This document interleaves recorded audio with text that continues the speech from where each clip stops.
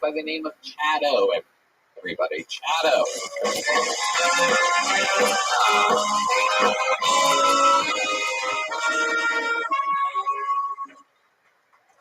Thanks, guys. I really needed that. It's been a rough week. My son, he came out to me as trans this week. He said, "Dad, I think I'd be happy if I was a woman." I said, "Son, I've never met a happy woman."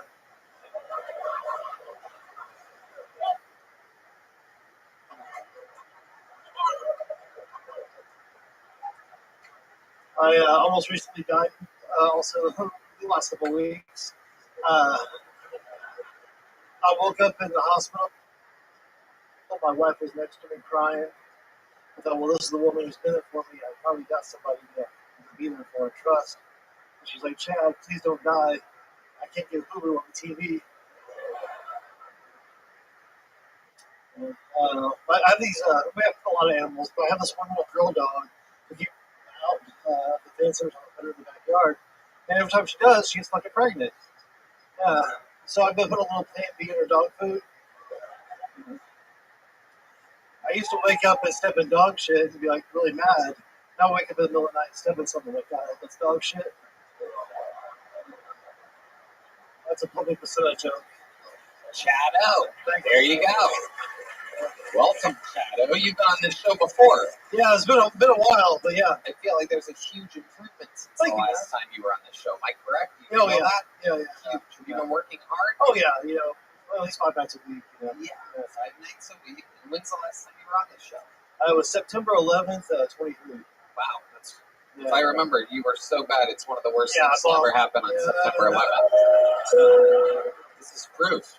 I remember looking at your face and body and being like, "This guy is bad." So it just goes to show. Who knows? A few years from now, Joseph Paul Lampy could come back up here and crush, and I'll be like, "Didn't you once suck up here?" I appreciate you saying I crush. That's cool, man. Thank you. Okay. All right, Chado. How old are you? 40. I'll be 44 this year. You doing stand-up? 3 years now. Right. What do you do for work? I own a cannabis college. Cannabis college. Yeah. Explain to us what that is. I teach people how to work in the cannabis industry, how good budtenders that they should know to get for certain elements, etc. You look like you'd be good at that job. Thank you. Professor. Professor of cannabis college. I'm a pot tester. Okay. Sure. I bet that kills at the cannabis college. It does, all the students. Right, some higher education. Am I right, everybody? Come on now. Come on, everybody. Come on now, everybody. I love it. How do you start a cannabis college? Can anybody do that? Yeah, there's no record. Yeah. A website. It's called marketing. Yeah. A good, clear website. Easy to spell, easy to know website. Nothing like the way to get tickets for James McCann's USA tour, in which you would have to go to JDF with 2 N's. .com. That's his website. That he was C's as well. We're working on MCCANN, but it's JDF, not James McCann, not James McCann Comedy. JDF, so you could just guess 10,000 times. Once again, it's JDF McCann, MCCANN.com, and then you have to click a couple things to get to the tickets. Yeah. But once you get there, it's great. Chado, what do you do for fun? I just published a novel, a little psychological thriller. Okay, what's it about? It's about a female serial killer. She's got OCD, but she gets her relief through her victims. Okay, so how does it end? She walks away. She just walks away. Don't they all? That's the happy ending to your novel is that the serial killer finds inner peace. And it's told from her point of view, so you see her whole life go through it, and you kind of wonder about it. Yeah, because she's killing innocent people. Yeah. Is she killing innocent people, or is there some type that she's about? Who doesn't deserve to fucking die at this point, right? All right. I absolutely agree. He looks a lot like my dad. I really just have to say that. Really? It's fucking weird, yeah. I've been told I have dad did. No, that's not what I was saying. Wow. That's not what I was saying. Wow. Look at this duo. facially looks like your dad. Yeah, kind of. You also look like adult rock, but Adult Rock, as in the wrestler? as in Kid Rock if he ate. Oh, yeah. Thank you. Yes. But he does look like my dad too. Do you play music or anything? No, I like just that? like You this. just look like that. You just always looked like that. And you can't play a single goddamn instrument. I was prophesized that I was going to be a musician growing up in churches. So I tried every fucking thing. I am not talented at all. I think God was wrong. Yeah. Okay. And you have a girlfriend, Chad? I've been married 25 years. You're married 25 years. What does she do for a living? Now she takes calls on UPS or U-Haul. So, Okay. same thing. Yeah. How do you keep things interesting in the bedroom? 25 years. How often are you guys having sex? Once a month? Once a week? A couple times a week still. Okay. How does that go? Is it normally at night, in the morning? Usually in the morning. I'm kind of wore out. I'm usually doing mics. She's So what's your move? You just when she's asleep. I close the door and lock it. And that's it. She can't get out. Hey, that's great, ladies and gentlemen. Just had a rape confession here. Because you got kids who are going to Yeah. invest in. But they're adult kids, but they still live at home. So it's How kind of adult are they? in their 20s. Yeah. How many still live at home? Well, my daughter just moved in with her grandma, but my son still lives in his room. How old's your son? He's 23. What's he doing with his life? Fucking nothing. What do you mean? You should fuck your wife louder. Yeah. That's what it takes. Instead of locking the door, you should leave it open. That should get him. Jesus Christ. That should get him out of there. Yeah, I agree. Either that or he's going to come and start jerking off right inside the room and watching mom and dad go at it. He's got pretty good bits. Sounds like a real do-nothing. Does he have a job? He got recently fired from pinballs, but How did he get fired from pinballs? What do you have to do? he was going to the bathroom too much. He was hiding out in the bathroom. Right. Yeah. Okay, so what's he going to do now? In his defense, he has to jerk off every time he hears a click. I've been taking him to a lot of interviews. He's kind of visually impaired, so I have to drive him around. Yeah. What's wrong with his eyesight? He's got He's got a few things. He's got the shaky eye thing, and he's got the degenerative thing where he can't. It's losing his eyesight. He draws really good comics right now. Have you thought about teaching him how to play bass guitar? Yeah. My talent has passed on. And the daughter lives with your grandma now? Yeah, she couldn't put up with our shit because we were too strict, so she moved in with grandma. So she's living with grandma, getting banged out by black dudes at grandma's house. Yeah. Is that pretty much what's going on, you think? No, she had a bad relationship here, and that's why she moved there, get away from that shit. Where does grandma live? Grandma lives in Oklahoma. Wow, so she's kind of out there in the middle of nowhere. Yeah. You guys are worse than Oklahoma? Yeah. I need to look after my daughter. I'm going to send her to the teen pregnancy capital of the world. I actually love Oklahoma. That's where we're from. Yeah. Tulsa, man. Oklahoma City, and then that's where I grew up. Also, I'm done with that's all I know. Tulsa, yeah. That's a place called Tulsa. When you don't know, All right, I'm trying. Are you Indian? No, just the hair. Okay. you don't have to, like, if you don't know. Very good at your Yes, I know, yeah. You don't have to just make noise. I mean, Red Band gets away with it every week, but you don't have to if you don't have like a thing, you don't have to do anything. Last time you were on, you got a little joke book? I did. Well, guess what, Chad? Yeah, woo. This time you're leaving with a big joke Thank book. you guys. Yeah. There goes Shadow, everyone. Look at fun. Look at this. The episode. Hello. This podcast is sponsored by Vaya. Look, life moves fast, and sometimes you just need a way to relax, recharge, or stay focused without making things more complicated than they already are. You ever try meditating but then get stressed about how bad you are at meditating? Same. That's why I love Vaya. Because they actually make feeling good easy. 500,000 customers can't be wrong. Via is changing the game in natural wellness, combining high-quality hemp-derived ingredients with powerful cannabinoids to create real, effect-driven results. Whether you're looking for daily wellness, laser focus, or deeper relaxation, Via has it. I personally love their gummies right before bed. I also love that they're made with organic lab-tested hemp from trusted, independent American farms. Oh, we love American farms.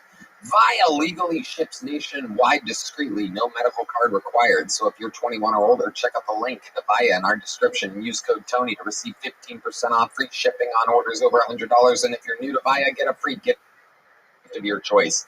After you purchase, they ask you where you heard about them. Please support our show and tell them we sent you. Enhance your everyday with Via. Hi, this podcast is sponsored by PrizePicks, the best place to turn your sports knowledge into cash. With millions of members, PrizePicks has made daily fantasy sports accessible to all. Run your game all season long on PrizePicks. Cash in on the basketball playoffs with PrizePicks. Don't miss your last chance to add your favorite players from the court to your PrizePicks lineup. Whether it's points, rebounds, assists, take your pick of more or less for your shot to win up to 2,000 times your cash today.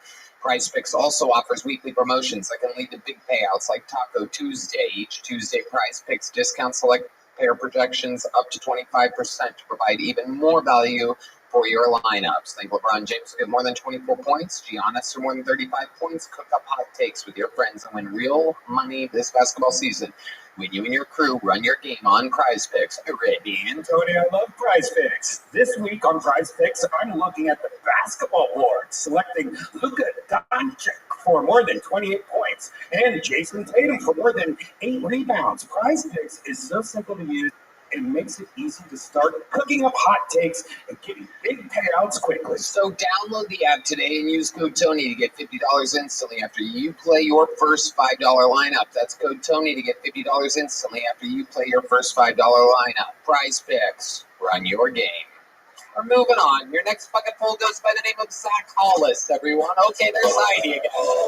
There's Heidi. Here comes Zach Hollis, everyone. The other day, my smartwatch notified me that I was having a fantastic workout. I was taking a shit. I don't think I could ever have a normal job because every time I tighten that tie, my dick gets hard. I've been getting into BDSM lately, or at least that's what my girl tells the cops. Sometimes I fantasize about orgies, so they don't let me near schools anymore. I think I'm pretty good at flirting, but it's hard to tell between all the muffled screams, you know?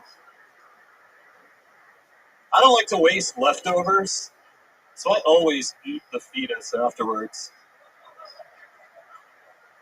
Why do people fantasize about having a zombie apocalypse?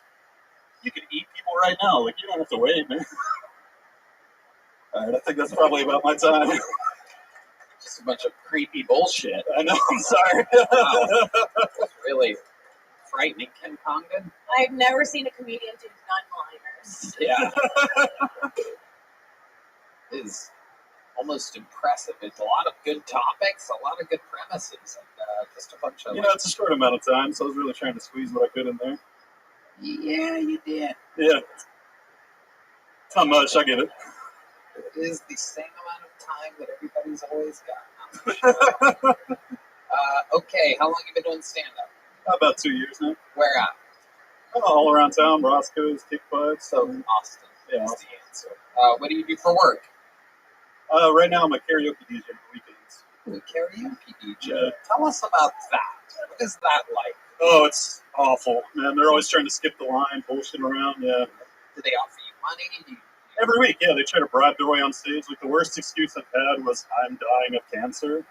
Wow. Did you let them cut the line? No, of Do you course remember not. what song they wanted to do? No. It was a while ago. Well, very incredible stuff. Karaoke DJ. Nothing else about it? I mean, I'm doing DoorDash on the weekends, or I'm just doing DoorDash in between doing DJ stuff, but When really you say you're doing DoorDash, does that mean you're ordering it there? Yeah.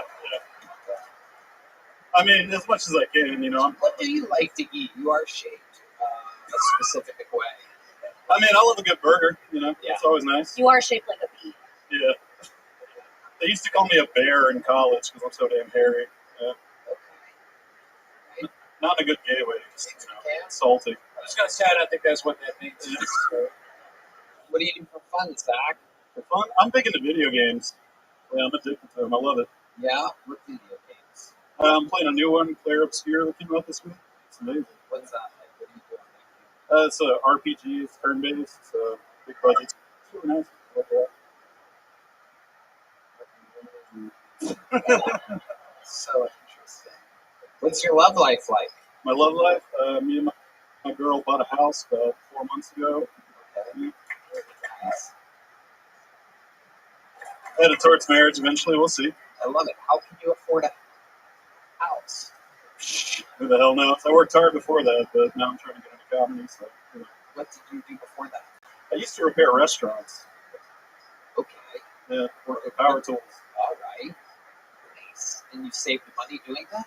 Yeah, a good bit. Yeah. And now you have a house. Yeah. It was, 1 bedroom, 2 bedroom? It's a 3-bedroom. Yeah, 3-bedroom. Yeah. Wow. Incredible. Absolutely amazing. What are you doing with all those bedrooms? I mean, got my computer in one, got the dogs in the other, and then we stay in the last one. You know? Computer in one, dogs in the other. How many dogs do you have? We have 2. Yeah. What do they do in there? Mostly shit on the floor. Yeah. Wow. Okay. Bunch of disgusting fucks today so far. Like, it's incredible. People, fucking girls whose places smell like cat piss. There's guys with floors full of shit. No, he's not walking. No, I mean, that's fair. Yeah. Good. So, Zach, what's your house payment like? Oh, it's pretty bad. It's like 2,000 before bills and everything on top of that. So How much money do you not enough. I'll tell you that much. It's getting scary quick. Give us a ballpark. Maybe like 10K in the bank. I don't know. 10K in the bank. 2K a month. How much money is the wife making?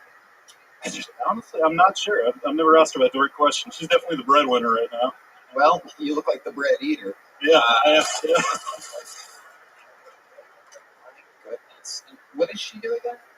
She works for a nursing certification board, so she certifies nurses. That's like a real job. Yeah, apparently. And she's fully supportive of you chasing your dreams. She loves it.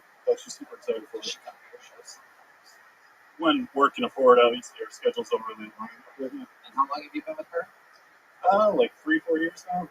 How do you keep things exciting in the bedroom? They're probably not, honestly. How often are you guys having sex? I don't know, maybe like 3 times a week, maybe. 3 times. That's pretty good for a guy like you. What does she do that turns you on? You have a you into something? She likes to insult me a lot and beat me down. Oh, hell yeah. Yeah, looks like I could fuck you very easily. Yeah. Okay. Well, Zach Hollis. Yeah. Congratulations. Thanks. A little joke book. Next time I would say take your time and fucking pick your favorite jokes and commit to them instead of rushing through it. There goes Zach Hollis, everybody. Starting a little fire during the show here. It's like a little tiny fire. Little tiny fire on Kiltone. All right, let's get another bucket full up here. This looks like an interesting name. You guys having fun out there? Let's meet another one. This one goes by the name of Tommy Tickles, everybody. Tommy Tickle.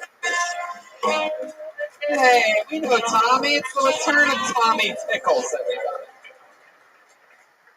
They say that opposites attract. If opposites really did attract, then my wife really wouldn't have a penis. I'm always broke, looking for new ways to make money. Last week I took an ad out in the back of a men's magazine offering $50 blowjobs. Now I just got to get my wife on board. I read several books. 9 different ways to skin a cat. You gotta skin it if you're gonna eat it. I've been married 13 years. In the next book I wrote, I dedicated to my wife. 101 Ways to Kill Your Wife. That book was quickly followed by a sequel, 101 Things to Do in Prison.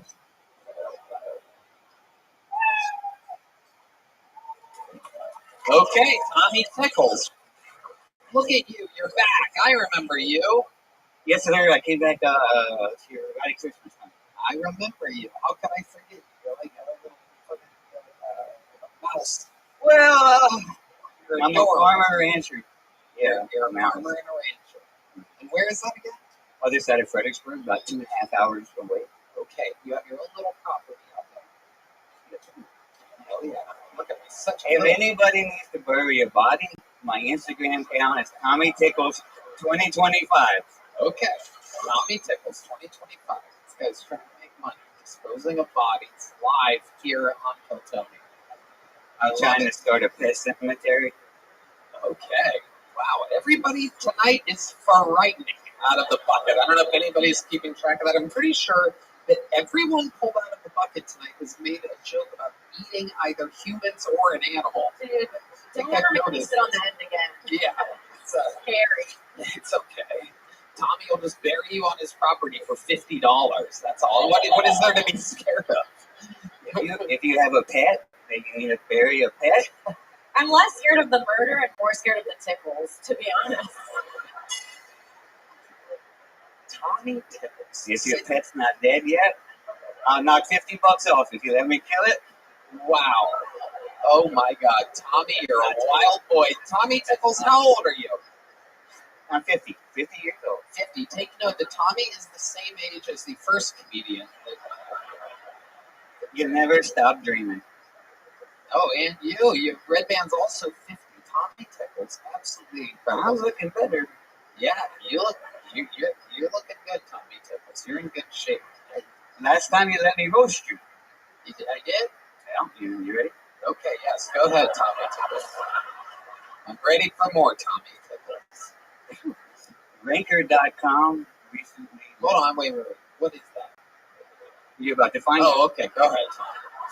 Ranker.com just ranked its top comedians of all time. Ron White was ranked at number 14. Joe Rogan came in at number 89. Tony Hinchcliffe comes in his pants every time he sees Ron White and Joe Rogan. That's a very good one, Tommy Tickles. That's very good. That's every Tuesday, Wednesday, and Thursday. I come in my pants when I see two of my good friends, Ron White and Joe Rogan. Give me another one, Tommy. Roast me, buddy. You're Snow White's 8th dwarf. Okay, I'm 5'9", but all right, Tommy. I guess I'm a fucking dwarf, even though I'm taller than you, you bolt. Jesus Christ. Piece of shit. You're a very good-looking guy. Some might say you're easy on the eyes. Yeah, emerald. There's no eyes in the word. Because there's no eyes in the word. Okay. Very good. That's too sweet. We literally, by the way, it's funny, we have a new job we have to make today. We have don't two ever say that people word. now. A fun fact about the backbone, behind the scenes of Guilty. We don't really reveal stuff often, but we had to hire 2 people to keep track of every time we say the word on the show. Because if we accidentally miss it and it goes on YouTube, it gets completely demonetized. Therefore, are wasting an unbelievable amount of money. Who are these f***ers working at YouTube? That's right. It turns out it's a computer now. They have a computer, and it takes us 2 humans to compete with a computer.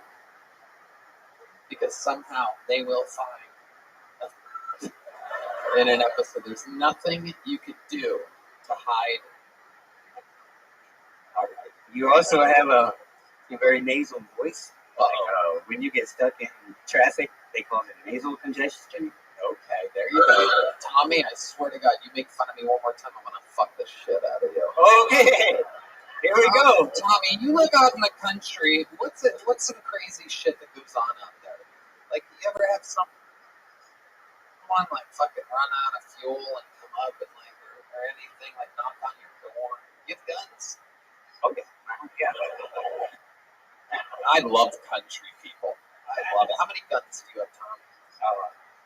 I don't count. A lot of them were inherited, like passed down. So we just have, guns for just doing what guns are supposed to be used for. Yeah. What do you use the guns for?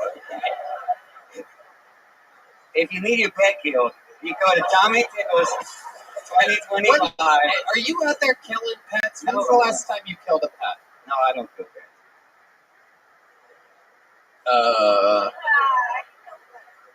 Do you have any pets? Oh, yeah. What kind of pets? I've got a boxer dog, Great White Pyrenees. We've got llamas. 3 black guys. What do you do with the llamas? What do they do? They protect the sheep and goats from coyotes. Wow. So if a coyote comes, a llama, what does the llama do? They'll chase them off like They chase off. Coyotes are scared of llamas. Yeah. Can't a coyote kind of fuck up a llama? No. And I guess the if they really, size intimidates them, huh? if they ganged up on them, he could. But normally, the best thing about a llama is the scent that they put off. So it kind of smells like a horse or a mule. Coyotes don't like that either. So just having them around protects the babies from even other critters like raccoons. Wow, I could just And they're cute. talk about this. We shit. just had a baby llama. Wow, it's incredible. Tell us more what it's like out there on the ranch of Tommy Tickles. What else could one expect if we, Tickle Ranch? Ew. if we drove up on your property? What would be some things that we saw or that would recognize out there? It looks like a circus. There's just a mass of chickens, and we bottle maybe a lot of animals that come in from other ranches. And, if they have a problem, they can bring it to us. And, we've got a few tricks to where we can, keep the babies alive. And so there's right now my wife's bottle feeding 19 different little baby goats and sheep. 19 baby goats and sheep? Oh my God. Hey, it's a full Chickens bottle. are dripping. This is absolutely incredible. And now they think that they are your best friend. And they kind of think that they're human. And my wife is about the same way. She treats them way better than she treats me. Look at She's fucking them. Look at the smile on your Always face. comes up. It's incredible. All these other people that we pulled out of the bucket tonight up here trying to keep it together. They seem so stressed out. And Tommy Tickles drives out from the countryside, having the time of his life, happy to be here. Yeah. What kind of you got like an old timey pickup truck, don't you? Yeah, I know. All right. Well, what is it? Chevy Silverado 2500. Oh wow. Okay. So yeah, because you use it for shit. Yeah, right? yeah. You put hay stacks in it and whatnot. Hay, heavy equipment. I know a lot about ranch. Yeah. Sometimes you got to throw a haystack in the old pickup truck. Redman knows a lot about blue cheese. That's true. That's a salad dressing joke. Ranch and blue cheese. You should really record all of this stuff that's going on in your ranch, though. Like, that's so popular on TikTok and YouTube. Have you ever thought about a lot of money? I do my stand-up set in front of my door. The Oh yeah. Absolutely no. Oh, yeah, I'm. You're doing stand up to the goats? Yeah. No shit. You're doing kid-friendly stand up on the TikTok? My goat ate my homework. Really, ate half my notes one day. Really? Really good jokes. What's that goat's name? The clown face. Clown face. Oh my God, this guy's adorable. I would watch your reality show. Oh yeah, no, it's a circus. It's worth watching if I ever get around to it. Wow, this is absolutely incredible. What were you about to say just then? You and Red Ben remind me of IHOP's signature dish. Rudy Tooty, fresh and fruity. Okay. You know what? Here I am being nice. I'm being a nice guy saying I'm more interested in your life. I watch a reality show, and then here you are insulting me. I have watched your roasts on YouTube, and there's nothing that I could say that would come close to how good you do your roast. But you're also kind of evil, so I don't really feel bad about it. Reputation of mine that people think I help more people than I treat these bucketfuls like you treat farm animals. I give them all a chance. Sometimes I fucking psychologically bottle feed them. Tommy, I've been asking people this question. How long have you been with your wife? 13 years. How do you keep things exciting in the bedroom? Oh, she keeps things exciting. Okay, give us a little bit of that. What do you mean by that exactly? Sometimes I don't know if she's going to cut me or fuck me.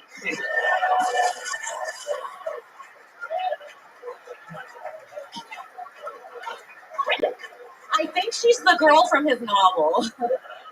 She's excited. So can you give us an example of a time in which you didn't know whether you were going to get cut or fired? Like, what do you mean by that exactly? She storms in or something, or what happened? What's exactly? She said something one day, and we were sitting in the truck, and I said, "Oh, you want to drive?" And I threw the keys in her direction, and it accidentally hit her, and she got out of the truck, and she started running away, and I was like, "Oh shit, I better catch her." So I was going to catch her, but she kept on running further and further away, and it's real soft dirt out there or whatever, so I had to tackle her.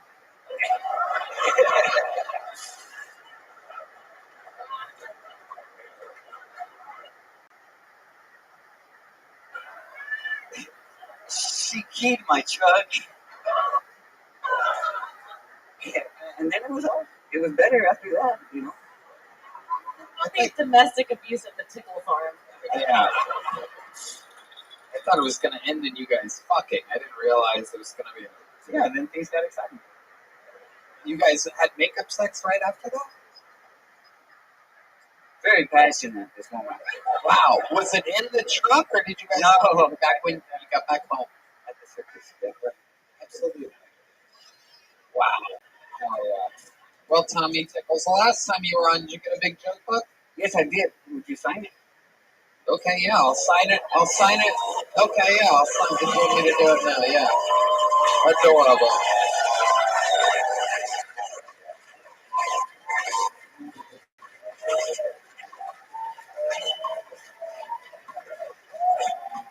There you go, Tommy Tickles. That's for you, buddy. Congratulations. There you go. Tommy Tickles, everybody. I bet he's an interesting follow. I want to see what's going on that fucking ranch. I want to see with my own eyes. This podcast is sponsored by Built. Attention renters, if you haven't heard of Built, you're about to thank me. Earn your favorite airline miles and hotel points through Built just by paying your rent on time.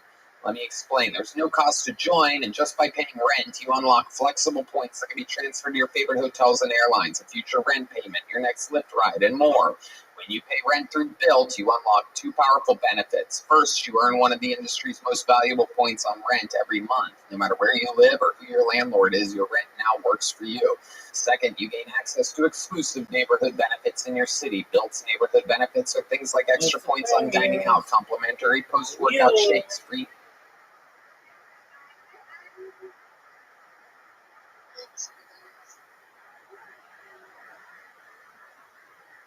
Are you ready? Yes,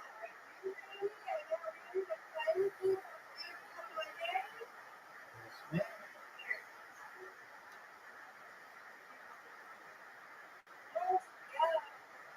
LFG.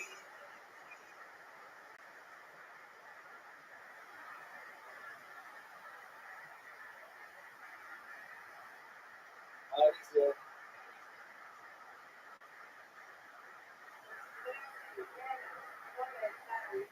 You okay?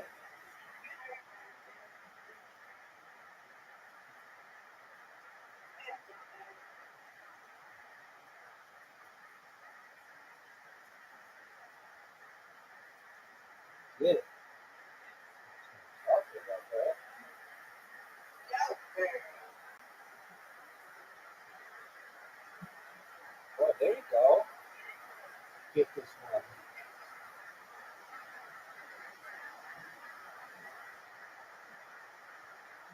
There you go. Perfect. All right, look at spares. Good. I didn't trust this finish. Look at the spare. Got it. Got it. We all got spares.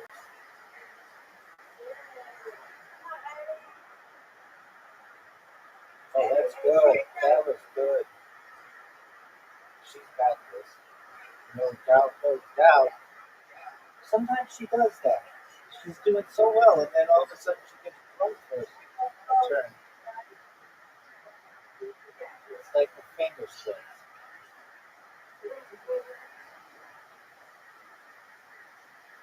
Nice and slow. Get this. Mr. Freeze, get this.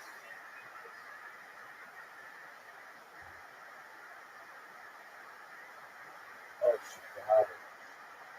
Beautiful. Get it. Oh, I have a split. This isn't good. Get it. Oh, I got it. Wow. Wow. Sometimes I even impress myself.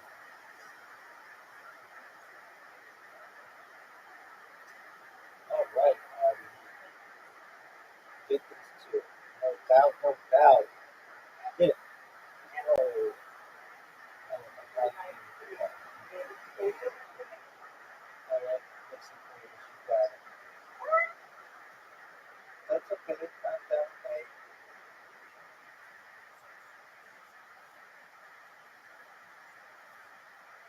Get it, bro. This is good. Oh, should have got more. All right. I get it.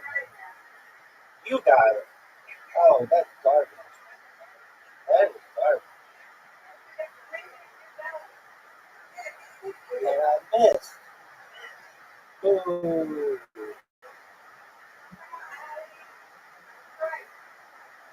Oh, that's good. That is pretty. She's got this.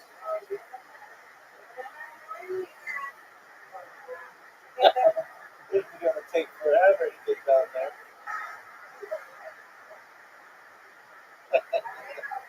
This is gonna take some forever. But look.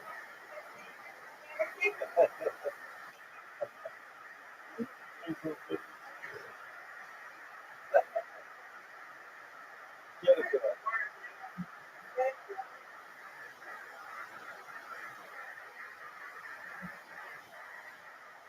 Get this.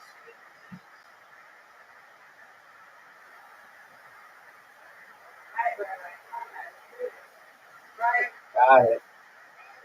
If you don't talk to the pro. No doubt.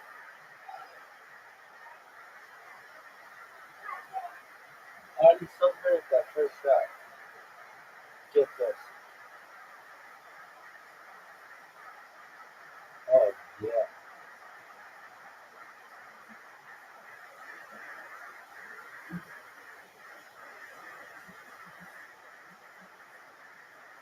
Get it.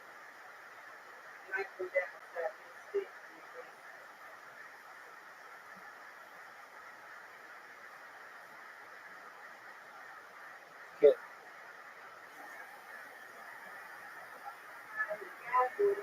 For the win.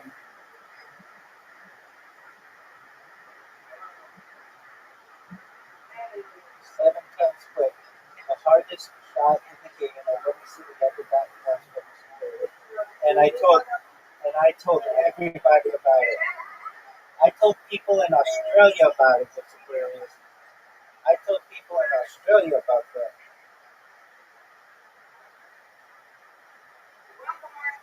Yes, ma'am. She's ready. Get it.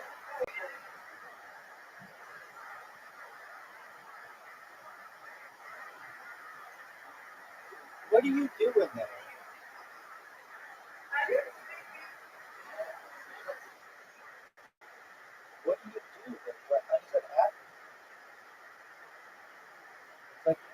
all the other way.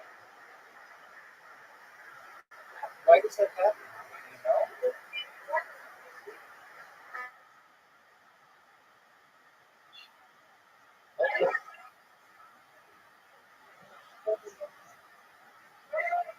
I got it. Don't doubt. Don't doubt.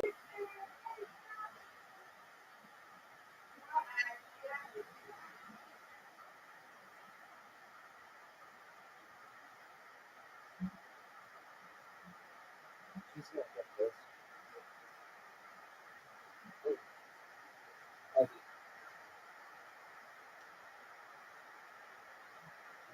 Very nice. Perfect.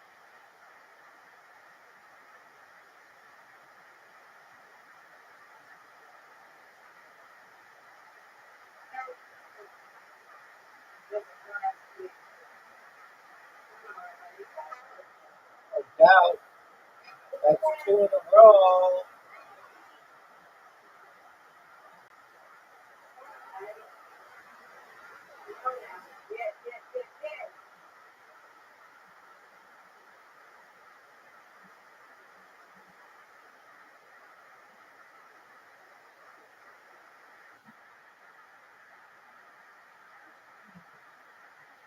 This is very sad.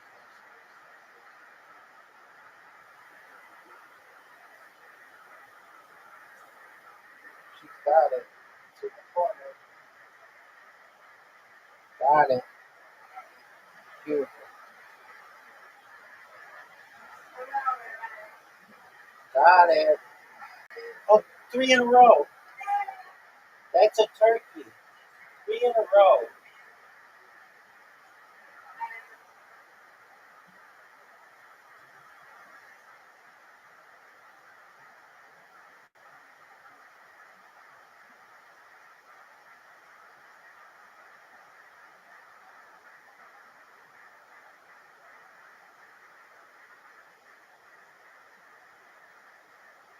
Get it.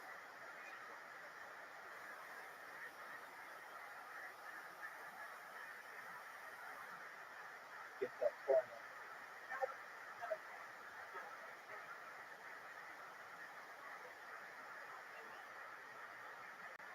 Oh,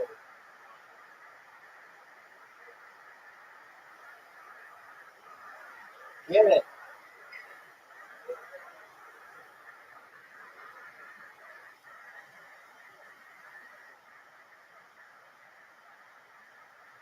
Oh, what a strike.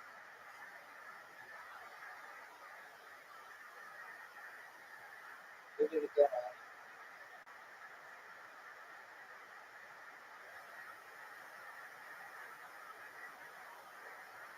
You got it. Get it. Rabbi. Got it. She got this.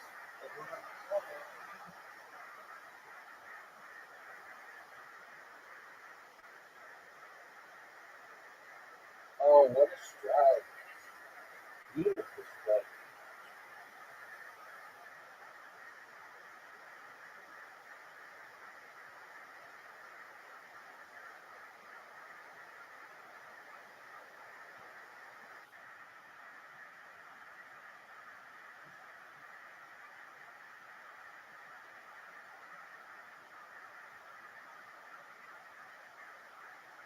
Get it. Oh, we're coming into record territory. Oh, and I missed it. How did I do that? Oh, I got another shot at it. Is this a record? 116. 116. That's a record. 116. Night night. Sweet dreams, boys. Love you too. Take care. free mats or towels at your favorite fitness studio, and unique experiences that only Built members can access. Tony, I love Built. I can't believe you get so many benefits just from paying your rent. And when you're ready to travel, Built points can be converted to your favorite miles and hotel points around the world, meaning your rent can literally take you places. So if you're not earning points on rent, my question is, what are you waiting for? Start paying rent through Built and take advantage of your neighborhood benefits by going to joinbuilt.com/Tony. That's JOINBILT.com/Tony. Make sure to use our URL so they know we sent you. That's JOINBILT. Joinbuilt.com/Tony to sign up for Built today. Okay, we're going to break things up here for a second as I introduce one of the newest golden ticket winners on this show. I'm getting this guy on back-to-back weeks because he has to go back to Toronto and be a very Asian man in Toronto soon, and he's going to be there for months. So here he is before he leaves Austin, Texas, with a brand new minute. This is Kansai Yasuda.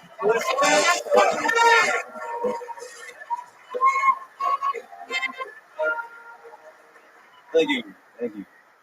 I guess. I used to date this girl, beautiful girl, and after we dated for 1 month, she dumped me, and I was devastated. I was sad because she didn't tell me at least why. So I went up to Facebook and see what was going on in her life. Turns out she used to date with this huge black masculine man, and after dumping me, she's back with this huge same black masculine man again. And do you guys eat sushi? Do you guys eat? Do you guys know there's the reason why there's a little ginger right next to sushi? Yeah, it's a palate cleanser. Yeah. So this bitch used me for palate cleanser.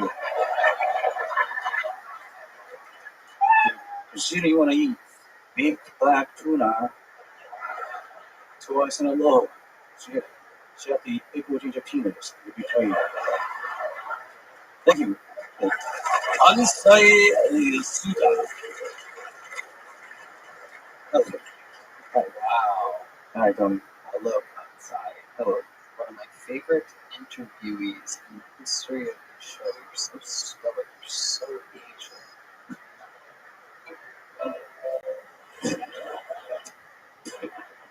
Thank you. You're welcome. You've been in Austin for a couple weeks now. How's it been going for you?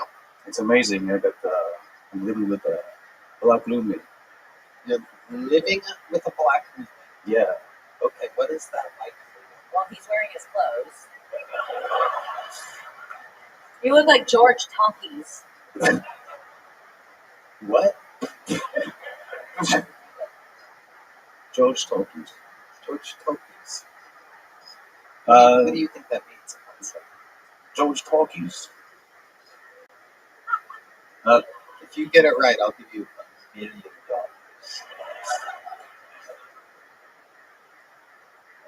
George Tolkien.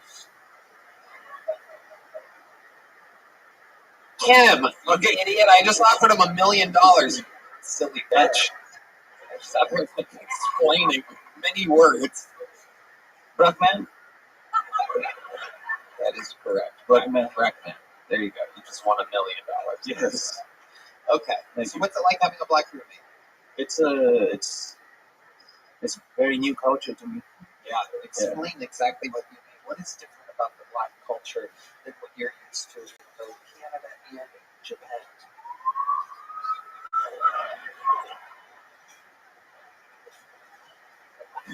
It's he every day he want to chase holes. That's Chases what? chase holes. That's Holes. holes. Hole. Chases holes. Chases hole every day, and I'm like tired because You're tired. because he's bringing them home. They're making noise, Making so much noise. and you can't sleep at night. There's so much noise. I go out. I just go outside and then go to library, go to coffee shop, and then write. See, a Japanese man knows he doesn't have to chase the harlots, you know? You stand next to them on public transport and you grab. That's the... I know, it's a beautiful part of your culture. Man, We tap their ass, and train.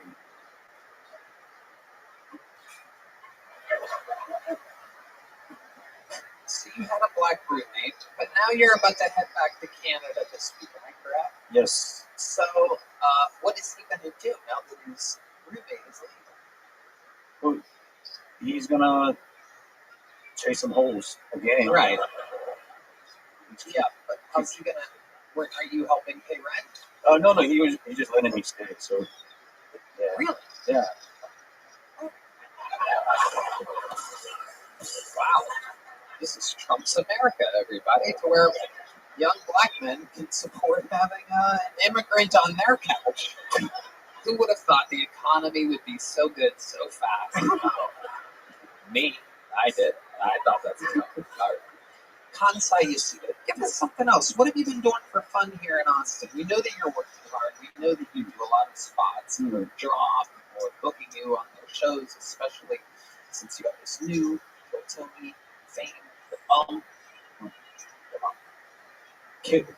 Hans Kim Yes. took me to his tour. Yeah. Wow. Yeah. I went to his house. Yeah. And 2 fat cats he had. What? 2 fat cats. 2 fat cats. Yeah. Uh-huh. One's really good. Very good. Okay. And then, Uh-huh. So what did you guys do with the 2 fat cats? Just try to not eat them the entire time? it was disappointing. But yeah, that was the 2 fat cat, and then we play Mario Brothers. Oh, Yeah. God, I'm so Asian. Just 2 Asian guys playing Mario, playing a Nintendo. Oh, you like a Nintendo too? Yeah, I like a Nintendo. Oh, there's a fat cat. Fat cat on Nintendo. Who are you going to be? I'll be a Luigi, I'm going to be the princess. Oh, I'm gonna switch. I'm gonna be a toadstool. What character are you on Mario? Waluigi. Ah, very good. Waluigi. Well, why do you go with Waluigi? Well, it's yeah. Waluigi looks like Tommy a little bit. Oh, are you making fun of me? Everyone's taking shots. All I do is help everybody, and everybody comes up. But this lady's shooting imaginary guns at me. This lady in the front row is like, "What the fuck is going on here?" I'm getting fireballs.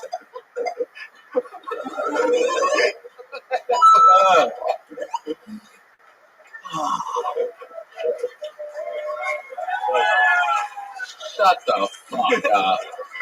Oh, now you want to cheer. All right. Kansai is super. We're going to miss you so much. Have you guys seen Kansai around town? I've never seen you before. I think you're great. Yeah, he really is. I've seen a few of them. Are you excited to go back home to Toronto and sit around and eat ramen every day? I want to eat ramen every day here. You eat ramen every day here too? I eat ramen, the Korean ramen. The Korean ramen. Yeah, I cook it with my black friend. Whoa. What's in the ramen? Sausage and Sausage? Sausage? Wow, I lived 40 fucking years. I never heard it called that. Sausage. God damn. That is fucking sausage. Sausage. Wow. Sausage. Sausage. Try it like this. Try it like this. Go. Sausage. How you sausage?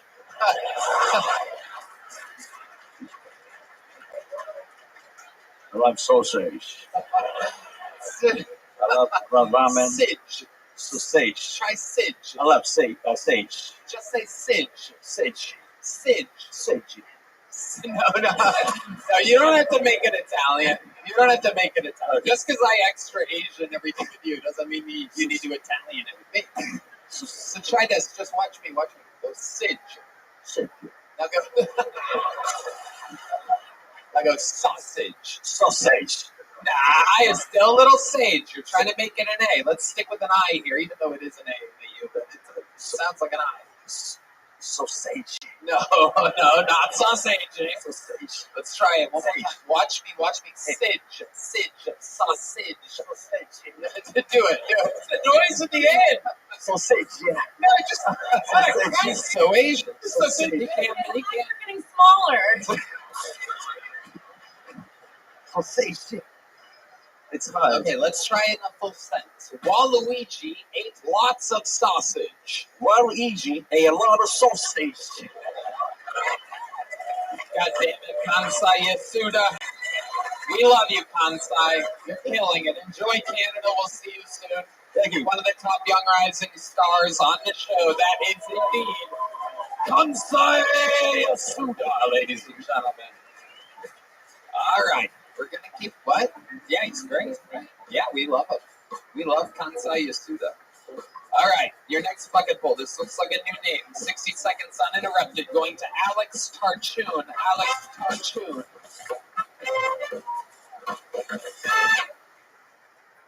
So I'm not transgender right now, but I am thinking about it. So I might be a translator. I'm actually kind of odd. I'm odd like an 8-ball. I'm even, black. I'm even black. I got this odd problem I'm trying to figure out. So there's 3 planes that depart from a Boston airport within a 20-minute window and collide with a building each. Now, if X represents the plane that hit the Pentagon, I'm trying to solve for why the government won't show me the footage.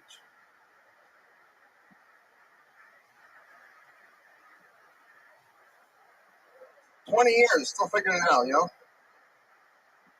Thank you. Thank you very much. 58 seconds from Alex Tarchoon. Am I saying that correctly? Tarchoon? Tarchoon. Tarchoon. Mm-hmm. Okay, what ethnicity are you exactly? I'm African and Italian. Wow. A lot of Sicilian in there, too. Okay. Right. African and Italian. See, I'd say the last guy was there. Right. What do you mean? Sausage. Sausage. Sausage. Alex, how long have you been doing stand-up comedy? About 11 years. Wow. 11 years. Where at? Mostly New York. Okay. A little bit of Portland. Didn't work out well. Great. Okay. How did you end up in New York? Is that where you're from? Oh, yeah, I'm from Westchester. Okay. All right. And you live here now? Mm-hmm. Yep. What made you move here? Yes, baby. Okay, baby. Jesus Christ. Those eyes, dude. It's just the old emerald eyes of Tony Hitchcliff. That's my new nickname, Emerald Eyes. Okay, look at you. I mean, holy shit. You look like you would be the first pick in the Garbage Man draft. It's just incredible what's happening here. Well, you know what? I've been trying to sign up for a while, and I keep trying different things. Like, actually just give up on socks completely. Hold on a second. I'm going to need a second here, everybody.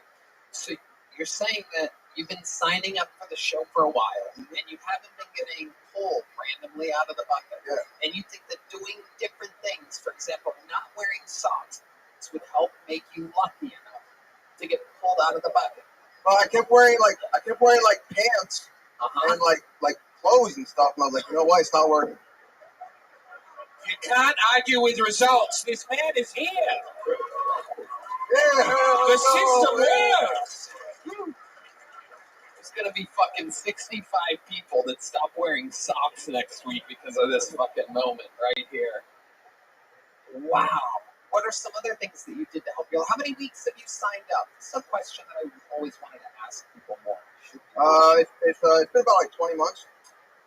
20 months in a row. Yeah. And every Monday you sign up and you don't get pulled out of the bucket. And then this is the first week that you go, oh, pretty sweet. Pretty sweet. Get out of that. I'm going to stop wearing socks and look at you now. Wow. Do you always wear the do-rag on your head? Yeah, usually I like to wear a hat, but that big, like, I'm black reveal. You know? We can see your hair. It is incredible because you don't really seem black or Italian. I guess when blacks and Italians mate, it just comes out Persian prince or something like that. His smoke detector just goes off whenever he makes spaghetti. I'm actually second generation inbred.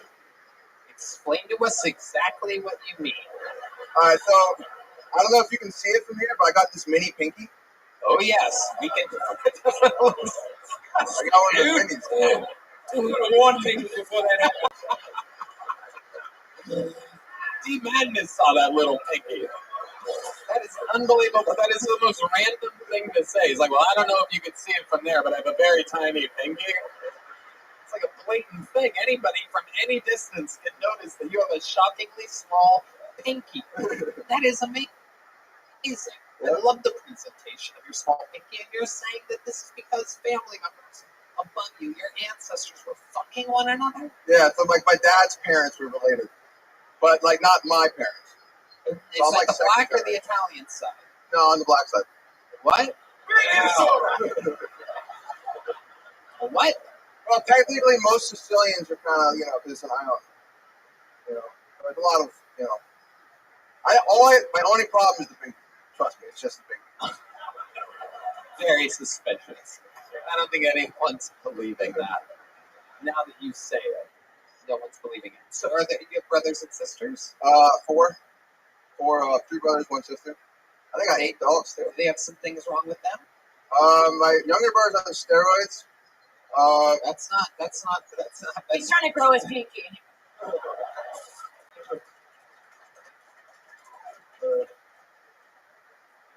Do they have anything wrong with them? Just one's on steroids? What is he doing? Why is he on steroids? Well, he's got like body dysmorphia. He thinks that's gonna win his his girlfriend back or something. Ooh, that is a ruthless thing to say on the show. Do you and your brother not get along? No, we're good friends. Hell yeah. You got anything you'd like to say about people you don't like? I got my best friend's Adam J, and then Andrew Carino. Just want to shout him out. Love this guy. Don't do that. Sorry. Don't do that. We're gonna bleep those out. I promised them. Because we bleep facts on the show now. Full, what are we at, 7? 9 if we count your little buddies. All right, let's toss you. I got 8 dogs still. You have 8 dogs? Yep. What? What? You live here? Yeah. By yourself? Yeah. And you have 8 dogs. Are they all outside? No, they're indoors. You have 8 indoor dogs. Okay. If you want to get rid of any of them, I know a farmer. Oh, okay. Yeah. All right. That is true. Tommy Tickles, you just inherited 8 new dogs. Why do you have 8 dogs? Explain to us how this happened. So the crazy thing is I just left my 2 dogs alone for a while. And then they just I thought my little dog was just getting fat. Do the new dogs, do they all have tiny pinkies? Yeah, they're great though. They're really sweet. So you left your 2 dogs alone, unneutered, unspayed. They fought. Did some of the puppies die? No, I got all of them, all 6. Wow. So now, how long ago did that happen? About almost 7 weeks. 7 weeks. So you have 7-week-old puppies? Yeah, it's pretty cool. Are you you're just keeping them? Yeah. You're going to keep them. So I have to get emotional services, like I think a doctor's note for 8 dogs.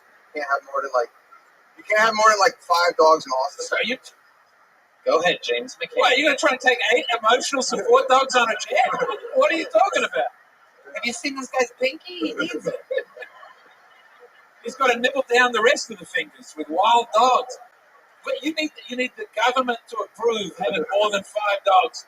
Yeah, or you need to have a Trump's going to ship these things to El Salvador. That's what's going on. This is a new era we're living in, buddy. No breaking the rules with this new federal government. What kind of dogs are they? Mostly pit bull. All right, that's the black side. That is. I know what he's doing with these 8 dogs. Okay.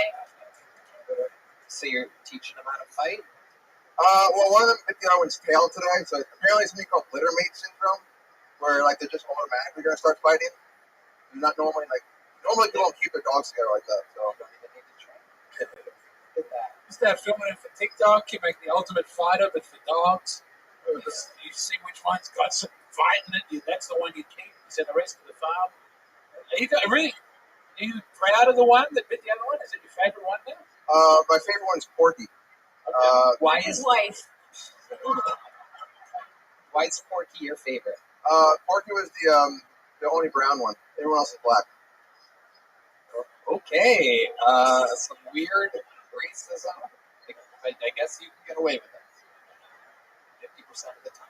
Yeah, it's, the hard part about my blackness is like nobody believes me. Right, I agree. I can see why. Yeah. It makes sense. What do you do for? I do Jet's pizza delivery on South Lamar. Wow, you were expecting the crowd to go wild. Red Band, you tried this pizza?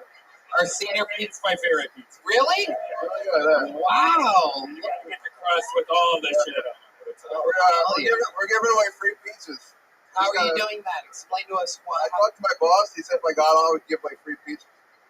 Okay, what's the normally when someone comes up with a promotion plan like that, they would say where or when the free pizzas would happen. You don't wear socks. Just show up to South Lamar Jet's Pizza and ask for Big Win. Is that you? That's my boss, Mr. Win. Wow. Now, what do you think this guy's going to do when he gets absolutely overwhelmed with people saying, "Hey, I'm here from the Kill Tony guy. You said that I'd get a free pizza." What do you think's going to happen? I'm just hoping for a big delivery of tips. Hell yeah. By tip, you mean to your finger? Well, personally, I'm going off the rails. I'm losing it. You're doing just fine. You're doing. On paper, you are the best interviewee ever. Yeah, you're doing great. You're a black Italian cripple with too many dogs. Yes. It's true. I take the stats here. I got it written down here. Charshun, I spelled it. I misspelled it how it's pronounced. 11 years, African Italian, New York, Westchester, Little. I think it says, I mean, it's a lot of boxes. 8 dogs. So here's a big question for you. All right, I specialize in different cultures and stereotypes. That's my bread and butter. And now I happen to know for a fact that half black, half Italian is someone that loves women. Yeah, Right? yeah. You do. The problem. It's a problem. Let's talk about that problem. Go ahead. Tell us why it's a problem, how it's a problem, some things that have come up in your life. You have 8 dogs that you're living with, and you want pussy all the time. So tell the people what it's like. So basically, I've come to the conclusion that basically women, they all say they're different, but they all sound the same. So that's why I've only been going after deaf women. You know what I mean? I love you. I love you. That's some black belt Jedi level shit. So explain to us where you're finding these deaf women at. So basically, I was at rock bottom one day, which is not far from right now. Wait, okay. I thought you were talking about the bar or a restaurant for a second. So I was what, before we move on, why were you at rock bottom? So I fell on my knee on the sidewalk and it got infected, and the infection went to my face. Okay. It was a staph infection? It was I don't know. It was I was going to be honest. I don't remember exactly what it was, but it was actually pretty bad. Sickle cell. Okay. How did it get to your? What did it do to your face? It started getting all red and puffy. Okay. And how long was it after the fall on the knee? The fall on the knee, I didn't know it was such a big collision. It got cellulose or cellulitis or something like that, like deep infection. So how many days after the fall on the knee did your face start getting better? About a week. Okay. So you were at rock bottom. They gave you antibiotics, right? Yeah, I just had my car got stolen because I live in Portland. Oh, Portland. That's come up a few times tonight. And I was limping to go get some free food from the pantry. And all of a sudden, there's this beautiful woman, and she's holding, it's a true story, she's holding like a pile of money in her hands. And she just goes,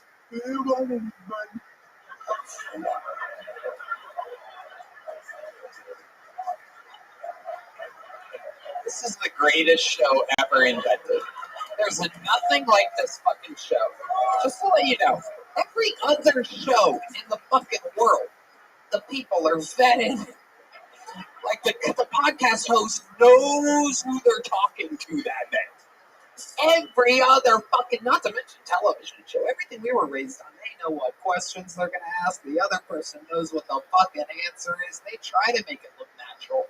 This show is so different. What the fuck? What the fuck is going on? A deaf woman with a pile of cash, and she said that sounded accurate. That sounded like a deaf woman. So you're next to her, and what do you say to that? I said, well, a couple things. I was like, you kind of caught me at a bad time. You told her that? Yeah, it's not a great time for me. But I said, one day I'm going to be on TV. When you see me on TV, you give me a call. And she said, okay, bye. You on TV? You gave her your number? Nope. Well, how would she give you a call? Well, I was hoping she'd see me on TV. He's gonna get famous and Death Jammer in the ass. Well, I figured like while I'm getting through my phase of having no money and 8 dogs, I get to the point where I could finally have a relationship. You know what I mean? Now's not a good time for that. You know what I'm saying? So you got a knee injury that infects the face, and you go home to your house with no money and 8 dogs, and you go, one day, love. Yeah. This is. You don't find a lot of women like that. No, you don't. Ever. No one ever has. No one has ever seen a deaf woman with a pile of cash I'm going for it. asking to give it out. It's starting to sound like a 3-year-old grown up and tells a story. You know, kids are like, and there was an apple, and the apple talked to me, and I fell on my knee, and the knee hurt my face, and there was a woman, and she couldn't hear, and she gave me money. But I walked away. I went home. I had 8 dogs at that house. I love you. You are the best quality person I've ever met. Thank you. Especially great person for the blood that runs through your veins. I mean, Italians are real pieces of shit. You know? Okay, all right. That was too much. All right. God, okay. Thank you, Red Man, for all the help that you provided. We're 16 minutes into this interview. Really? I still feel like I haven't gotten enough. Well, it's nice meeting you all. Oh, you're so sweet. Fucking guy. You're unbelievable.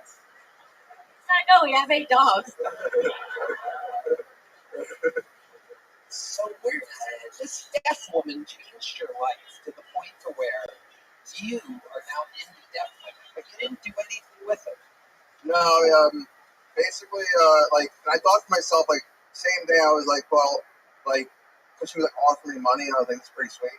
And then later on, I'm walking to the grocery store, I sit down, and some other woman offers me money, and I was like, well, it wasn't the same because she thought I was homeless, and I was like, all right, so it's not just that she was offering me money, you know. Did you take the money? No, and also she was black too, so I wasn't really feeling it.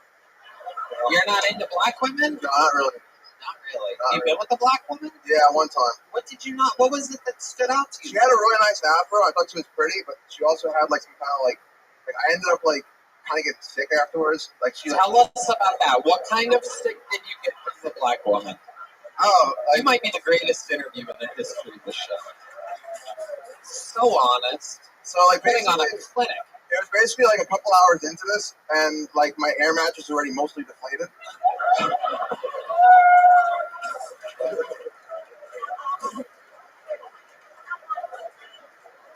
And she just starts coughing. And I'm like, you all right? She's like, no, I'm kind of getting over something. And I'm like, oh, geez, I'm kind of getting over something. And then all of a sudden, I'll just stay for another week. No, it sucks. So that was it. Wow. then there was one. Everyone has one giant fat black lady off Craigslist. That doesn't count. Wait, she was off Craigslist? No, maybe it doesn't. It doesn't really count. Where did you meet her at? Well, I met her at her house.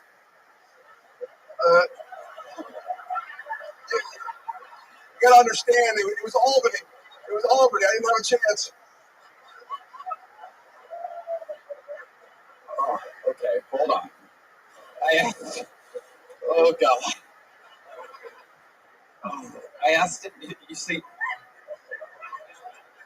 you found her on Craigslist, and you said no, right? Well, yeah, but I found her Craigslist and I met her at her house.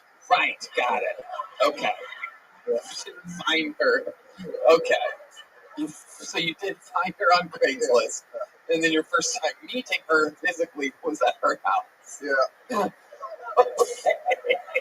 Yeah. Wow. Yeah. And then you got sick. Yeah. And that kind of turned you off from black women. Yeah, the thing is, I got sick even though we also did it in the shower. It didn't help at all. You did it in the shower. Yeah. What made you guys do it in the shower? You I both thought, have like, voluptuous hair. You said that she had an afro. You have what appears to be we started in the shower. We moved over to the air mattress, and to be perfectly honest, you Here he goes. He's loaded up, and here it comes. To be perfectly honest. well, it was well, I mean, I don't know if I can make this any worse. You're doing just fine, buddy. We kind of filmed it. Hold on. You just met her. Yeah. It started in the shower. You're both getting over something. What made you guys film it? Whose idea was I was living in Albany. It was over the summer, so like nobody was there. Upstate New York. Yeah, I knew I was going to need something for later. You know what I mean? So you asked her permission to film? Yes. Wait a second. There's a little pause. Little big smile there. Absolutely. So this was at her house. So you That's at my house. We went back to my house. You met her at her house, and Yep. then you took her back to your house? Mm-hmm. Why? Well, I mean, that's kind of where I live. But you were at her house. Yeah. You had sex at her house. Nope. No, you just met her at her house. Did you immediately take her in your car to your house? I didn't have a You guys hung out? Oh, you didn't have a car. How did you guys get from her house to your house? Walk right home. You walked. Yeah. How far of a walk was that? Like 3/4 of a mile, something like that. Wow, so not far. Not far. 2 blocks, something like that. Not bad. There's a big difference between 3/4 of a mile. Okay, this has gone way too far. I've been informed by Rabbi that it's gone 21 minutes. And I don't remember anything about the minute at all, but I'll tell you, you are an unbelievable fucking interview. You sign up next time. I don't want you to ever wear fucking socks again. You hear me? I'm going to try to get you out of this bucket again. There he goes. Alex Karshloom. Wow. Good Lord. There's the lovely Heidi, everybody. She'll knock your socks off. All right. It's a tough follow. Tough to follow Alex Karshloom. Ladies and gentlemen, your next bucket fill goes by the name of Cameron Frisk. Cameron Frisk gets out of the tank.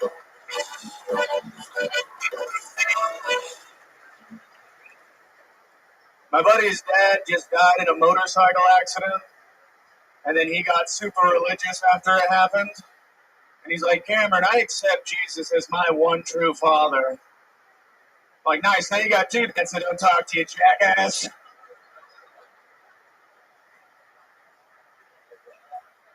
He's like, you want to come to church? It's like, I'd rather ride on the back of your dad's motorcycle when he crashed. I'm not going to lie to you. Everybody tells me my mustache makes me look racist. I was like, wait till you hear my mouth. You're going to love it. Now, a little bit about me. I hate reverse cowgirl. Unpopular opinion. I hate reverse cowgirl. That's just because I love fucking straight cowboys. Where are my fellas at? Horns up, boys. Listen, I came here to suck dick and tell jokes, and I'm all out of jokes, fellas. I didn't get these tonsils removed for nothing. Let's get this golden ticket over with. All right. Don't count your fucking chickens over there, Cameron. Welcome. How are you? Is this your first time on the show? Second time. I was on like a month ago. Okay. Well, welcome back. How has life changed since the first time you were on? People have been coming to my work now and coming and be like, "Hey, I saw you on Kill Tony." What's your work again? I work at Prana, the smoothie coffee shop. Oh, okay. Pylon. Yeah, we love Prana. It's a great place. East Side, 7th Street. Yeah, everybody in my hometown hit me up, which is pretty cool. What's your hometown? Ojai, California. Okay. Yep, the energy vortex. Yes, the energy vortex. Absolutely. It's all coming back. Prana has a lot of it's a famous place for like hot chicks to go to. Yes, very famous hot chicks. Yes. I don't know if they're famous, but tons of hot chicks there for sure. The place is famous for having hot chicks, not famous hot chicks.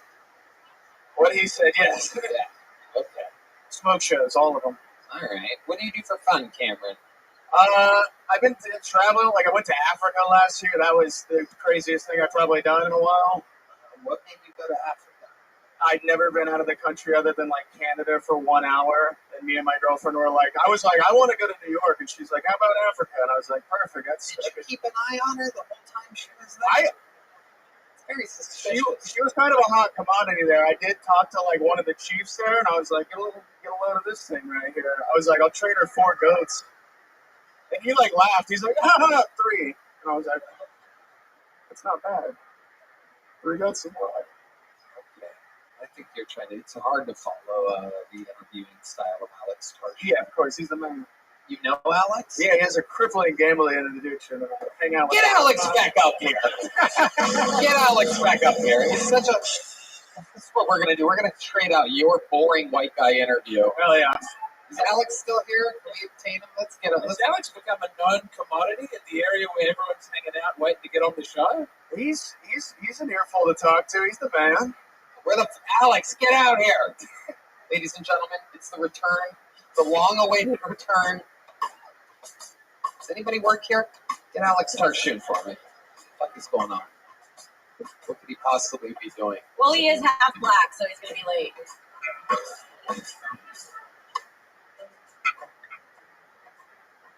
So yes, he's in the back, but no, he's not here. Tell us, how do you know about his gambling addiction?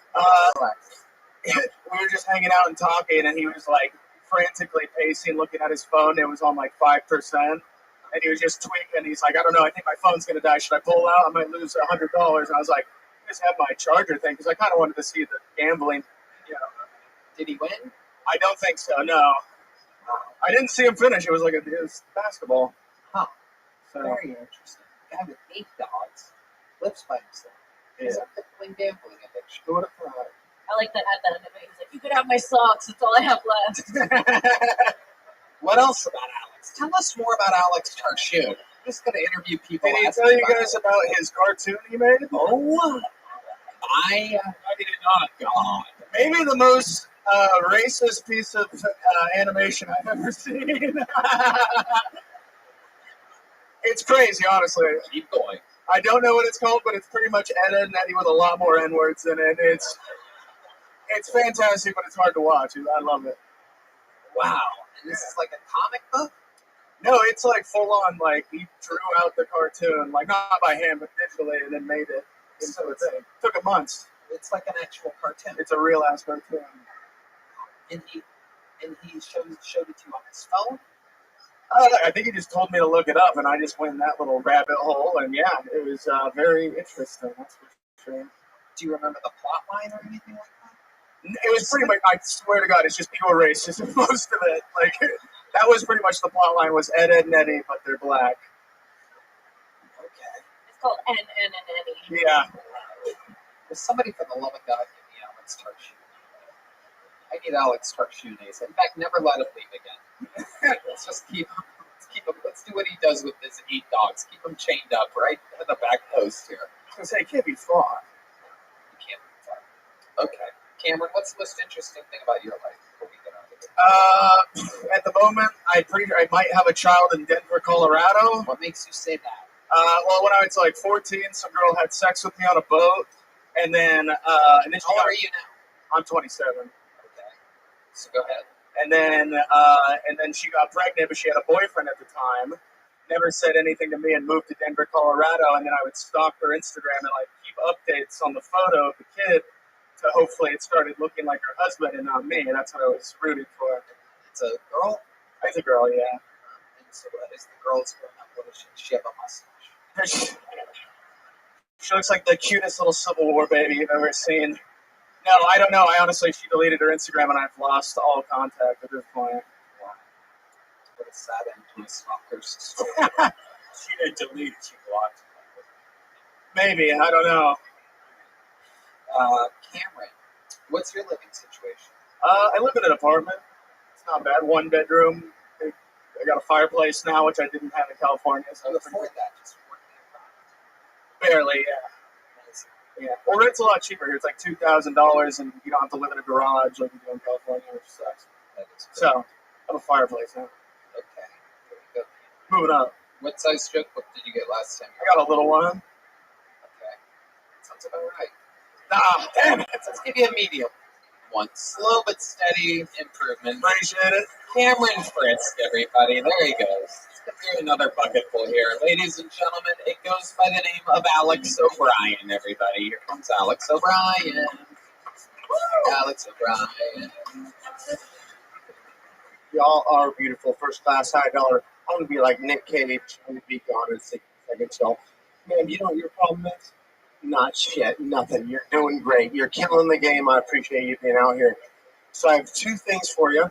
Bank robbers and playing hinders. My grandma used to say playing hinders. I was playing hinders. Y'all playing hinders? Which meant inappropriately touching something as a kid from the person.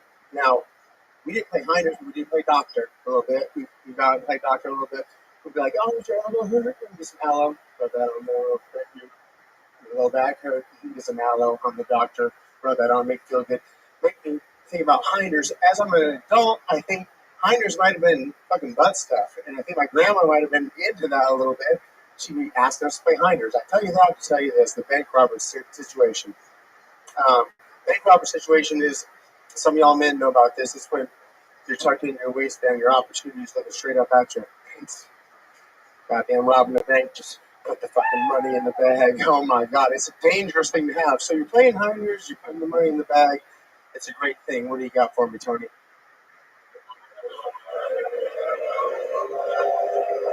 Okay. Jesus Christ almighty. Kim Congdon. This guy is talented as fuck. I'm going to say it right now. He made 60 seconds feel like an hour. That was beautiful. That's all I can ask. Have you ever done stand-up before? Only fucking 5 times. Okay. And how many times have you signed up for this show? This is my 9th. Nighttime signing up and your first time on, correct? That's accurate. God. What do you do for work? Well, I'm a substitute teacher and a comedian. No, you're not. Thank you so much. I was waiting for that. That felt Totally good. not. Got dialed in. Substitute teacher. How old are you? 38. Okay. What made you start stand-up now at 38 years old? So I got super good at coke over COVID, like really good. I wasn't teaching, and I was like, yo, man, this stuff is, keeping me occupied in my house. And so I had to reset my life. And when I did that, I said to myself, Jesus, maybe I should just move the fuck out of Seattle where it rains too much and pretend like I'm funny on stage. So far, no good. You're the worst. You're the worst. You're adorable, but you're the worst. Where are you originally from? Florida? Seattle, Washington. Oh, that makes sense. That makes perfect sense. Fucking sad, seasonal affective disorder. Here I'm feeling a little bit better, but You still not do so much coke? right now. No, siree, Bob. What 2.5 happened? years. 2.5 years sober. Yeah, I was like borderline schizo. I was really good. Tell it kind of stuck with you. Some people do enough to where they just kind of stay a Maybe certain that was way. just a natural effect, and it was just enhancing a little bit. Right. Okay. Have you ever met Alex Tarshu before? I heard good things. What have you heard? My name repeated over and over again. Me going, "Wait, am I on yet?" And backstage, and then the person in front of me. That's as much as I've heard. Okay. Right. What's the most interesting thing about your entire life? Nobody has any idea what you talked about for your minute, by the way. Just a bunch of Gibberish. Absolute Fucking jargon. gibberish. All right, noted. I appreciate that feedback. I did a background dance. I was a background dancer for Run DMC one time at a PE conference. I killed it. All right. You have one of the most hateable faces I've ever seen. Yeah. I Let's go. gotta say, Let's the go. moments when you're yourself and you're an actual douchebag, and you like when you did that thing before you did the bit. There's like little glimpses of maybe you could do something there, but you have to go with that douchebag face. You can't hide it. Like we're looking at it. Present. Do you ever use it to your advantage? You know, I used to. I was super good at it. Like, you know, not a good person for a while. Tried to stay cocaine. But no, not anymore. So how would you use it to your advantage? How would I use it to my advantage? I'd be like, yo, what's up, girl? What's poppin'? Brand new whip, just hopped in. And then she'd be like, oh, that's not Oh my God. Are you a heterosexual? Oh, fuck. There's only one thing to do right now. Ladies and gentlemen, welcome back Alex Harshoon, everybody. Yeah, crowd goes wild. We're upgrading our Alexes. Get the fuck out of here. Alex Harshoon, the world wants more of you. Since you were gone, since you've been gone, we learned that you have a crippling gambling addiction. Oh yeah, who's looking at that?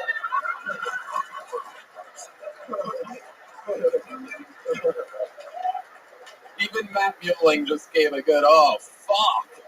Like, it's like, you are a geyser, my friend. You are just a flowing vat of the natural material. Yeah, we heard about it. We heard about it from Cameron Frisk. You know Cameron? No, Cameron. So tell us about this gambling problem.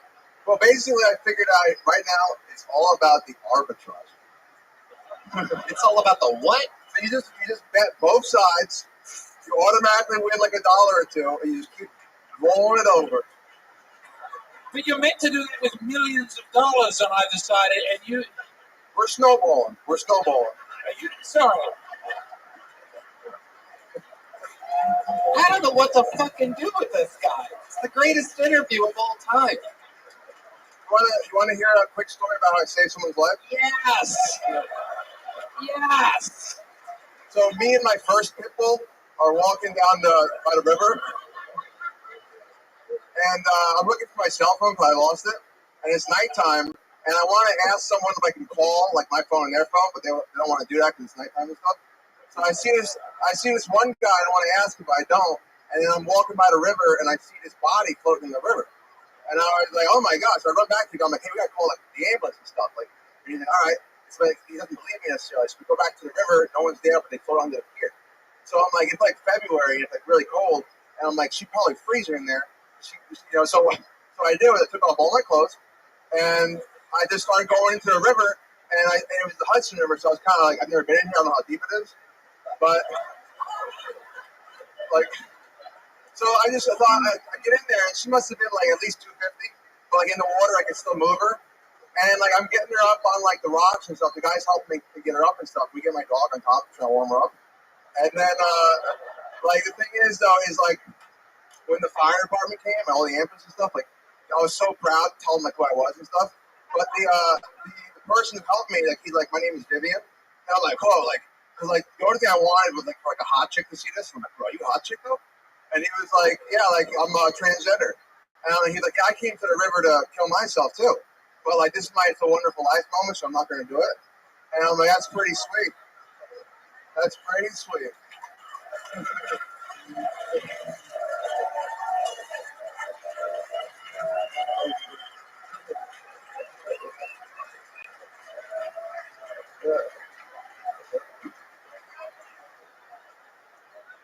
Let's talk about this cartoon you made. Oh, I told you. I told you on that. All right, so it's basically the black version of Ed, Ed, and Eddie.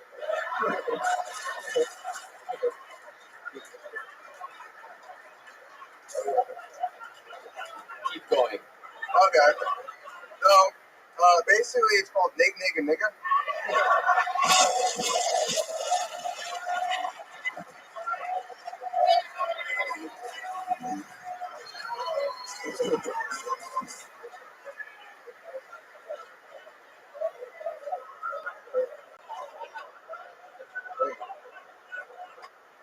going? All right. So the episode 4 is my favorite because it has like a Buzz Lightyear. Like, you remember like when Buzz Lightyear was Mrs. Nesbit? Sure. Everyone forgets about that. But I had this whole bit about like how like Buzz Lightyear comes back to see his friends, and he's like just missing an arm, and he's like wearing like a girl hat and an apron, and then, like all the characters like we gotta like get out of here before Buzz infects us when he's gay. Before we know it, we'll all have our arm out our socket wearing a lady hat, and he's like Mr. Potato Head, like missing an arm, be like, "Hey boys, I've always been Mrs. Potato Head." You know? Where can people find these cartoons at? Plug it. So you gotta go to what the hell's my name? Alex Tarsh. Yeah, but right now it's Purebred Retard on YouTube. That's your name? Yeah. Purebred, like the food. Purebred retard. All one word? Are there Yeah, any underscores or anything? Bread like the food. Oh, bread like the food. Purebred retard. Yeah. What made you go with bread like the food on that one? Was purebred retard regular taken? I used to be inbred retard, and then that got me in a lot of trouble, like on Instagram and stuff. That's the part that you think got you in trouble? Not the retard part? I'm sure. The guy with the pinky stole that handle. You know, for a long time, I would Google like why do I have a mini pinky, but I didn't know how to spell pinky. Like I used to like do like PINK, like Y or something like that, or IE, or I don't remember, but like I can't really spell that well. You spelled it wrong. I couldn't spell pinky for a long time. You're a bad speller? Yeah. How bad do you think you are? Pretty bad? I'm more of a math guy. More of a math guy. Okay. Are you good at math? Yeah, I do okay. Wow. Yeah, I did that one. That's me. We found the cartoon. This is incredible. I drew all that. Yeah, I drew A Tarshoon cartoon. Yeah, that's good. It really is. It is. For those of you wondering what the spelling of this cartoon is, it is N-I-G, comma, N-I-G-G, and N-I-G-G-A. I don't know if I'm allowed to spell that word. We'll see. We'll see. But it is a real cartoon. Wow. I definitely can't say it, but I think I'm allowed to spell it. Wow, how many of these have you made? I got 4 right now, working on part 5. Hell yeah. Incredible. Even your even the 20th most interesting things about you are so interesting. Okay, hey, you want to see the feast day resistance? The what? You want to see the best part? Yeah. Look at my shoe. Look at my shoe. What? Oh, is your shoe broken? Yeah. What size shoe do you wear? 10. Really? Yeah.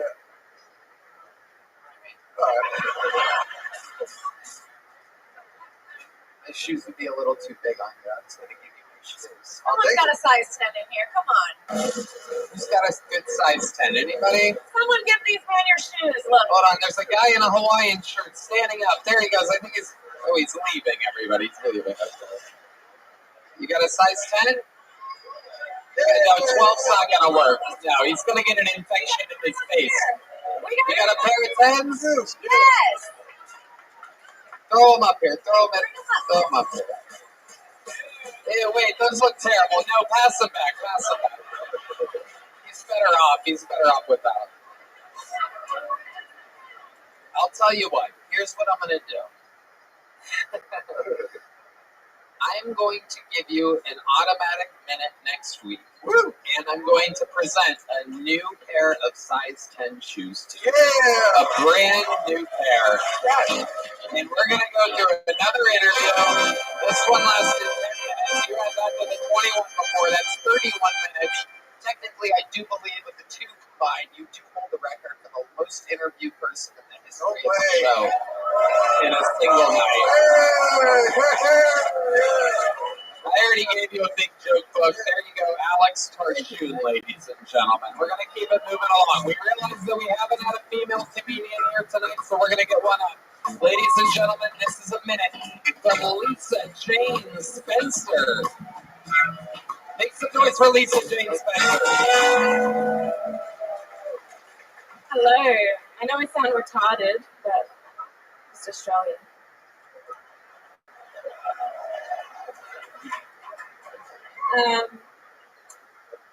Yeah, so I'm just wondering, are we still pretending, white people, are we still pretending that we don't say the N-word? Like when they're not around, obviously. I remember learning about it. I was young, my brother was young, and my brother got back from a friend's house, and he was talking about this cereal that he had. You guys call it Cocoa Krispies, we call it Cocoa Pops, but see, he called it N Pops. Yeah. So my mum banned that. Yeah. But yeah, we just learned to hide it, right? You just learn to hide it. And my favorite is just doing it in the car. You know, listening to Kanye. That's my favorite. I'm talking about eating Nutella. I'm talking about eating Nutella. Yeah. Okay, all right. Lisa Jane Spencer, ladies and gentlemen, welcome to the show, Lisa. We're going to go to our senior Australian correspondent, James McCann. Lisa, you've dishonored our country. These people already think we're extremely racist because of our racism. I was just talking about Nutella, though. I was just talking about eating Nutella. Can you tell me what about? Okay, well, I was alluding to the N-word, but actually, I was talking about Nutella. You were saying eating the Nutella. N-word that you weren't meant to say was Nutella. But yeah, Nutella. You guys, the two Australians are creating some kind of feedback here, it seems.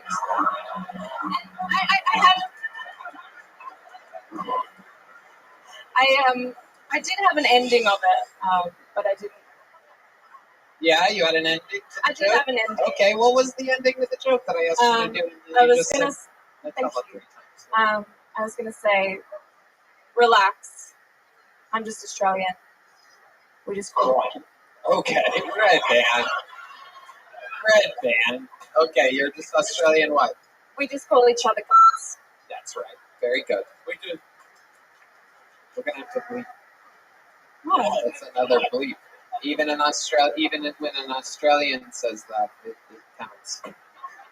Even though you guys, You can probably say poofta though. yeah, Poofta's our. I don't think YouTube knows about poofta yet. YouTube's robots don't know about poofta. What does that mean exactly? Sort of a light in the loafers type individual. It means gay. You're gay. Oh, okay. Yeah. Okay. Where are you from in Australia? Melbourne. Terrible city. I know. Oh, I love Melbourne. You love Melbourne? I love Melbourne. How? My favorite city in Australia. It is nice. There's like nice parts of it, like the peninsula, Dandenong Ranges. No, I had an engagement breakdown in Melbourne. It's a shit city. And, like, I can't say no bad things about it. They monopolised our football. They stole our Grand Prix. They talked down on the people of Adelaide. Shame on Melbourne. Wow. Damn. But there's not a lot of Nutellas. That's actually Kim. Exactly. After the South Sudanese War, there was a huge influx of Nutellas in Melbourne. And they have changed the game in Australian football.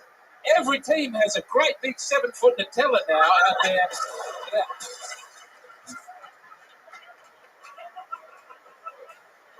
Yeah. How long have you been in America? Literally like 4 days. 4 days? Yeah. What's the weirdest thing about America so far? The weirdest thing? Yeah. Okay, well, last night I was standing next to a truck that was like double the size, and it was like a normal car. Yeah. No, I don't know why they make trucks so big here. They just made them big enough to kill children without knowing about it. Yeah. And they want them big enough to kill a basketball playing Nutella. You know what I'm saying about these trucks? It's too much. I apologize. And have you ever seen a half Italian, half Nutella before? Let me show you one. Ladies and gentlemen, this is Alex Harshoon, everybody. Wow,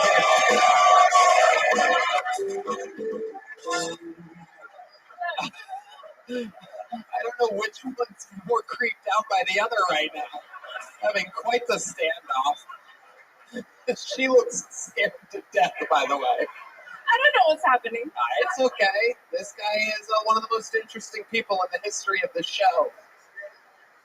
You only have to be scared of 40% of them. Have you ever seen anything like that on the streets of Melbourne? No, she looks genuinely frightened. I don't know if the cameras are picking it up. Alex, have you ever hung out with an Australian person before? No, not yet. Wow, look at this. Absolutely incredible. If you were going to take her on a date, where would you take Lisa Jane Spencer? You remember the Jets? It's a pizza place on Lamar. I do like pizza. Yeah. You like pizza? Yeah. Oh, you're in for a treat. Yeah, we got a very own love on the spectrum happening right here on your time.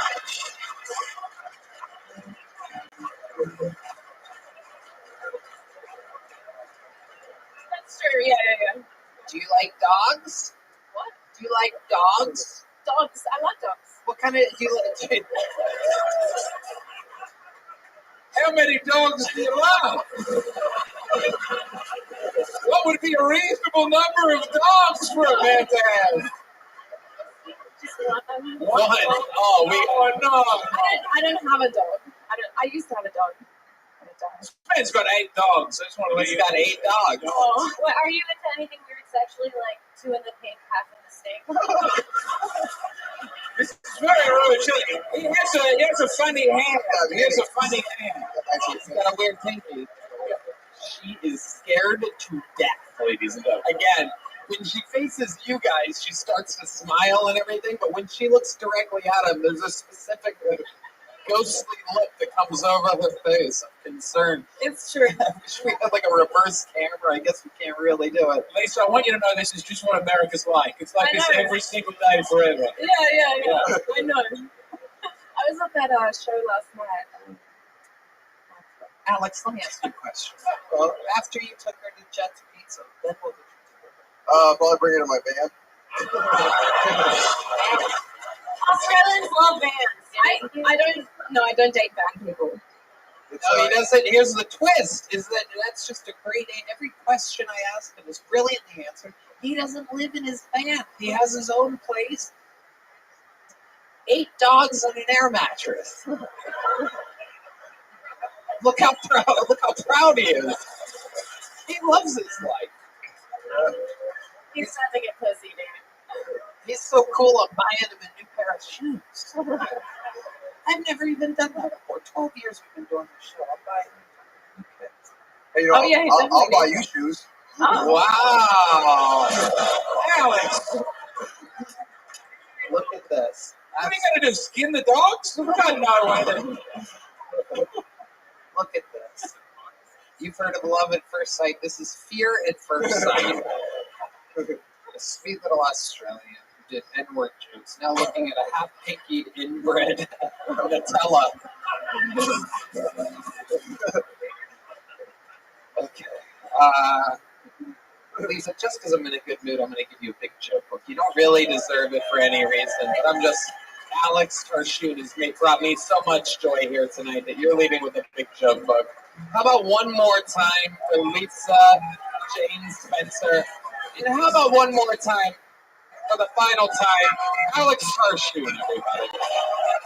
You guys been signing up for fucking ever over a year. Wow. The crowd is on their feet. People on the balcony are standing up. This is chaos.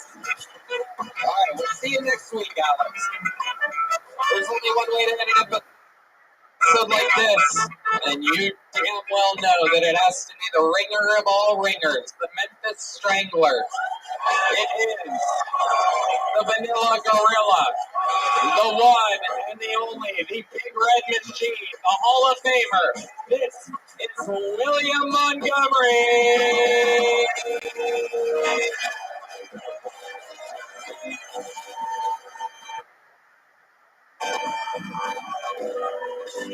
And by the way, if you love Ed and Eddie, you're going to love Alex's very racist cartoon. I've actually been a backer. I've given him a lot of money. It's a wonderful cartoon. Well, it happened. Virginia Giffrey got suicided this past week in Australia after having been hit by a school bus going 80 miles an hour a couple of weeks before. In the immortal words of Hillary Clinton, if at first you don't succeed, try again. So the Philadelphia Eagles drafted a guy named Jihad Campbell. My math may be off, but wasn't he born after 9/11 and they named him Jihad Campbell? He's an explosive linebacker, really willing to sacrifice his body. He'll fast. I mean, he's fast. In college, I heard he banged 99 virgins, and if you think the New York Giants can tower over him, he will fly right into them two at a time. If he launches into two people hard enough, a third might fall down, and folks will claim it was a controlled demolition. Also, there's a rumor Mossad knew about Jihad Campbell, but failed to warn the Patriots. I ain't taking no shit. That's my impression of a constipated man. Okay. Wow.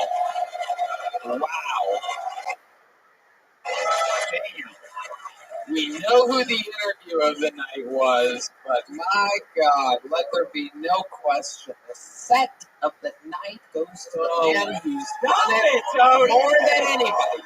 Hundreds and hundreds and hundreds of times, and meanwhile, here he comes, swinging his sledgehammer of destruction.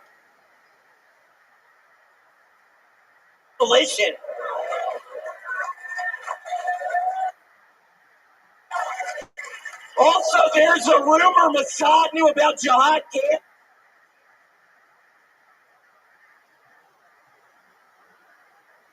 Happened. Virginia Giffrey got suicided this past week. James Spencer. And how about one more time, for the final time, Alex Harshu. You guys been signing up for fucking ever, over a year. Wow, the crowd is on their feet. People on the balcony are standing up. This is chaos. All right, we'll see you next week, Alex. There's only one way to end an episode like this, and you damn well know that it has to be the ringer of all ringers, the Memphis Strangler. It is the Vanilla Gorilla, the one and the only, the Big Red Machine, the Hall of Famer. This is William Montgomery.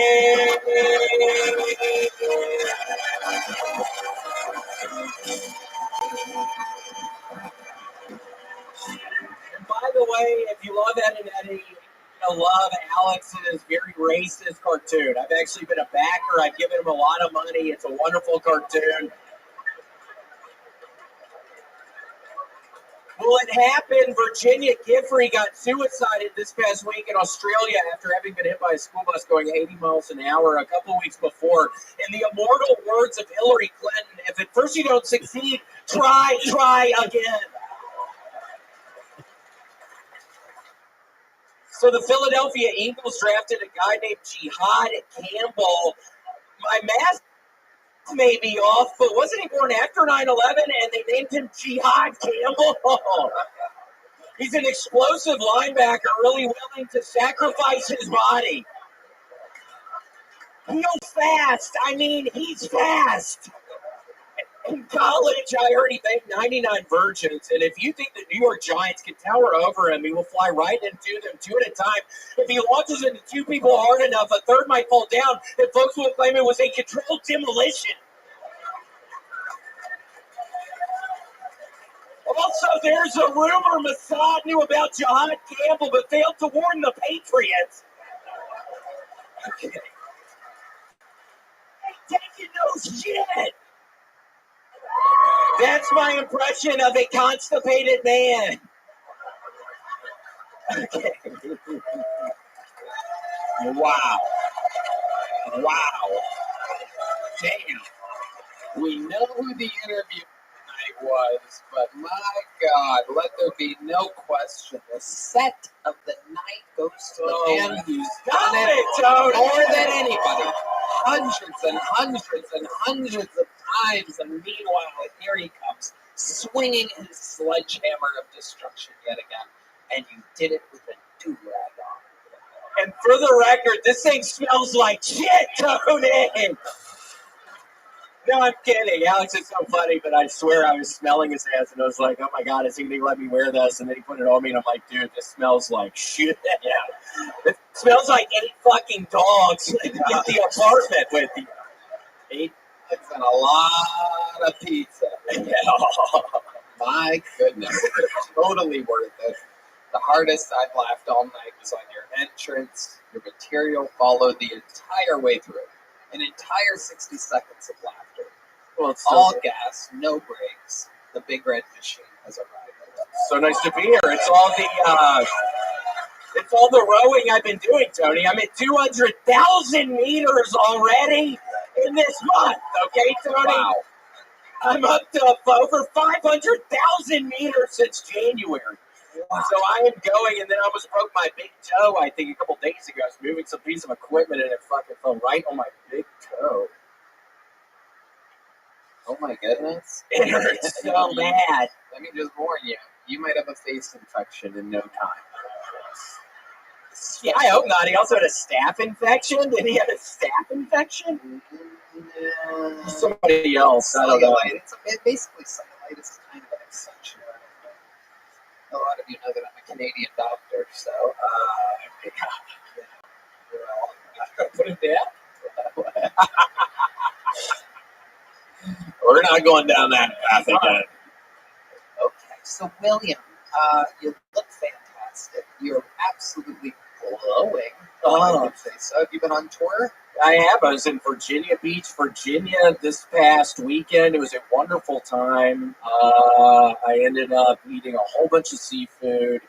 And Tony, I'm serious. I don't think I'm ever really going to stop eating the seafood. I love some seafood. I was eating some of the fried shrimp. Ooh, what are some other kind of seafood? I was eating fucking fried flounder. Ooh. I was eating fried grouper. Oh my God. I was eating fried redfish. Wow. And hush puppies. Which is also like a fried bread. Wow. But yeah, it was really good. And I walked on Virginia Beach and had a really good time. And it honestly, I felt like I was in Mogadishu or something. It seems kind of crazy. I'm looking out at the ocean. There's this just big fucking ships cruising around everywhere, and just the people on the beach. It's like, where am I? But I loved it in Virginia Beach. Everybody who came to see me was great. What about Mogadishu? It's just, I swear, I just had this feeling of what fucking country am I in? It just looks like crazy. Looking out.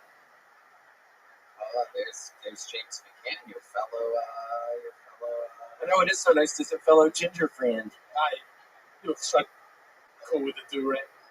Thank you so much, man. I think you could get away with it because I feel like I can get away with it right now. So I think you could get away with it. I'm afraid that there's stuff in it like a flea or something. James, let's switch hats. No, I think you could. No, I don't think that's it. Let's switch hats. Oh, the crowd wants it. Wow. Oh my God.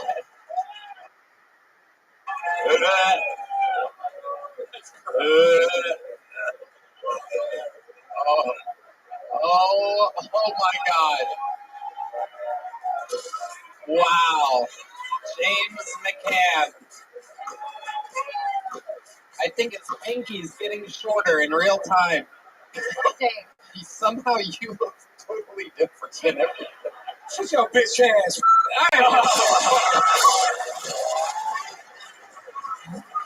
Excuse me. He's a whole new man. This is the new James McCann. Oh, now's the time to say it, but I'm too afraid. Hey. I was a My coward. ninja. Yeah. Nutella. I'll regret that for the rest of my life. Yep. Damn! No, I won't do it anymore.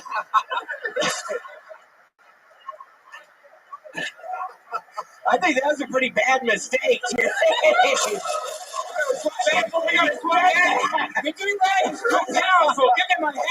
James McCann is on a USA tour. Get tickets at jdfmccann.com. William Lights Out Montgomery has done it again, ladies and gentlemen. He's on tour.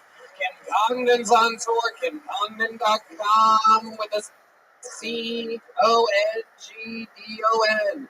She's a Brea, May 14th. Oxnard, May 15th. James McCann is everywhere. It is a true American tour. Again, JFMcCann with 2Ns.com. She has 3 N's now. Feel free to blink for that. Maybe it's one of the parts of the show that just stays in the room. ExpressVPN, ZipRecruiter, Prize Picks, and Tacovas. The drawing from Ryan J. Ebelt is in. It is incredible. How about one more time for the best damn band on the land? Check out the Sunset Strip, ATX.com. Love you guys. No doubt about it. Here we go. London, England, Madison Square Garden. Everything's right around the corner. A lot of other fun stuff. Another more huge announcements and everything non-stop with this goddamn show. Somehow it just continues on and on we go. Live audience, thank you. We love you. Thank you. Good night, everybody. James McCann, Kim Congdon.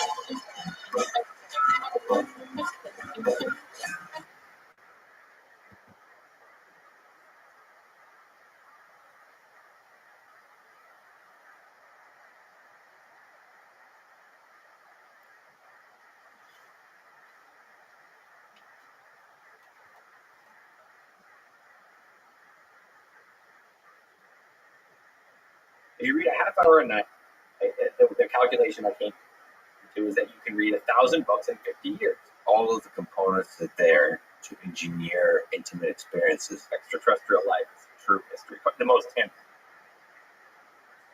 mystery of all. How many humans need to disappear for us to be completely lost? The following is a conversation with Tim Urban, author and illustrator of the amazing blog called Wait But Why. This is the Let's Frequent podcast. To support it, please check out our sponsors in the description. And now, dear friends, here's Tim Urban. You wrote a Wait But Why blog post about the big and the small, from the observable universe to the atom. What world do you find most mysterious or beautiful? The very big or the very small? The very small seems a lot more mysterious. And I mean, the very big, I feel like we kind of understand. I mean, not the very, very big, not the multiverse. If there is a multiverse, not anything outside of the observable universe. But the very small, I think we really have no idea what's going on, or very much less idea. But I find I think the small is more mysterious, but I think the big is sexier. I just cannot get enough of the bigness of space and the farness of stars, and it just continually blows my mind. I mean, we still, the vastness of the observable universe has the mystery that we don't know what's out there. We know how it works, perhaps. Like, general relativity can tell us how the movement of bodies works, how they're born, all that kind of things. But, like, how many civilizations are out there? How many, like, what are the weird things that are out there? Oh, yeah, life. Well, extraterrestrial life is a true mystery, but the most tantalizing mystery of all.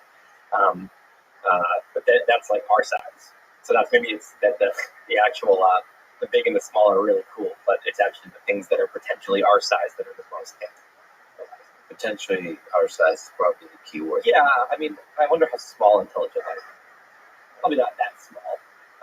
And I assume that there's a limit that you're not gonna. I mean, you might have like a blue whale size intelligent being. That would be kind of cool. But I feel like we're in the range of an order of magnitude smaller or bigger than us for life. Or maybe not. Maybe you could have some giant life form. Just seems like, I don't know. There's got to be some reason that anything intelligent between kind of like a little tiny rodent or finger monkey up to a blue whale on this planet. I don't know. Maybe we change the gravity and other things.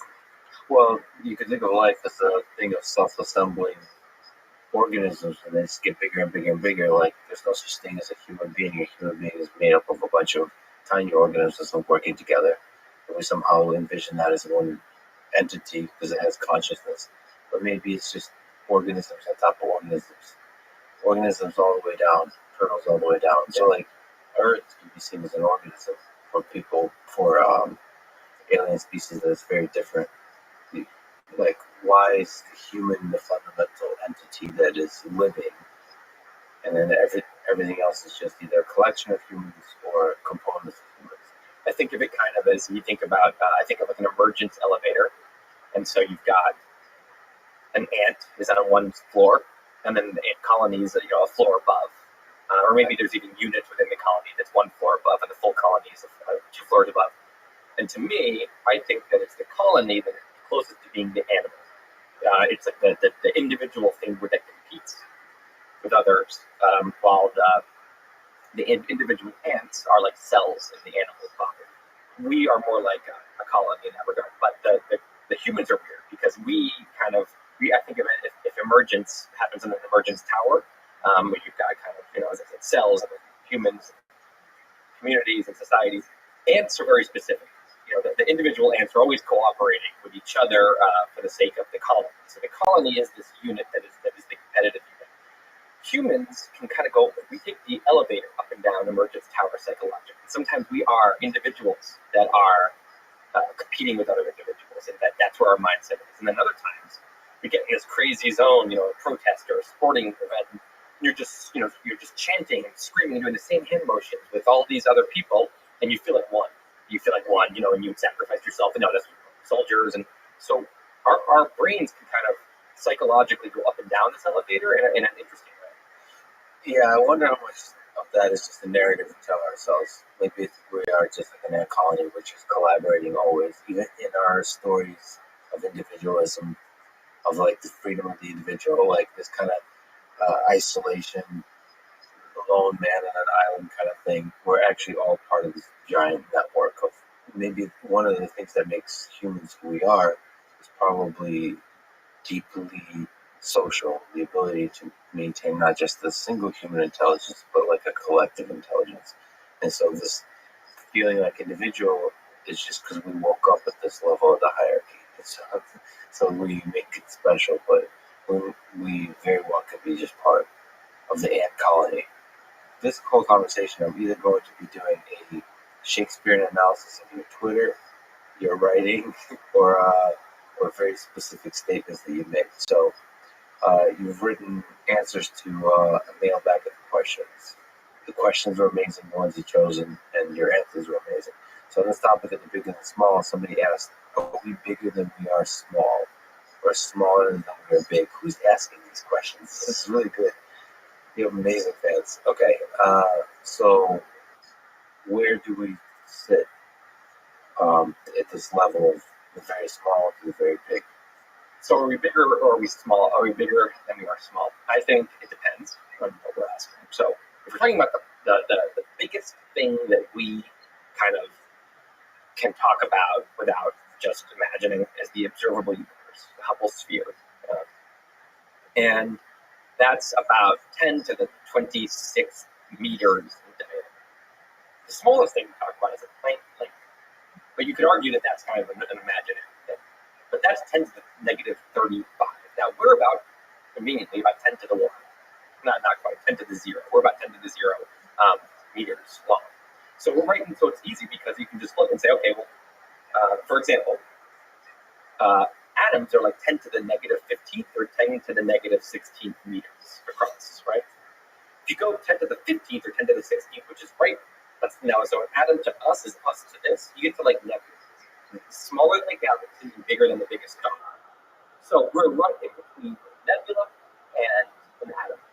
Now, if you want to go down to quark level, you might be able to get up to galaxy level. When you go up to the observable universe, you're getting down on the small side to things that we, I think, are mostly theoretically imagining are there and hypothesizing are there. So I think as far as real world objects that we really know a lot about, I would say we are smaller than But if you want to go down to the Planck length, very quickly we're bigger than the rest. If you think about strings. Yeah, string exactly with string theory and so on. That's interesting. But I think, like you answered, no matter what, we're kind of middle-ish. Yeah, I mean, here's something cool. If a human is a neutrino, and again, neutrino, the size doesn't really make sense. It's not really a size, but when we talk about some of these neutrinos, I mean, if a neutrino is a human, a proton is the sun. So that's like, I mean, a proton's real small, like really small. And so, yeah, the small gets like crazy small very quickly. Let's talk about aliens. We already mentioned it. Let's start just by the basic. What's your intuition as of today? This is a thing that could change day by day. But how many alien civilizations are out there? Is it zero? Is it a handful? Is it almost endless? Like the observable universe, or the universe is teeming with life. If I had gun to my head, I have to take a guess. I would say it's teeming with life. I would say there's, I think, running a Monte Carlo simulation, this paper by Andrew Sandberg and Drexler and a few others a couple years ago. I think you probably know about it. I think the me, using different, running through randomized rate equation multiplication.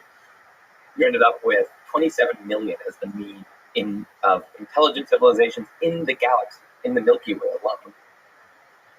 So that if you go outside the Milky Way, that would turn into trillions. That's the mean. Now, what's interesting is that there's a long tail because they believe some of these multipliers in the Drake equation. So, for example, the probability that life starts in the first place, they think that the kind of range that we use is for that variable is way too small, and that's constraining our possibilities. If you actually extend it to some crazy number of orders of magnitude, like 200, they think that variable should be. You get this long tail where I forget the exact number, but it's like a third or a quarter of the total outcomes have us alone. Like, I think it's a sizable percentage has us as the only intelligent life in the galaxy. You can keep going, and I think there's a non-zero, legitimate amount of outcomes there that have us as the only life in the observable universe at all is on Earth. I mean, it seems incredibly counterintuitive. It seems like, you mentioned that people think you must be an idiot because if you picked up one grain of sand on the beach and examined it and you found all these little things on it, it's like saying, well, maybe this is the only one that has it. And it's like, probably not. They're probably most of the sand, probably, or a lot of the sand, right? So, and then on the other hand, we don't see anything. We don't see any evidence, which of course people would say that the people who still scoff at the concept that we're potentially alone, they say, well, of course, there's lots of reasons we wouldn't have seen that, and they can go list them, and they're very compelling. But we don't know. And the truth is, if this were a freak thing, I mean, we don't. If this were a completely freak thing that happened here, whether it's life at all or just getting to this level of intelligence, that species, whoever it was, would think there must be lots of us out there, and they'd be wrong. So, just using the same intuition that most people would use, I'd say there's probably lots of other things out there. Yeah, and you wrote a great blog post about it. But to me, the two interesting reasons that we haven't been in contact, I too have an intuition that the universe is teeming with life. So one interesting is around the Great Filter. So we either the Great Filter is either behind us or in front of us. So the reason that's interesting is you get to think about what kind of things can ensure the survival of an intelligent civilization or lead to the destruction of intelligent civilization. It's a very pragmatic, very important question to always be asking. So we'll talk about some of those. And then the other one is I'm saddened by the possibility that there could be aliens communicating with us all the time. In fact, they may visit it. We're just too dumb to hear it, to see it. Like the idea that the kind of life that can evolve is just the range of life is so large that our narrow view of what is life and what is intelligent life is preventing us from having communication with them. But then they don't seem very smart because if they were trying to communicate with us, they would surely, if they were super intelligent, they would be very. I'm sure if there's lots of life, we're not that rare. We're not some crazy weird species that hears and has different kinds of ways of perceiving signals. So they would probably be able to see if you really wanted to communicate with an Earth-like species, with a human-like species, you would send out all kinds of things. You send out radio waves, and you send out gravity waves, and lots of things. So if they're communicating in a way, they're trying to communicate with us, and it's just what you've done to keep the signals. It's like, well, they're not doing a great job of considering the primitive species we might be. So I don't know. I think if a super intelligent species wanted to get in touch with us and have the capability of, I think probably they would. Well, they may be getting in touch with us. They're just getting in touch with the thing that we humans are not understanding that they're getting in touch with us with. I guess that's what I was trying to say. Is there could be something about Earth that's much more special than us humans. Like the nature of the intelligence that's on Earth, or the thing that's of value and that's curious and that's complicated and fascinating and beautiful, might be something that's not just like tweets. Okay, like English language that's interpretable, or any kind of language, or any kind of signal, whether it's gravity or radio signal that humans seem to appreciate. Why not the actual? It could be the process of evolution itself. There could be something about the way that Earth is breathing, essentially, the creation of life and this complex growth of life. There's like it's a whole different way to view organisms and view life that could be getting communicated with. And we humans are just a tiny fingertip on top of that intelligence, and the communication is happening with the main mothership of Earth, versus us humans that seem to treat ourselves as super important, and we're missing the big picture. I mean, it sounds crazy, but our understanding of what is intelligence, of what is life, of what is consciousness is very limited. It seems to be, as you're being very suspicious, it seems to be awfully human-centric. Like, this story, it seems like the progress of science is, constantly putting humans down on the importance, like on the cosmic importance, the ranking of how big we are, how important we are. That seems to be the more we discover that's what's happening. And I think science is very young. And so I think eventually we might figure out that there's something much, much bigger going on. That humans are just a curious little side effect of a much bigger thing. That's what I mean. But that, as I'm saying, it just sounds insane. But Well, it sounds a little like religious. It sounds like a spiritual. It gets to that realm where there's something that more than meets the eye. well, yeah, but not so religious and spiritual often have this kind of woo characteristic. Like people write books about them that go to wars over whatever the heck is written in those books. I mean more like it's possible that collective intelligence is more important than individual intelligence, right? It's the ant colony. What's the primal organism? Is it the ant colony or is it the ant? Yeah, I mean humans, just like any individual ant can't do shit, but the colony can make this incredible structures and has this intelligence, and we're exactly the same. I mean, Yeah. you know the famous thing that no human knows how to make a pencil. Have you heard this? No. Basically, I mean, This is great. there's not a single human out there has absolutely no idea how to make a pencil. So you have to think about you have to get the word, the paint, the different chemicals that make up the yellow paint. The eraser is a whole other thing. The metal has to be mined from somewhere, and the graphite, whatever that is. And there's not one person on Earth who knows how to kind of collect all those materials and to create a pencil. But together, that's child's play. It's one of the easiest things. So, the other thing I like to think about, I actually put this as a question on the blog once. There's a thought experiment, and I actually want to hear what you think. So, if a witch, kind of a dickish witch, comes around and she says, I'm going to cast a spell on all of humanity, and all material things that you invented are going to disappear all at once. So suddenly we're all standing there naked. There's no buildings. There's no cars and boats and ships and no mines, nothing. Right? It's just the Stone Age Earth and a bunch of naked humans, but we're all the same. We have the same brain, so we all know what's going on, and we all get a note from her, so we understand the deal. And she says, she communicated to every human, here's the deal. You lost all your stuff. You guys need to make one working iPhone 13. You make one working iPhone 13 that could pass in the Apple Store today, in your previous world, for an iPhone 13, then I will restore everything. How long do you think? And so everyone knows this is the mission. We're all aware of the mission. All you. How long would it take us? That's a really interesting question. So obviously, if you do a random selection of 100 or 1,000 humans within the population, I think you're screwed to make that iPhone.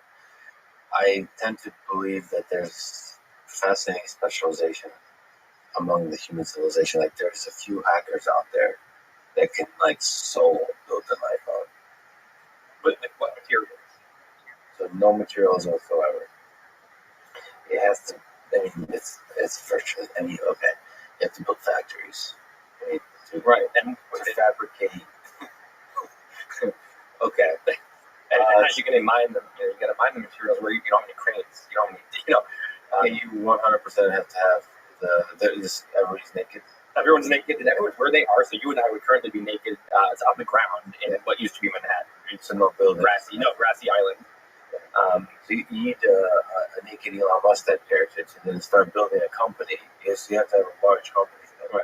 He doesn't even know where is everyone? Oh shit! How am I going to find other people? We have all the knowledge. Yeah, everyone has the knowledge that's in their company. Yeah, I've met some legit engineers, crazy polymath people. Yeah, but the actual because you said it's like the original map, like the Apple II, that can be built, but even that, even that's going to take. Well, I think part of it is a communication problem. If you could suddenly have, everyone had a walkie-talkie, a couple, 10 really smart people were designated to leaders. They could say, okay, I want, everyone who can do this to walk west, until you get to this little hub. And everyone else, and they could actually coordinate, but you don't have that. So it's like people just, and then what I think about is, so you've got some people that are trying to organize, and you'll have a little community where a couple hundred people have come together, and maybe a couple thousand have organized, and they designated one person, as the leader, and then they have sub leaders, and okay, we have a start here. We have some organization.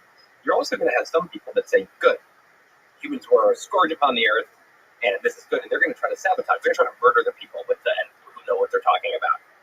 The elite that possess the knowledge. Well, and so maybe everyone's hopeful, but we're all civilized and hopeful for the first 30 days or something, and then things start to fall off. People start to lose hope, and there's new kinds of governments popping up. New kinds of societies, and they're they don't play nicely with the other ones, and I think very quickly, a lot of people just give up and say, you know what, this is it. We're back in the Stone Age. Let's just create agrarian. We don't also know how to farm. No one knows how to farm. There's even the farmers, a lot of them are relying on their machines, so we also are going to a lot of mass starvation. And that when you're trying to organize, a lot of people are coming in with spears they fashion and trying to murder everyone who has this. It's an interesting question. Given today's society, how much violence would that be? We've gotten softer, less violent, and we don't have weapons. So we have really primitive weapons now. But we have a kind of ethics where murder is bad. It used to be less human life was less valued. In the past, so murder was more okay, ethically. But in the past, they also were really good at figuring out how to have sustenance. They knew how to get food and water because they so we have no idea. The ancient hunter-gatherer societies would laugh at what's going on here. They'd say, "You guys don't know none of you know what you're doing." Yeah. And also the amount of people feeding this amount of people in a Stone Age civilization, that's not going to happen. So New York and San Francisco are screwed. Well, whoever's not near water is really screwed. So that's you're near a river, a freshwater river. Anyway, it's a very interesting question, and what it does, this and the pencil, it makes me feel so grateful and excited about man, our civilization is so cool. And this is talk about collective intelligence. Humans did not build any of this. It's collective collective humans is a super intelligent, being that can do absolutely, especially over long periods of time, can do such magical things, and we just get to be born. When I'm working and I'm hungry, I just go click, click, click, and a salad's coming. The salad arrives. If you think about it, the incredible infrastructure that's in place for that quickly, just the internet, the electricity, first of all, that's just powering the thing. Where the amount of structures that have to be created and for that electricity, and you've got of course, the internet, and then you have this system where delivery drivers, and they're riding bikes that were made by someone else, and they're going to get the salad, and all those ingredients came from all over the place. And I mean, it's just so. I think it's like I like thinking about these things because it makes me feel like just so grateful. I'm like, man, it would be so awful if we didn't have this, and people who didn't have it would think this was such magic we live in, and we do. And like, cool, that's fun. Yeah, one of the most amazing things when I showed up, I came here 13 from the Soviet Union at the supermarket. It was, and people don't really realize that, but the abundance of food, it's not even, so bananas was the thing I was obsessed about. I just ate bananas every day for many, many months because they haven't had bananas in Russia. And the fact that you can have as many bananas as you want, plus they were like somewhat inexpensive relative to the other food. And the fact that you can somehow have a system that brings bananas to you without having to wait in a long line, all of those things, it's magic. I mean, also imagine. So first of all, the ancient hunter-gatherers. Picture the mother gathering and eating all this fresh fruit. No. So you know what an avocado was? It was a little like sphere, and the fruit of it, the actual avocado part, was like a little tiny layer around this big hip, took almost the whole volume. We've made crazy like robot avocados today that have nothing to do with like what they. So same with banana, these big, sweet, and not infested with bugs and they used to eat the shittiest food, and they're eating uncooked meat, or maybe they cook it and it's gross and it's things rot. So you go to the supermarket and it's like crazy super engineered cartoon fruit and food. Then it's all this processed food, which we complain about. I mean, in our study, we complain about you eat too much processed. This is a good problem. I mean, if you imagine what they would think about a cracker, how delicious a cracker would taste to them. Candy, pasta, and spaghetti. So they never had anything like this. And then you have from all over the world. I mean, things that are grown all over the place, all here in nice little racks, organized, and on a middle class salary, you can afford anything you want. I mean, it's again just like incredible gratitude. But, yeah. And the question is, how resilient is this whole thing? I mean, this is another darker version of your question is, if we keep all the material possessions we have, but we start knocking out some percent of the population, how resilient is this system that we built up, where we rely on other humans, the knowledge that built up on the past, the distributed nature of knowledge? How much does it take?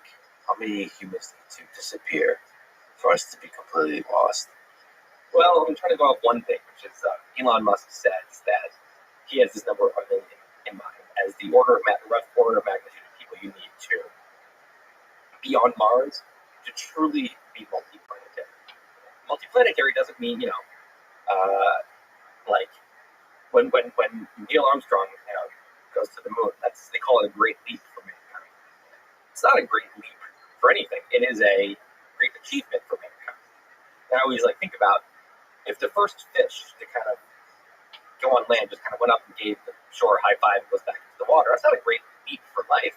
That's a great achievement for that fish. There's a little statue of that fish in the water, and everyone celebrate the fish. But but when we talk about a great leap for life, it's permanent. It's something that from now on, this is how things are. So this is part of why I get so excited about Mars, by the way, is because you can count on one hand the number of great leaps that we've had. No life to life, and single cell or simple cell to complex cell, and single cell organisms to animals, to multi-cell animals, and then ocean to land, and then one planet to two planets. Anyway, diversion. But the point is that we are officially that leap for all of life. Has happened once the ships can stop coming from Earth because there's some horrible catastrophic World War III and everyone dies on Earth, and they're fine, and they can turn that certain X number of people into 7 billion, population that's thriving just like Earth. They can build ships that can come back and recolonize Earth because now we are officially multiplanetary, where it's self-sustaining. He says 1 billion people is about what he thinks. Now that might be a specialized group. That's a very specifically, selected million that has very, very skilled million people, not just maybe the average million on Earth. But I think it depends what you're talking about. But I don't think, so 1 million is 1/7,000, 1/8,000 of the current population. I think you need a very, very, very small fraction of humans on Earth to get by. Now, obviously, you're not going to have the same thriving civilization if you get to a too small a number, but depends who you're killing off, I guess, is part of the question. Yeah. If you killed off half of the people just randomly right now, I think it would be fine. It would be obviously a great, awful tragedy.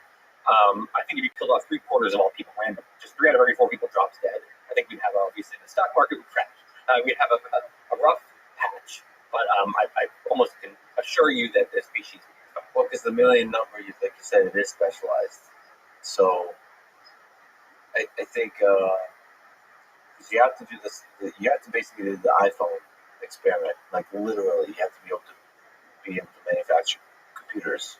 Yeah, everything. You're gonna have the self-sustaining means you can any major important skill, any important piece of kind of infrastructure on Earth can be built there in this just as well. It'd be interesting to list out what are the important things, what are the important skills. Yeah, I mean, you feed everyone, so mass farming, things like that. You have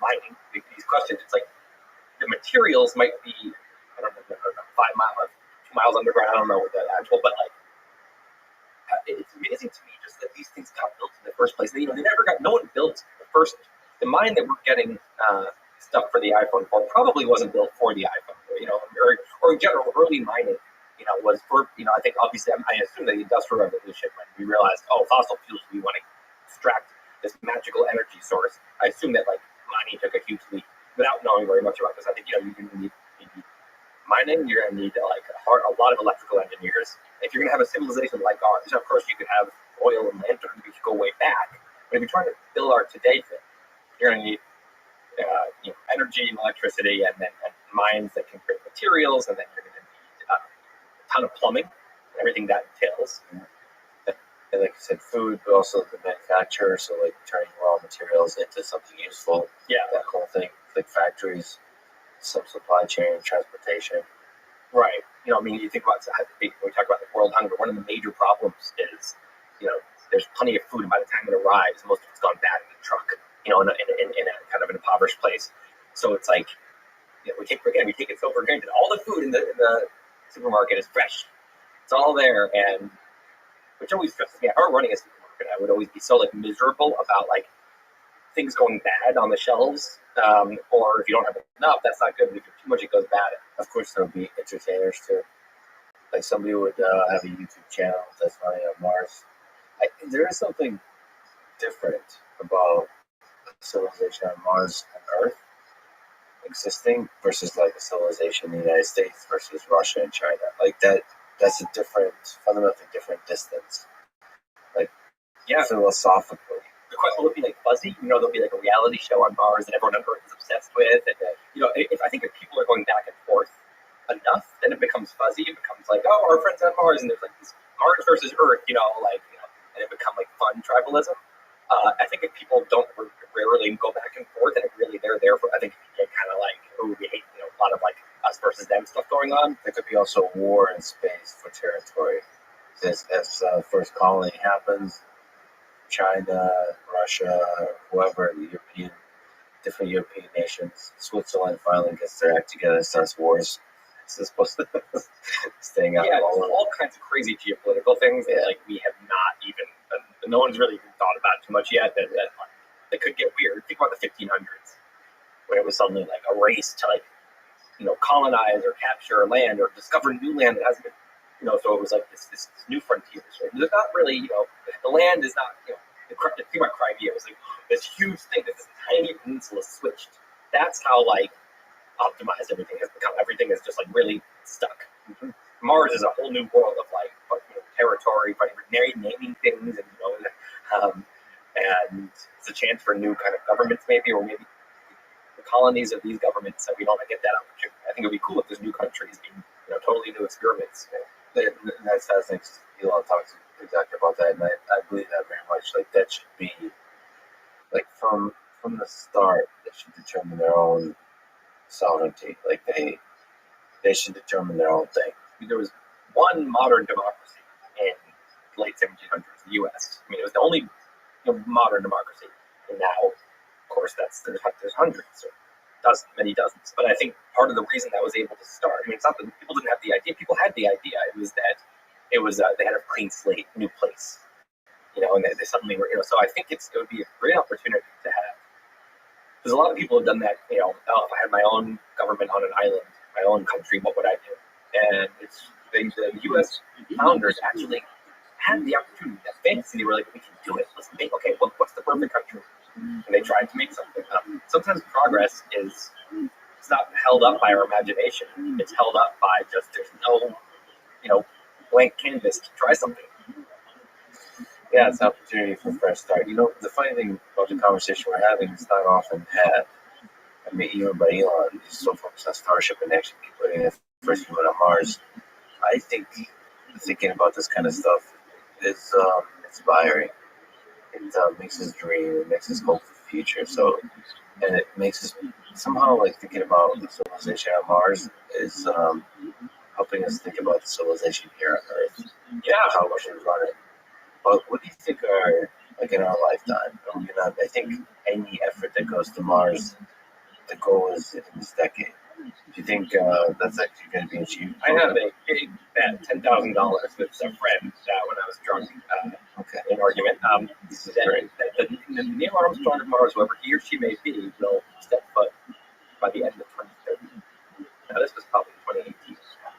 So a human has to touch Mars by the end of 2030. Oh, by the year 30. Yeah, by January 1st, 2031. Yeah. So, did you agree at the time zone? Or? No, yeah, it's something on that exact day. That's going to be really stressful. But anyway, I think that there will be. That was 2018. I was more confident then. I think it's going to be around this time. I mean, I still won the general bet because his point was, you are crazy. This is not going to happen in our lifetimes, or not for many, many decades. And I said, you're wrong. You don't know what's going on with SpaceX. I think if the world depended on it, I think probably SpaceX could probably. I mean, I don't know this, but I think the tech is almost there.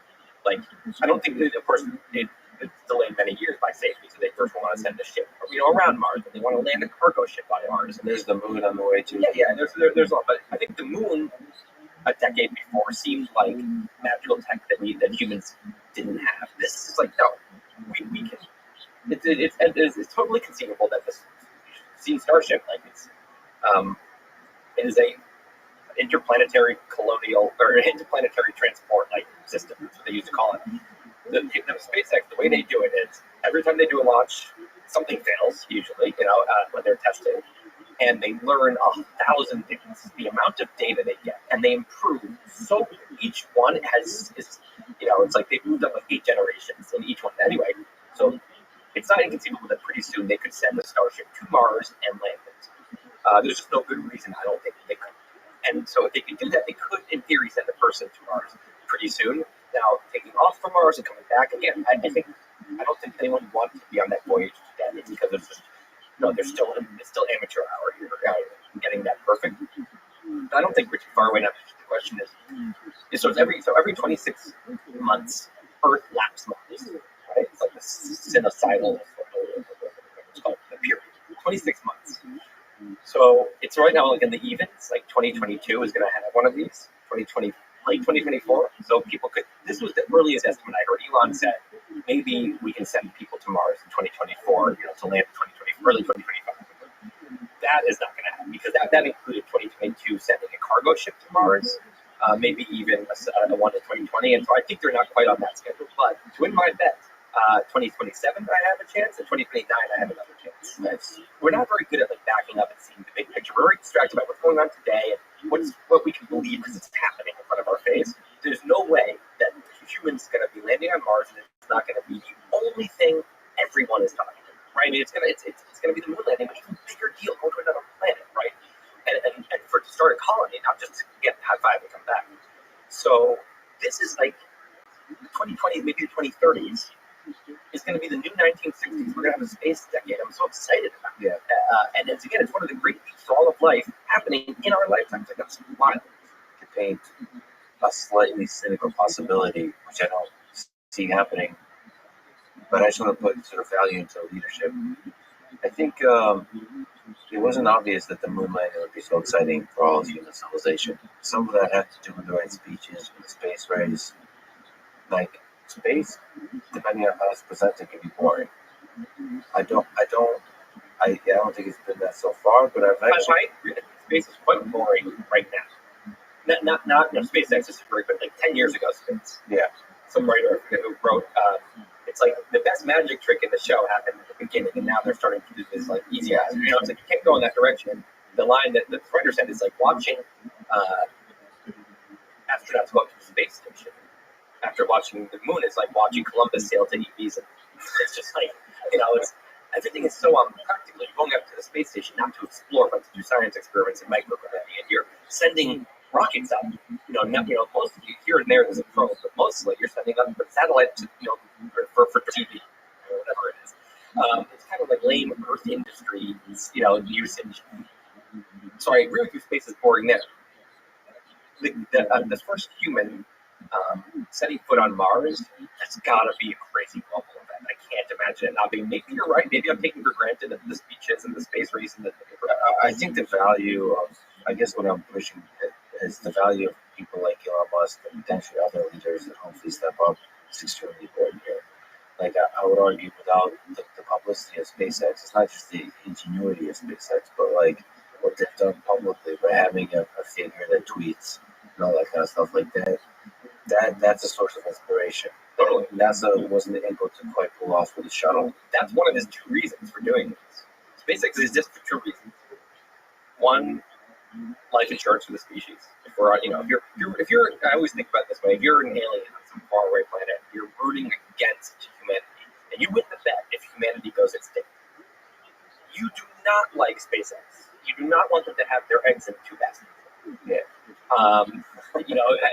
Sure. It's like obviously this, you could have some, something that kills everyone on both planets, some AI war or something. But the point is, obviously, it's good for our chances, our long-term chances to be having, choose a self-sustaining civilization. The second reason he values this, I think, just as high is it's the greatest adventure in history. Going multi-planetary, and that people need some reason to wake up in the morning and it'll just be this hopefully great uniting event too. I mean, I'm sure today's nasty, awful political environment, which is like a whirlpool that sucks everything into it. So you name a thing and it's become a nasty political topic. So I hope that space can, Mars can just bring everyone together.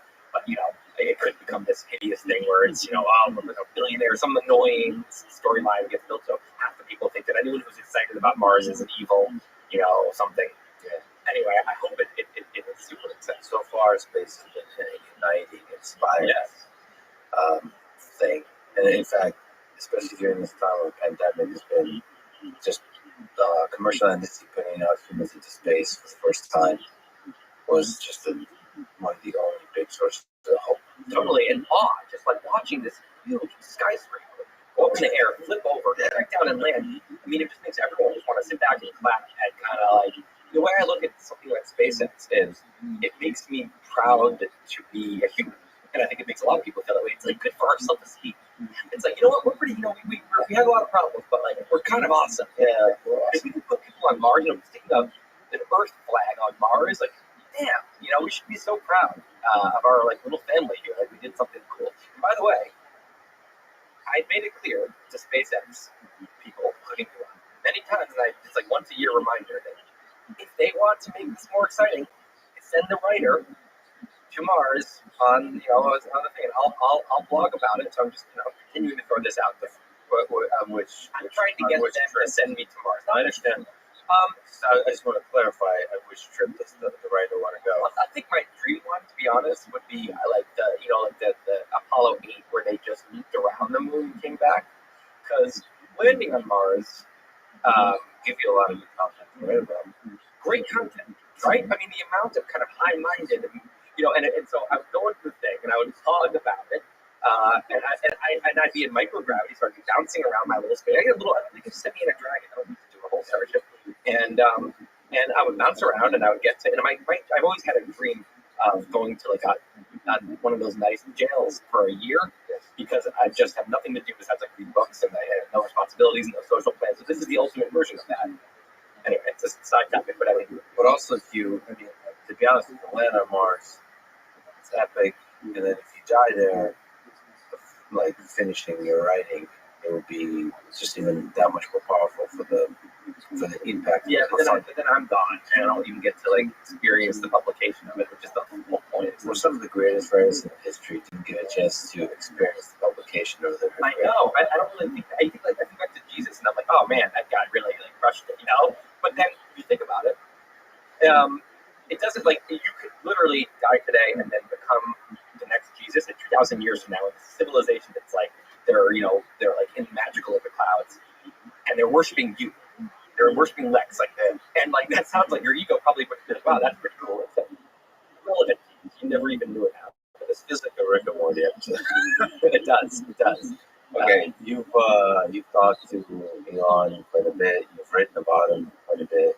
Just it'd be cool to hear you talk about what are your ideas of what the magic sauce that you're written about what Elon.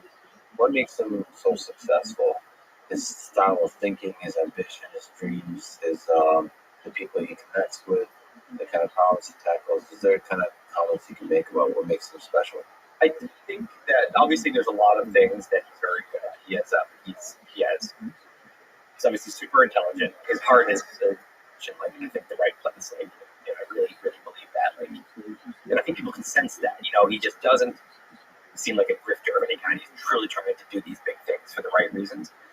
And he's obviously crazy ambitious and hardworking. Right? Not everyone is. Some people are as talented, have cool vision, but they just don't want to spend their life now. So that's none of those alone is what makes Elon. I mean, if it were, there'd be more of it because there's a lot of people that are very smart and smart enough to accumulate a lot of money and influence, and they have great ambition and they have their hearts in the right place. To me, it is the very unusual quality he has is that he's sane in a way that almost every human is crazy. What I mean by that is we are programmed to trust conventional wisdom over our own reasoning for good reason. If you go back 50,000 years, and conventional wisdom says, don't eat that berry, or this is the way you tie a spearhead to a spear. And you're thinking, I'm smarter than that. Like, you're not.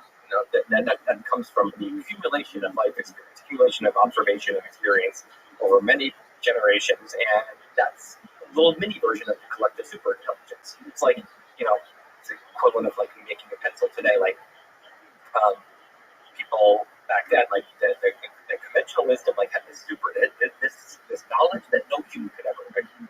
So we're very wired to trust it. Plus, secondary thing is that the people who just say they believe the mountain is they worship the mountain as their god, right? The god and the mountain determines their fate. That's not true, right? And the conventional wisdom is wrong there, but believing it was helpful to survival because you were part of the crowd and you stayed in the tribe, and if you started to insult the mountain god and say that's just a mountain, it's not, you didn't fare very well, right? So for a lot of reasons, it was a great survival trait. Just trust what other people said and believe it. And truly, obviously, the more you really believed it, the better.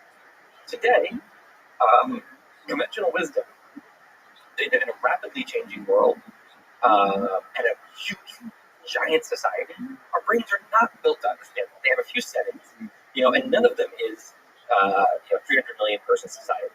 So your brain is basically is treating a lot of things like a small tribe, even though they're not. And they're treating conventional wisdom as very wise in a way that it's not. You think about it this way: it's like picture a bucket that's not moving very much, or moving like a millimeter a year, and so it has time to collect a lot of water. And that's like conventional wisdom. In the old days, when very few things change, like your 10, great grandfather lived a similar life, you could be on the same planet.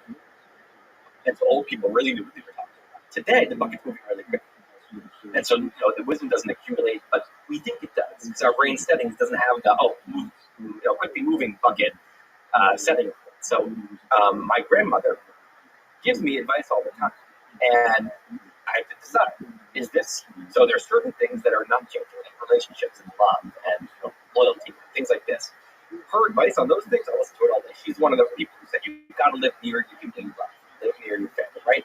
I think that is like tremendous wisdom, right? That is wisdom. That happens to be something that doesn't change from generation to generation. For now. Right.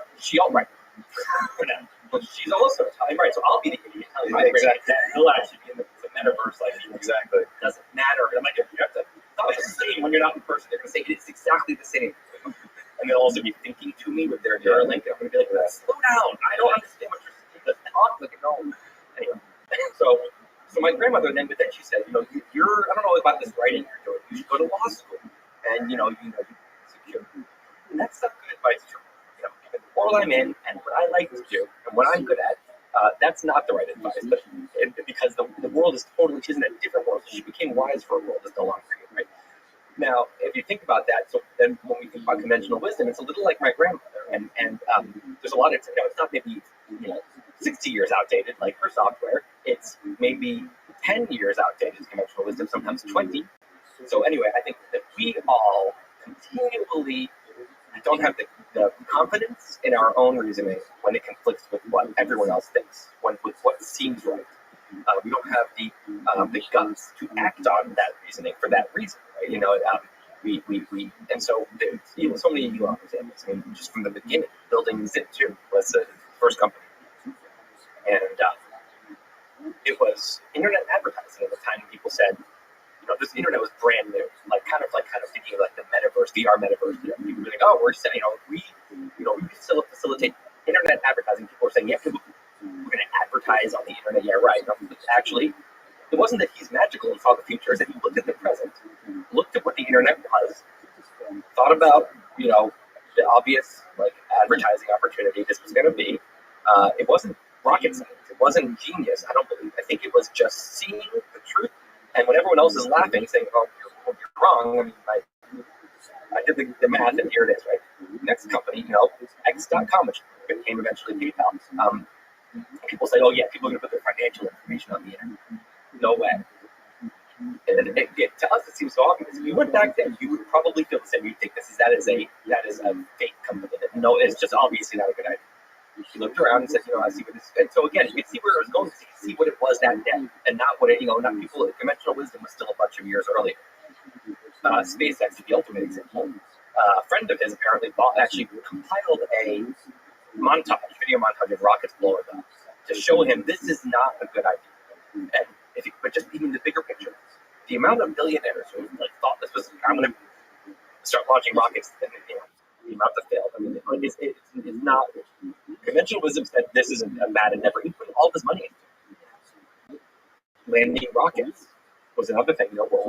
Here's the classic kind of way we reason, which is if this could be done, NASA would have done it a long time ago because of the money it would save. This could be done. The Soviet Union would have done it back in the 60s.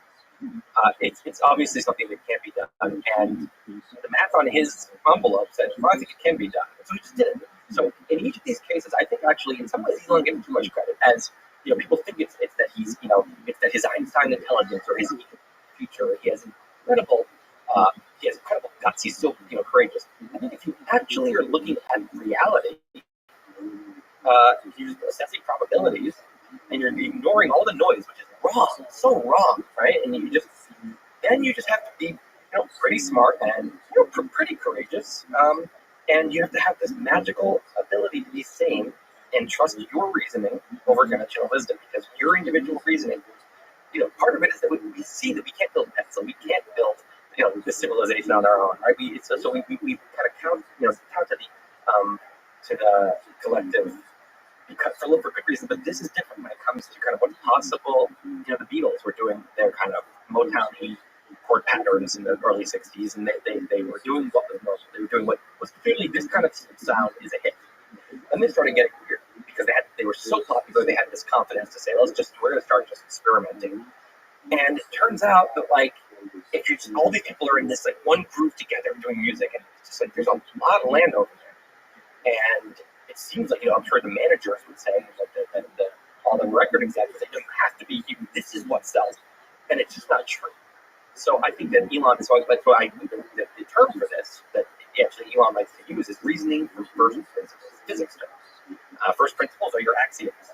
And physicists, they don't say, well, what do people think? No, they say, what are the axioms? Those are the puzzle pieces. Let's use those to build a conclusion. That's our hypothesis. Now let's test it, right? And they come up with all kinds of new things constantly by doing that. If Einstein was assuming conventional wisdom was right, he never would have even tried to create something that really disproved Newton's laws. And the other way to reason is reasoning by analogy, which is a great shortcut. It's when we look at other people's reasoning and we kind of photocopy it or we steal it. So reasoning by analogy we do all the time, and it's usually a good thing. It takes a lot of mental energy and time to reason for first principles. It's actually, you don't want to reinvent the wheel every time, right? You want to often copy other people's reasoning most of the time. And most of us do it most of the time. That's good, but there's certain moments where you forget just for a second, like succeeding in like the world of like Elon. Just who you're going to marry, where are you going to settle down, how are you going to raise your kids, how are you going to educate your kids. How you should educate yourself, what kind of career paths. These moments, this is what on your deathbed, like you look back on, and these are the few number of choices that really define your life. Those should not be reasoned by analogy. You should absolutely try to reason from first principles. And Elon, not just by the way in his work, but in his personal life. I mean, if you just look at the way he's on Twitter, it's not how you're supposed to be when you're a super famous, industry titan. You're not supposed to just be silly on Twitter and do memes and get little quibbles. He just does things his own way, regardless of what you're supposed to do, which sometimes serves him and sometimes doesn't. But I think it has taken it where it has taken. Yeah, I mean, I probably wouldn't describe his approach to Twitter as first principles, but I guess that's the same. I think it is. Well, first of all, I will say that a lot of tweets, people think, oh, he's going to be done after that.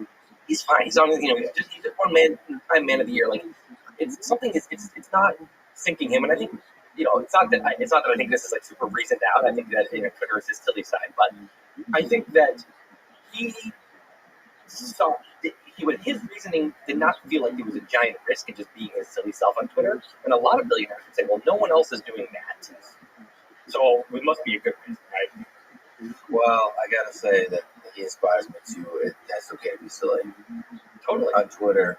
And but yeah, you're right. The big inspiration is the willingness to do that when nobody else is doing it. Yeah, and I think about all the great artists, all the great inventors and entrepreneurs, almost all of them, they had a moment when they trusted their reasoning. I mean, Airbnb was over 60 with VCs.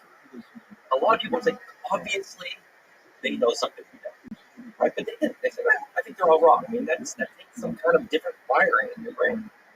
And then that's both the big picture and detailed, like engineering problems. It's fun to talk to him. It's fun to talk to Jim Kelly, which is a good example of just kind of thinking about like manufacturing, how to get costs down. They always talk about SpaceX rockets this way. They talk about manufacturing this way, like cost per pound or per ton to get to orbit or something like that. This is how they reason we get the cost down. It's a very kind of raw materials, like just very basic way of thinking. First principles. It's really, and the first principles of a rocket are like the price of raw materials and gravity, and wind. I mean, these are your first principles, and fuel. Henry Ford, what made Henry Ford blow up as an entrepreneur? Simply enough, right? I mean, he thought for a second and said, "This isn't how manufacturing is normally done this way, but I think this is a different kind of product." And that's what changed. And then what happens is when someone reasons from first principles, they often fail. You're going out into the fog with no conventional wisdom to guide you. But when you succeed, what you notice is that everyone else turns and says, what are they doing? What are they? They walk over. Look at the iPhone. Steve Jobs was famously good at reasoning for first principles. That guy had crazy self-confidence. He just said, if I think this is right, like, I don't know how he does that. And I don't think Apple can do that. He lost that. That one brain, his ability to do that made that a totally different company. There's tens of thousands of people there. He didn't say, I'm giving a lot of credit to Steve Jobs, but of course it was a team at Apple who said they didn't look at the flip phones and said, okay, what kind of, let's make a keyboard that's like clicky and really cool Apple keyboard. They said, what should a mobile device be? What are the axioms here? And none of them involved a keyboard necessarily. By the time they pieced it up, there was no keyboard. It didn't make sense. And everyone's suddenly going, what are they doing? What are they? Now every phone looks like the iPhone. I mean, that's how it goes. You tweeted, "What's something you've changed your mind about?" Is the question you tweeted. Elon replied, "Brain transplants." Sam Harris responded, "Nuclear power." There's a bunch of people with cool responses there. In general, what are your thoughts about some of the responses, and what have you changed your mind about, big or small? Perhaps in doing the research for some of your writing. So I'm writing right now, just finishing a book on kind of why our society is such a shit place at the moment, just polarized. And, we have all these gifts, like we're talking about in the supermarket. We have exploding technology. Fewer people are popping it down. It's Louis C.K. Likes to say, everything's amazing and no one's happy, right? But it's really an extreme moment right now where it's like hate is on the rise. It's like crazy things, right?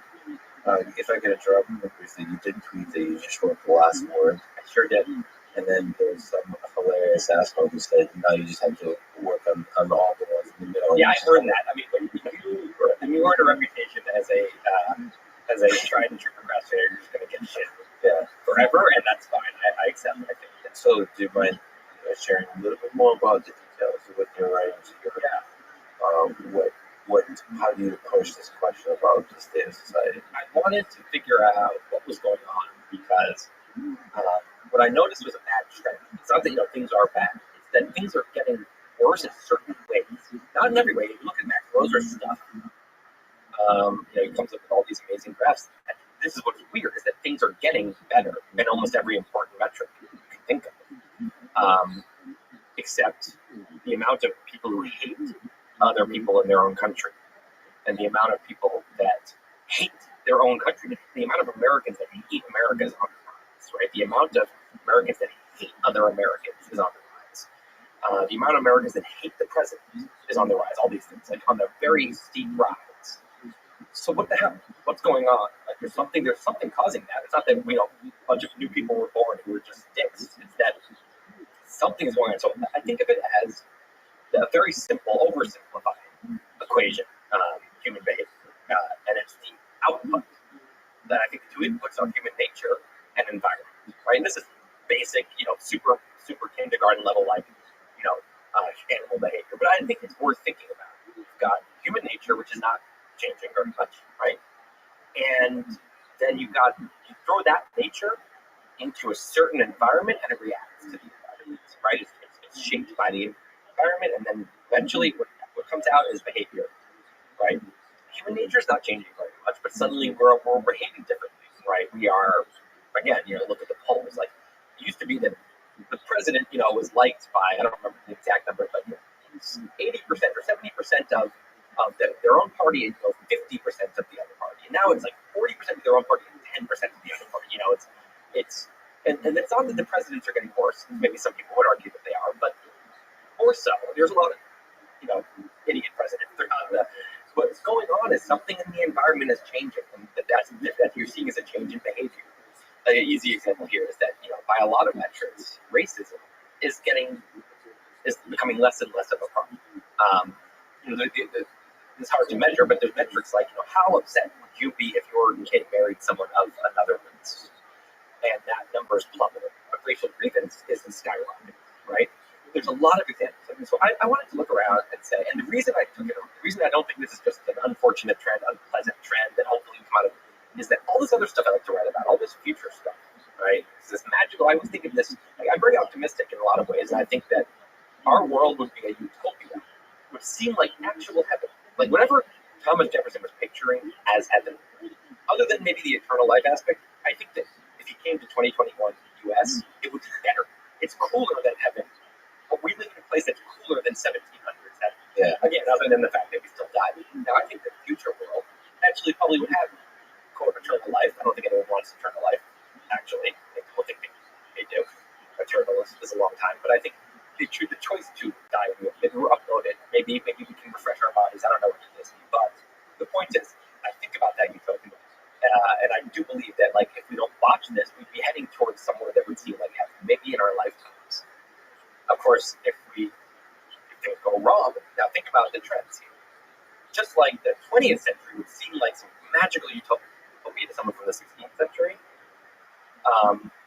The bad things in the 20th century were kind of the worst things ever in terms of just absolute magnitude.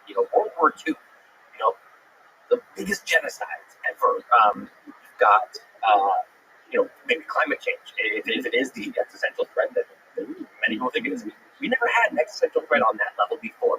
So the good is getting better and the bad's getting worse. And so when I think about the future, I think of us as some kind of big, long canoe as a species. 5 million mile long canoe. Each of us sitting in a row. We each have one oar we can paddle on the left side or the right side. And what we know is there's a fork up there somewhere. And the river forks, and there's a utopia on one side and a dystopia on the other side. I really believe that we're probably not headed for just an okay future. It's just the way tech is exploding, it's probably going to be really bad. The question is, which side should we be rowing on? We can't see up there, right? But it really matters. So I'm running on all this future stuff, and I'm saying none of this matters if we're squabbling our way into kind of like a civil war right now. So what's going on? So it's a really important problem to solve. What are your sources of hope in this? So how do you steer the canoe? One of my big sources of hope, and this is my answer to what I changed my mind on, is I think I always knew this, but it's easy to forget it. Our primitive brain does not remember this fact. I don't think there are very many bad people. Now, you say bad, there are selfish people. Most of us, I think that if you think of people, there's digital languages, ones and zeros. And our primitive brain very quickly can get into the language. Everyone's a one or a zero. Our tribe, we're all ones. We're perfect. I'm perfect. My family is that other family is that other tribe. There are zeros. And then you dehumanize them, right? These people are awful. So zero is not a human place.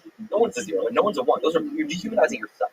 So when we get to this land, I call it political Disney world, because the Disney movies, good guys and Scar is totally bad, and Mufasa is totally good, right? You don't see Mufasa's character focus. You don't see Scar's upbringing that make him like that humanizes him. No, lionizes him, whatever. You are, well done. Yeah. Mufasa's a one, Scar's is very simple. So political Disney world is a place, it's a psychological place that all of us have been in. And it can be religious Disney World, it can be national Disney World, or whatever it is.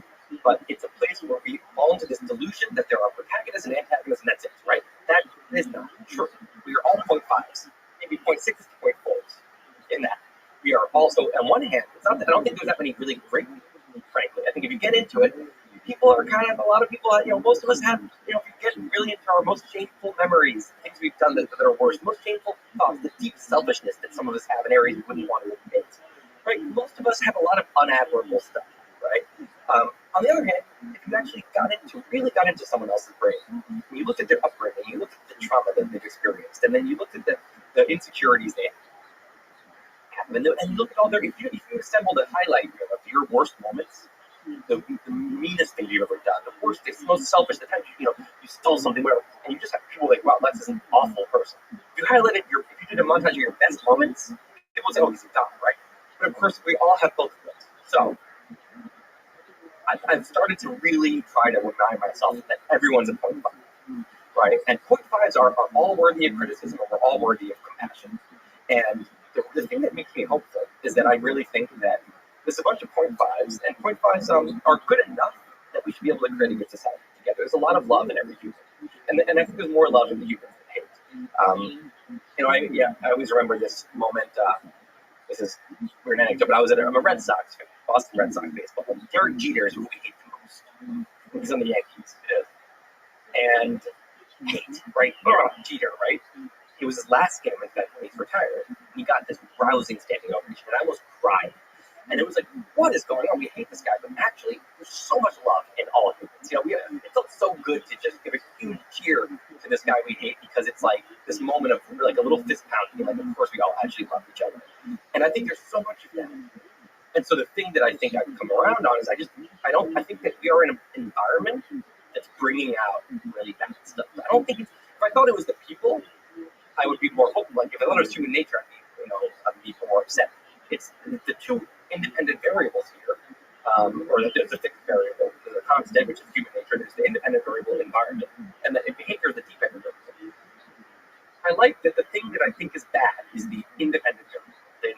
which means I think the environment can get better. There's a lot of things I can go into about why the environment I think is bad, but I have hope because I think the thing that's bad for us is something that can change. The first principles idea here is that most people have the capacity to be a 0.7 to a 0.9 if the environment is properly calibrated. I think that. Well, I think maybe for all 0.5s, I think that environments can bring out our good side. Yes, maybe we're all on some kind of distribution, and the right environment, yes, can bring out our higher sides. And I think in a lot of ways, you could say it has. I mean, the U.S. environment, we take for granted how the liberal laws and liberal environment that we live in. I mean, like in New York City, right? If you walk down the street and you assault someone, and if anyone sees you, you're probably going to yell at you. You might get your ass kicked by someone for doing that. You also might end up in jail. There's security cameras, and there's just norms. We're all trained. That's what awful people do, right? So it's not that human nature doesn't have it in it to be like that. It's that this environment we're in has made that a much, much, much smaller experience for people. There's so many examples like that where it's like, man, you don't realize how much worst human nature is contained by an environment. And but I think that rapidly changing environment, which is what we have right now, social media starts. What a seismic change in the environment. There's a lot of examples like that. Rapidly changing environment can create rapidly changing behavior, and wisdom sometimes can't keep up. And so we can really kind of lose our grip on some of the good behavior. Were you surprised by Elon's answer about brain transplants or Sam's about nuclear power or anything else? Sam's, I think, is I have a friend, Isabel Boameke, who's a nuclear power influencer. I've become very convinced, and I've not done my deep dive on this, but here's in this case, this is reasoning by analogy. The amount of really smart people I respect, who seem to have dug in, who all say nuclear power is clearly a good option. It's obviously emission-free, but the concerns about meltdowns and waste they see, they're completely overblown. So, judging from those people, secondary knowledge here, I will say I'm a strong advocate. I haven't done my own deep dive yet, but it does seem like a little bit odd that you've got people who are so concerned about climate change, who have, it seems like it's kind of an ideology where nuclear power doesn't fit, rather than rational fear of climate change that somehow is anti-nuclear power. It just, I personally am uncomfortably reasoning by analogy with climate change. I actually have not done a deep dive myself. Me either, because it's so, it seems like a deep dive. And my reasoning by analogy there currently has me thinking it's a truly accidental thing, but empirical. So this is me speaking, and this is speaking from a person who's not done the deep dive. I'm a little suspicious of the amount of fear-mongering going on. Especially over the past couple of years, I've gotten uncomfortable with fear-mongering in all walks of life. There's way too many people interested in manipulating the populace with fear. So I don't like it. I should probably do a deep dive because to me it's the big problem with the opposition to climate change or whatever the fear-mongering is that it also grows the skepticism in science broadly. So I need to make sure I do that deep dive. I have listened to a few folks who kind of criticize the fear-mongering and all those kinds of things. They're few and far in between. And so it's like, all right, what is the truth here? It feels lazy. It also feels like it's hard to get to there's a lot of kind of activists talking about idea versus sources of objective, calm, first principles type reasoning. One of the things, I know it's supposed to be a very big problem, but when people talk about catastrophic effects of climate change, I haven't been able to see really great deep analysis of what that looks like in 10, 20 years. Rising sea levels. What are the models of how that changes behavior in society? What are the things that happen? There's going to be constraints on resources and people have to move around. This is happening gradually.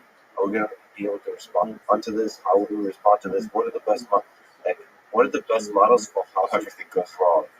again, I was. This is a question I keep starting to ask myself without doing research.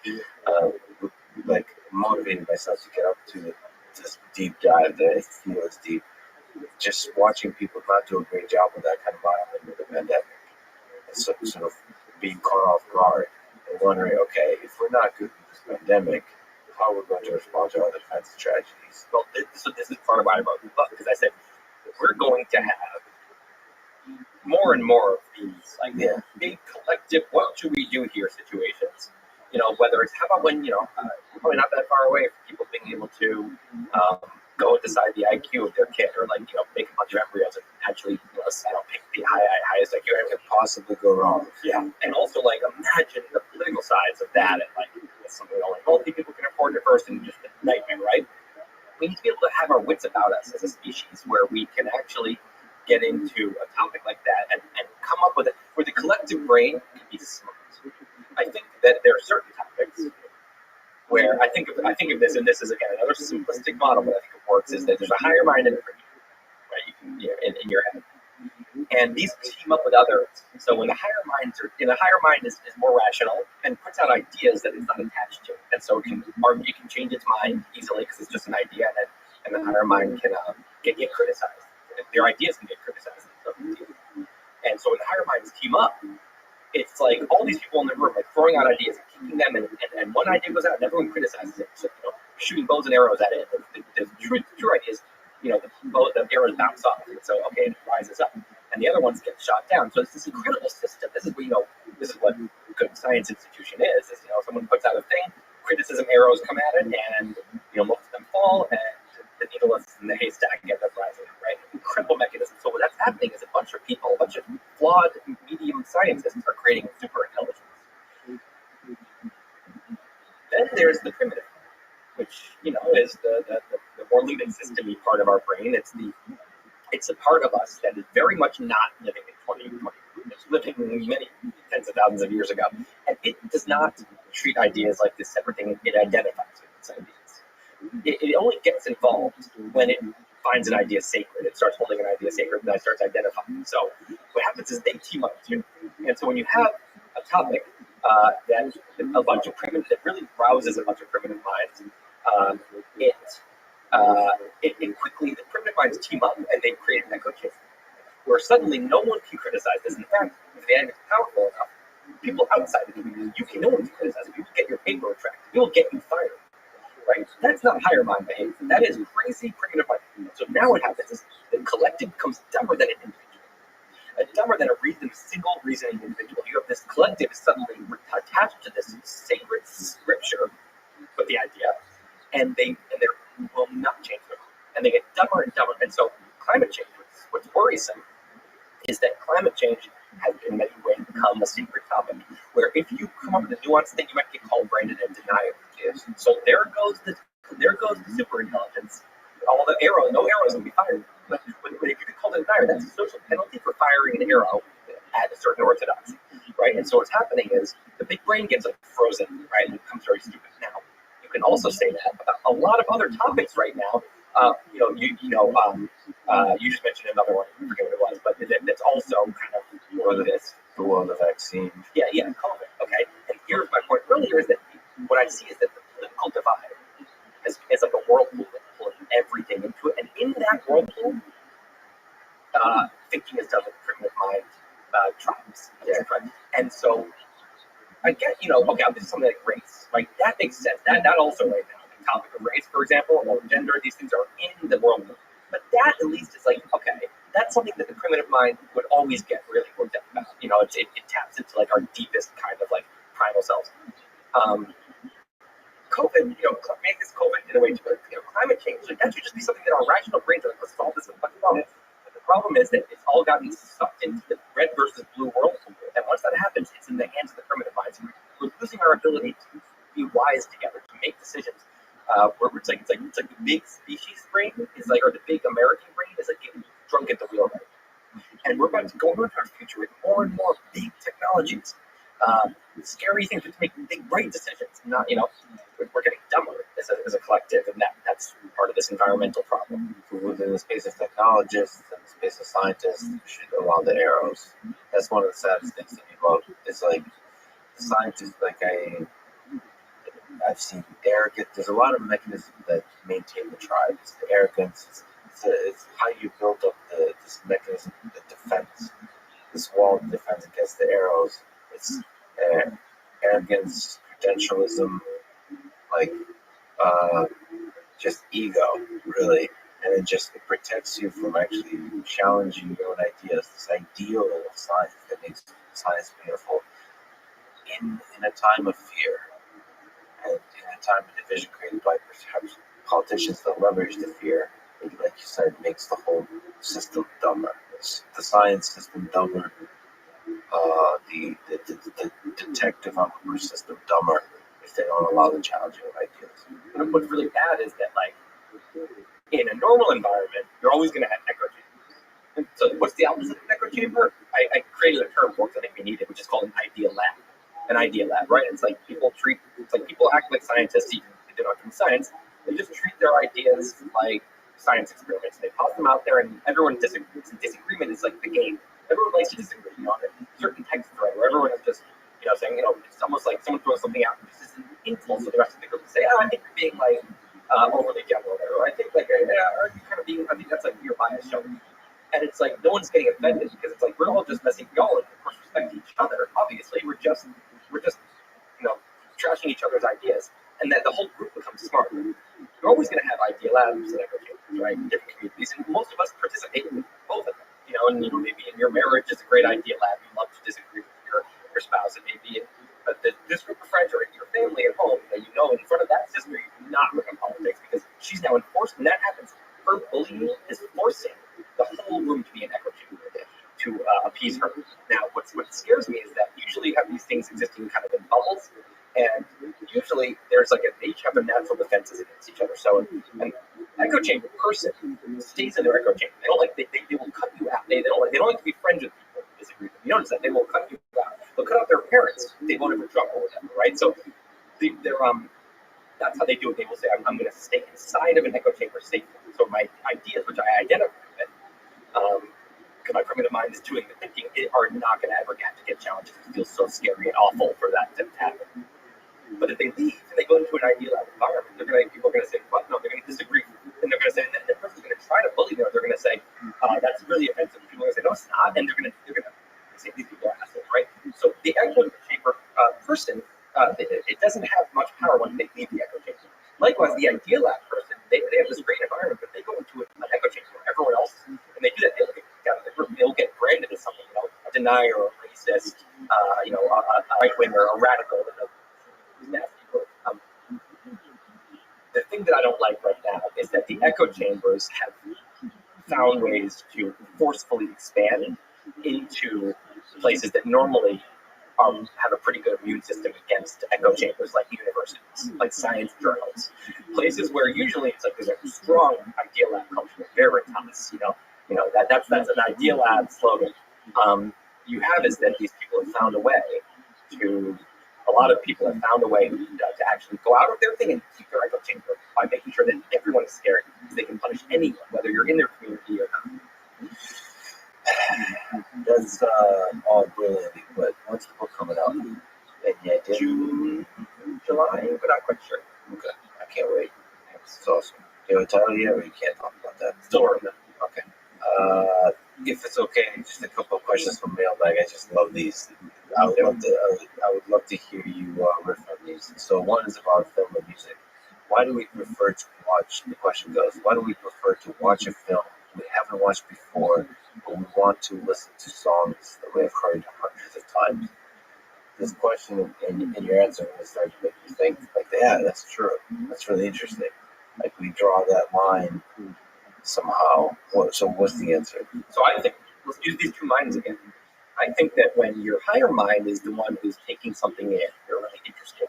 What are the lyrics? So I'm going to learn something. I'm with. Reading a book or whatever. The higher mind is trying to get information. Once it has it, there's no point in listening to it again. It has the information. Your rational brain is like, I got it. But when you eat a good meal or have sex or whatever, that's something you can do again and again because it actually, your primitive brain loves it, right? And it never gets bored of things that it loves. So I think music is a very primal thing. I think music goes right into our primitive brain a lot. I think it's of course it's a collaboration. Your rational brain is absorbing the actual message, but I think it's all about emotions, and even more than emotions, it's literally like music taps into like some very very deep, primal part of us. And so when you hear a song once, even some of your favorite songs, the first time you heard it, you were like, I guess that's kind of catchy. Yeah. And then then you end up loving it on the 10th listen. But sometimes you don't even like a song, and the song sucks. Suddenly you find yourself on the 40th time because it's on the radio all the time, just kind of be like, oh, I love this song. And you're like, wait, I hate this song. And what's happening is that the sound is actually, music's actually carving a pathway in your brain. And it's a dance. And when your brain knows what's coming, it knows the steps. So your brain is your internal kind of, your brain is actually dancing with the music, and it knows the steps, and it can anticipate, and so there's something about it. Having memorized the song, that makes it incredibly enjoyable to us. But when we hear it for the first time, we don't know where it's going to go. We're like an awkward dancer. We don't know the steps, and your primitive brain can't really have that much fun. And in the movies, that's less primitive. That's the story. You're taking in. But a really good movie that we really love, often we watch it all times. It's not like not that many, but versus if you're watching a talk show, right? You're listening to one of your podcasts as a perfect example. There's not many people that will listen to one of your podcasts, no matter how good it is, because it's you once you've got it, it's a form of information that's very high on my focus. That's how it is. Well, the funny thing is, there's people that listen to a podcast episode many times, and often I think the reason for that is not because of the information, is the chemistry, is the music of the conversation. Yeah. So it's not the actual. It's the art of it. Yeah, they'll fall in love with some kind of person, some weird personality, and they'll just be listening to. They'll be captivated by the beat of that kind of person. Like a stand-up comic, I watched like certain things, like episodes, like 20 times, even though. I have to ask you about the Wizard Hat. You're on a blog about I got a chance to visit a couple of times, hang out with those folks. That was one of the pieces of writing you did that changes culture and changes the way people think about a thing. The ridiculousness of your stick figure drawings is somehow it's like calling the origin of the universe the Big Bang. The silly title, but it somehow sticks to be the representative of that. The same way the Wizard Hat from your link is somehow was a really powerful way to explain that. And you actually proposed that the Man of the Year cover of Time should be one of my drawings. One of your drawings. Yes. It's an outrage that it wasn't. It was. Okay. So, what are your thoughts about all those years later about your link? Do you find this idea? What excites you about it? Is the big long-term philosophical things? Is it the practical things that you think is super difficult to do on the neurosurgery side and the material engineering and the robotics side? Or do you think the machine learning side from the brain-computer interface really get to learn about each other, all that kind of stuff? I would just love to get your thoughts because you're one of the people that really considered this problem, really studied it, brain-computer interfaces. I'm super excited about it. I really think it's actually Elon's most ambitious thing, more than colonizing Mars, because that's just a bunch of people going somewhere, even though it's somewhere far. Neuralink is changing what a person is. Eventually. Now, I think that Neuralink engineers and Elon himself would all be the first to admit that it is a maybe whether they can do their goals here. I mean, it is so crazy ambitious to try to do it. Their eventual goals are, of course, in the interim, they have a higher probability of accomplishing smaller things, which are still huge, like basically solving paralysis, stroke, Parkinson, things like that. I mean, it can be unbelievable. Anyone who doesn't have one of these things, like you might, everyone should be very happy about this kind of helping with different disabilities. But the thing that is so the grand goal is this augmentation, where you take someone who's totally healthy and you put a brain machine interface in any way to give them superpowers. It's the possibilities that they can do this, and they can really. So, they've already shown that they are for real with this robot. Elon talks about it should be like LASIK, where it shouldn't be something that needs a surgeon. This shouldn't just be for rich people who have waited in line for 6 months. This should be for anyone who can afford LASIK, and eventually, hopefully, it's something that is covered by insurance, something that anyone can do. Something this big a deal should be something that anyone can afford eventually. And when we have this, again, I'm talking about a very advanced phase down the road. So maybe a less advanced phase, maybe right now, think about when you listen to a song, what's happening? Is do you actually hear the sound? Well, not really. It's that the sound is coming out of the speaker. The speaker is vibrating. It's vibrating air molecules. Those air molecules, get vibrated all the way to your head, the pressure wave, and then it vibrates your eardrum. Your ear is really just in your head. That then vibrates bones and fluid, which stimulates neurons in your auditory cortex, which give you the perception that you're hearing sound. Now, if you think about that, do we really need to have a speaker to do that? You could just somehow get a little tiny thing that can vibrate eardrums. You could do it that way. That seems very hard. But really what you need to go to the very end, and the thing that really needs to happen is your auditory cortex neurons need to be stimulated in a certain way. If you have a ton of Neuralink things in there, Neuralink electrodes, and they're getting really good at stimulating things, you could play a song in your head that you hear that is not playing anything. There's no sound in the room, but you hear, and no one else could. It's not like they can get close to your head and hear it. There's no sound. They could not hear anything, but you hear the sound. You can turn up. If you open your phone, you have the Neuralink app. You open the Neuralink app, or just Neuralink. So basically, you can open your Spotify, like your speaker. You can play right out of your phone to your headphones, or you can now have a new one. You can play it to your brain. And this is one of the earlier things. This is something that seems like really doable. So no more headphones. I always think it's so annoying because I can leave the house with just my phone, and nothing else. So you just have Apple Watch. There's always this one thing like and headphones. You do need your headphones, right? So I feel like that'll be the end of that. But there's so many things that you keep going. The ability to think together. You could talk about it like super brains. I mean, one of the examples Elon uses is the low bandwidth of speech. If I go to a movie and I come out of a scary movie and you say, how was it? I said, oh, it was terrifying. Well, what did I just do? I just gave you 5 buckets I could have given you. One was horrifying, terrifying, scary, eerie, creepy, whatever. That's about it. And I had a much more nuanced experience than that. And all I have is, these words, right? And so instead I just hand you the bucket. I put stuff in the bucket and give it to you. But all you have is the bucket. You just have to guess what I put in that bucket. All you can do is look at the label of the bucket and say, when I say terrifying, here's what I mean. So the point is, it's very lost. I have all this nuanced information of what I thought of the movie, and I'm sending you a very low-res package that you're going to now guess what the high-res thing was. That's language in general. Our thoughts are much more nuanced. We can think to each other. We can do amazing things. We can have a brainstorm that doesn't feel like, we're not talking in each other's heads. Not just that I hear voice. No. We are just thinking. No words are being said internally or externally. The two brains are literally collaborating. Something is a skill. I'm sure we have to be good at it. I'm sure young kids will be great at it. Old people will be bad at it. But you think together, and together you have the joint epiphany. And now how about 8 people do it, right? So it gets, there's other examples. How about when you're a dress designer or a bridge designer?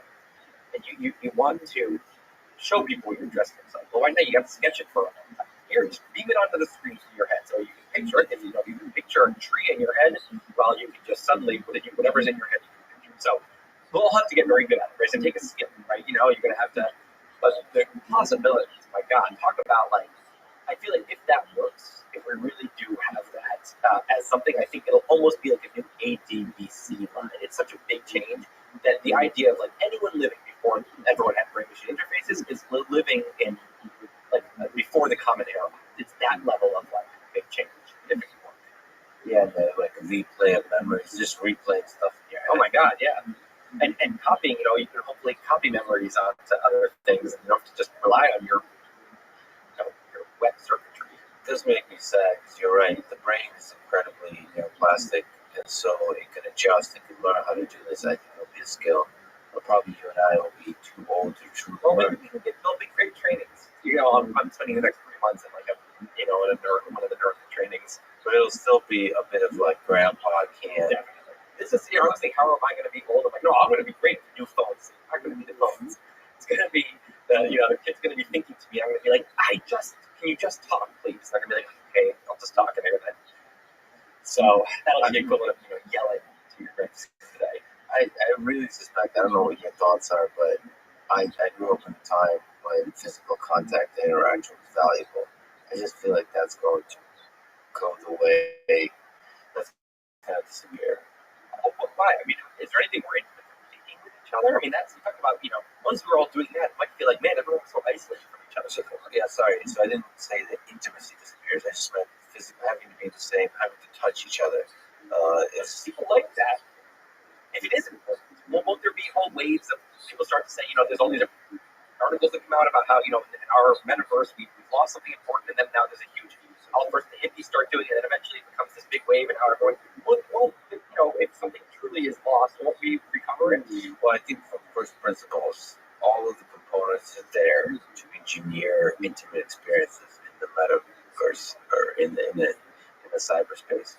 And so to me, I don't see anything profoundly unique to the physical experience. Like, I don't understand. But then why are you saying there's a loss there? No, just that because I won't. Oh, it's a loss for me personally because so you do think there's something unique in the physical experience? For me, because I was raised. So whatever, anything you're raised with, like people in this country came up with baseball. I was raised in the Soviet Union. I don't understand baseball. I like it, but I don't love it the way Americans love it. It's because a lot of times it went to baseball games with the father, and then there's that family connection. There's a young kid dreaming of, I don't know, becoming an MLB player himself. I don't know, something like that. But that's what you're raised with. Obviously, is really important. I mean, fundamentally, to the human experience. That's what we're doing this podcast in person, so clearly as the value of it, but it's true. If this were, obviously if there were stream, we all agree that's not the same. Yeah, it's not the same. But if this were something, we had contact lenses on it, like, maybe Neuralink, play, maybe, again, this is all, the devices, even if it's just as cool as contact lenses, that's all old school. Once you have the image interface, it'll just be projection of, it'll take over my visual cortex. My visual cortex will get put into a virtual room, this whole year, so we will see. We will really hear and see, as if you won't have any masks, no VR masks needed. And at that point, it really will feel like you will forget. It's like, were we together and physically or not? You won't even, it'd be so unimportant, you won't even remember. And you're right, this is one of those shifts in society that changes everything. But romantically, people still need to be together. That there's a whole set of physical things with relationship that aren't, like what? Like sex, but also just there's pheromones. Like there's the physical touch is it's like music. It goes to such a deeply primitive part of us that what physical touch with a romantic partner does. That I think that, so I'm sure there'll be a whole wave of people who their new thing is that you romantically involve people you never actually converse with, and I'm sure there'll be things where you can actually smell what's in the room and you can and touch. Yeah, but I think that'll be one of the last things to go. I think there's something that to me seems like something that'll be a while before people feel like there's nothing lost by not being. It's very difficult to replicate the human interaction. Although sex also, again, you could not to get too weird, but you could have a thing where you basically, let's just do a massage because it's less awkward, but someone, everyone is still imagining sex. So a masseuse could massage a fake body, and you could feel whatever's happening. Right, so you're lying down in your apartment alone, but you're feeling a full. There'll be the new YouTube or streaming, where it's one masseuse massaging one body, but 1,000 people are experiencing. Exactly. Right. Think about it. Right now, Taylor Swift doesn't play from one person that has to go around and everything. Okay, it's just to go play for a book, right? Yeah. You do it, and it's literally it'll be the same idea. You've written and thought a lot about AI. So AI safety specifically, you've mentioned you're actually starting a podcast, which is awesome. You're so good at talking, so good at thinking, so good at being weird in the most beautiful of ways. But you've been thinking about this AI safety question. Where today does your concern lie for the near future, for the long-term future? Like, quite a bit of stuff happened, including with Elon's work with Tesla Autopilot. There's a bunch of amazing robots, Boston Dynamics, and everyone's favorite vacuum robot, iRobot, Roomba. And then there's obviously the applications of machine learning for recommender systems in Twitter, Facebook, and so on. And face recognition for surveillance, all these kinds of things are happening. There's a lot of incredible use of, not the face recognition, but the incredible use of deep learning, machine learning to capture information about people and try to recommend to them what they want to consume next. Some of that can be abused, some of that can be used for good, like for Netflix or something like that. What are your thoughts about all this? Yeah, I mean, I really don't think humans are very smart. All things considered, I think we're like limited, and we're dumb enough that we're very not just like our emotions. Our emotions can be pulled like puppet strings. I mean, again, I do look at what's going on with political polarization now. I see a lot of puppet string emotions happen. So yeah, there's a lot to be scared of for sure. Like very scared of. I get excited about a lot of things, very specific things. Like one of the things I get excited about is the future of wearables, right? Again, I think that it would be like, the wrist is going to see on the move. It's going to see really hilariously old school in 20 years. Like we're going to be bracelet, right? It's going to turn into little sensors in our blood, probably, or even infrared. Just things that are going to be collecting 100 times more data than it collects now, more nuanced data, more specific to our body, and it's going to be super reliable. But that's the hardware side, and then the software is going to be. Again, this is not in my deep dive. This is all speculation, but the software is going to get really good. This is the AI component, and so I get excited about specific things like that. Like think about if hardware were able to collect. First of all, the hardware knows your whole genome, and we know a lot more about what a genome sequence means, because you can collect your genome now, and we just don't know much. We don't have much to do with that information. As AI gets, so now you have your genome, you've got what's in your blood at any given moment, all the levels of everything, right? You have the exact width of your heart arteries at any given moment. You've got all the virons, all the viruses that ever visited your body, because there's a trace of it. So you have all the pathogens, all the things that like you should be concerned about health-wise and might have threatened you. You may be from all of that. Also, of course, it knows how fast your heart is beating, and it knows how much exactly the amount of exercise. It knows your muscle mass and your weight and all that. But it also maybe can even know your emotions. I mean, maybe the emotions. What are they? Where do they come from? Probably pretty obvious chemicals once we get in there. So again, Neuralink can be involved here, maybe in collecting information. So right now you have to do the thing. What's your mood right now? It's hard to even assess. And you're in a bad mood. It's hard to even. But by the way, just a shout out Lisa Feldman Barrett, who's a neuroscientist at Northeastern, just wrote not just like a few years ago, wrote a whole book saying our expression of emotions has nothing to do with the experience of emotion. So you really have to be measuring. That's exactly.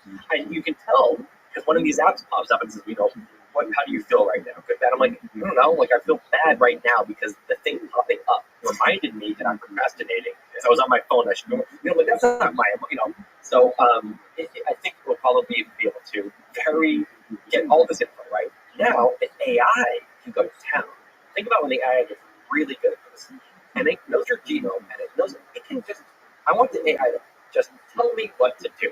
But it turns out, okay, for what he did, so how about this? Now imagine attaching that to a meal service, right? And the meal service has all the million ingredients, supplements and vitamins and everything.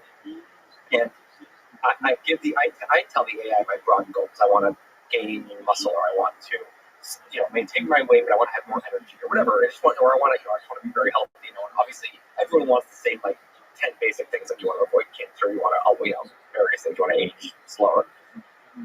So now the AI has my goals, and a drone comes at, a little thing pops up and says like 15 minutes because it knows that's the right time for my body.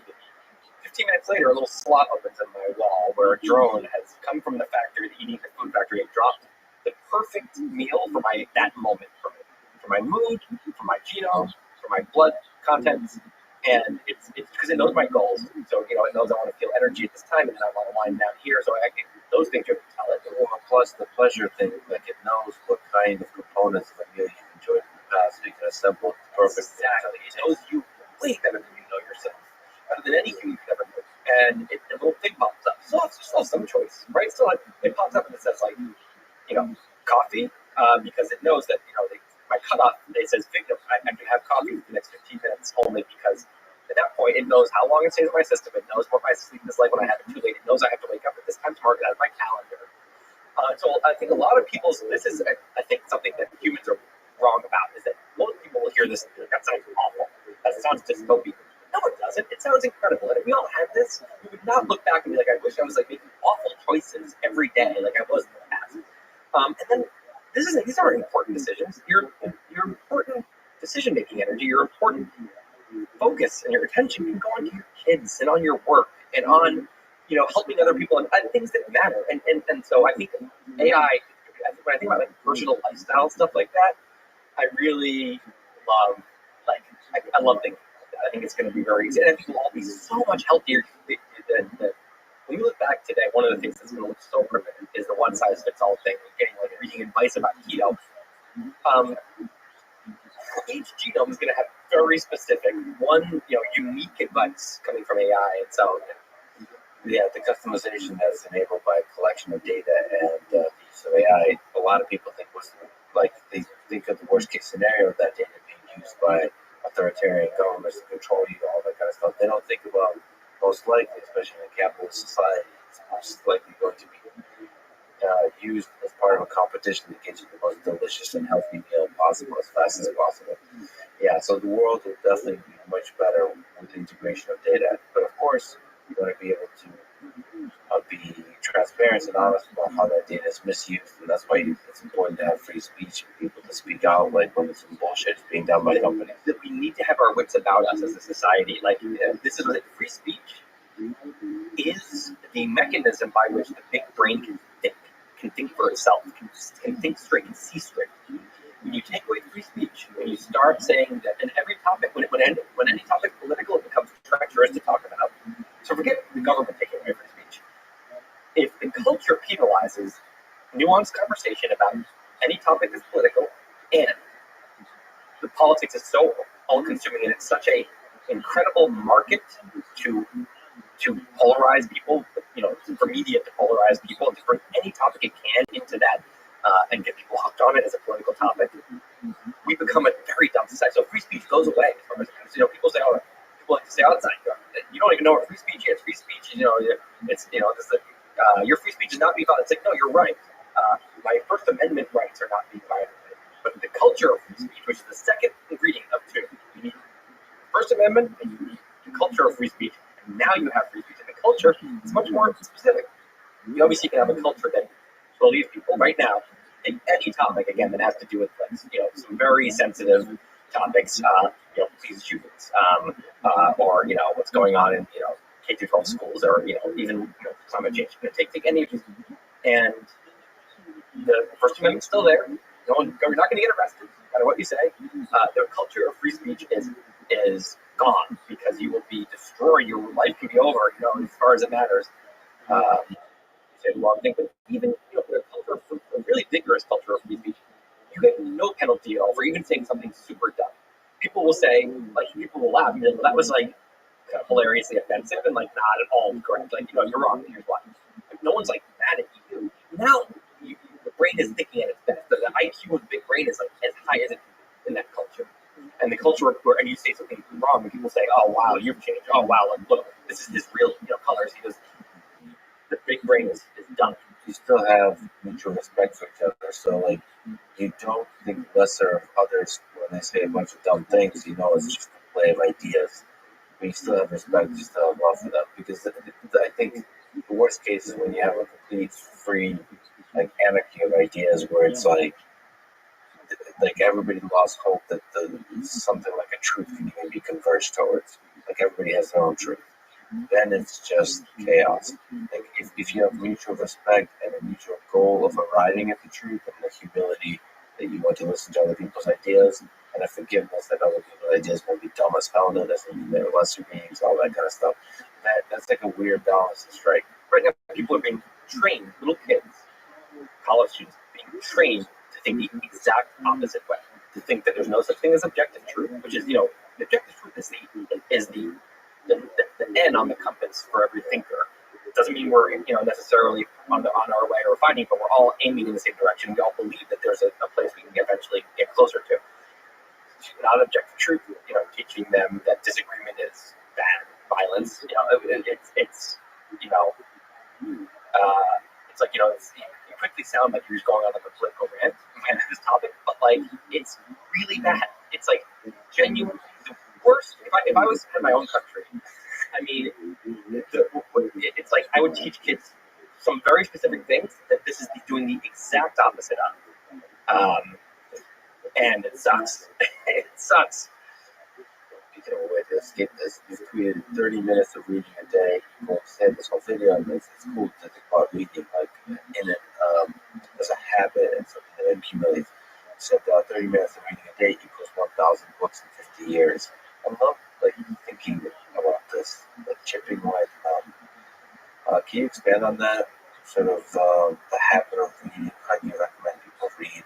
Yeah. I mean, it's incredible if you do something, a little of something every day. It compiles. I always think about the people who achieve these incredible things in life. These great, famous, legendary people. They have the same number of days that you do, and it's not like they were doing magical days. They just they got a little done every day, and that adds up to a monument. They make one brick in a day. Eventually, you have this building, this legendary building. So you can take writing. Someone who there's two aspiring writers. One doesn't ever write, manages to never zero write, 0 pages a day. The other one manages to do 2 pages a week. Right, not very much. The other one does 0 pages a week, 2 pages a week. 98% of both of their time is the same. The other person, just 2%, they're doing one other thing. 1 year later, they write 2 books a year. This prolific person, in 20 years, they've written 40 books. They're one of the most prolific writers of all time. They write 2 pages a week. Sorry, that's not true. That was 2 pages a day. Okay, 2 pages a week, you're still writing about a book every 2 years. So in 20 years, you're still writing 10 books. Also prolific writer, right? Huge, massive writing career. Right, 2 pages every Sunday. The other person has the same exact week. They don't do that Sunday morning. They are a wannabe writer. They always said they could write, talk about how they used to be, and nothing happens, right? So it's inspiring, I think, for a lot of people who feel frustrated they're not doing anything. So reading is another example where someone who reads doesn't read, and someone who's a prolific reader. I always think about the Tyler Cowen types. I'm like, how the hell do you read so much? It's infuriating. Or like James Clear puts out his 10 favorite books of the year, 20 favorite books of the year. Like, do you have any favorites? I'm trying to just read 20 books, and that would be an amazing year. So, but the thing is, they're not doing something crazy and magical. They're just reading a half hour a night. If you read a half hour a night, the calculation I came to is that you can read 1,000 books in 50 years. So, as someone who's 80, they've read 1,000 books. Between 30 and 80, they are really well read. They can delve deep into many nonfiction areas. They can be, an amazing fiction reader, avid fiction reader. And again, that's a half hour a day. So you can do an hour, a half hour in the morning audiobook, half hour at night in bed, not even 2,000 books. So I think it's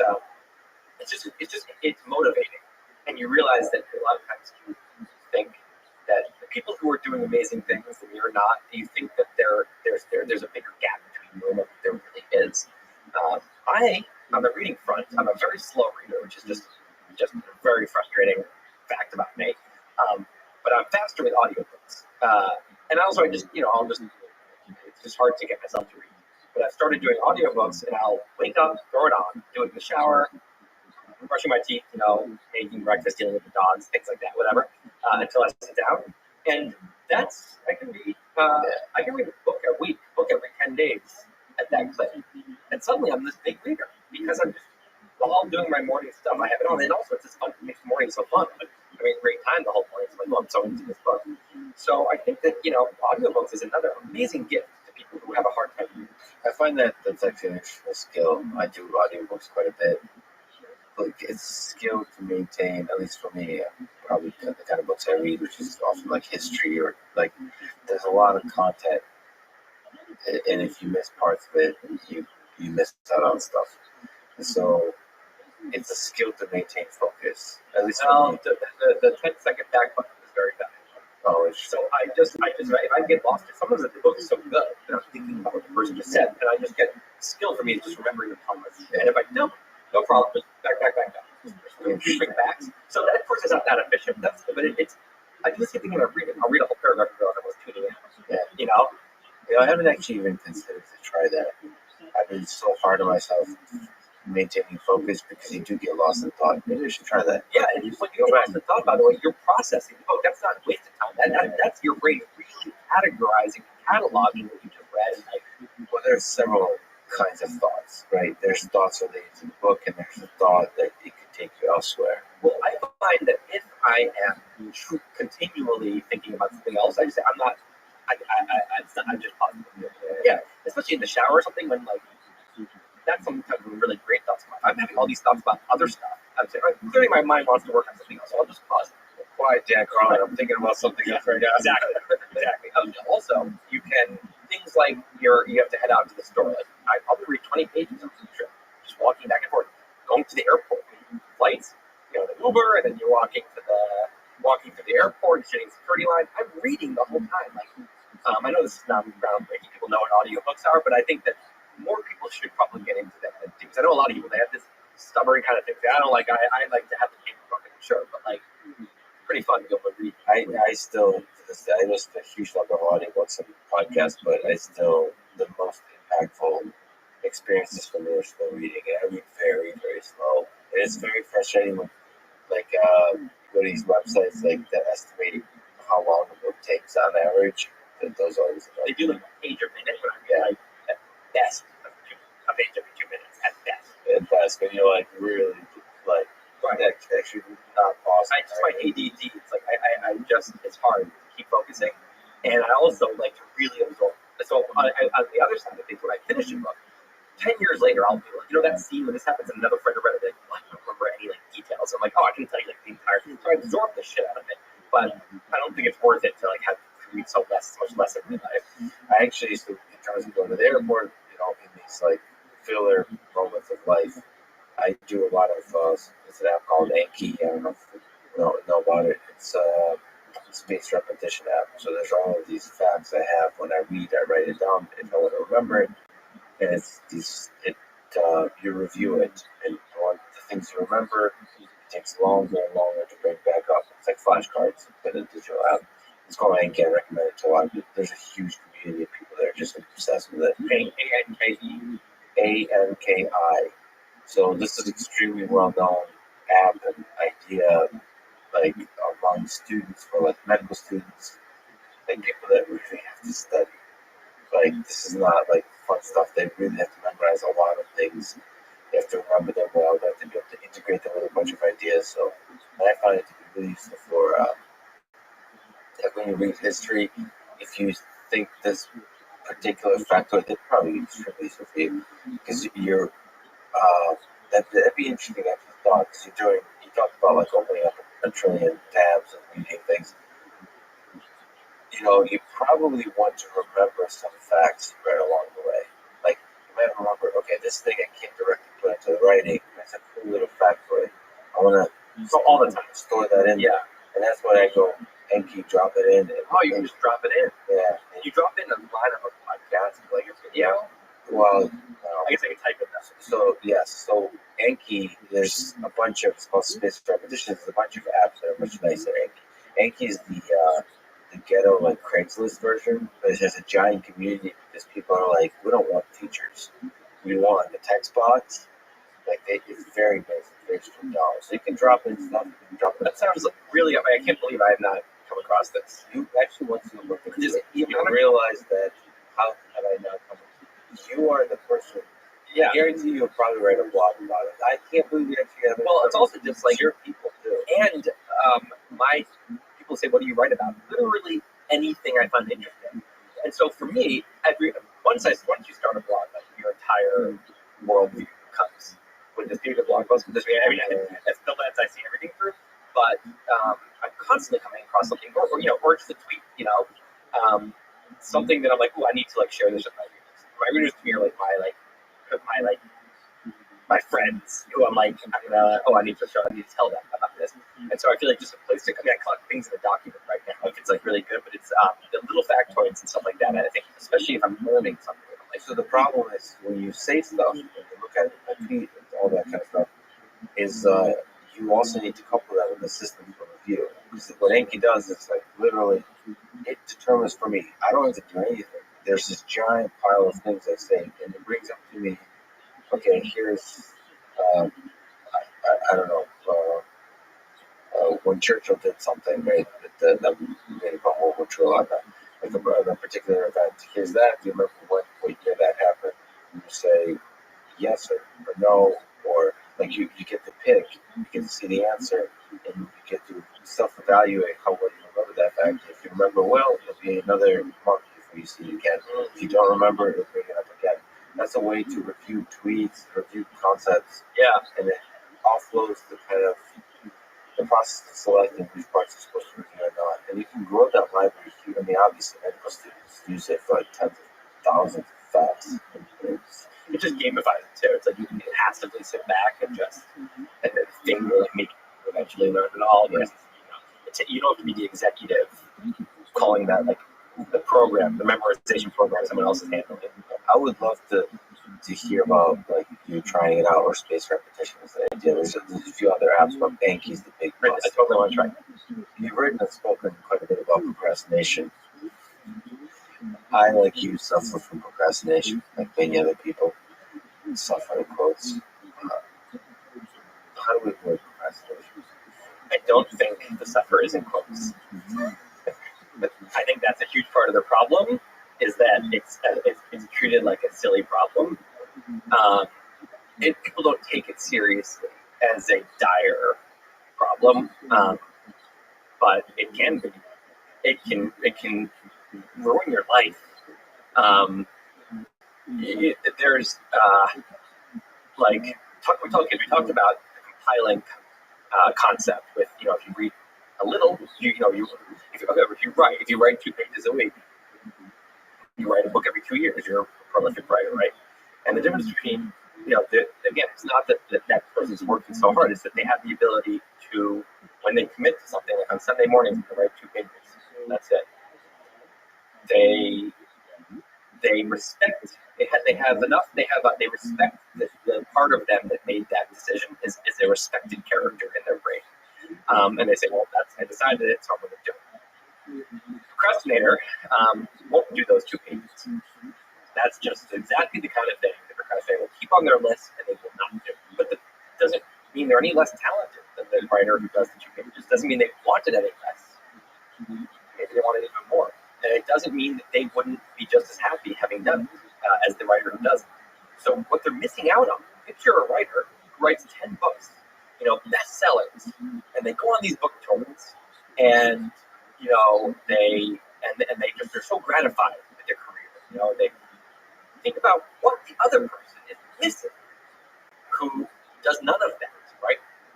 So that is a massive loss, and it's because the internal mechanism in their brain is not doing what the other person is. They don't have the respect for the part of them that made the choice. They feel like it's someone they can disregard. And so, to me, it's just in the same boat as someone who is obese because their eating habits make them obese over time, or their exercise habits. That's a huge loss for that person. That person is health problems, and it's just probably making them miserable. And it's self-inflicted, right? It's self-defeating, but that doesn't make it an easy problem to fix just because you're doing it to yourself. So to me, procrastination is another one of these where you are the only person in your own way. You are, you are failing at something or not doing something that you really want to do, doesn't have to be work. Maybe you want to get out of that marriage, and you realize it hits you shouldn't be in this marriage. You get divorced, and you wait 20 extra years before you do it, or you don't do it at all. That is, you're not living the life that you should be living, right? And so I think it's fascinating. Now, the problem is it's also a funny problem because there's short-term procrastination, which I talk about as, the kind that has a deadline. Now, some people, this is what I bring in, there's different characters, there's the panic monster comes in, and that's when you actually, the procrastinator can, there's different levels. There's the kind that even when there's lines, they stop paying, they give it up, and they really have a problem. Then there's the kind that when there's a deadline, they'll do it, but they'll wait till the last second. Both of those people, I think, have a huge problem if there's no deadline. Because, and most of the important things in life, there's no deadline, which is, changing your career, becoming a writer when you never had to, getting out of your relationship, maybe doing whatever you need to, the changes you need to make in order to get into a relationship. And there's the thing after it, launching a startup, right? Or once you've launched a startup, hiring someone that needs to be fired, right? Yes.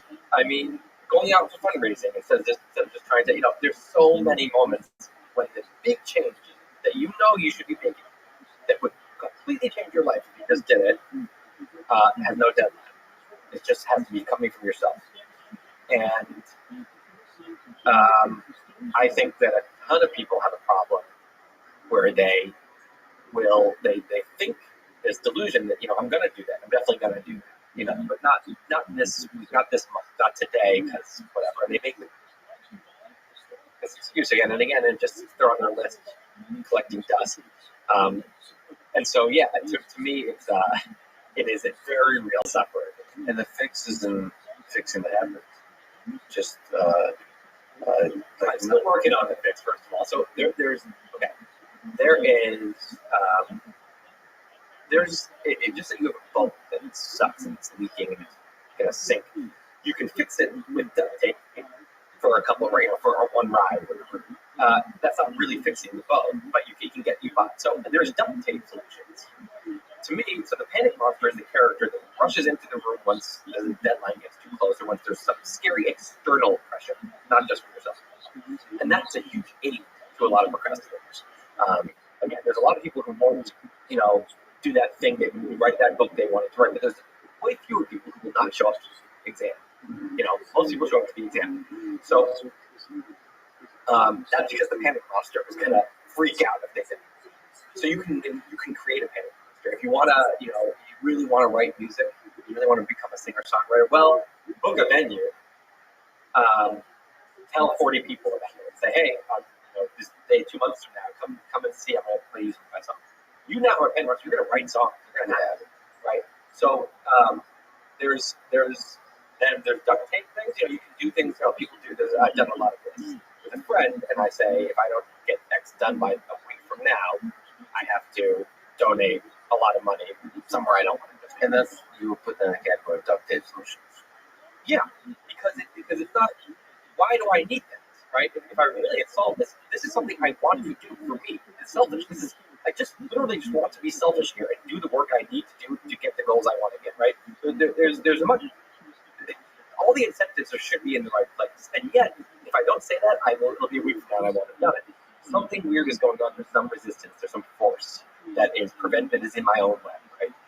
And so doing something where I have to pay all this money, okay, now I'm panicking, I'll do it. So that's fixing the boat is something where I don't have to, I just will do the things that I'm talking about super crazy work ethic. Just like, for example, okay, I have a lot of examples. I have a serious problem that I've been working on. And in some ways I've gotten really successful at solving it, in other ways it's still floundering. So you're the world's greatest duct taper. Yes. Well, I'm pretty good at duct taping. I probably could be even better, and you're procrastinating on becoming a better duct taper. Literally, like yes, there's nothing I won't do. So here's what I know what I should do right. It's very obvious to me, is that I should wake up. I don't have to be crazy on 6 a.m. or anything insane, or I'm not going to be one of those crazy people at 5:30 jogs. I'm going to wake up at whatever, 7:30, 8:30, and I should have a block, like just say 9 to noon, where I get up and I just really quick make some coffee. And It's obvious because all the great writers in history did exactly that. some of them have done that. That's common. There's some that I like these writers. They do the late night sessions, but most of them they do it as a session. But there's a session that's Most writers write in the morning, and there's a reason. I don't think I'm different than those people. It's a great time to write. It's fresh, right? Your ideas from dreaming have kind of collected. You have all new answers that you didn't have yesterday, and you can just go. But more importantly, if I just had a routine where I wrote from 9 to noon, weekdays, every week would have a minimum of 15 focused hours of writing, which doesn't sound like a lot, but it's a lot. 15, no, this is no joke. This is, you're not, your phone's away, you're not talking to anyone, you're not opening your email, you are focused writing for 3 hours. That's a big week for most writing writers. So now what's happening is that every weekday is a minimum of a B. I'll give myself, an A might be, wow, I really just got into a flow for 6 hours and had, great. But it's a minimum of a B. I can keep going if I want. And every week is a minimum of a B, but that's 15 hours. Right? And if I just had, you talk about compiling, this is the 2 pages a week, if I just did that every week, I'd achieve all my writing goals in my life. And yet, I wake up, and most days I just, either I'll revenge procrastination late at night, go to bed way too late, and then wake up later, get on a bad schedule, and I just fall into these bad schedules. Or I'll wake up and it's just, I'll say I was going to do a few emails, and I'll open up and have something I'm texting, or I'll just go and, I'll make a phone call, and I'll be on phone calls for 3 hours. It's always something. Or I'll start writing, and then I hit a little bit of the wall. But because there's no this is a sacred writing block, I'll just hit the wall and say, well, this isn't a key, I'll go do something else. So, duct tape, what I've done is, Wake Y has one employee, Alicia. She's the manager of lots of things. That's her role. She truly does lots of things. And one of the things we started doing is either she comes over and sits next to me where she can see my screen from 9 to noon. That's all it takes. The thing about procrastination is usually it's not kicking and screaming, I don't want to do this. It's the feeling of, in the old days when you had to go to class and your lunch block is over and it's like, class 5 minutes. Or it's Monday morning, you go, But you say, what, you go. You say, okay, and then you get to class, it's not that bad once you're there, right?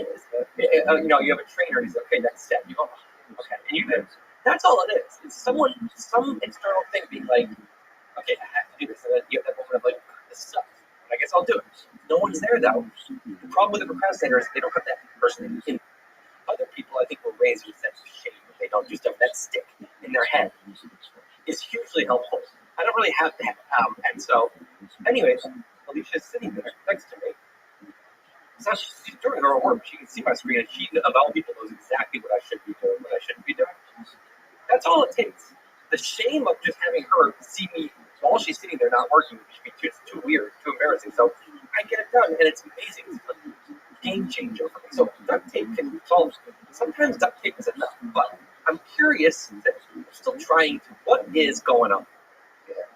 I think part of it is that we are actually wired. I think I'm being very sane, human. Actually, is what's happening. Or not sane. It's not the right word. I'm being a natural human that we are not programmed to sit there and do homework of a certain kind that we get the results like 6 months later. Like that is not. We're supposed to be, conserve energy and like fulfill our needs as we need them and like do immediate things. And we're overriding our natural ways when we wake up and get to it. And I think sometimes because the pain, I think a lot of times we're just avoiding suffering. And for a lot of people, the pain of not doing it is actually worse because they feel shame. So if they don't get up and take a jog and get up early and get to work, I'll feel like a bad person. And that is worse than doing those things. And then it becomes a habit. Actually, it becomes just easy, automatic. It becomes I do it because that's what I do. But I think that if you don't have a lot of shame necessarily, the pain of doing those things is worse in the immediate moment than not doing it. But I think that there's this feeling that you capture with your body language. And so I don't want to do another set. That feeling, the people I've seen that are good at not procrastinating are the ones that have trained themselves to like the moment they would be having that feeling, it's like Sam Harris styles and you don't experience that feeling. Yeah. Just march forward. Like I talked to Eli about this a lot actually offline. It's like he doesn't have this. No, It's like, clearly not. it's the way I think he talks about it, the way I think about it. It's just like you just pretend you're like a machine running an algorithm. Like you know this you should be doing this. Not because somebody told you so. It's probably the thing you want to do. Like look at the big picture of your life and just run the algorithm. Like ignore your feelings, just run the system. It's frame it differently. Yeah. You know, yeah, you can frame it as like it can feel like homework, or it can feel like you're living your best life or something. You're doing your work. Yeah. And maybe reframe it. But I think ultimately, whatever reframing you need to do, you just need to do it for a few weeks, and that's how the habit is formed, and you stick with it. Like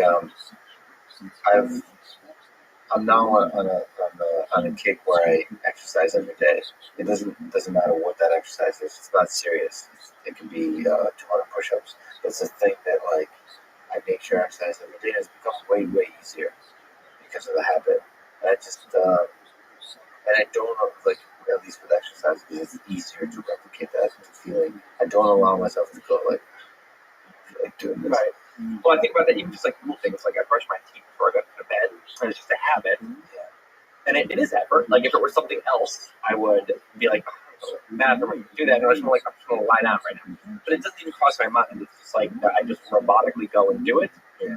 and it almost has become like a night routine. It's like, oh, this is part of the day. You know, it's like morning routine for me stuff is like, you know, that stuff is kind of just like automated. And it's funny because you don't like go. Like I don't think I've skipped many days. I don't think I skipped any days brushing my teeth. Right.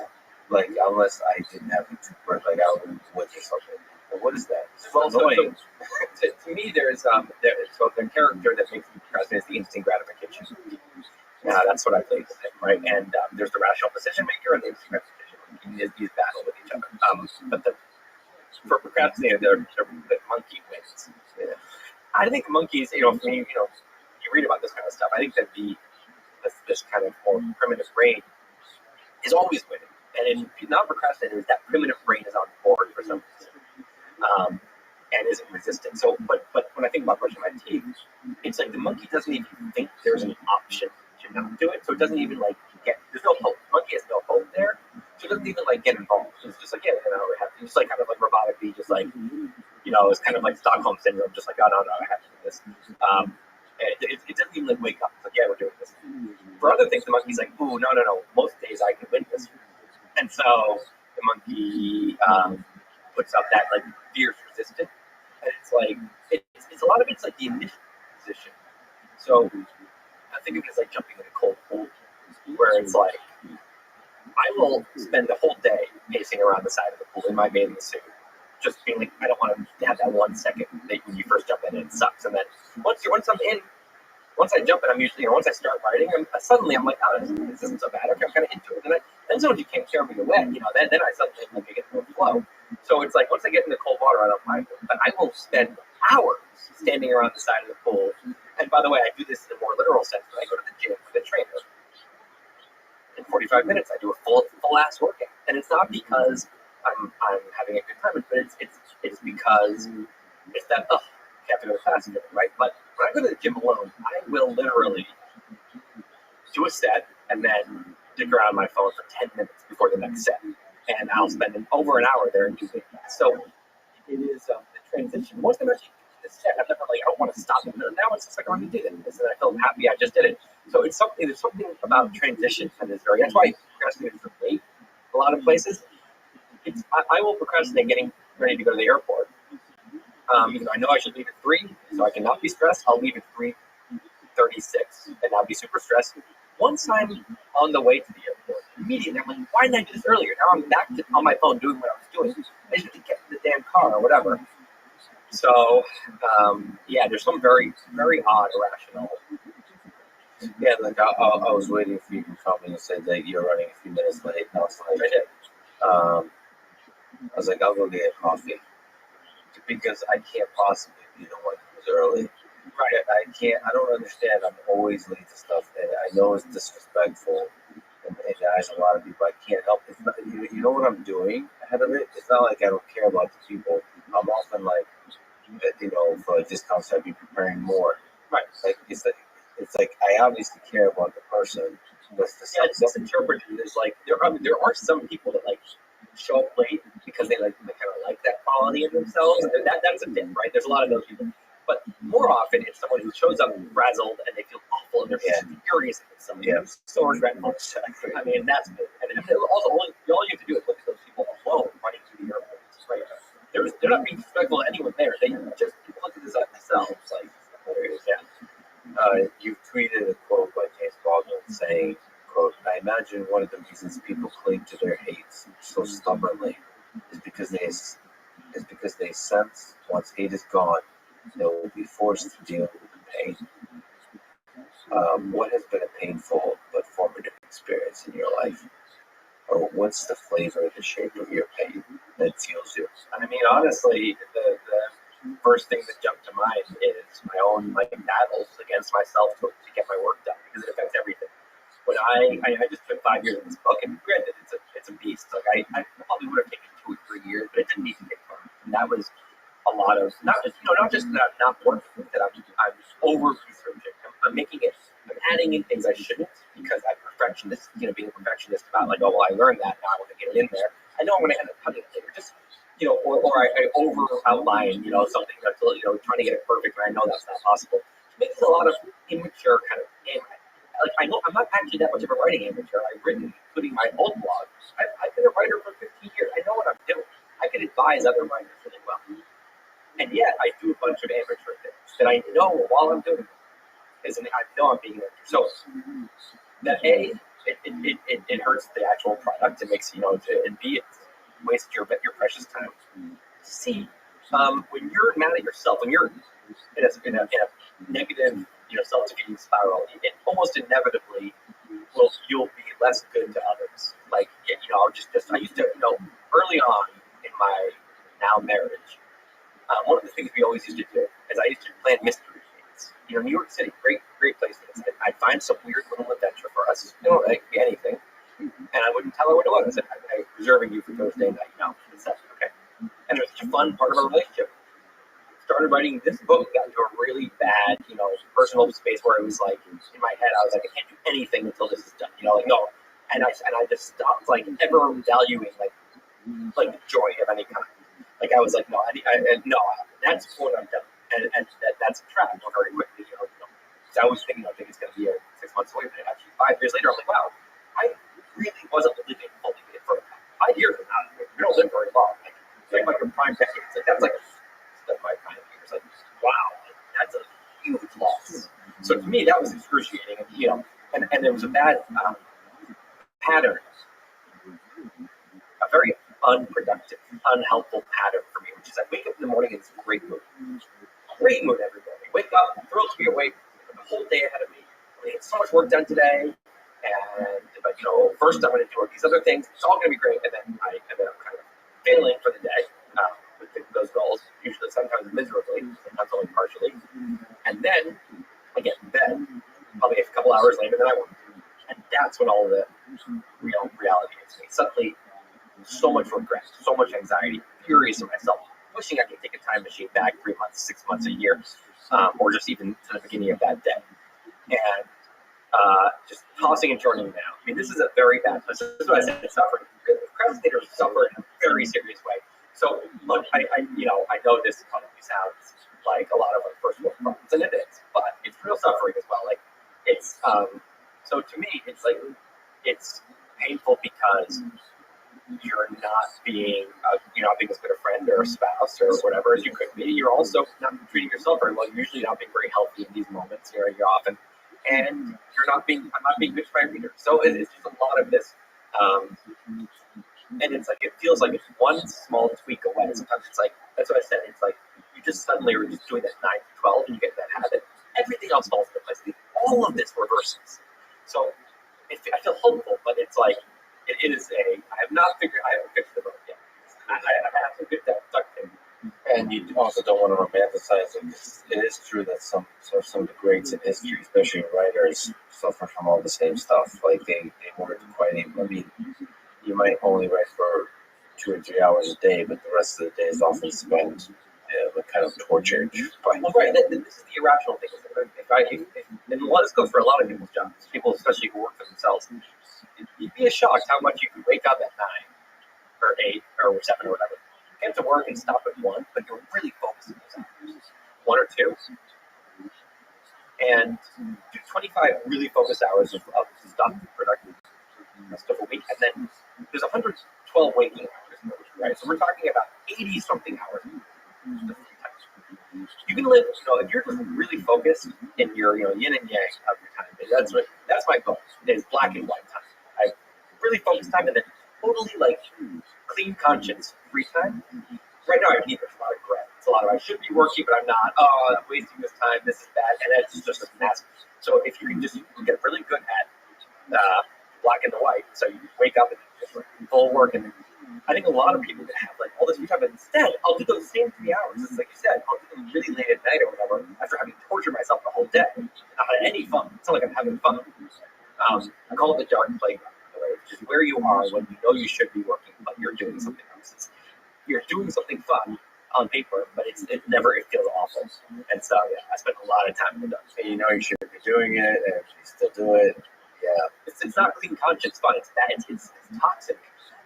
And I think that there's something about, you're draining yourself all the time. And if you just take your focused hours and then if you actually have good, clean fun can be anything. Reading a book can be hanging out with someone, could be really, you can go and do something cool in the city, that is critical. You're recharging some part of your psyche. And I think it makes it easier to actually work and stay. And I say this from the experience when I have had, good stretches. It's like, you're, you know what it is? It's like you're fist pounding. One part of your brain's fist pounding the other part. You're like, we got it. We treat ourselves well. Is how you're internally feel. I treat myself, and it's like, no, it's one time, and then later, now it's playtime. It's like back to work, and you're in this very healthy parent-child relationship in your head versus this constant conflict, and the kid doesn't respect the parent hates the kid. And you're right. It always feels like it's just one fix away. So there's hope. I guess so much of what you said just rings so true. I guess I have the same kind of hope. But this podcast is very regular. I'm impressed. And I think partially what there is a bit of a duplicated solution here, which is you just because it's always easy to schedule stuff for the future myself, right? Because that's future 10. Future 10 is not my problem, so I'll schedule all kinds of shit for future 10, and I will not do it. But in this case, you can schedule podcasts, and you have to show up. Yeah, you have to show up. Right. It seems like a good medium for procrastination. This is not this is what I do for fun. I know, but at least this is the kind of thing, especially if it's not your main thing. Especially if it's not your main thing, it's the kind of thing that you would dream of doing and want to do and never do. And I feel like your regular production here is a sign that something is working in this regard. In this regard, but I'm sure you have this same kind of thing with the podcast. In fact, because you could be doing a podcast, it's possible the podcast becomes what the podcast is for me. This is your procrastinating. If you think about being 80 and if you get to that person's head and look back and be like, just deep regret, you just yearning, you could do anything to just go back and have done this differently. That is desperation. It's just you don't feel it yet. It's not in you yet. The other thing you can do is if you have a partner, if you want to partner with someone, now you can say, we meet these 15 hours every week. And at that point, you're going to get it done. So working with someone can help. And that's why they say co-founder is really powerful for many reasons, but that's kind of one of them. Because actually, for the startup case, you, unlike writing, perhaps, it's really like a 100-hour plus thing. Once you really launch, you go all in. Everything else just disappears. You can't even have a home balanced life for a little bit. So, and there, co-founder really helps. That's the idea. You're one of the most interesting people on the internet. So, as a writer, you look out into the future. Do you dream about certain things you want to still create? Is there projects that you want to write? Is there movies you want to write, direct, or endless? It's just endless. There's specific list of things that really excite me, but it's a big list that I know I'll never get through. And that's part of why the last 5 years really, when when I feel like I'm not moving as quickly as I could, it bothers me because I have so much genuine excitement to try so many different things, and I get so much joy from finishing things. I don't like doing things, but a lot of writers are like that. I publishing something is hugely joyful and makes it all, or just finishing something you're proud of. Putting it out there and have people appreciate it, it's like the best thing, right? Every kid makes a little bargain with themselves, has a little, a dream or, something. And I feel like when I do something, I make something, and maybe it's been mostly writing, and I feel proud of it, and I put it out there. I feel like I'm like fist pounding my 7-year-old self. Like there's a little I owe it to myself to do certain things, and I just did one of the things I owe. I just paid off some debt to myself. I owned it, and I paid it, and it feels great. It feels like very and you feel very a lot of inner peace. And so the more things I can do, and I just have fun doing it, right? So it's for me that includes a lot more writing. Short blog posts. I write very long blog posts, but basically short writing in the form of blog posts is a great. I love that medium. I want to do a lot more of that. Books yet to be seen. I'm going to do this. I have another book I'm going to do right after, and we'll see if I like those two. And if I do, I'll do more. Otherwise, I won't. But I also want to try other mediums. I want to make more videos. I want to.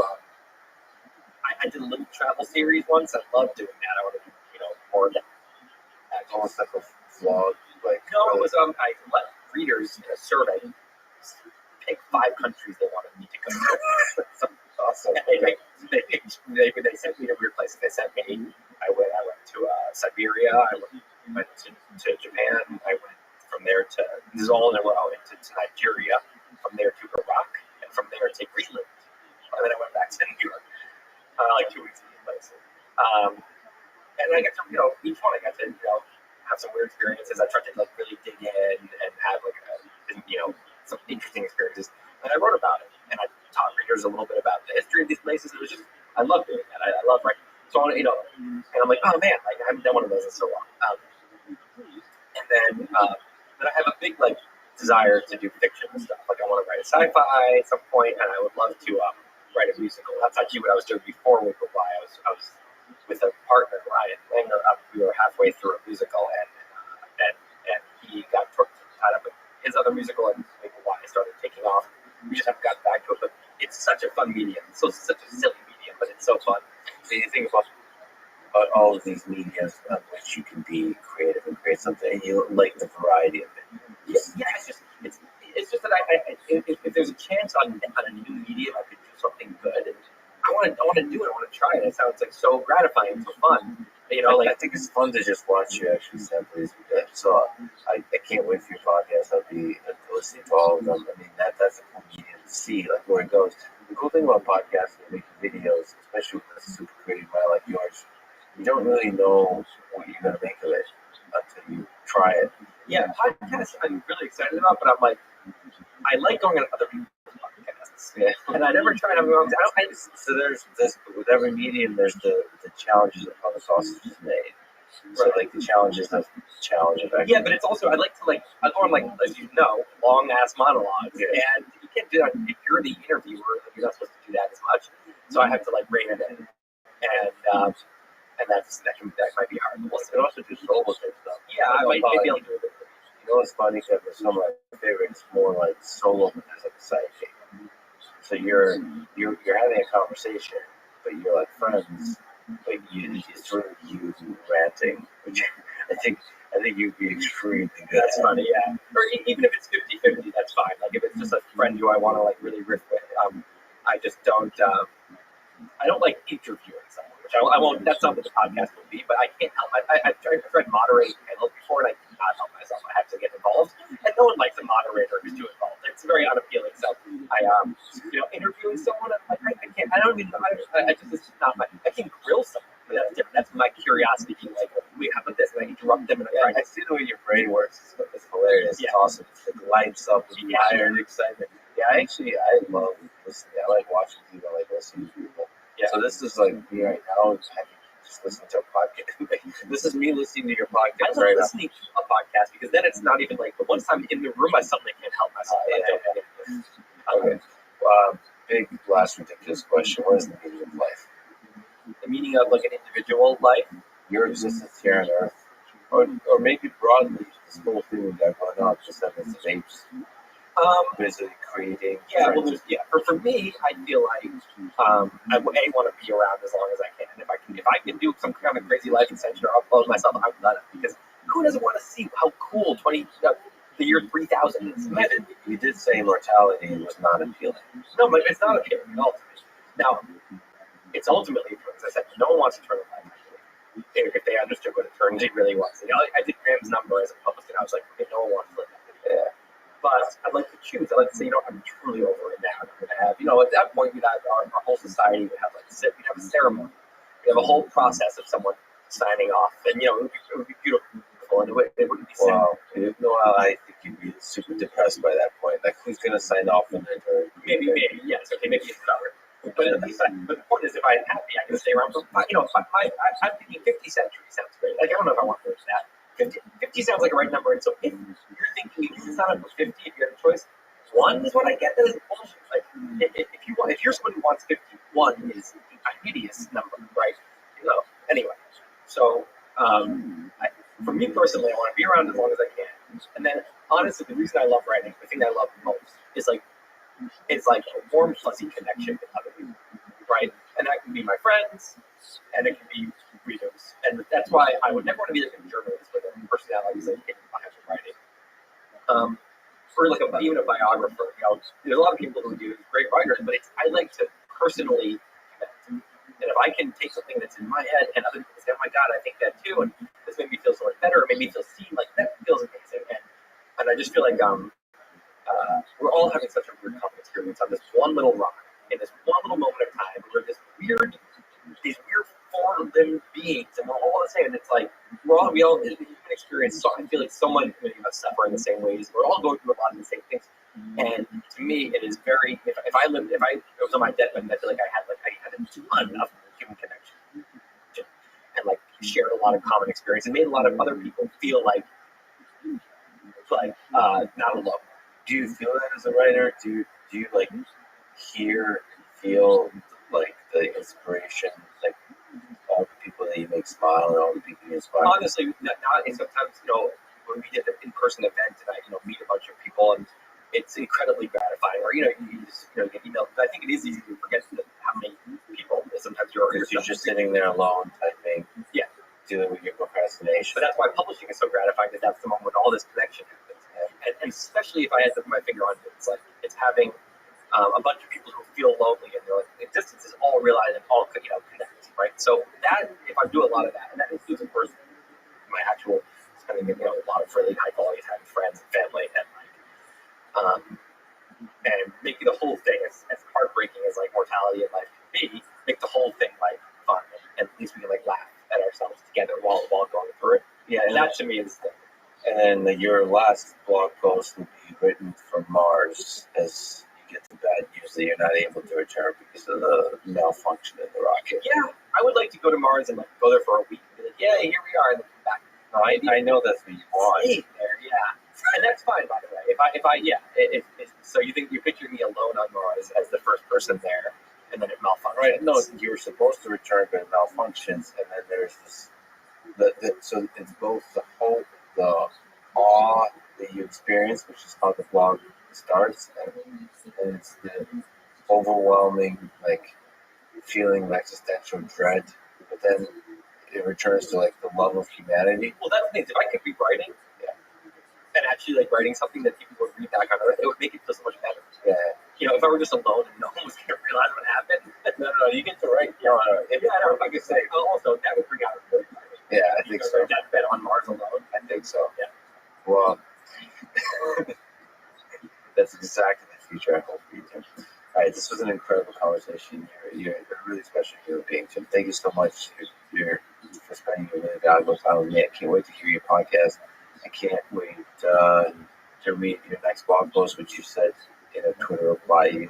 You'll get more after the book, which add that to the long list of ideas to procrastinate about. Thanks so much for talking to me. Thank you. Thanks for listening to this conversation with Tim Arbus. To support this podcast, please check out our sponsors in the description. Now, Let me leave you with some words from Tim Urban himself. Be humbler about what you know, more confident about what's possible, and less afraid of things that don't matter. Thanks for listening. Hope to see you next time.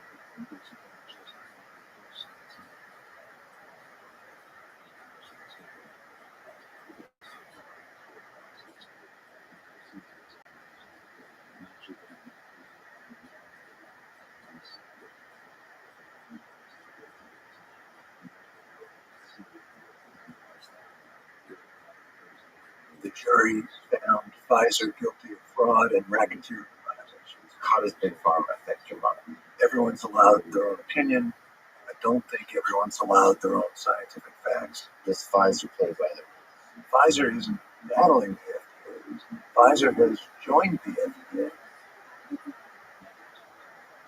Following is a conversation with John Abrams, faculty at Harvard Medical School, a family physician for over 2 decades, and author of the new book, Sickening, about how Big Pharma broke American healthcare and how we can fix it. This conversation with John Abrams is a critical exploration of the pharmaceutical industry. I wanted to talk to John in order to provide a countervailing perspective to the one expressed in that podcast episode with the CEO of Pfizer, Albert Bourla. And here, please allow me to say a few additional words about this episode with the Pfizer CEO, and in general about why I do these conversations, how I approach them. If this is not interesting to you, please skip ahead. What do I hope to do with this podcast? I want to understand human nature, the best and the worst of it. I want to understand how power, money, and fame changes people. I want to understand why atrocities are committed by crowds that believe they're doing good. All this, ultimately, because I want to understand how we build a better world together, to find hope for the future, and to rediscover each time through the exploration of ideas just how beautiful this life is. This, our human civilization, in all of its full complexity, the forces of good and evil, of war and peace, of hate and love. I don't think I could do this with a heart and mind that is not open, fragile, and willing to empathize with all human beings, even those in the darkest corners of our world. To attack is easy. To understand is hard. And I choose the hard path. I've learned over the past few months that this path involves me getting more and more active on the side. I will get attacked. But I host people like Jay Bhattacharya or Francis Collins, Jamie Mansell or Vincent Marcaniello. When I stand for my friend Joe Rogan. When I host tech leaders like Mark Zuckerberg, Elon Musk, and others. When I eventually talk to Vladimir Putin, Barack Obama, and other figures that have turned the tides of history. I have and I will get called stupid, naive, weak, and I will take these words with respect, humility, and love, and I will get better. I will listen, think, learn, and improve. One thing I can promise is there's no amount of money or fame that can buy my opinion or make me go against my principles. There's no amount of pressure that can break my integrity. There's nothing in this world I need that I don't already have. Life itself is a fundamental gift. Everything else is just a bonus. That is freedom. That is happiness. If I die today, I will die a happy man.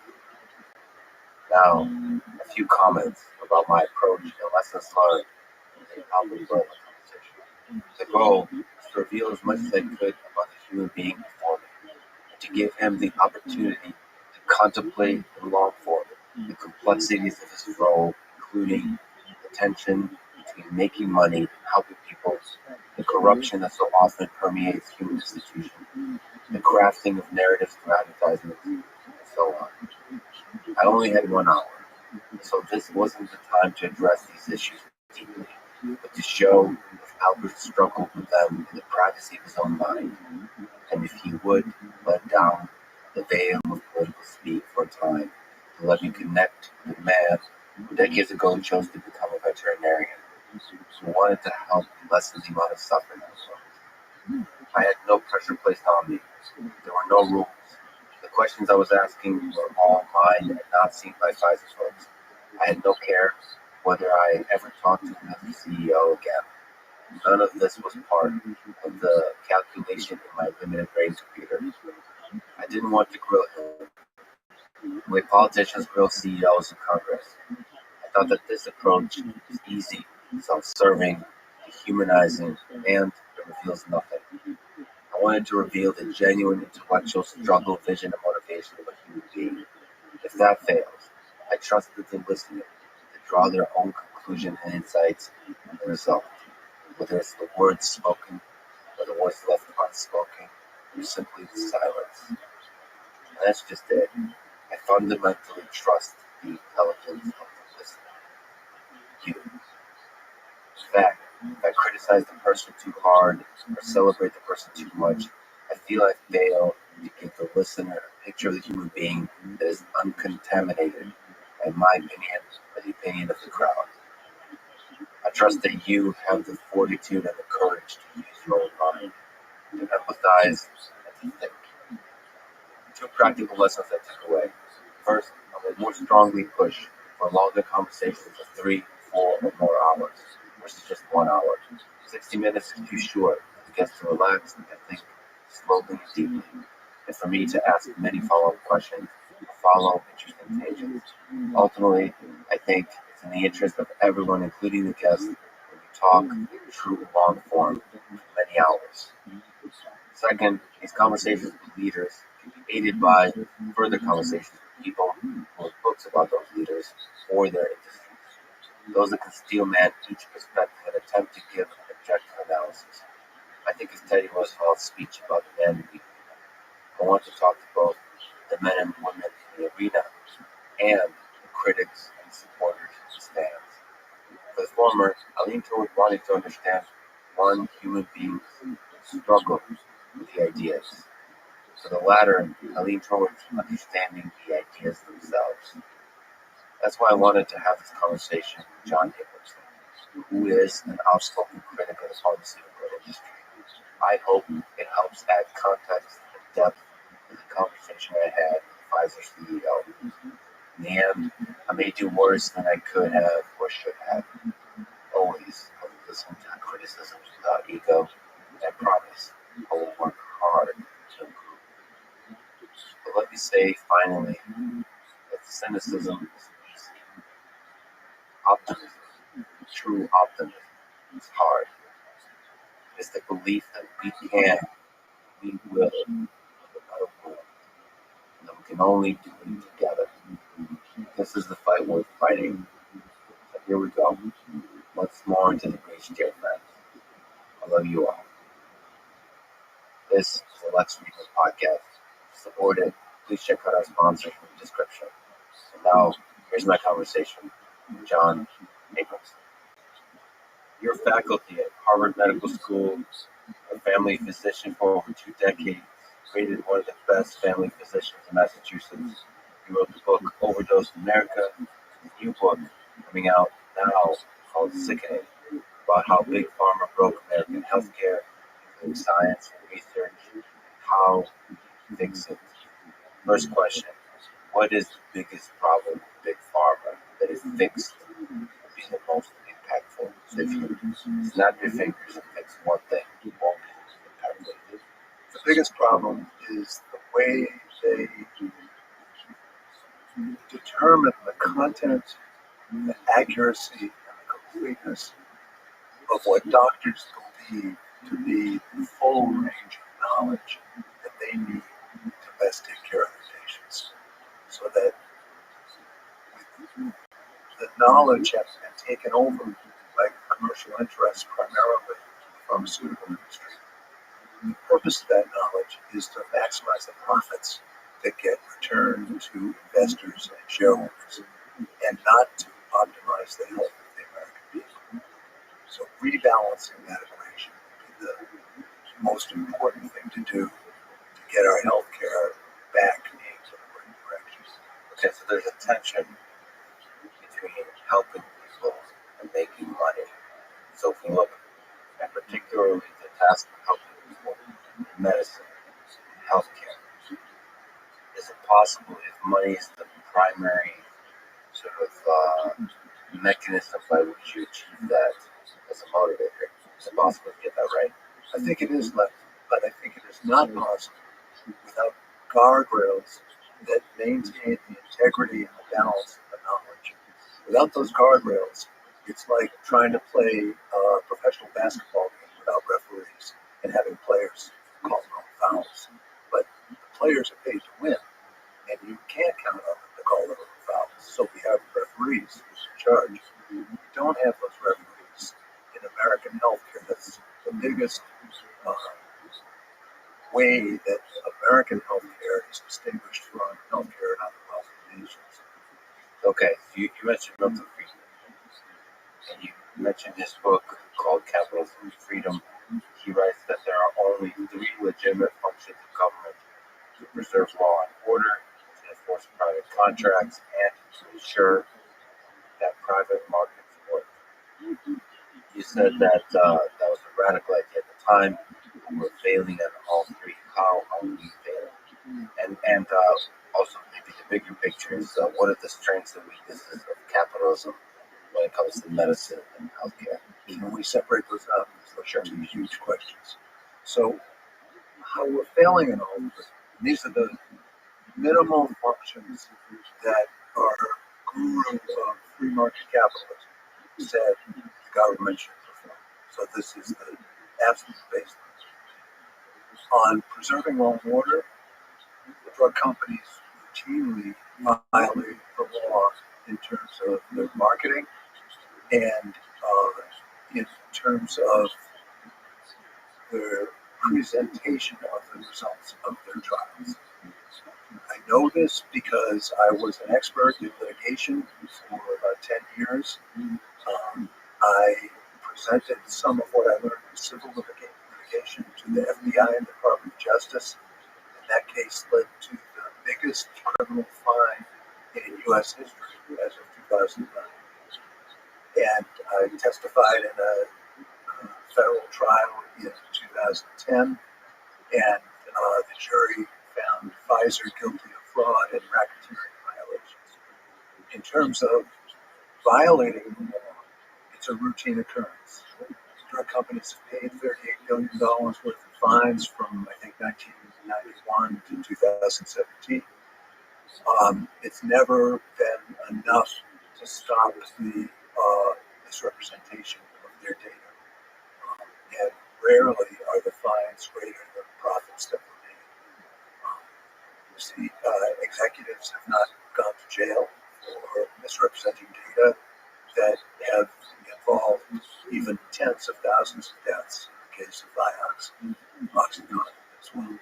And when companies plead guilty to felonies, which is not an unusual occurrence, the government usually allows the companies, the parent companies, to allow subsidiaries to take the plea so that they are not one step closer to getting disbarred from Medicare, not being able to participate in Medicare.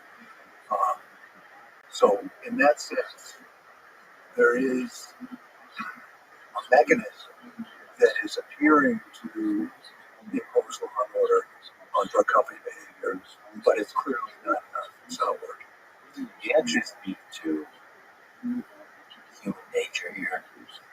Are people corrupt? Are people malevolent? Are people ignorant that work at the low level and at the high level? At Pfizer, for example, at big pharma companies. How is this possible? So I believe, it's not a small tangent, that most people are good. And I actually believe if you join big pharma, so a company like Pfizer, your life trajectory often involves dreaming and wanting and enjoying helping people. Yes. And so, and then you look at the outcome that you're describing.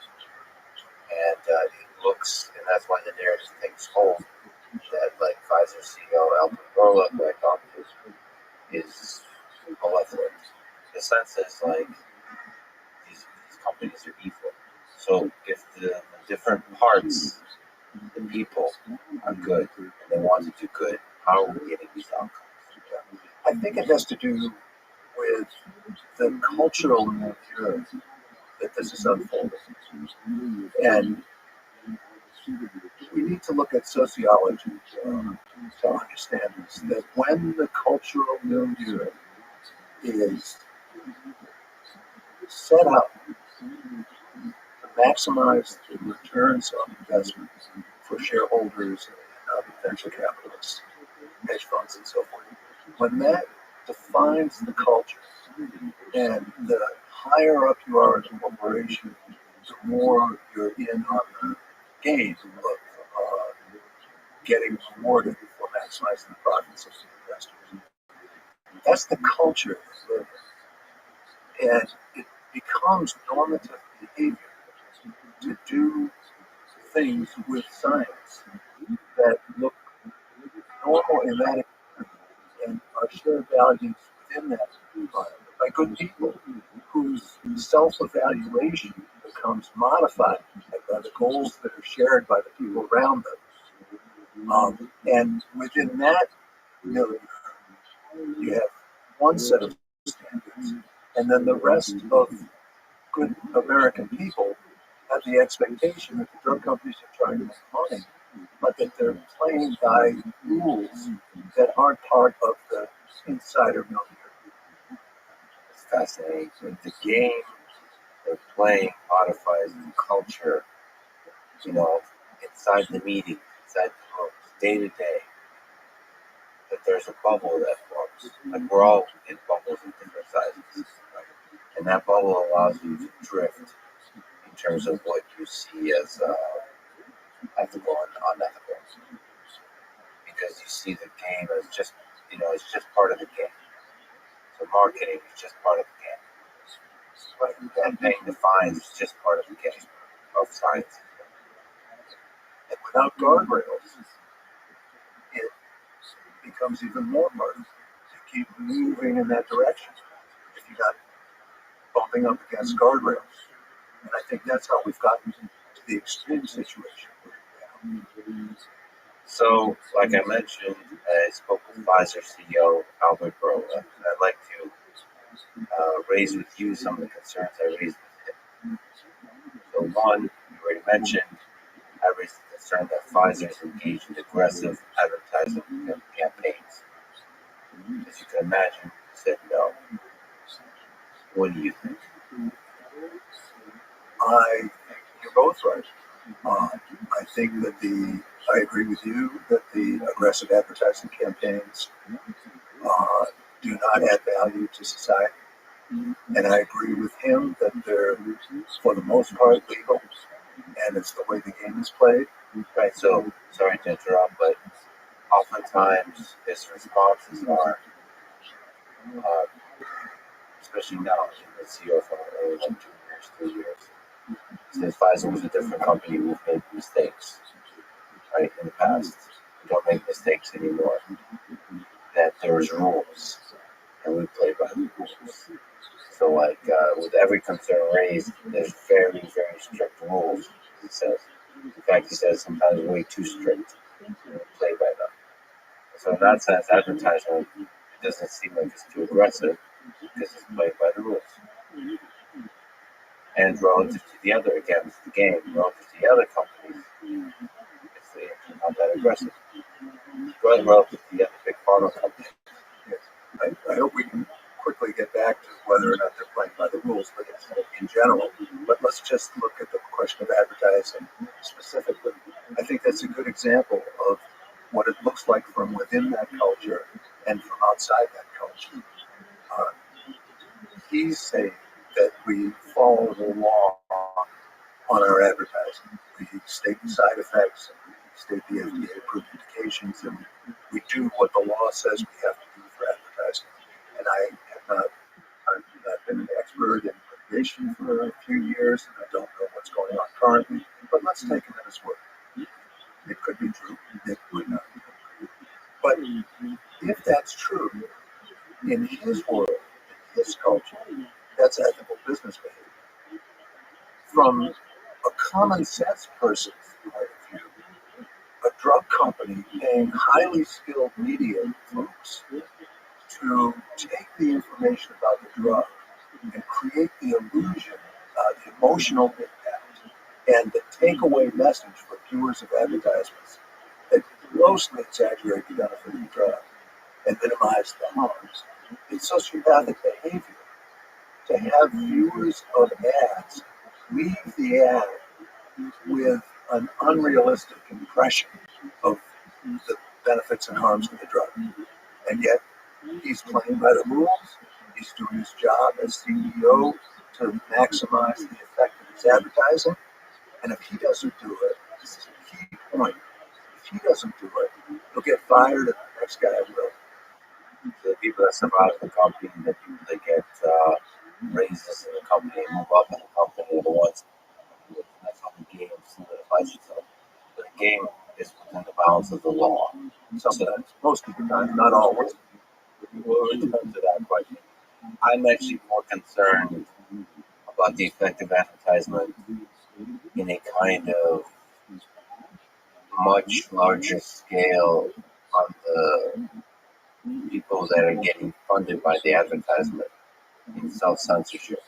Just like more subtle, more passive pressure to not say anything negative. Because I've seen this and I've been saddened by it, that people sacrifice integrity in small ways when they're being funded by a particular company. They don't see themselves as doing so, but you could just clearly see that the space of opinions that they're willing to engage in, or a space of ideas they're willing to play with, is one that doesn't include negative, anything that could possibly be negative about the company. They just choose not to. Because, why? And that's really sad to me that, if you give me $100, I'm less likely to say something negative about you. That makes me sad. Because the reason I wouldn't say something negative about you, I prefer is the pressure of friendship, human connection, those kinds of things. So I understand that. That's also a problem, by the way. Dinners and shaking hands and are we friends? The fact that money has that effect is really sad. On the news media, on the journalists, on scientists, that's scary to me. But of course, the direct advertising to consumers is potentially very negative effect. I wanted to ask if what you think is the most negative impact of advertisement. Is it that direct to consumer on television? Is it advertising to doctors? Which I'm surprised to learn I was vaguely looking at is more than the advertisement. More is spent on advertising to doctors than to consumers. That's really confusing to me. It's fascinating. And then also, obviously, the law side of things is the lobbying dollars, which I think is less than all of those. But anyway, it's in the ballpark. What concerns you most? Well, it's the whole nexus of influence. There's not one thing, and they don't they don't put all their eggs in one basket. It's a whole surround sound program here. But in terms of advertisements, let's take an advertisement, Trulicity, is a diabetes drug, for type 2 diabetes, an injectable drug. And it lowers blood sugar just about as well as metformin does. Metformin costs about $4 a month. Trulicity costs, I think, $6,200 a year. So $48 a year versus $6,200. Trulicity has distinguished itself because it did the manufacturer did a study that showed that it significantly reduces the risk of cardiovascular disease for diabetics. And they got approval on the basis of that study, that very large study being statistically significant. So the ads obviously next to all the virtues of Trulicity because it reduces the risk of heart disease and stroke, and that's one of the major morbidities or risks of type 2 diabetes. What the ad doesn't say is that you have to treat 323 people to prevent one non-fatal event at a cost of $2.7 million. And even more importantly, what the ad doesn't say is that the evidence shows that engaging in an active, healthy lifestyle program reduces the risk of heart disease and strokes far more than illicit drugs. Now, to be fair to the company as sponsor, there's never been a study that compared Trulicity to lifestyle changes. But that's part of the problem of our advertising. You would think in a rational society that was way out on a limb, as a lone country besides New Zealand that allows direct-to-consumer advertising, that part of allowing direct-to-consumer advertising would be to mandate that the companies establish whether their drug is better than, say, healthy lifestyle adoption to prevent the problems that they claim to be preventing. But we don't require that. So the companies can afford to do very large studies so that very small differences become statistically significant. And their studies are asking the question, how can we sell more drugs? They're not asking the question, how can we prevent cardiovascular disease in people with type 2 diabetes? And that's how we get off this. We're now on the extreme arm of this distortion of our medical knowledge of studying how to sell more drugs than how to make people more healthy. That's a really great thing to compare it to is lifestyle changes. Because that should be the bar. If you do some basic diet, exercise, all of those kinds of things, how does this drug compare to that? Right, and that study was done actually in the 90s. It's called the Diabetes Prevention Program. It was federally funded by the NIH, so that there wasn't this drug company imperative to just try to prove the drug was better than nothing.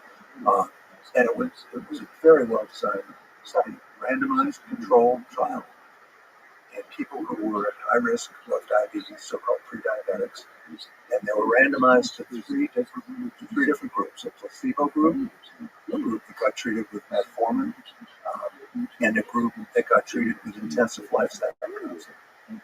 So this study really tested whether you can get people in a randomized controlled trial assigned to intensive lifestyle changes, whether that works.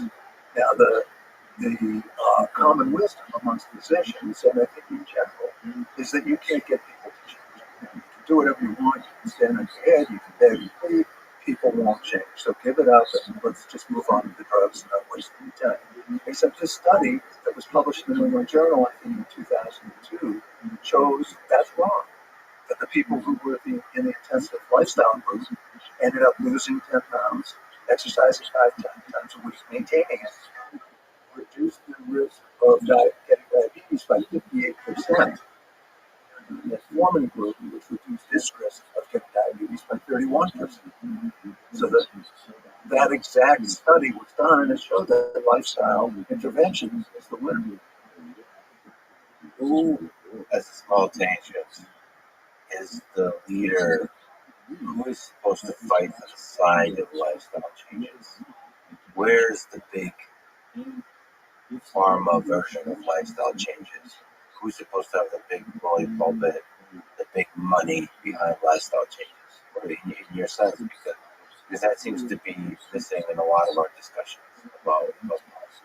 Right, that's exactly right. And the answer is that we assume that the market has to solve all of these problems. And the market can't solve all of these problems. There needs to be some way of protecting the public interest for things that aren't financially driven. So that the overriding question has to be how best to improve Americans' health, not companies funding studies to try and prove that their new inexpensive drug is better and should be used. Well, some of that is also people sort of, like yourself. I mean, it's funny. You spoke with Joe Rogan. He constantly espouses lifestyle changes. So some of it is almost like understanding the problems that big pharma is creating in society, and then sort of these influential voices speaking up against it. So whether they're scientists or just regular communicators. Yeah, I think you got to tip your hat to Joe for getting that message out. And he clearly believes it and does his best.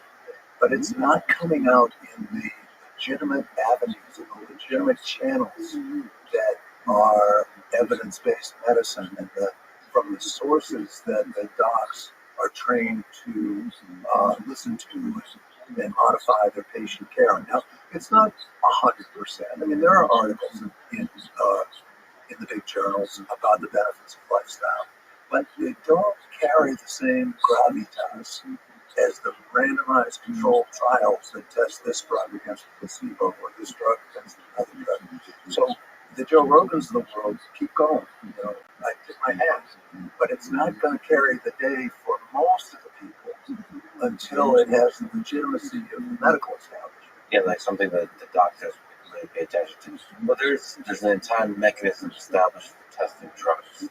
There's not an entire mechanism established for, in terms of scientific rigor, of testing lifestyle changes. I mean, it's more difficult.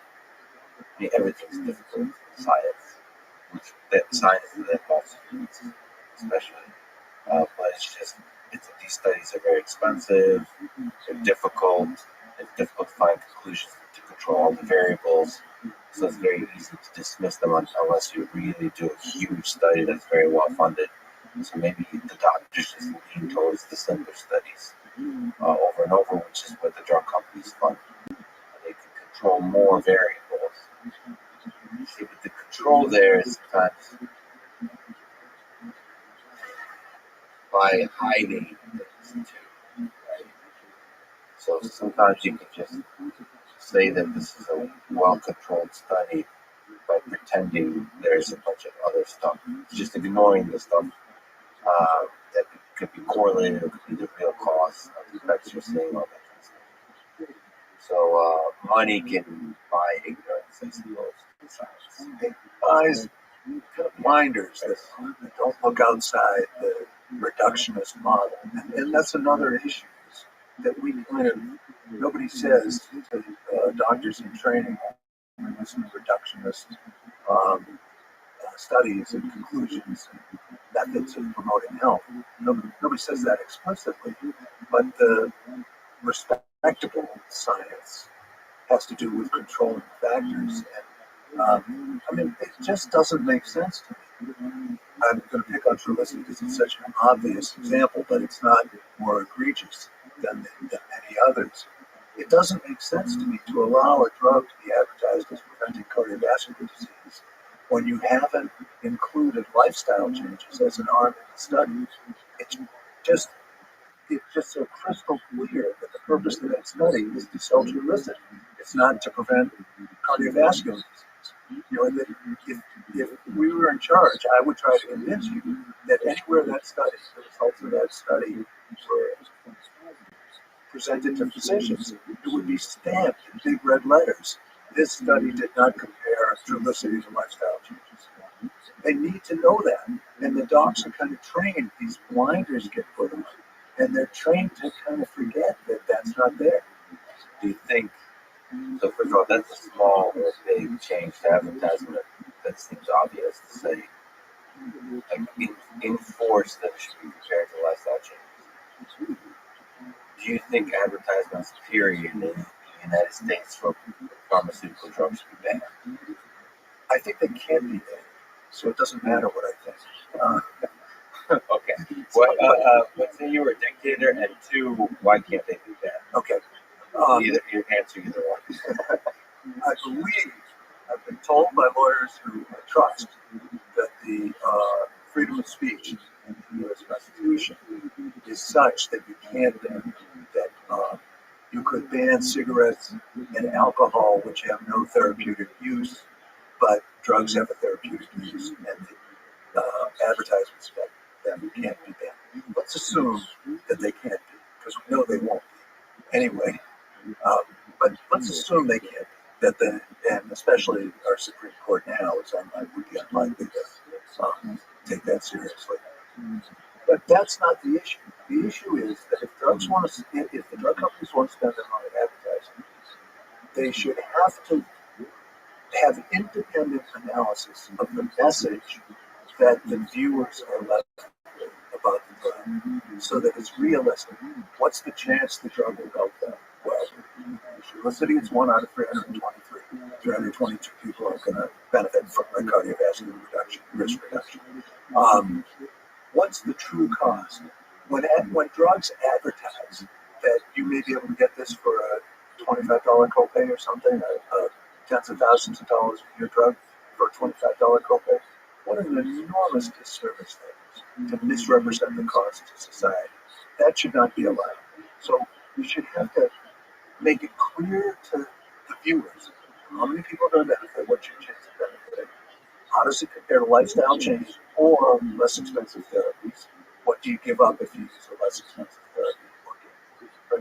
And how much it costs? How much it costs. Now that can go either way, because if you say Humira costs $72,000 and it's no more effective as a first-line drug than methotrexate, which costs $480, people might say, "Oh, an expensive drug," because I can get it for $25 copay. So you'd have to temper that a little bit. Oh, you mean people are so they don't care? They don't care if their insurance is going to cover it, and it's a $25 copay. We can figure out how to do it.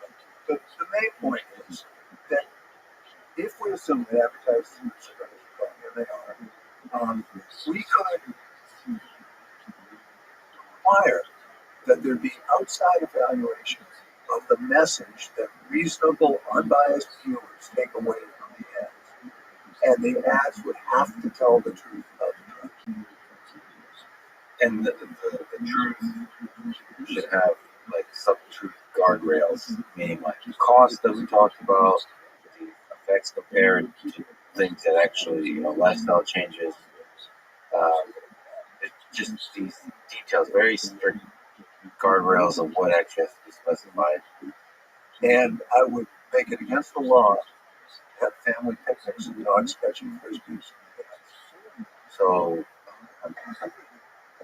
you mean 95% of the ads, yes. I mean, there's something dark and authentic about those advertisements, but they seem, I'm sure they're being done because they work for the target audience.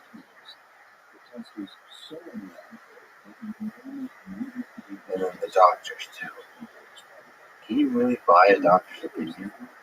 Why does it have such an effect on doctors? Advertising to doctors. And you as a physician, again, from everything I've seen, people love you. And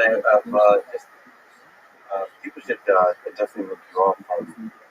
There's a bunch of videos of you giving talks on YouTube, and it's it's so refreshing to hear the clarity of thought about health policy, about healthcare, just the way you think throughout the years.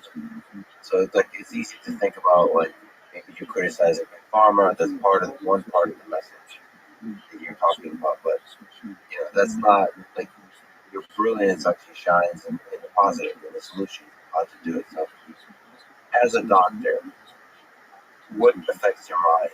And how does Big Pharma affect your mind? Number one, the information that comes through legitimate sources that doctors have been taught to rely on, evidence-based medicine, the articles in peer-reviewed journals, the guidelines that are issued. Now, those are problematic because when an article is peer-reviewed and published in a respected journal, people and doctors obviously assume that the peer reviewers have had access to the data, and they've independently analyzed the data, and they corroborate the findings in the manuscript that was submitted, or they give feedback to the authors and say, we disagree with you on this point, would you please check our analysis, and if you agree with us, make it. That's what they assume the peer review process is, but it's not. The peer reviewers don't have the data. The peer reviewers have a manuscript that's been submitted by usually in conjunction with or by the drug company that manufactures the drugs. So peer reviewers are unable to perform the job that doctors think they're performing, to vet the data to assure that it's accurate and reasonably complete. They can't do it. And then we have the clinical practice guidelines, which are increasingly more important as the information the flow of information keeps getting brisker and brisker, and docs need to get to the bottom line quickly. Clinical practice guidelines become much more important. And we assume that the authors of those clinical practice guidelines have independently analyzed the data from clinical trials and made their recommendations that set the standards of care based on their analysis. That's not what happens. The experts who write the clinical trials rely almost entirely on the publications presenting the results of the clinical trials, which are peer-reviewed, but the peer reviewers haven't had access to the data. So we've got a system of the highest level of evidence that doctors have been trained over and over again to rely on to practice evidence-based medicine to be good doctors that has not been verified. Do you think that data that's coming from the pharma companies, do you think they're, what level of manipulation is going on with that data? Is it at the study design level? Is it literally there's some data that you just keep off, keep out of the charts, keep out of the aggregate analysis that you then publish? Or is it the worst case, which is just change some of the numbers? It happened. All three happened. I don't know what the denominator is, but I spent about 10 years in litigation. And for example, in Vioxx, which was withdrawn from the market in 2004 in the biggest drug recall in American history, the problem was that it got recalled when a study that Merck sponsored showed that Vioxx doubled the risk, more than doubled the risk of heart attacks, strokes, and blood clots, serious blood clots. It got pulled in. But there was a study, a bigger study, that had been published in 2000 in the Journal of Medicine that showed that Vioxx was a better drug for arthritis and pain, not because it was more effective, it's no more effective than Advil, but because it was less likely to cause serious GI complications, bleeds, and perforations in the gut. Now, in that study that was published in the journal, that was never correct. It was a little bit modified 15 months after the drug was taken off the market, but never correct. Merck left out 3 heart attacks. And the FDA knew that Merck left out 3 heart attacks. And the FDA's analysis of the data from that study said that the FDA wasn't going to do the analysis without the 3 heart attacks. And the important part of the story is that there were 12 authors listed on that study in the journal. 2 were Merck employees. They knew about the 3 heart attacks. The other 10 authors, the academic authors, didn't know about it. They hadn't seen that. So Merck they had an excuse. It's complicated, and the FDA didn't accept it, so there's no reason to go into it. But Merck just left out the 3 heart attacks. And the 3 heart attacks, and they see 3 heart attacks in a 10,000 person study, and they see nothing except they completely changed the statistics so that had the 3 heart attacks been included, the only conclusion that Merck could have made was that Vioxx significantly increased the risk of heart attack. And they abbreviated their endpoint from heart attacks, strokes, and blood clots to just heart attacks. So those are maybe, in their mind, they're also playing by the rules because of some technical excuse that you mentioned that was rejected. How can this consistency process? Let me interrupt. No, that's not true. The study was completed. The blind was broken, meaning they looked at the data, in March of 2000.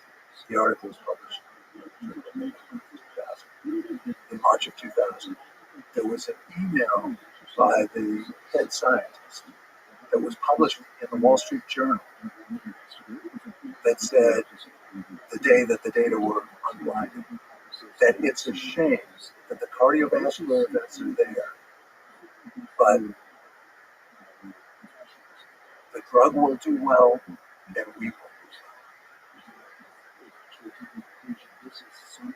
But removing the 3 heart attacks, how does that happen? Like, who has to convince themselves? Is this pure malevolence? You have to be the judge of that. The person who was in charge of the Data Safety Monitoring Board issued a letter that said they'll stop counting cardiovascular events a month before the trial is over, and they'll continue counting GI events. And that person got a contract to consult with Merck for $5,000 a day, I think for 12 days a year, for 1 or 2 years. That was signed, that contract was signed within 2 weeks of the decision to stop counting heart attacks. I want to understand that, man. It's the reading a lot about Nazi Germany and thinking a lot about the good Germans, because I want to understand so that we can each encourage each other to take the small heroic actions that prevents that. Because it feels to me removing malevolence from the table, where it's just a pure psychopathic person, that there's just no momentum created by the game that you mentioned. And so it takes reversing the momentum within the company, I think, requires many small acts of heroism. Not gigantic, I'm going to leave and become a whistleblower and publish a book about it, but small, quiet acts pressuring against us. Like, what are we doing here? We're trying to help people. Is this the right thing to do? Looking in the mirror, constantly asking, is this the right thing to do? I mean, that's what integrity is. So, acknowledging the pressures you're under, and then still be able to zoom out and think, what is the right thing to do? But the data, hiding the data, makes it too easy to live in ignorance. So, like inside those companies, your idea is that the reviewers, that's one step. So to even push back on that idea,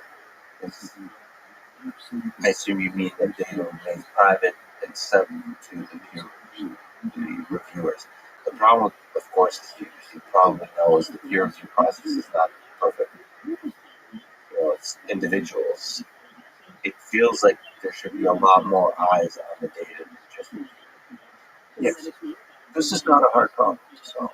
When a study is completed, a clinical study report is made, and it's usually several thousand pages. And what it does is it takes the raw patient data and it tabulates it in the ways supposedly and usually in the ways that the company has pre-specified. So that you then end up with a searchable, let's say, 3,000 page document. As I became more experienced as an expert in litigation, I could go through those documents pretty quickly. Quickly, maybe 20 hours, 40 hours, but it doesn't mean 3 months of my work. And see if the way the company has analyzed the data is consistent with their statistical analysis plan and their pre-specified outcome measures. It's not hard, and I think you're right. Peer reviewers, I don't peer review clinical trials, but I peer review other kinds of articles. I have to do one on the airplane on the way home, and it's hard. I mean, we're just ordinary mortal people volunteering to paid. The motivation is not clear. The motivation is to be a good citizen in the medical community, and to be on friendly terms with the journals, so that if you want to get published, it's sort of an unspoken incentive. As somebody who enjoys game theory, I feel like that motivation is good. It could be a lot better. Yes, you should get more recognition, or in some way academic credit for it. It should go to your career advancement. If it's an important paper, and you recognize it's an important paper, that's a great peer reviewer. But this is not in that area where it's like clearly a piece of crap paper, or clearly an awesome paper that doesn't have controversial aspects to it, and it's just a beautiful piece of work. Okay, those are easy. And then there's like the very difficult gray area, which may require many, many days of work on the part of the peer reviewer. It's not, it's not just a couple hours, but really serious reading. And some papers can take months to really understand. So if you really want to struggle, there has to be an incentive for that struggle. Yes, and billions of dollars ride on some of these studies. And lives. Yeah, right. Not to mention. Right, but it would be easy to have full-time statisticians hired by the journals or shared by the journals, who were independent of any other financial incentive to go over these kind of methodological issues and take responsibility for certifying the analyses that are done, and then pass it on to the volunteer peer reviewers.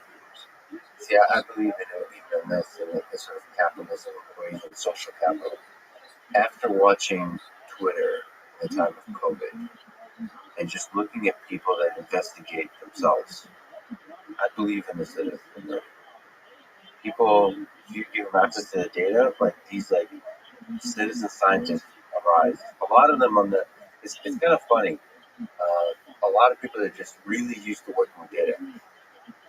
They don't know anything about medicine, and they don't have the bias that a lot of doctors and medical, and a lot of the people that read these papers, they'll just go raw into the data and look at it like they're bored almost, and they do incredible analysis. So there's some argument to be made for a lot of this data to become public, like anonymized, all that kind of stuff, but for a lot of it to be public, especially when you're talking about things as impactful as some of these drugs. I agree 100%. So let's turn the microscope. Let's get a little bit more granular. On the peer review issue, we're talking about pre-publication, and that is critically important. Once the paper is published, the horses are out of the barn, and docs are going to read it, take it as evidence-based medicine. The economists call what then happens as stickiness, that the docs hold on to their beliefs. And my own voice inside says once doctors start doing things to their patients' bodies, they're really not too enthusiastic about hearing what's wrong. Yeah, that's the stickiness issue. So that bar, once it's published, in the doctors, that's when stickiness issue. Yeah, it's hard to put that toothpaste back in the tube. Now, that's pre-publication transparency, which is essential. And you could have whoever saw that data pre-publication could sign confidentiality agreements so that the drug companies couldn't argue that we're just opening the spigots of our data and people can copy it, all the excuses they make. You could argue that you didn't have to, but let's just let them do it. Let the peer reviewers sign confidentiality agreements, then they won't leak the data. But then you have to go to post-publication transparency, which is what you were just getting at, to let the data free and let citizens and citizen scientists and other doctors who are interested have at it. Kind of like Wikipedia, have at it. Let it out. Let people criticize each other. Okay, so speaking of the data, the FDA asked 55 years to release Pfizer vaccine data. This is also something I raised with Albert Bourla, Pfizer's. There's several things I didn't like to say. It's just some things that are expected, and some of it is just convenient a human being, which is what I'm interested in doing. But he said he wasn't aware of the 75 and the 55. I'm sorry, wait a minute. He wasn't aware of how long. So here, I'll explain this. Do you know that since you spoke to him, Pfizer has petitioned the judge to join the suit in behalf of the FDA's request to release that data over 55 or 75 years? Pfizer's fully aware of what's going on. He's aware. I'm sure he's aware in some formulation. The exact years he might have not been aware. But the point is, that is the FDA, the relationship with Pfizer and the FDA, in terms of me being able to read human beings, was the thing he was most uncomfortable with. that he didn't want to talk about the FDA. And it was clear that there was a relationship there, that if the words you use may do a lot of harm, potentially because of you're saying there might be lawsuits going on, there's litigation, there's legal stuff, all that kind of stuff. And then there's a lot of games being played in this space. So I don't know how to interpret it, if he's actually aware or not, but the deeper truth is that he's deeply uncomfortable bringing light to this part of the game. And I'm going to read between the lines. Albert Boyle certainly didn't ask me to speak for him. But I think, when did you speak to him? How long? Wow, time flies when you're having fun. 2 months ago. 2 months ago. So that was just recently. It's come out, just in the past week, it's come out, that Pfizer isn't battling the FDA. Pfizer has joined the FDA in the opposition to the request to release these documents in the same amount of time that the FDA took to evaluate. So Pfizer is offering to help the FDA to petition the judge to not enforce the timeline that he seems to be moving towards. So for people who are not familiar, we're talking about the Freedom of Information Act request to release the Pfizer vaccine data, study data, to release as much of the data as possible, like the raw data, the details, or so actually not even the raw data, it's just data. It doesn't matter, there's details to it.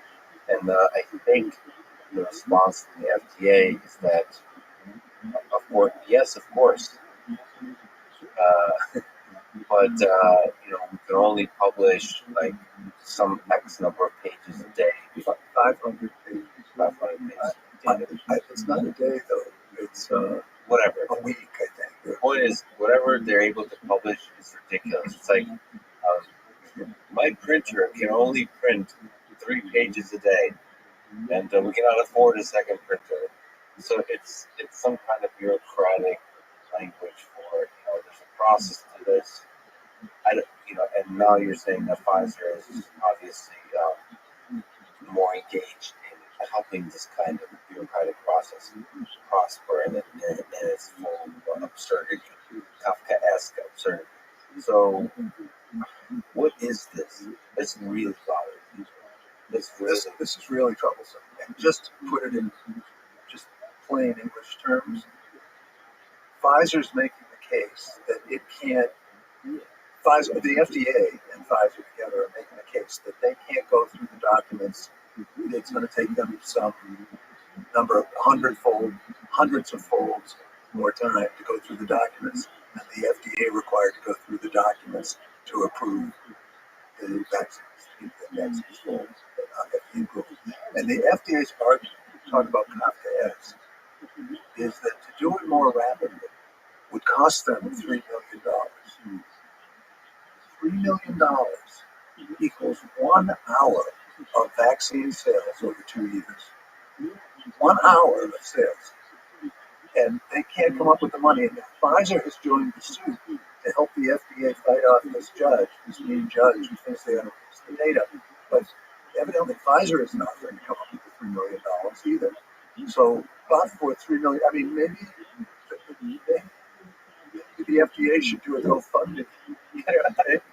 Well, obviously the money thing. I mean, I'm sure Elon Musk goes along and says, "I'll give you $100 million, publish it now." I think they'll come up with another.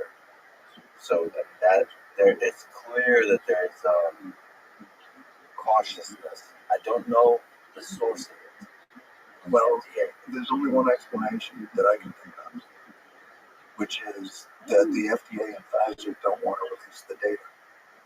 They don't want to release the 300,000 or 500,000 pages of documents, and I don't know what's in there. I want to say one thing very clearly. I am not an anti-vaccine. I believe the vaccines work. I believe everybody should get vaccinated. The evidence is clear that if you're vaccinated, you reduce your risk of dying of COVID by 20-fold. And we've got new subvariants coming along. And I just want to be very clear about this. That said, there's something I would give you 10-to-1 odds on it, that there's something in that data that is going to be embarrassing to either FDA or Pfizer or both. So there's two options. I can agree 100%. One is they know of embarrassing things. That's option one. And option two, they haven't invested enough to truly understand the data. I mean, it's a lot of data that they have a sense that might be something embarrassing in there, and if we release it, surely the world will discover the embarrassing. And to do also steel man their argument, they'll take the small, the press, people who take the small embarrassing things and blow them up into big things. Yes, and support the anti-vax campaign. I think that's all possible. Nonetheless, the data are about the original trial. And the emergency use authorization was based on the first few months of the data from that trial, and it was a 2-year trial. The rest of that data has not been opened up, and there was not an advisory committee meeting to look at that data when the FDA granted full authorization. Again, I am pro-vaccine. I am not making an anti-vax argument here. But I suspect that there's something pretty serious in that data.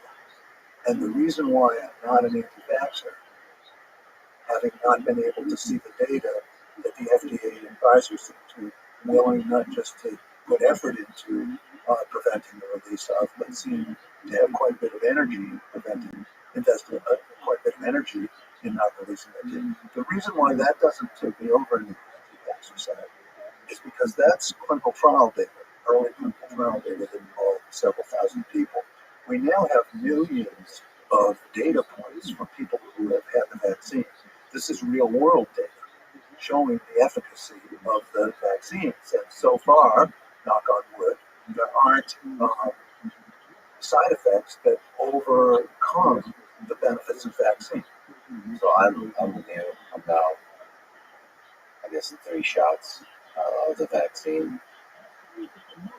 But there's a lot of people that are kind of saying, well, even the data on the real world use large scale data is messy. The way it's being reported, the way it's being interpreted. Well, one thing is clear to me, that it is being politicized. If you just look objectively, you don't have to go to at the shallow surface level. It seems like there's 2 groups that I can't even put a term to it because it's not really pro-vaccine versus anti-vaccine. Because it's pro-vaccine, triple mask, Democrat, liberal, and then anti-mandate, whatever those groups are. I can't quite, because they're changing. Anti-mask, but not really, but kind of. So those 2 groups that feel political in nature, not scientific in nature, they're bickering. And then it's clear that this data is being interpreted by the different groups differently. And it's very difficult for me as a human being to understand where the truth lies, especially given how much money is flying around on all sides. The anti-vaxxers can make a lot of money too. Let's not forget this. From the individual perspective, you can become famous being an anti-vaxxer. So there's a lot of incentives on all sides here. and there's real human emotion and fear and also credibility. Scientists don't want to ruin their reputation. If they speak out and whatever, speak their opinion, or they look at some slice of the data and begin to interpret it some kind of way. It's clear that fear is dominating the discourse here, especially in the scientific community. So I don't know what to make of that. And the only happy people here is Pfizer. It's just plowing all ahead. I mean, with every single variant, that there's very, I would say, outside of arguably a very flawed system, there's a lot of incredible scientific and engineering work being done in constantly developing new, like antiviral drugs, new vaccines to deal with the variants. So they're happily being a capitalist machine, and it's very difficult to know. And let's just put this in perspective for folks. The best-selling drug in the world has been Humira for a number of years. It's approved for the treatment of rheumatoid arthritis and 8 other indications. And it's sold about $20 billion globally over the past few years. It leveled out and peaked at that level. Pfizer expects to sell $65 billion of vaccine in the first 2 years of the pandemic. So this is by far the biggest selling and most profitable drug that's ever been come along. Can I ask you a difficult question? In the fog that we're operating in here, on the Pfizer BioNTech vaccine, what was done well and what was done badly, you can see now. It seems like we'll know more decades from now. But now, in the fog of today, with $65 billion flying around, where do you land? So we're going to get to what I think is one of the key problems with the pharmaceutical industry model in the United States about being profit-driven. In 2016, the NIH did the key infrastructure work to make mRNA vaccines. That gets left out of the discussion. And Pfizer BioNTech actually paid royalties voluntarily to the NIH. I don't know how much it was. I don't think it was a whole lot of money. But I think they wanted to avoid the litigation that Moderna got itself into by just taking that 2016 knowledge and having that be the foundation of their product. So Pfizer took that, and they did their R&D. They paid for their R&D, having received that technology. And when they got the genetic code from China about the vaccine, about the virus, they very quickly made a vaccine, and the vaccine works. And President Trump, to his credit, launched Operation Warp Speed and just threw money at the problem. They just said, we spent 5 times more per person than the EU early on. Just pay them whatever they want. Let's just get this going. And Americans were vaccinated more quickly. We paid a lot of money. The one mistake that I think the federal government made was they were paying these guaranteed fortunes, and they didn't require that the companies participate in a program to do global vaccinations. So the companies, doing their business models, distributed the vaccines where they would make the most money. And obviously they would make the most money in the first world. And almost all, I think 85% of the vaccines went to the first world. And very, very few vaccinations went to the third world.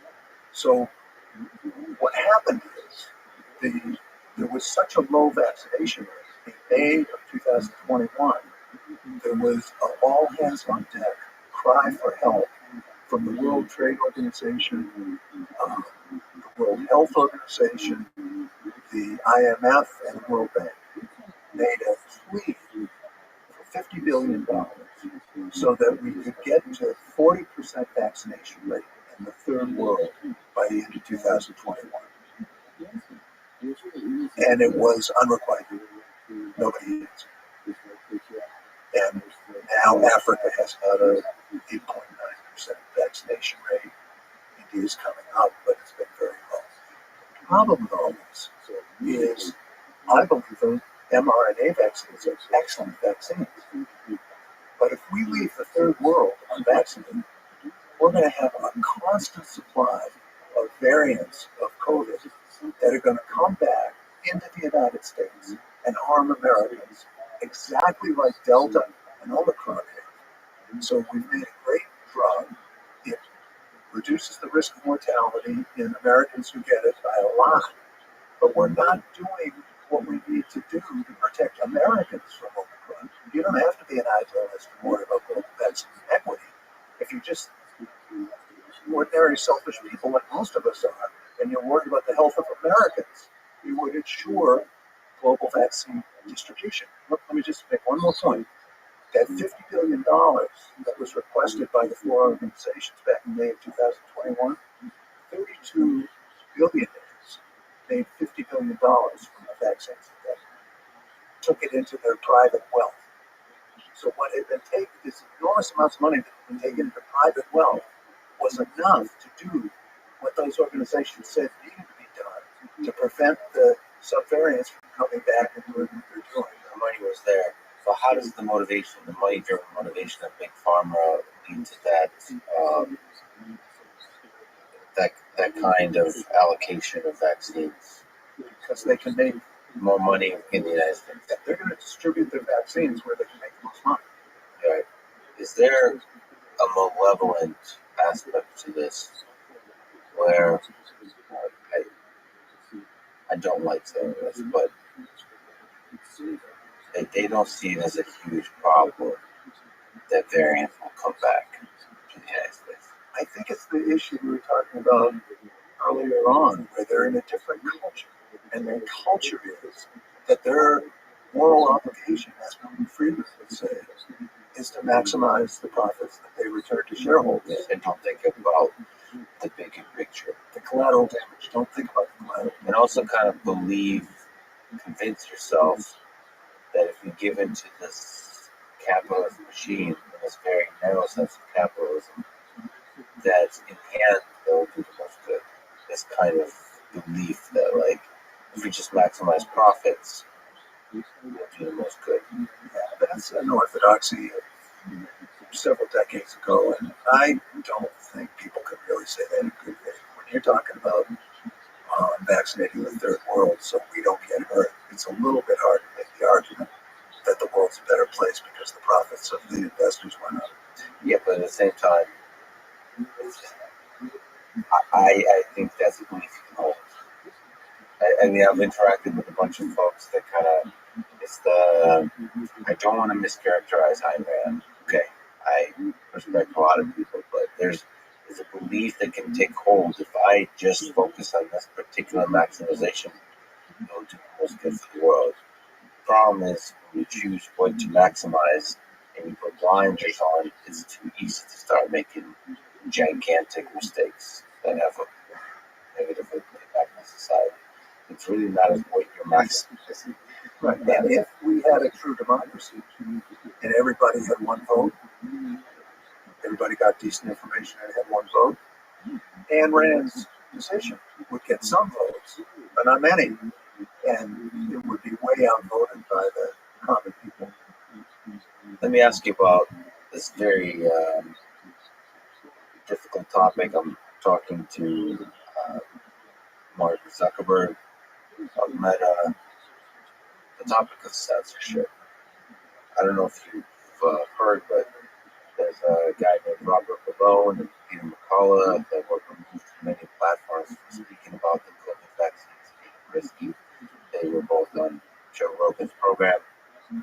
What do you think about censorship in this space? In as difficult space where so much is controlled by, not controlled, but influenced by advertisements from Big Pharma. And science can even be influenced by Big Pharma. Where do you lean on this? Should we lean towards freedom and just allow all the voices, even those that go against the scientific consensus? Is that one way to fight the science that is funded by Big Pharma? Or is that do more harm than good, having too many voices that are contending here? Should the ultimate battle be fought in the space of scientific publications. And particularly in the era of COVID, where there are large public health ramifications to this public discourse, the ante is way up. So I don't have a simple answer to that. I think everyone's allowed their own opinion. I don't think everyone's allowed their own scientific facts. And how we develop a mechanism that's other than an open internet where whoever is shouting the loudest gets the most clicks and rage creates value on the internet. I think that's not a good mechanism for working this out.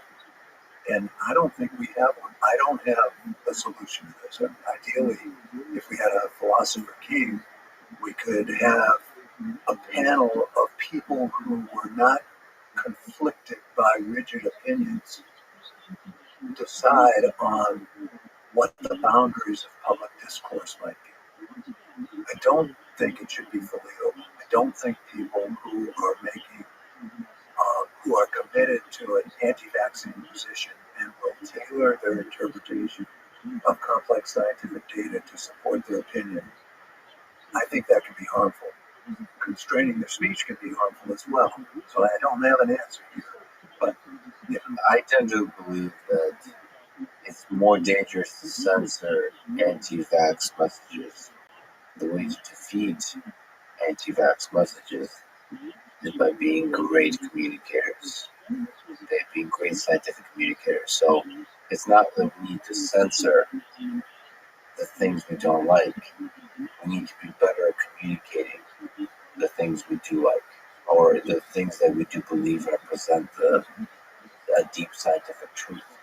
Because I think if you censor, you get worse at doing science, and you give the wrong people power.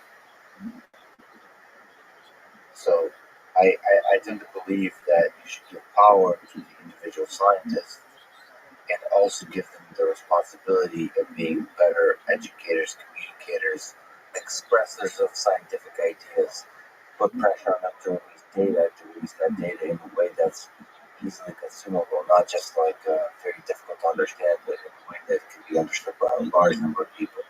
So the battle should be fought in the open space of ideas versus in the quiet space of journals. I think we no longer have that comfort, especially at the highest of stakes.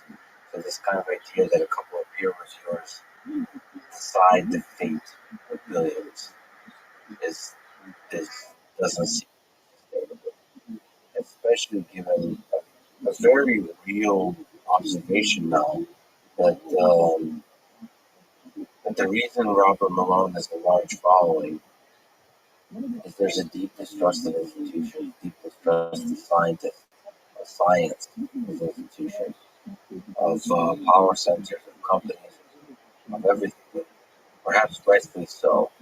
But the way to defend against that is not for the powerful to build a bigger wall. It's for the powerful to be authentic, and maybe to allow them to get fired, and for new minds, new fresh scientists, ones who are more authentic, more real, better communicators to step up. So I fear censorship because it feels like censorship is an even harder job to do it well than being good communicators. And it seems like it's always the C students that end up doing the censorship. That it's always the incompetent people, and not just the incompetent, but the biggest whiners. So like what happens is the people that get the most emotional and the most outraged will drive the censorship. And it doesn't seem like reason drives the censorship. That just objectively observing how censorship seems to work in this current, there's so many forms of censorship. If you look at the Soviet Union or the propaganda or Nazi Germany, it's a very different form of censorship. People tend to conflate all of these things together. Social media trying desperately to have trillions or hundreds of billions of exchanges a day, and trying to make sure that their platform has some semblance of like quote healthy conversations. Like people just don't go insane. They actually like using the platform, and they censor based on that. That's a different level of censorship. But even there, you can really run afoul of the people they get. The whiny C students controlling too much of the censorship.